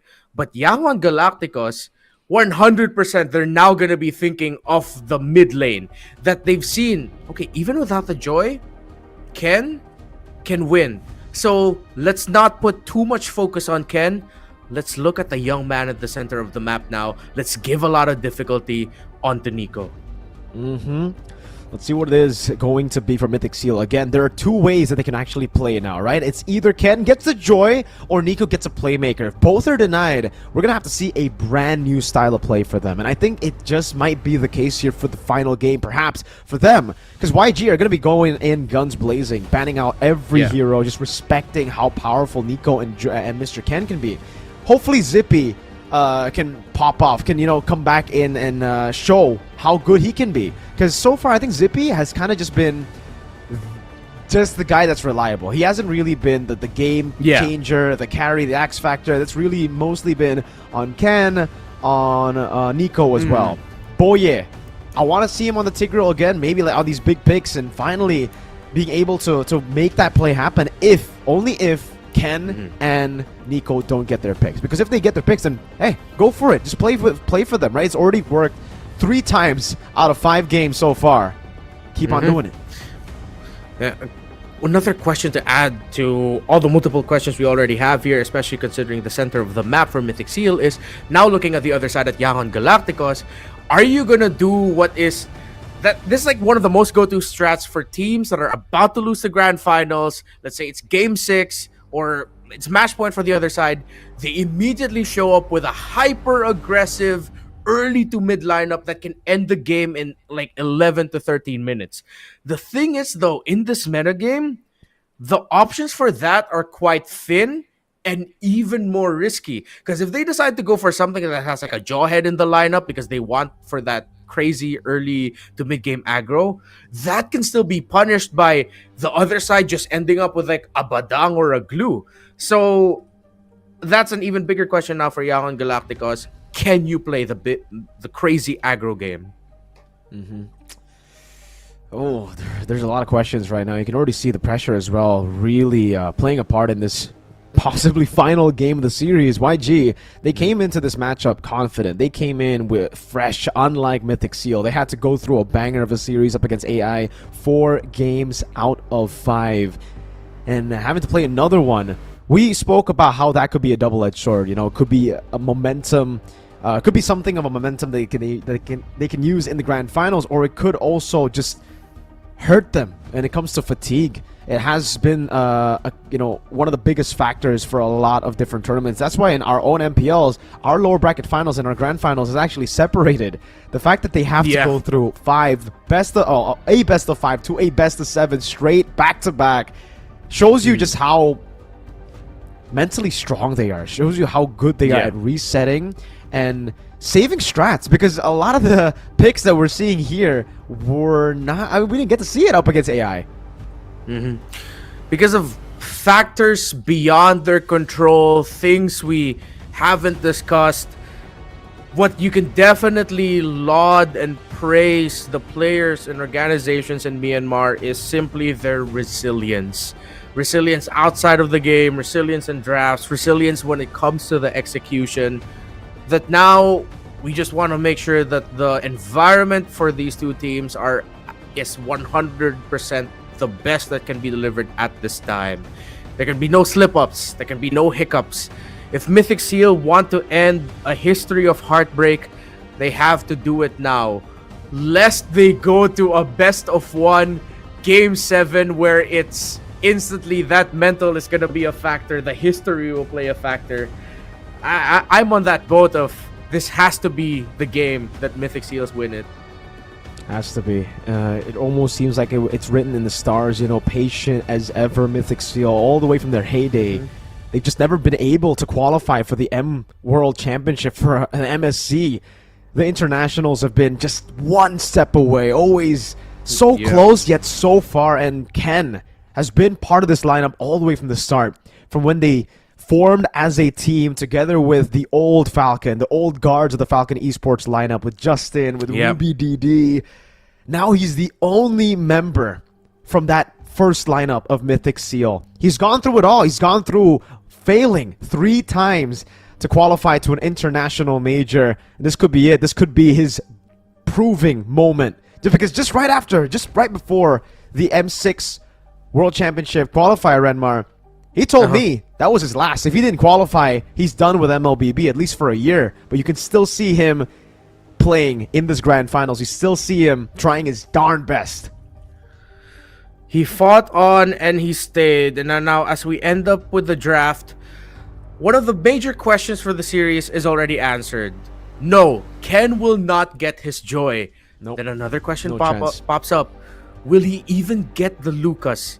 Because if I'm Yangon, I wouldn't be surprised if they even rush pick the Lucas with the first 2 picks on the red side. This is, I would say, a pretty confusing first pick here. The Kalea is up for grabs. It has been one of the best picks, I'd say, for almost every single match, every single tournament we've casted for ever since that release, the release of Kalea. But the Wanwan has also kind of been a weird first pick for Mythic Seal that has been working out. They're going to opt to go for the Kalea. They will leave the Wanwan later, which I agree with. This should be just a solid draft for them. They don't need to overthink anything. They just need to go with what works, because the pressure's all on YG. If YG were to make, if someone were to make those desperate calls, it has to come from YG, not from Mythic Seal. Yeah. Mythic Seal, they can, if it's going to be available for them and if it looks good, Lucas Valentina would be great picks yet again on Blue 2-3. Well, Yangon, I respect this Baksha priority. They're going up against a Kalea, although that already shows that this Baksha will be going to the roam to sort of counter the healing dished out by the passive of the Kalea. But I think, they're really waiting if they're going to go for their gold laner now or their mid. Is it the Juicin? No, it's the 1-1 that they'll get. Yeah.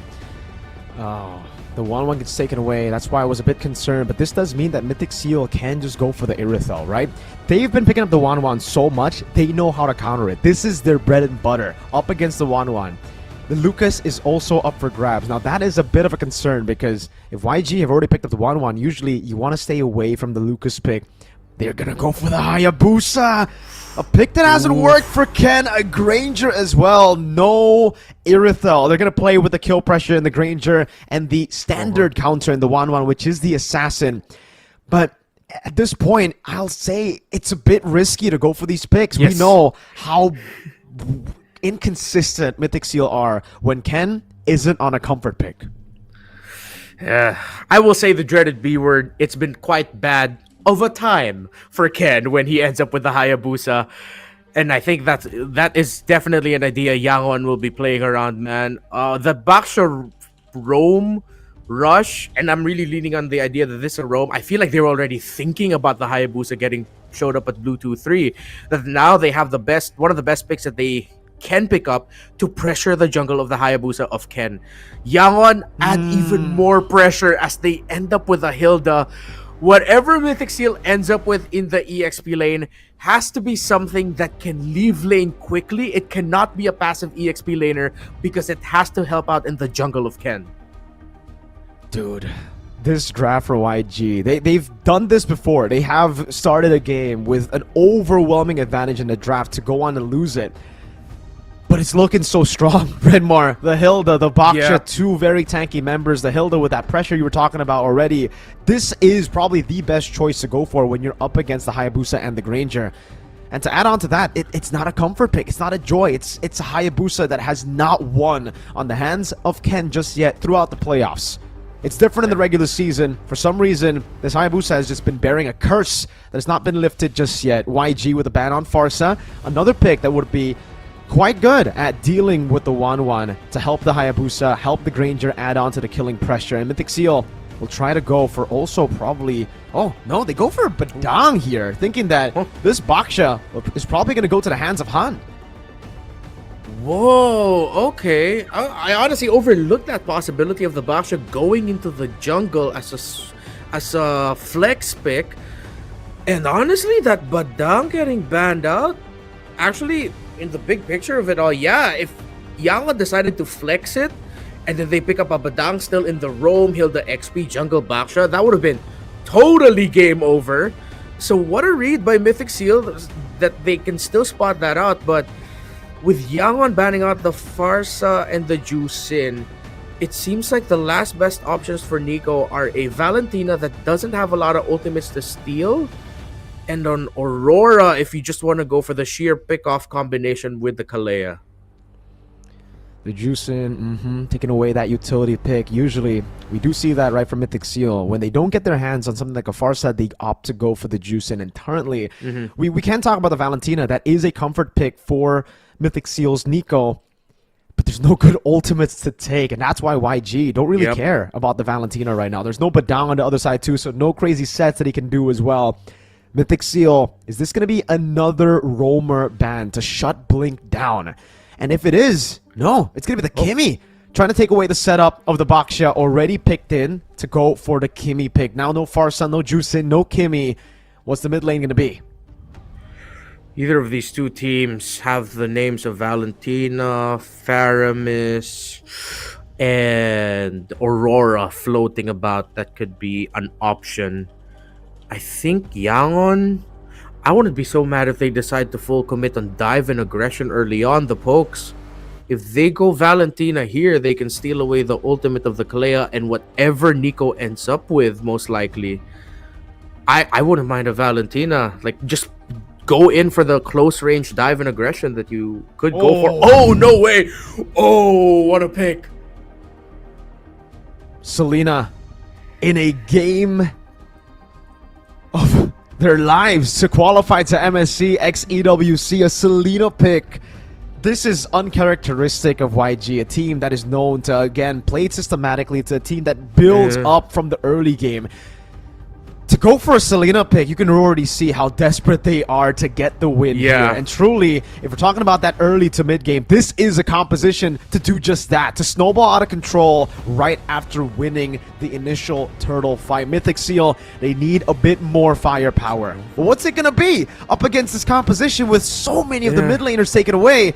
Do you lean to comfort or do you lean to another risky pick in the Novaria and the Phobius to end things? YG, jungler or roam? Are you gonna play the slow front to back or just go for an assassin that can dive that Novaria? Has to be a Ling. What's it gonna be, YG? Yeah, I was thinking that too. It has to be the Ling. It can't even be a Lancelot in this scenario because you see that Phobius assassin. It has to be. No! They go for Baksha Angela as their potential final gambit.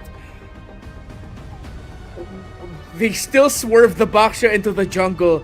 Okay, not only is it for the Baksha, it could also be for the 1-1 in the mid to the late game. And even when the 1-1 doesn't have the items yet, you can use the Angela pairing with it so that you empower it a little bit earlier. You won't get so much damage, but it's still gonna be really strong. But with Mythic Seal having the Novaria, that means a good amount of the initial burst that can actually be dished out by a Star Shatter could just be recovered through. At this point, the Novaria isn't going to be for damage. There's a good chance it might just be mostly for utility to set up the Granger, Hayabusa, and even the Fovies to deal majority of the damage. A bold pick for YG, but I think that might just be the right pick to extend the series, to force out a game number 7. This is the typical YG that we see. Renmar, bring us to game 6.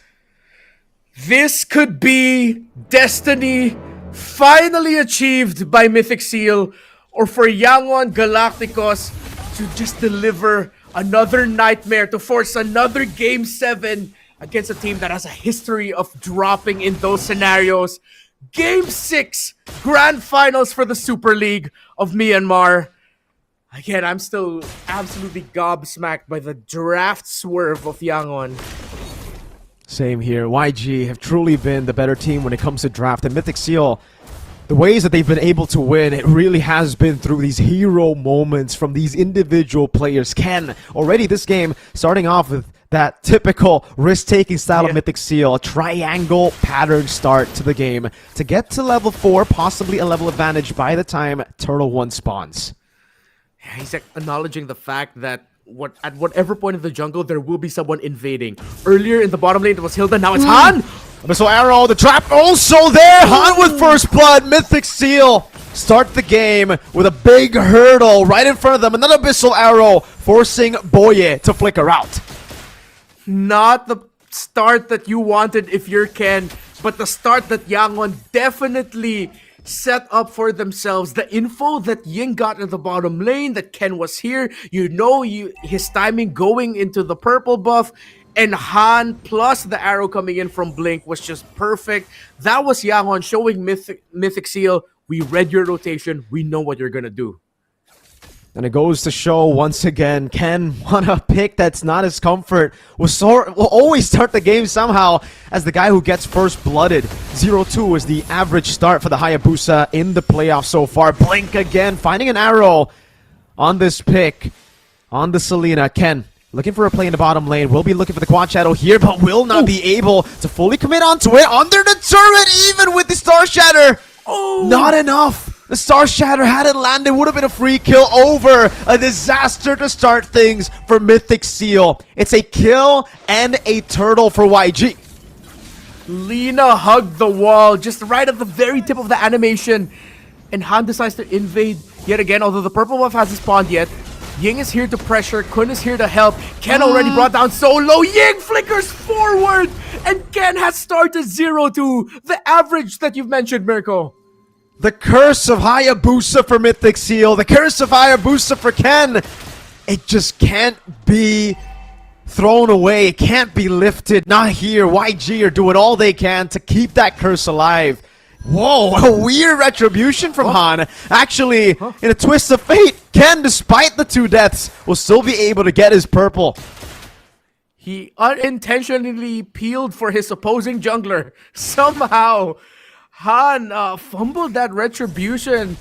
I don't know, was he intimidated by the presence of Boya or something? It looks like. Let's just give it at that. Oh, man. Still, though, Ken finds a little bit of breathing room, a bit of a miracle that he's still able to get a purple buff in this scenario, as the lead for the Baksha is starting to balloon. The 2 gold laners, 1-1 just has a little bit more gold, but Zippy's still close enough in terms of the farm to say that it's still competitive in the gold lane. Really just looks like a dash of fate, a pinch of destiny at that point, getting the purple buff leashed for you in a situation like this when you start the game 0-2, losing Turtle 1. But it does mean that Mythic Seal have yet another chance given to them at this point by the gods of the game. To try to qualify.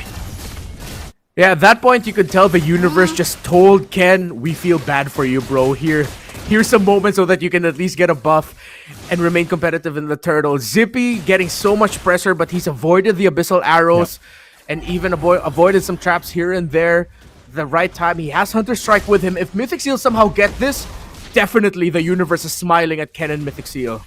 Good cancel on the shield unity. Blink unable to get the traps down here. No pressure. Kun able to control it again. Now it's going to all in onto the back. Good CC from Boye to cancel the retribution. It'll just be the turtle take, but Kun decides to take the Infernal Pursuit, leaving it to be a 2-for-1 trade. An Abyssal Arrow landing the purple buff. Han, no retribution. Ken will try his best to get it and will be able to secure it. They decide to back off. No kill secured yet for Mythic Seal. Oh no, Blink eats an arrow! Zippy Cutie trying to hold on! Can he survive? He does not! Blink finally lands the arrow onto Zippy, and he punishes him for it. For every win of Mythic Seal, there's a bigger loss somewhere on the map, somewhere in the fight.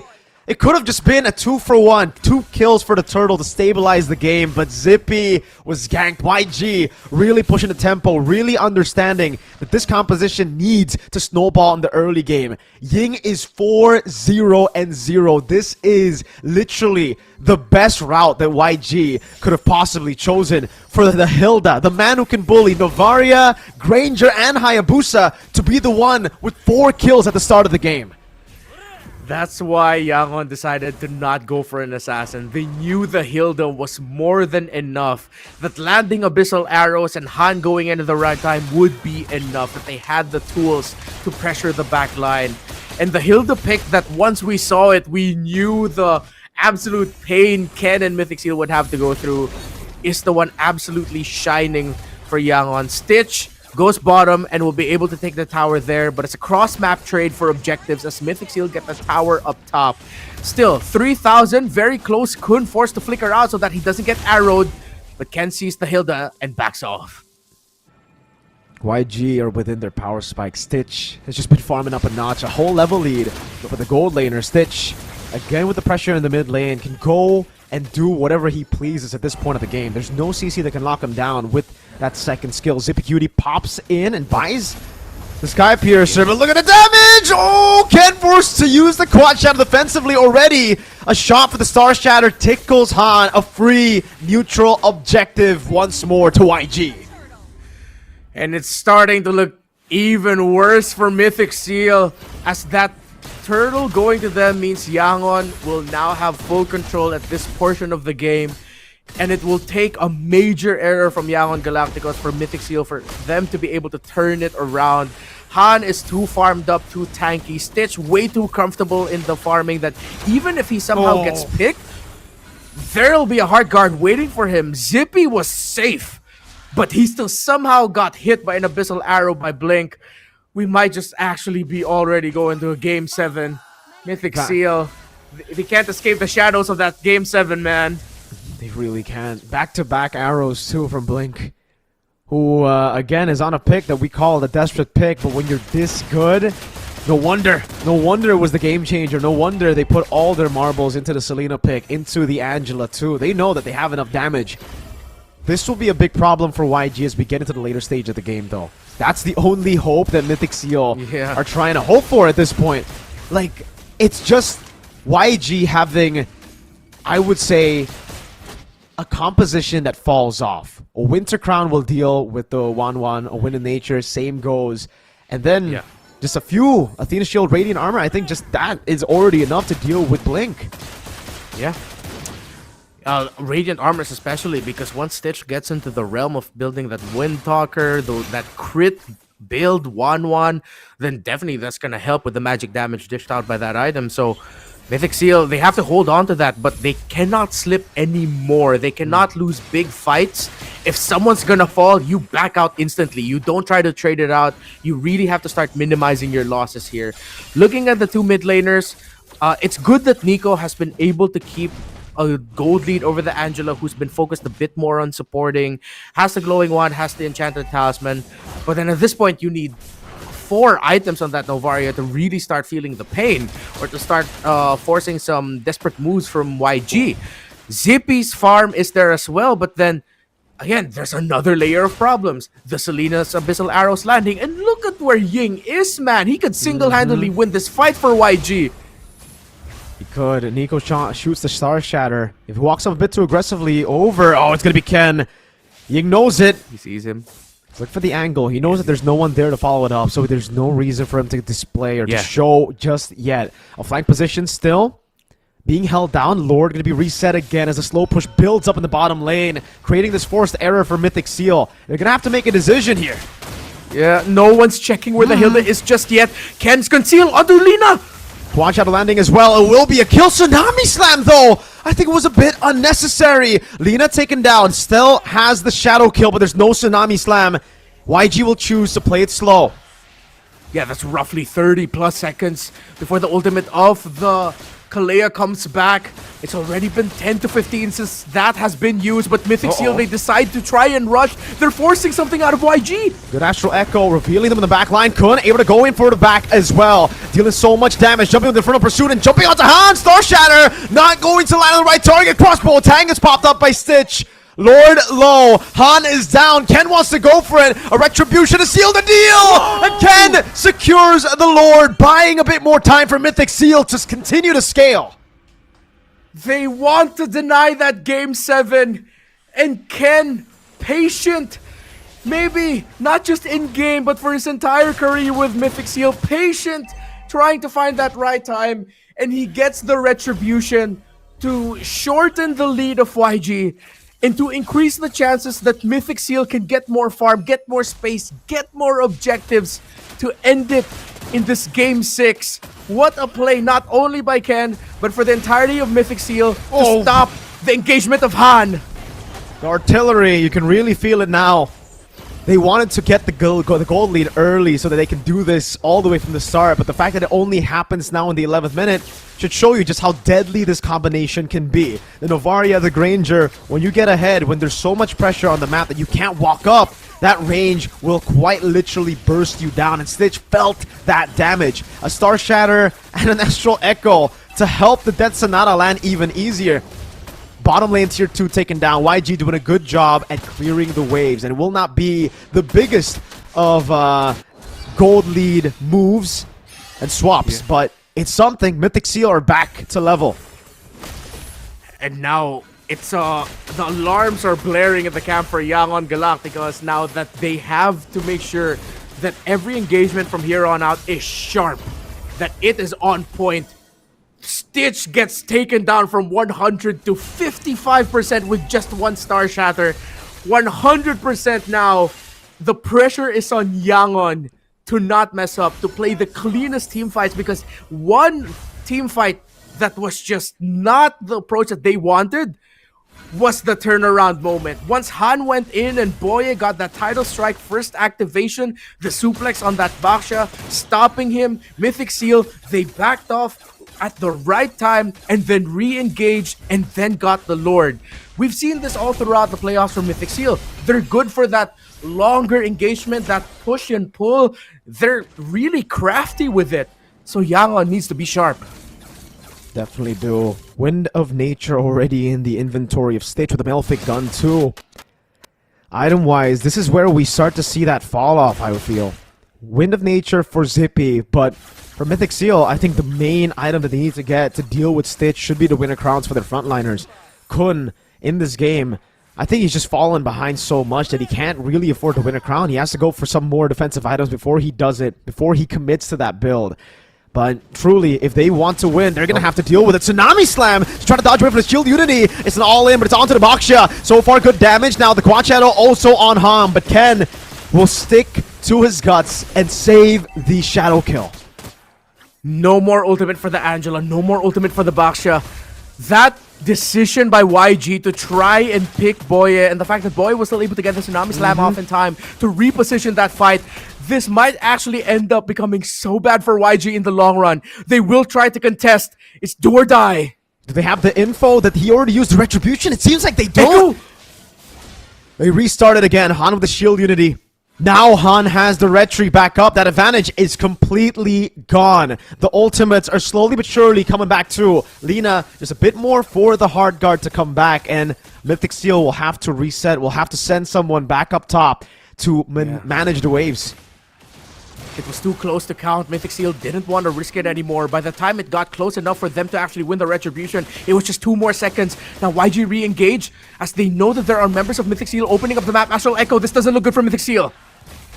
Slow poking game for Mythic Seal. YG knows it. An Abyssal Arrow lands on Kun. A Shield Unity as well. Going to be cancelled out by Kun with a good Dark Wave. Now an all in onto the back where Tsunami Slam knocking him down. And another Star Shatter. But Ying is able to flicker out. No engage as Kun does the same. Disengage already. A wave in the mid lane. Taking it to your 2 for free. Ooh.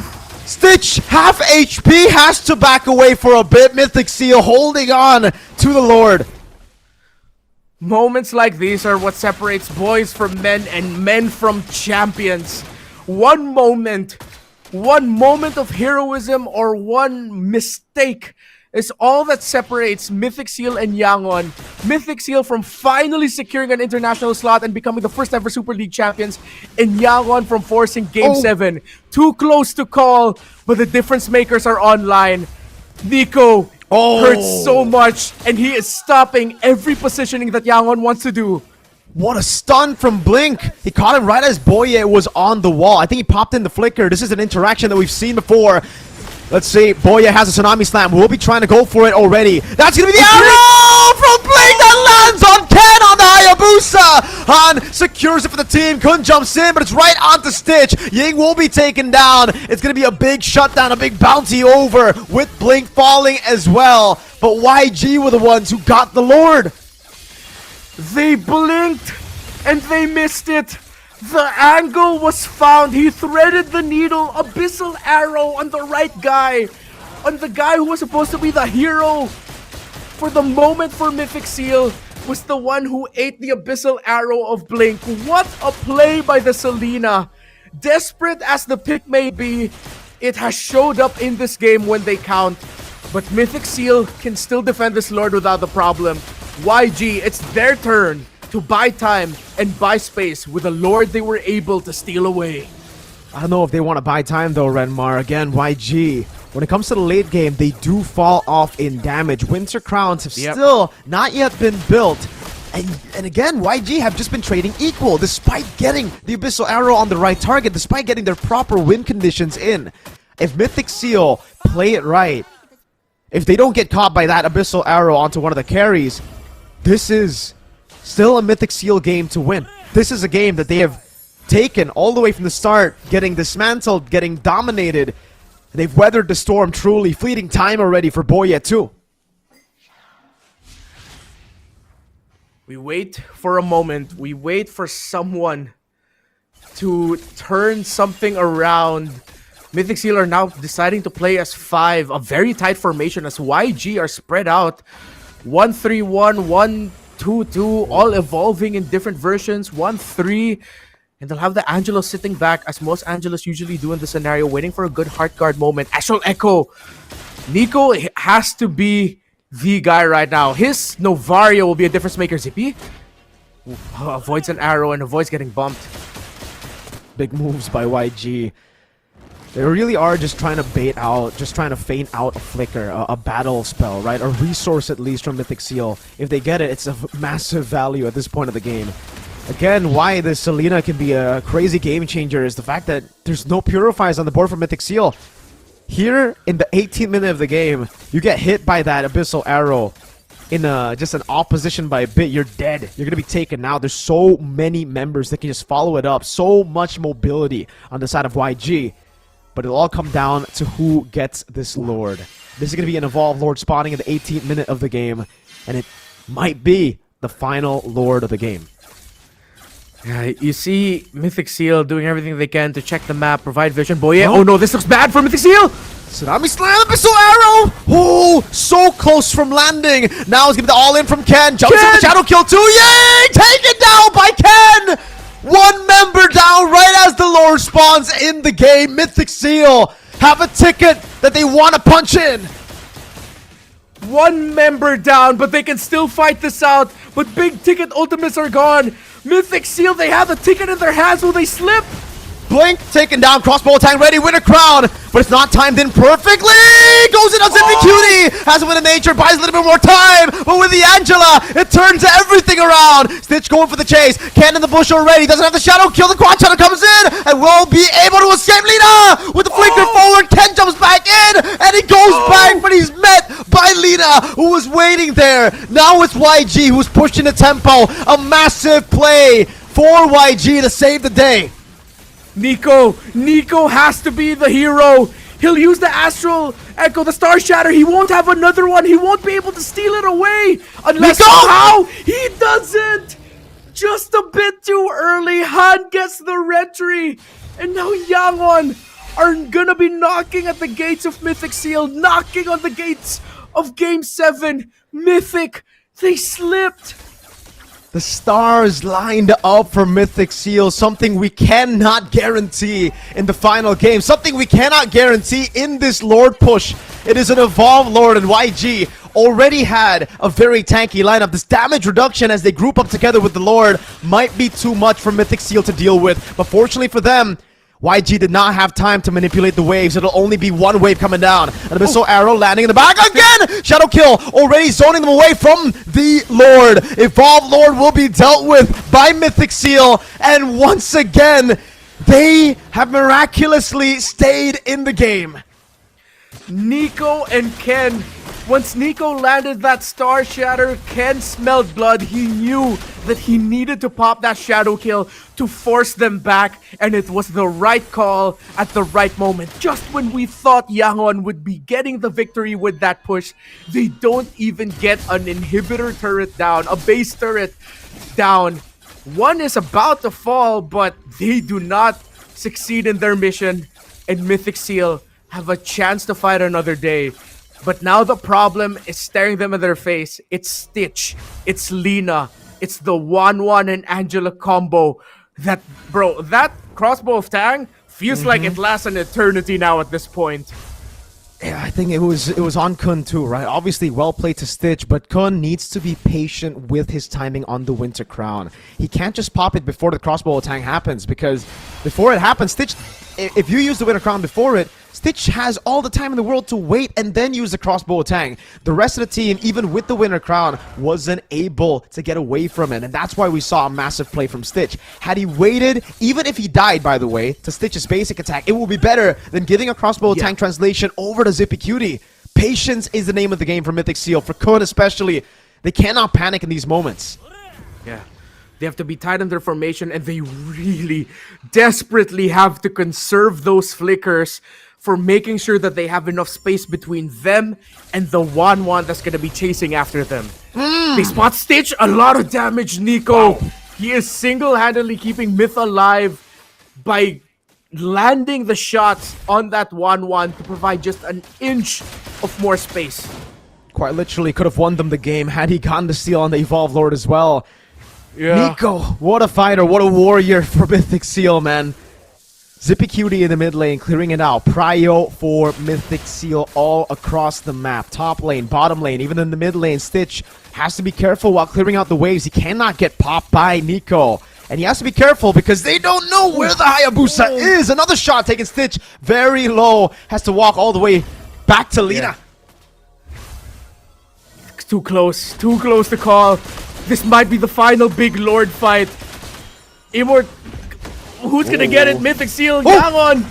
An arrow landing as well. Stitch trying to go in. Boye looking at the play. Jumps onto Ying. Goes for Tsunami Slam as well. Kun gonna be taken down by Stitch as Ying drops his immortality. But perfectly timed Star Shatter. Luckily the Abyssal Arrow only lands on Boye. And they've already used a big resource. No Heart Guard for a few seconds.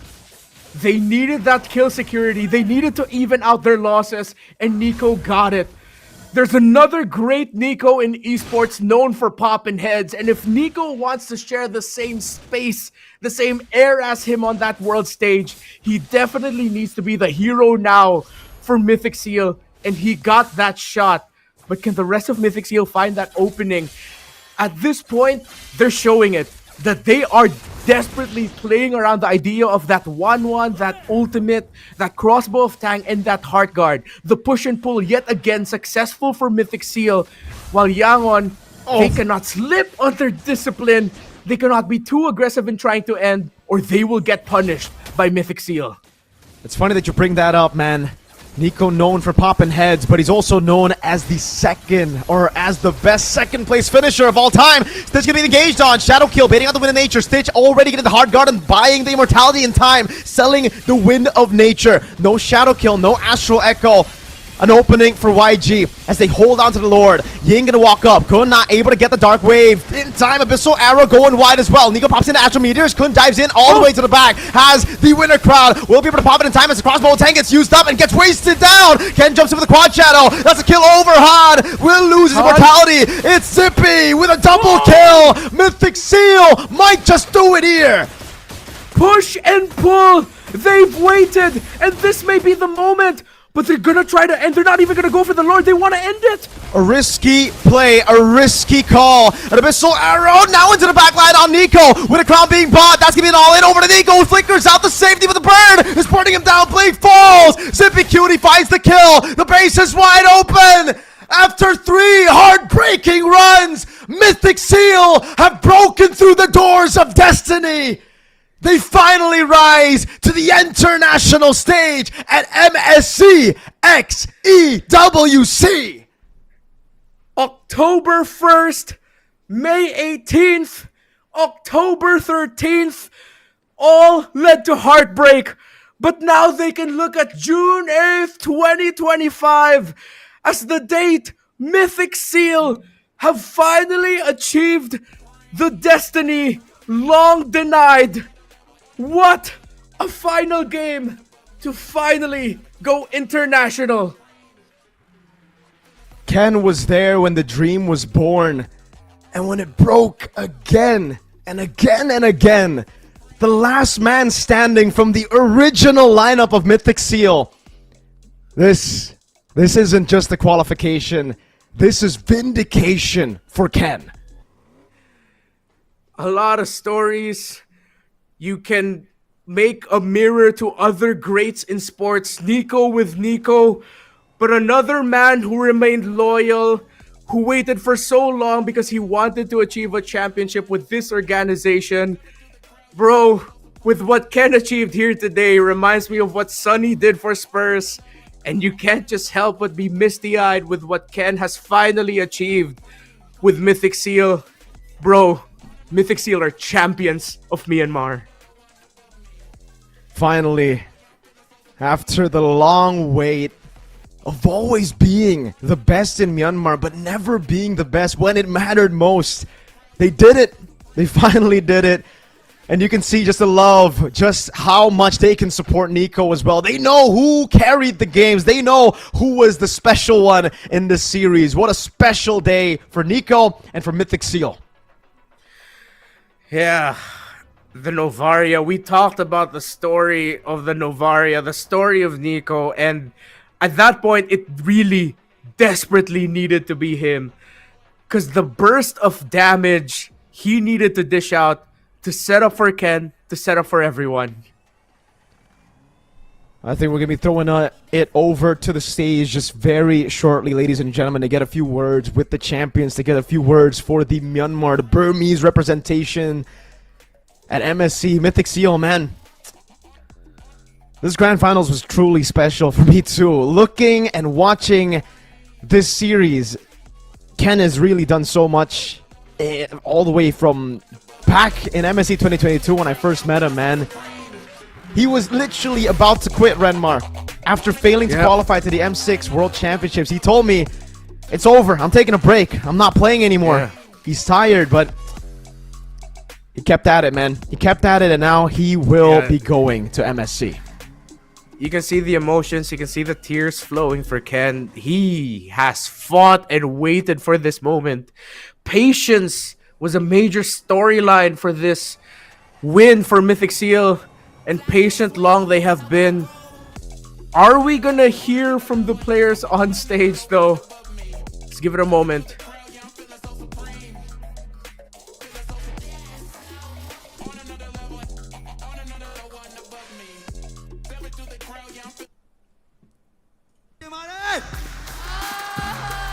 အဲ့တော့ကျွန်တော်တို့ခုနလပိုင်းမှာ sorry RB ကနိုင်ငံမှာရှင်းပပြုလုပ်မဲ့ပွဲမှာတယောက်ရှင်းပြိုင်တဲ့ခါမှာလည်းအခုလိုပဲအားပေးဝင်ရမှာ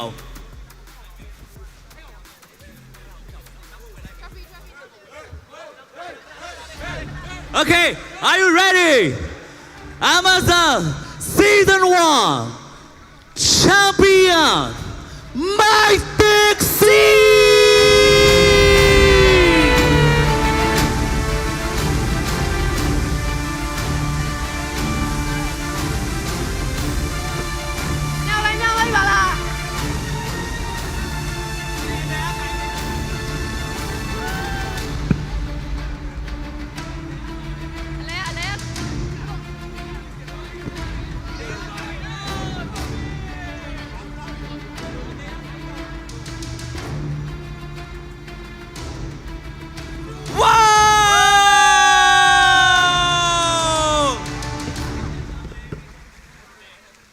Okay, အဲ့တော့လေမနီယာကိုပေးပါပြီးအားလုံးနဲ့ကျွန်တော်တို့ group photo လေးရိုက်ချင်ပါသေးတယ်အရင်ဆုံးကျွန်တော်တို့ရဲ့ MSL Season 1 Champion Mike Dixie ကို Champion Boat စင်မြင့်ထက်မှာပေးဖို့အတွက် Game Cast Network GC ကန်ရဲ့ Operation Director ကိုစိုင်းကောင်းထက်သူ Chicken ဆိုဖိတ်ခေါ်ပါရခင်ဗျာ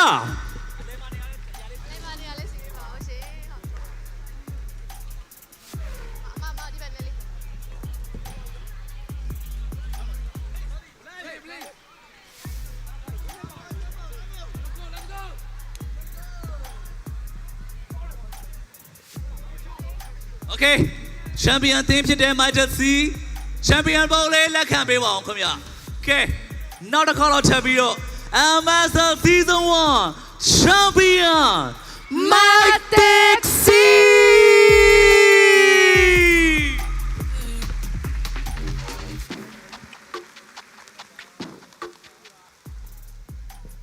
Okay, thank you so much ပါ Okay, ကိုဆိုင်ကျေးဇူးများတင်ပါတယ်ထပ်မပြီးတော့ကျွန်တော်တို့ဒီနေ့ MSL Season 1 အတွက် beverage sponsor ဖြစ်ပါဝင်ပေးပါတယ် Vico Sparkling Energy Drink မှာ Brand Manager မတ်ထထခင်အားဂုဏ်ပြုစုများပေးအပ်ချီးမြှင့်ဖို့အတွက်စင်မြင့်ထက်သို့လေးစားချစ်ခင်စွာဖိတ်ခေါ်ရပါတယ်ခင်ဗျ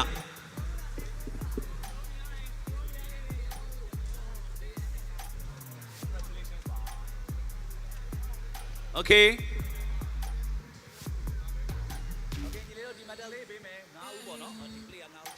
Okay.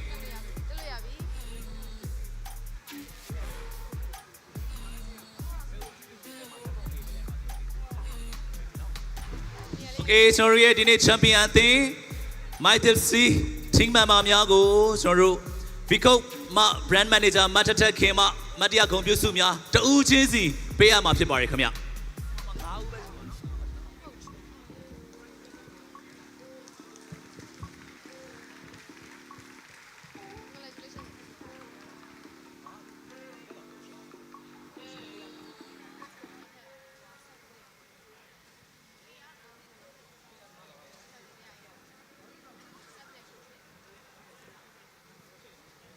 Okay, ကျေးဇူးများတင်ပါတယ် Okay ကျွန်တော်တို့ရဲ့ beverage sponsor ဖြစ်ပါဝင်ပေးပါတယ် Vico မှာ brand manager မတ်တထခင်ကျေးဇူးတင်ပါတယ်ထပ်မံပြီးတော့ကျွန်တော်တို့ official gaming phone ဖြစ်ပါဝင်ပေးပါတယ် Infinix မှာ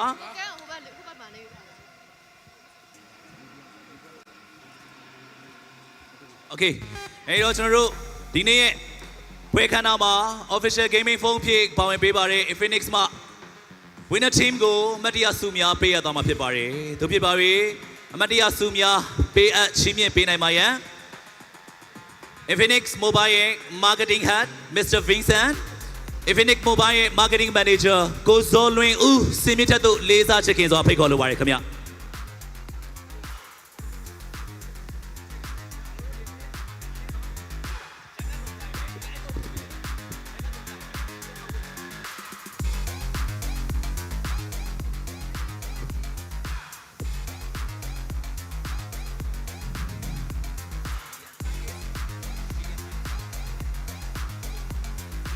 ဂျက်ကကဆိုရင်ဖြင့် GD Burst ကိုဝင်ရောက်နိုင်တဲ့လက်ရွေးစင်အဖွဲ့ဝင်တွေရဲ့တင်ကေတတစ်ခုပဲဖြစ်ပါတယ်ရှင် Wow, congratulations ပါထပ်မံပြီးတော့ကျွန်တော်တို့ အခုပေးရတာကတော့ကျွန်တော်တို့ GT Champion Set ထဲကပထမဆုံး jacket ဖြစ်ပါတယ်နောက်ထပ် GT Champion Set ထဲမှာပါဝင်တဲ့ကျွန်တော်တို့ GT Ring ကိုပေးရချင်းမြင့်ပေးမှာဖြစ်ပါတယ်ပေးရချင်းမြင့်ပေးမှာကတော့ကျွန်တော်တို့ Infinix Mobile ရဲ့ Marketing Manager ကိုဇော်လွင်ဦးဖြစ်ပါတယ်ခင်ဗျ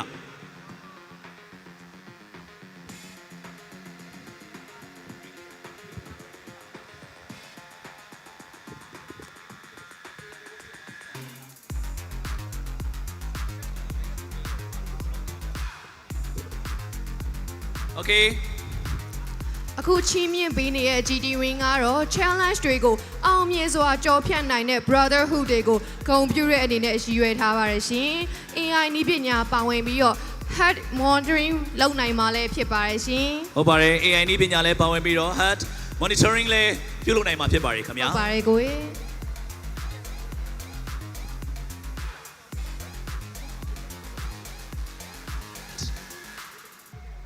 ထပ်မံပြီးတော့ကျွန်တော်တို့ရဲ့ GT Ring Box တွေကိုတော့ Mr. Vincent မှပေးရမှာဖြစ်ပါတယ်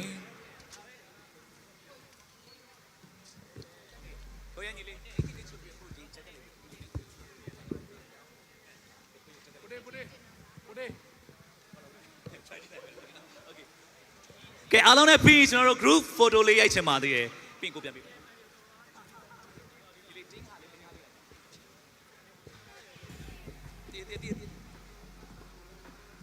โอเคဒါပြီးရင်တော့ကျွန်တော်တို့နောက်ထပ် GT Champion Set ထဲမှာပါဝင်တဲ့ဖုန်းပေးအပ်သွားမှာဖြစ်ပါတယ်ခင်ဗျာဖုန်းကိုတော့ကျွန်တော်တို့ကိုစောလွင်ဦးမှပေးအပ်သွားမှာဖြစ်ပါတယ်ဖုန်းလေးလုံးအရင်ဆုံးပေးအပ်မှာဖြစ်ပါတယ်အခုပေးအပ်နေတဲ့ Infinix Mobile မှာမကြခင် trash ရှိတော့မဲ့ next gen gaming phone ဖြစ်တဲ့ GT30 Pro ပဲဖြစ်ပါတယ်ရှင်โอเคနောက်ဆုံးဖုန်းတစ်လုံး Mr.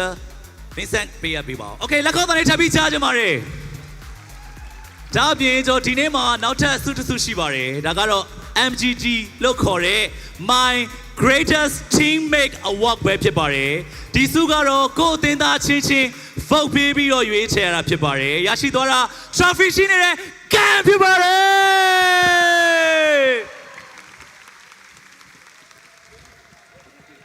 Okay, so we need to take a group photo session. Okay. Camera ချက်လောက်ရှိပေးပါဖုန်းလေးကိုချက်လောက် ring လေးချက်လောက်ပေါ့လို့လားပဲ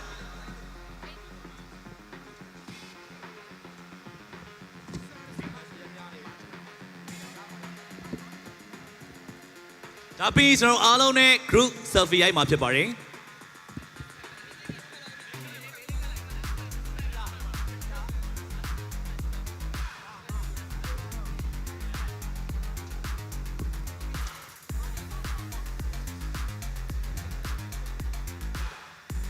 MSL Season 1 Champion တူတူပြောမယ် Champion Matic C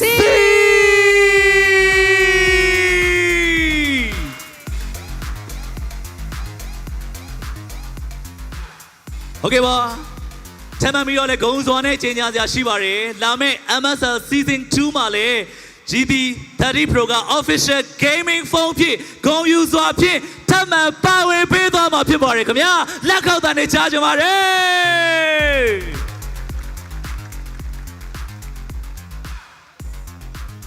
Okay thank you so much Mr. Vincent ကိုစိုးလင်းဦးကျေးဇူးထူးပဲတင်ရှိပါတယ်ခင်ဗျာအဲဒီတော့ဒီမှာရှိနေတဲ့ကျွန်တော်ရဲ့ Matic C fan တွေနဲ့ group photo session ဖြစ်ပါတယ်အဲဒီတော့ selfie ရိုက်ပါမယ်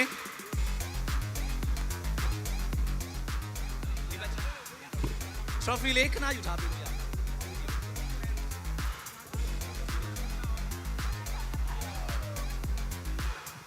အဲ့ခဏလေးပါအဲ့တော့အားလုံးကျွန်တော်တို့ဒီပုံစံတစ် site ထဲပဲစုလိုက်တော့မယ်နော်နှစ် site မခွဲတော့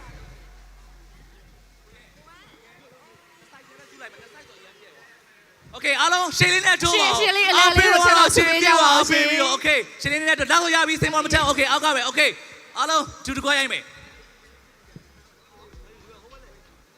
โอเคရပြီဟို main stage ပေါ်ဒီမထက်ပါဘူးဒီလောက်ဆိုညီလေးအောက်လေးနဲ့ဆင်းပေးပါလားအောက်အကုန်ဆင်းလိုက်မှရမယ်အောက်ဆင်းပေးပါလားရှင် main stage ပေါ်ဒီတက်လို့မရပါဘူးဟုတ်ကျေးဇူးတင်ပါတယ် selfie လေးတစ်ချက်လောက် Okay ပါကျွန်တော်တို့ရဲ့ Infinix Mobile မှာမကြခင်မှာထွက်ရှိလာမယ် Next Gen Gaming Phone ဖြစ်တဲ့ GT30 Pro ကလည်းနောက်လာမယ့် MSL Season 2မှာ Official Gaming Phone ဖြစ်ပါဝင်ပေးသွားမှာဖြစ်ပါတယ်ခင်ဗျ။ Okay အားလုံးရဲ့ပြောနေတဲ့လက်တွေလေးတန်းမှာမြင်ရှင်နဲ့ Make some noise My decisive Okay အခုဒီတစ်ခါအခုမော်တော့အခု3 2 1ဆိုတော့အားလုံးက My decisive ဆိုအော်ပဲဟုတ်ပြီနော် Okay အခုခေါက်လို့ပြင်မယ် Let me count Ready now 3 2 1 Mark Taxi Okay ကျေးဇူးအများကြီးတင်ပါတယ်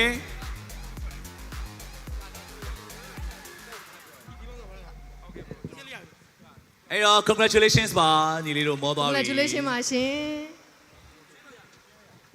Okay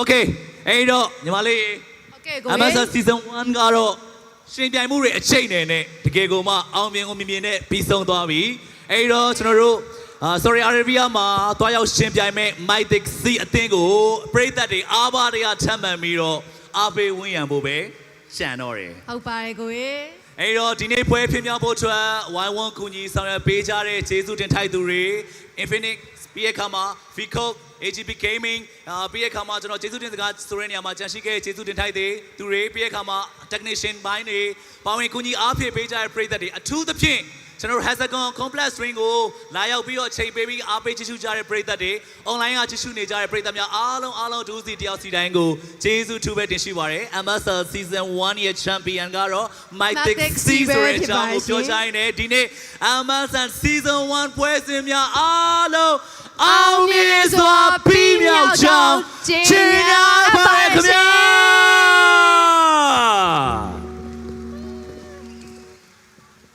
Okay အားလုံးကျေးဇူးထူးပဲတင်ရှိပါရစေဒါပျော်ရွှင်ပွဲကောင်းတဲ့ညချမ်းလေးဖြစ်ပါစေခင်ဗျာ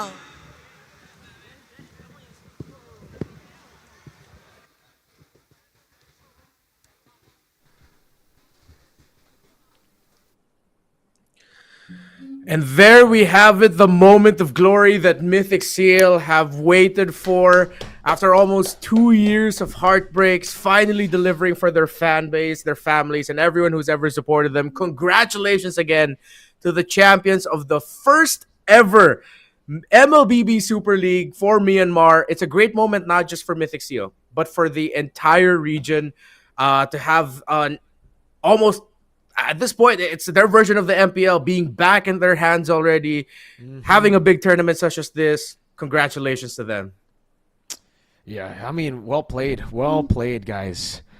Well played to Mythic Seal. I'm glad that they qualified. You know, unfortunately for YG, but as a new organization, for such a new org to already make it in the grand finals and make it through the upper bracket finals as well, it's a really good story as well, just to see, again, the future of Myanmar later on. Whether it's going to be Mythic Seal or YG in the future for M7, let's see.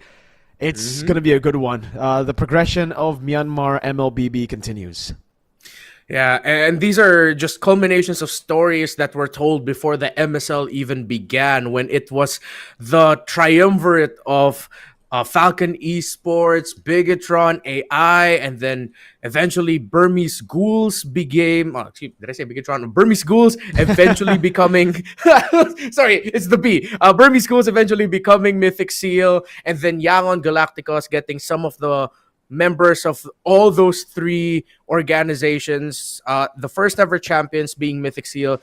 There's some sort of a poetic, at this point, justice to it, that after years of not having like your official league, you've had qualifiers, but not a league like this. And then the first season, it goes to Mythic Seal. It's like, no wonder you've waited for so long. It's because it was for this moment. Definitely. And with that, you know, again, congratulations to Mythic Seal. We'll see you at MSC for YG continue on, and for all the other teams as well who competed in the playoffs. Yeah. Bright futures up ahead. Paladins, a team with no coach. AI, a team that has really just been trying their darn hardest all the way from the start for the longest time as well. Hopefully, they get their chance like Mythic Seal did today. But I think it's time, Renmar, for us to end the show. Thank you so much to everyone who's tuned in to the inaugural season, playoffs, and grand finals of the MLBB Super League Myanmar. On behalf of LaFell Production and the entire ground crew and talents as well in Myanmar, thank you so much. We'll see you for the next season, and we'll see you for MSC at EWC.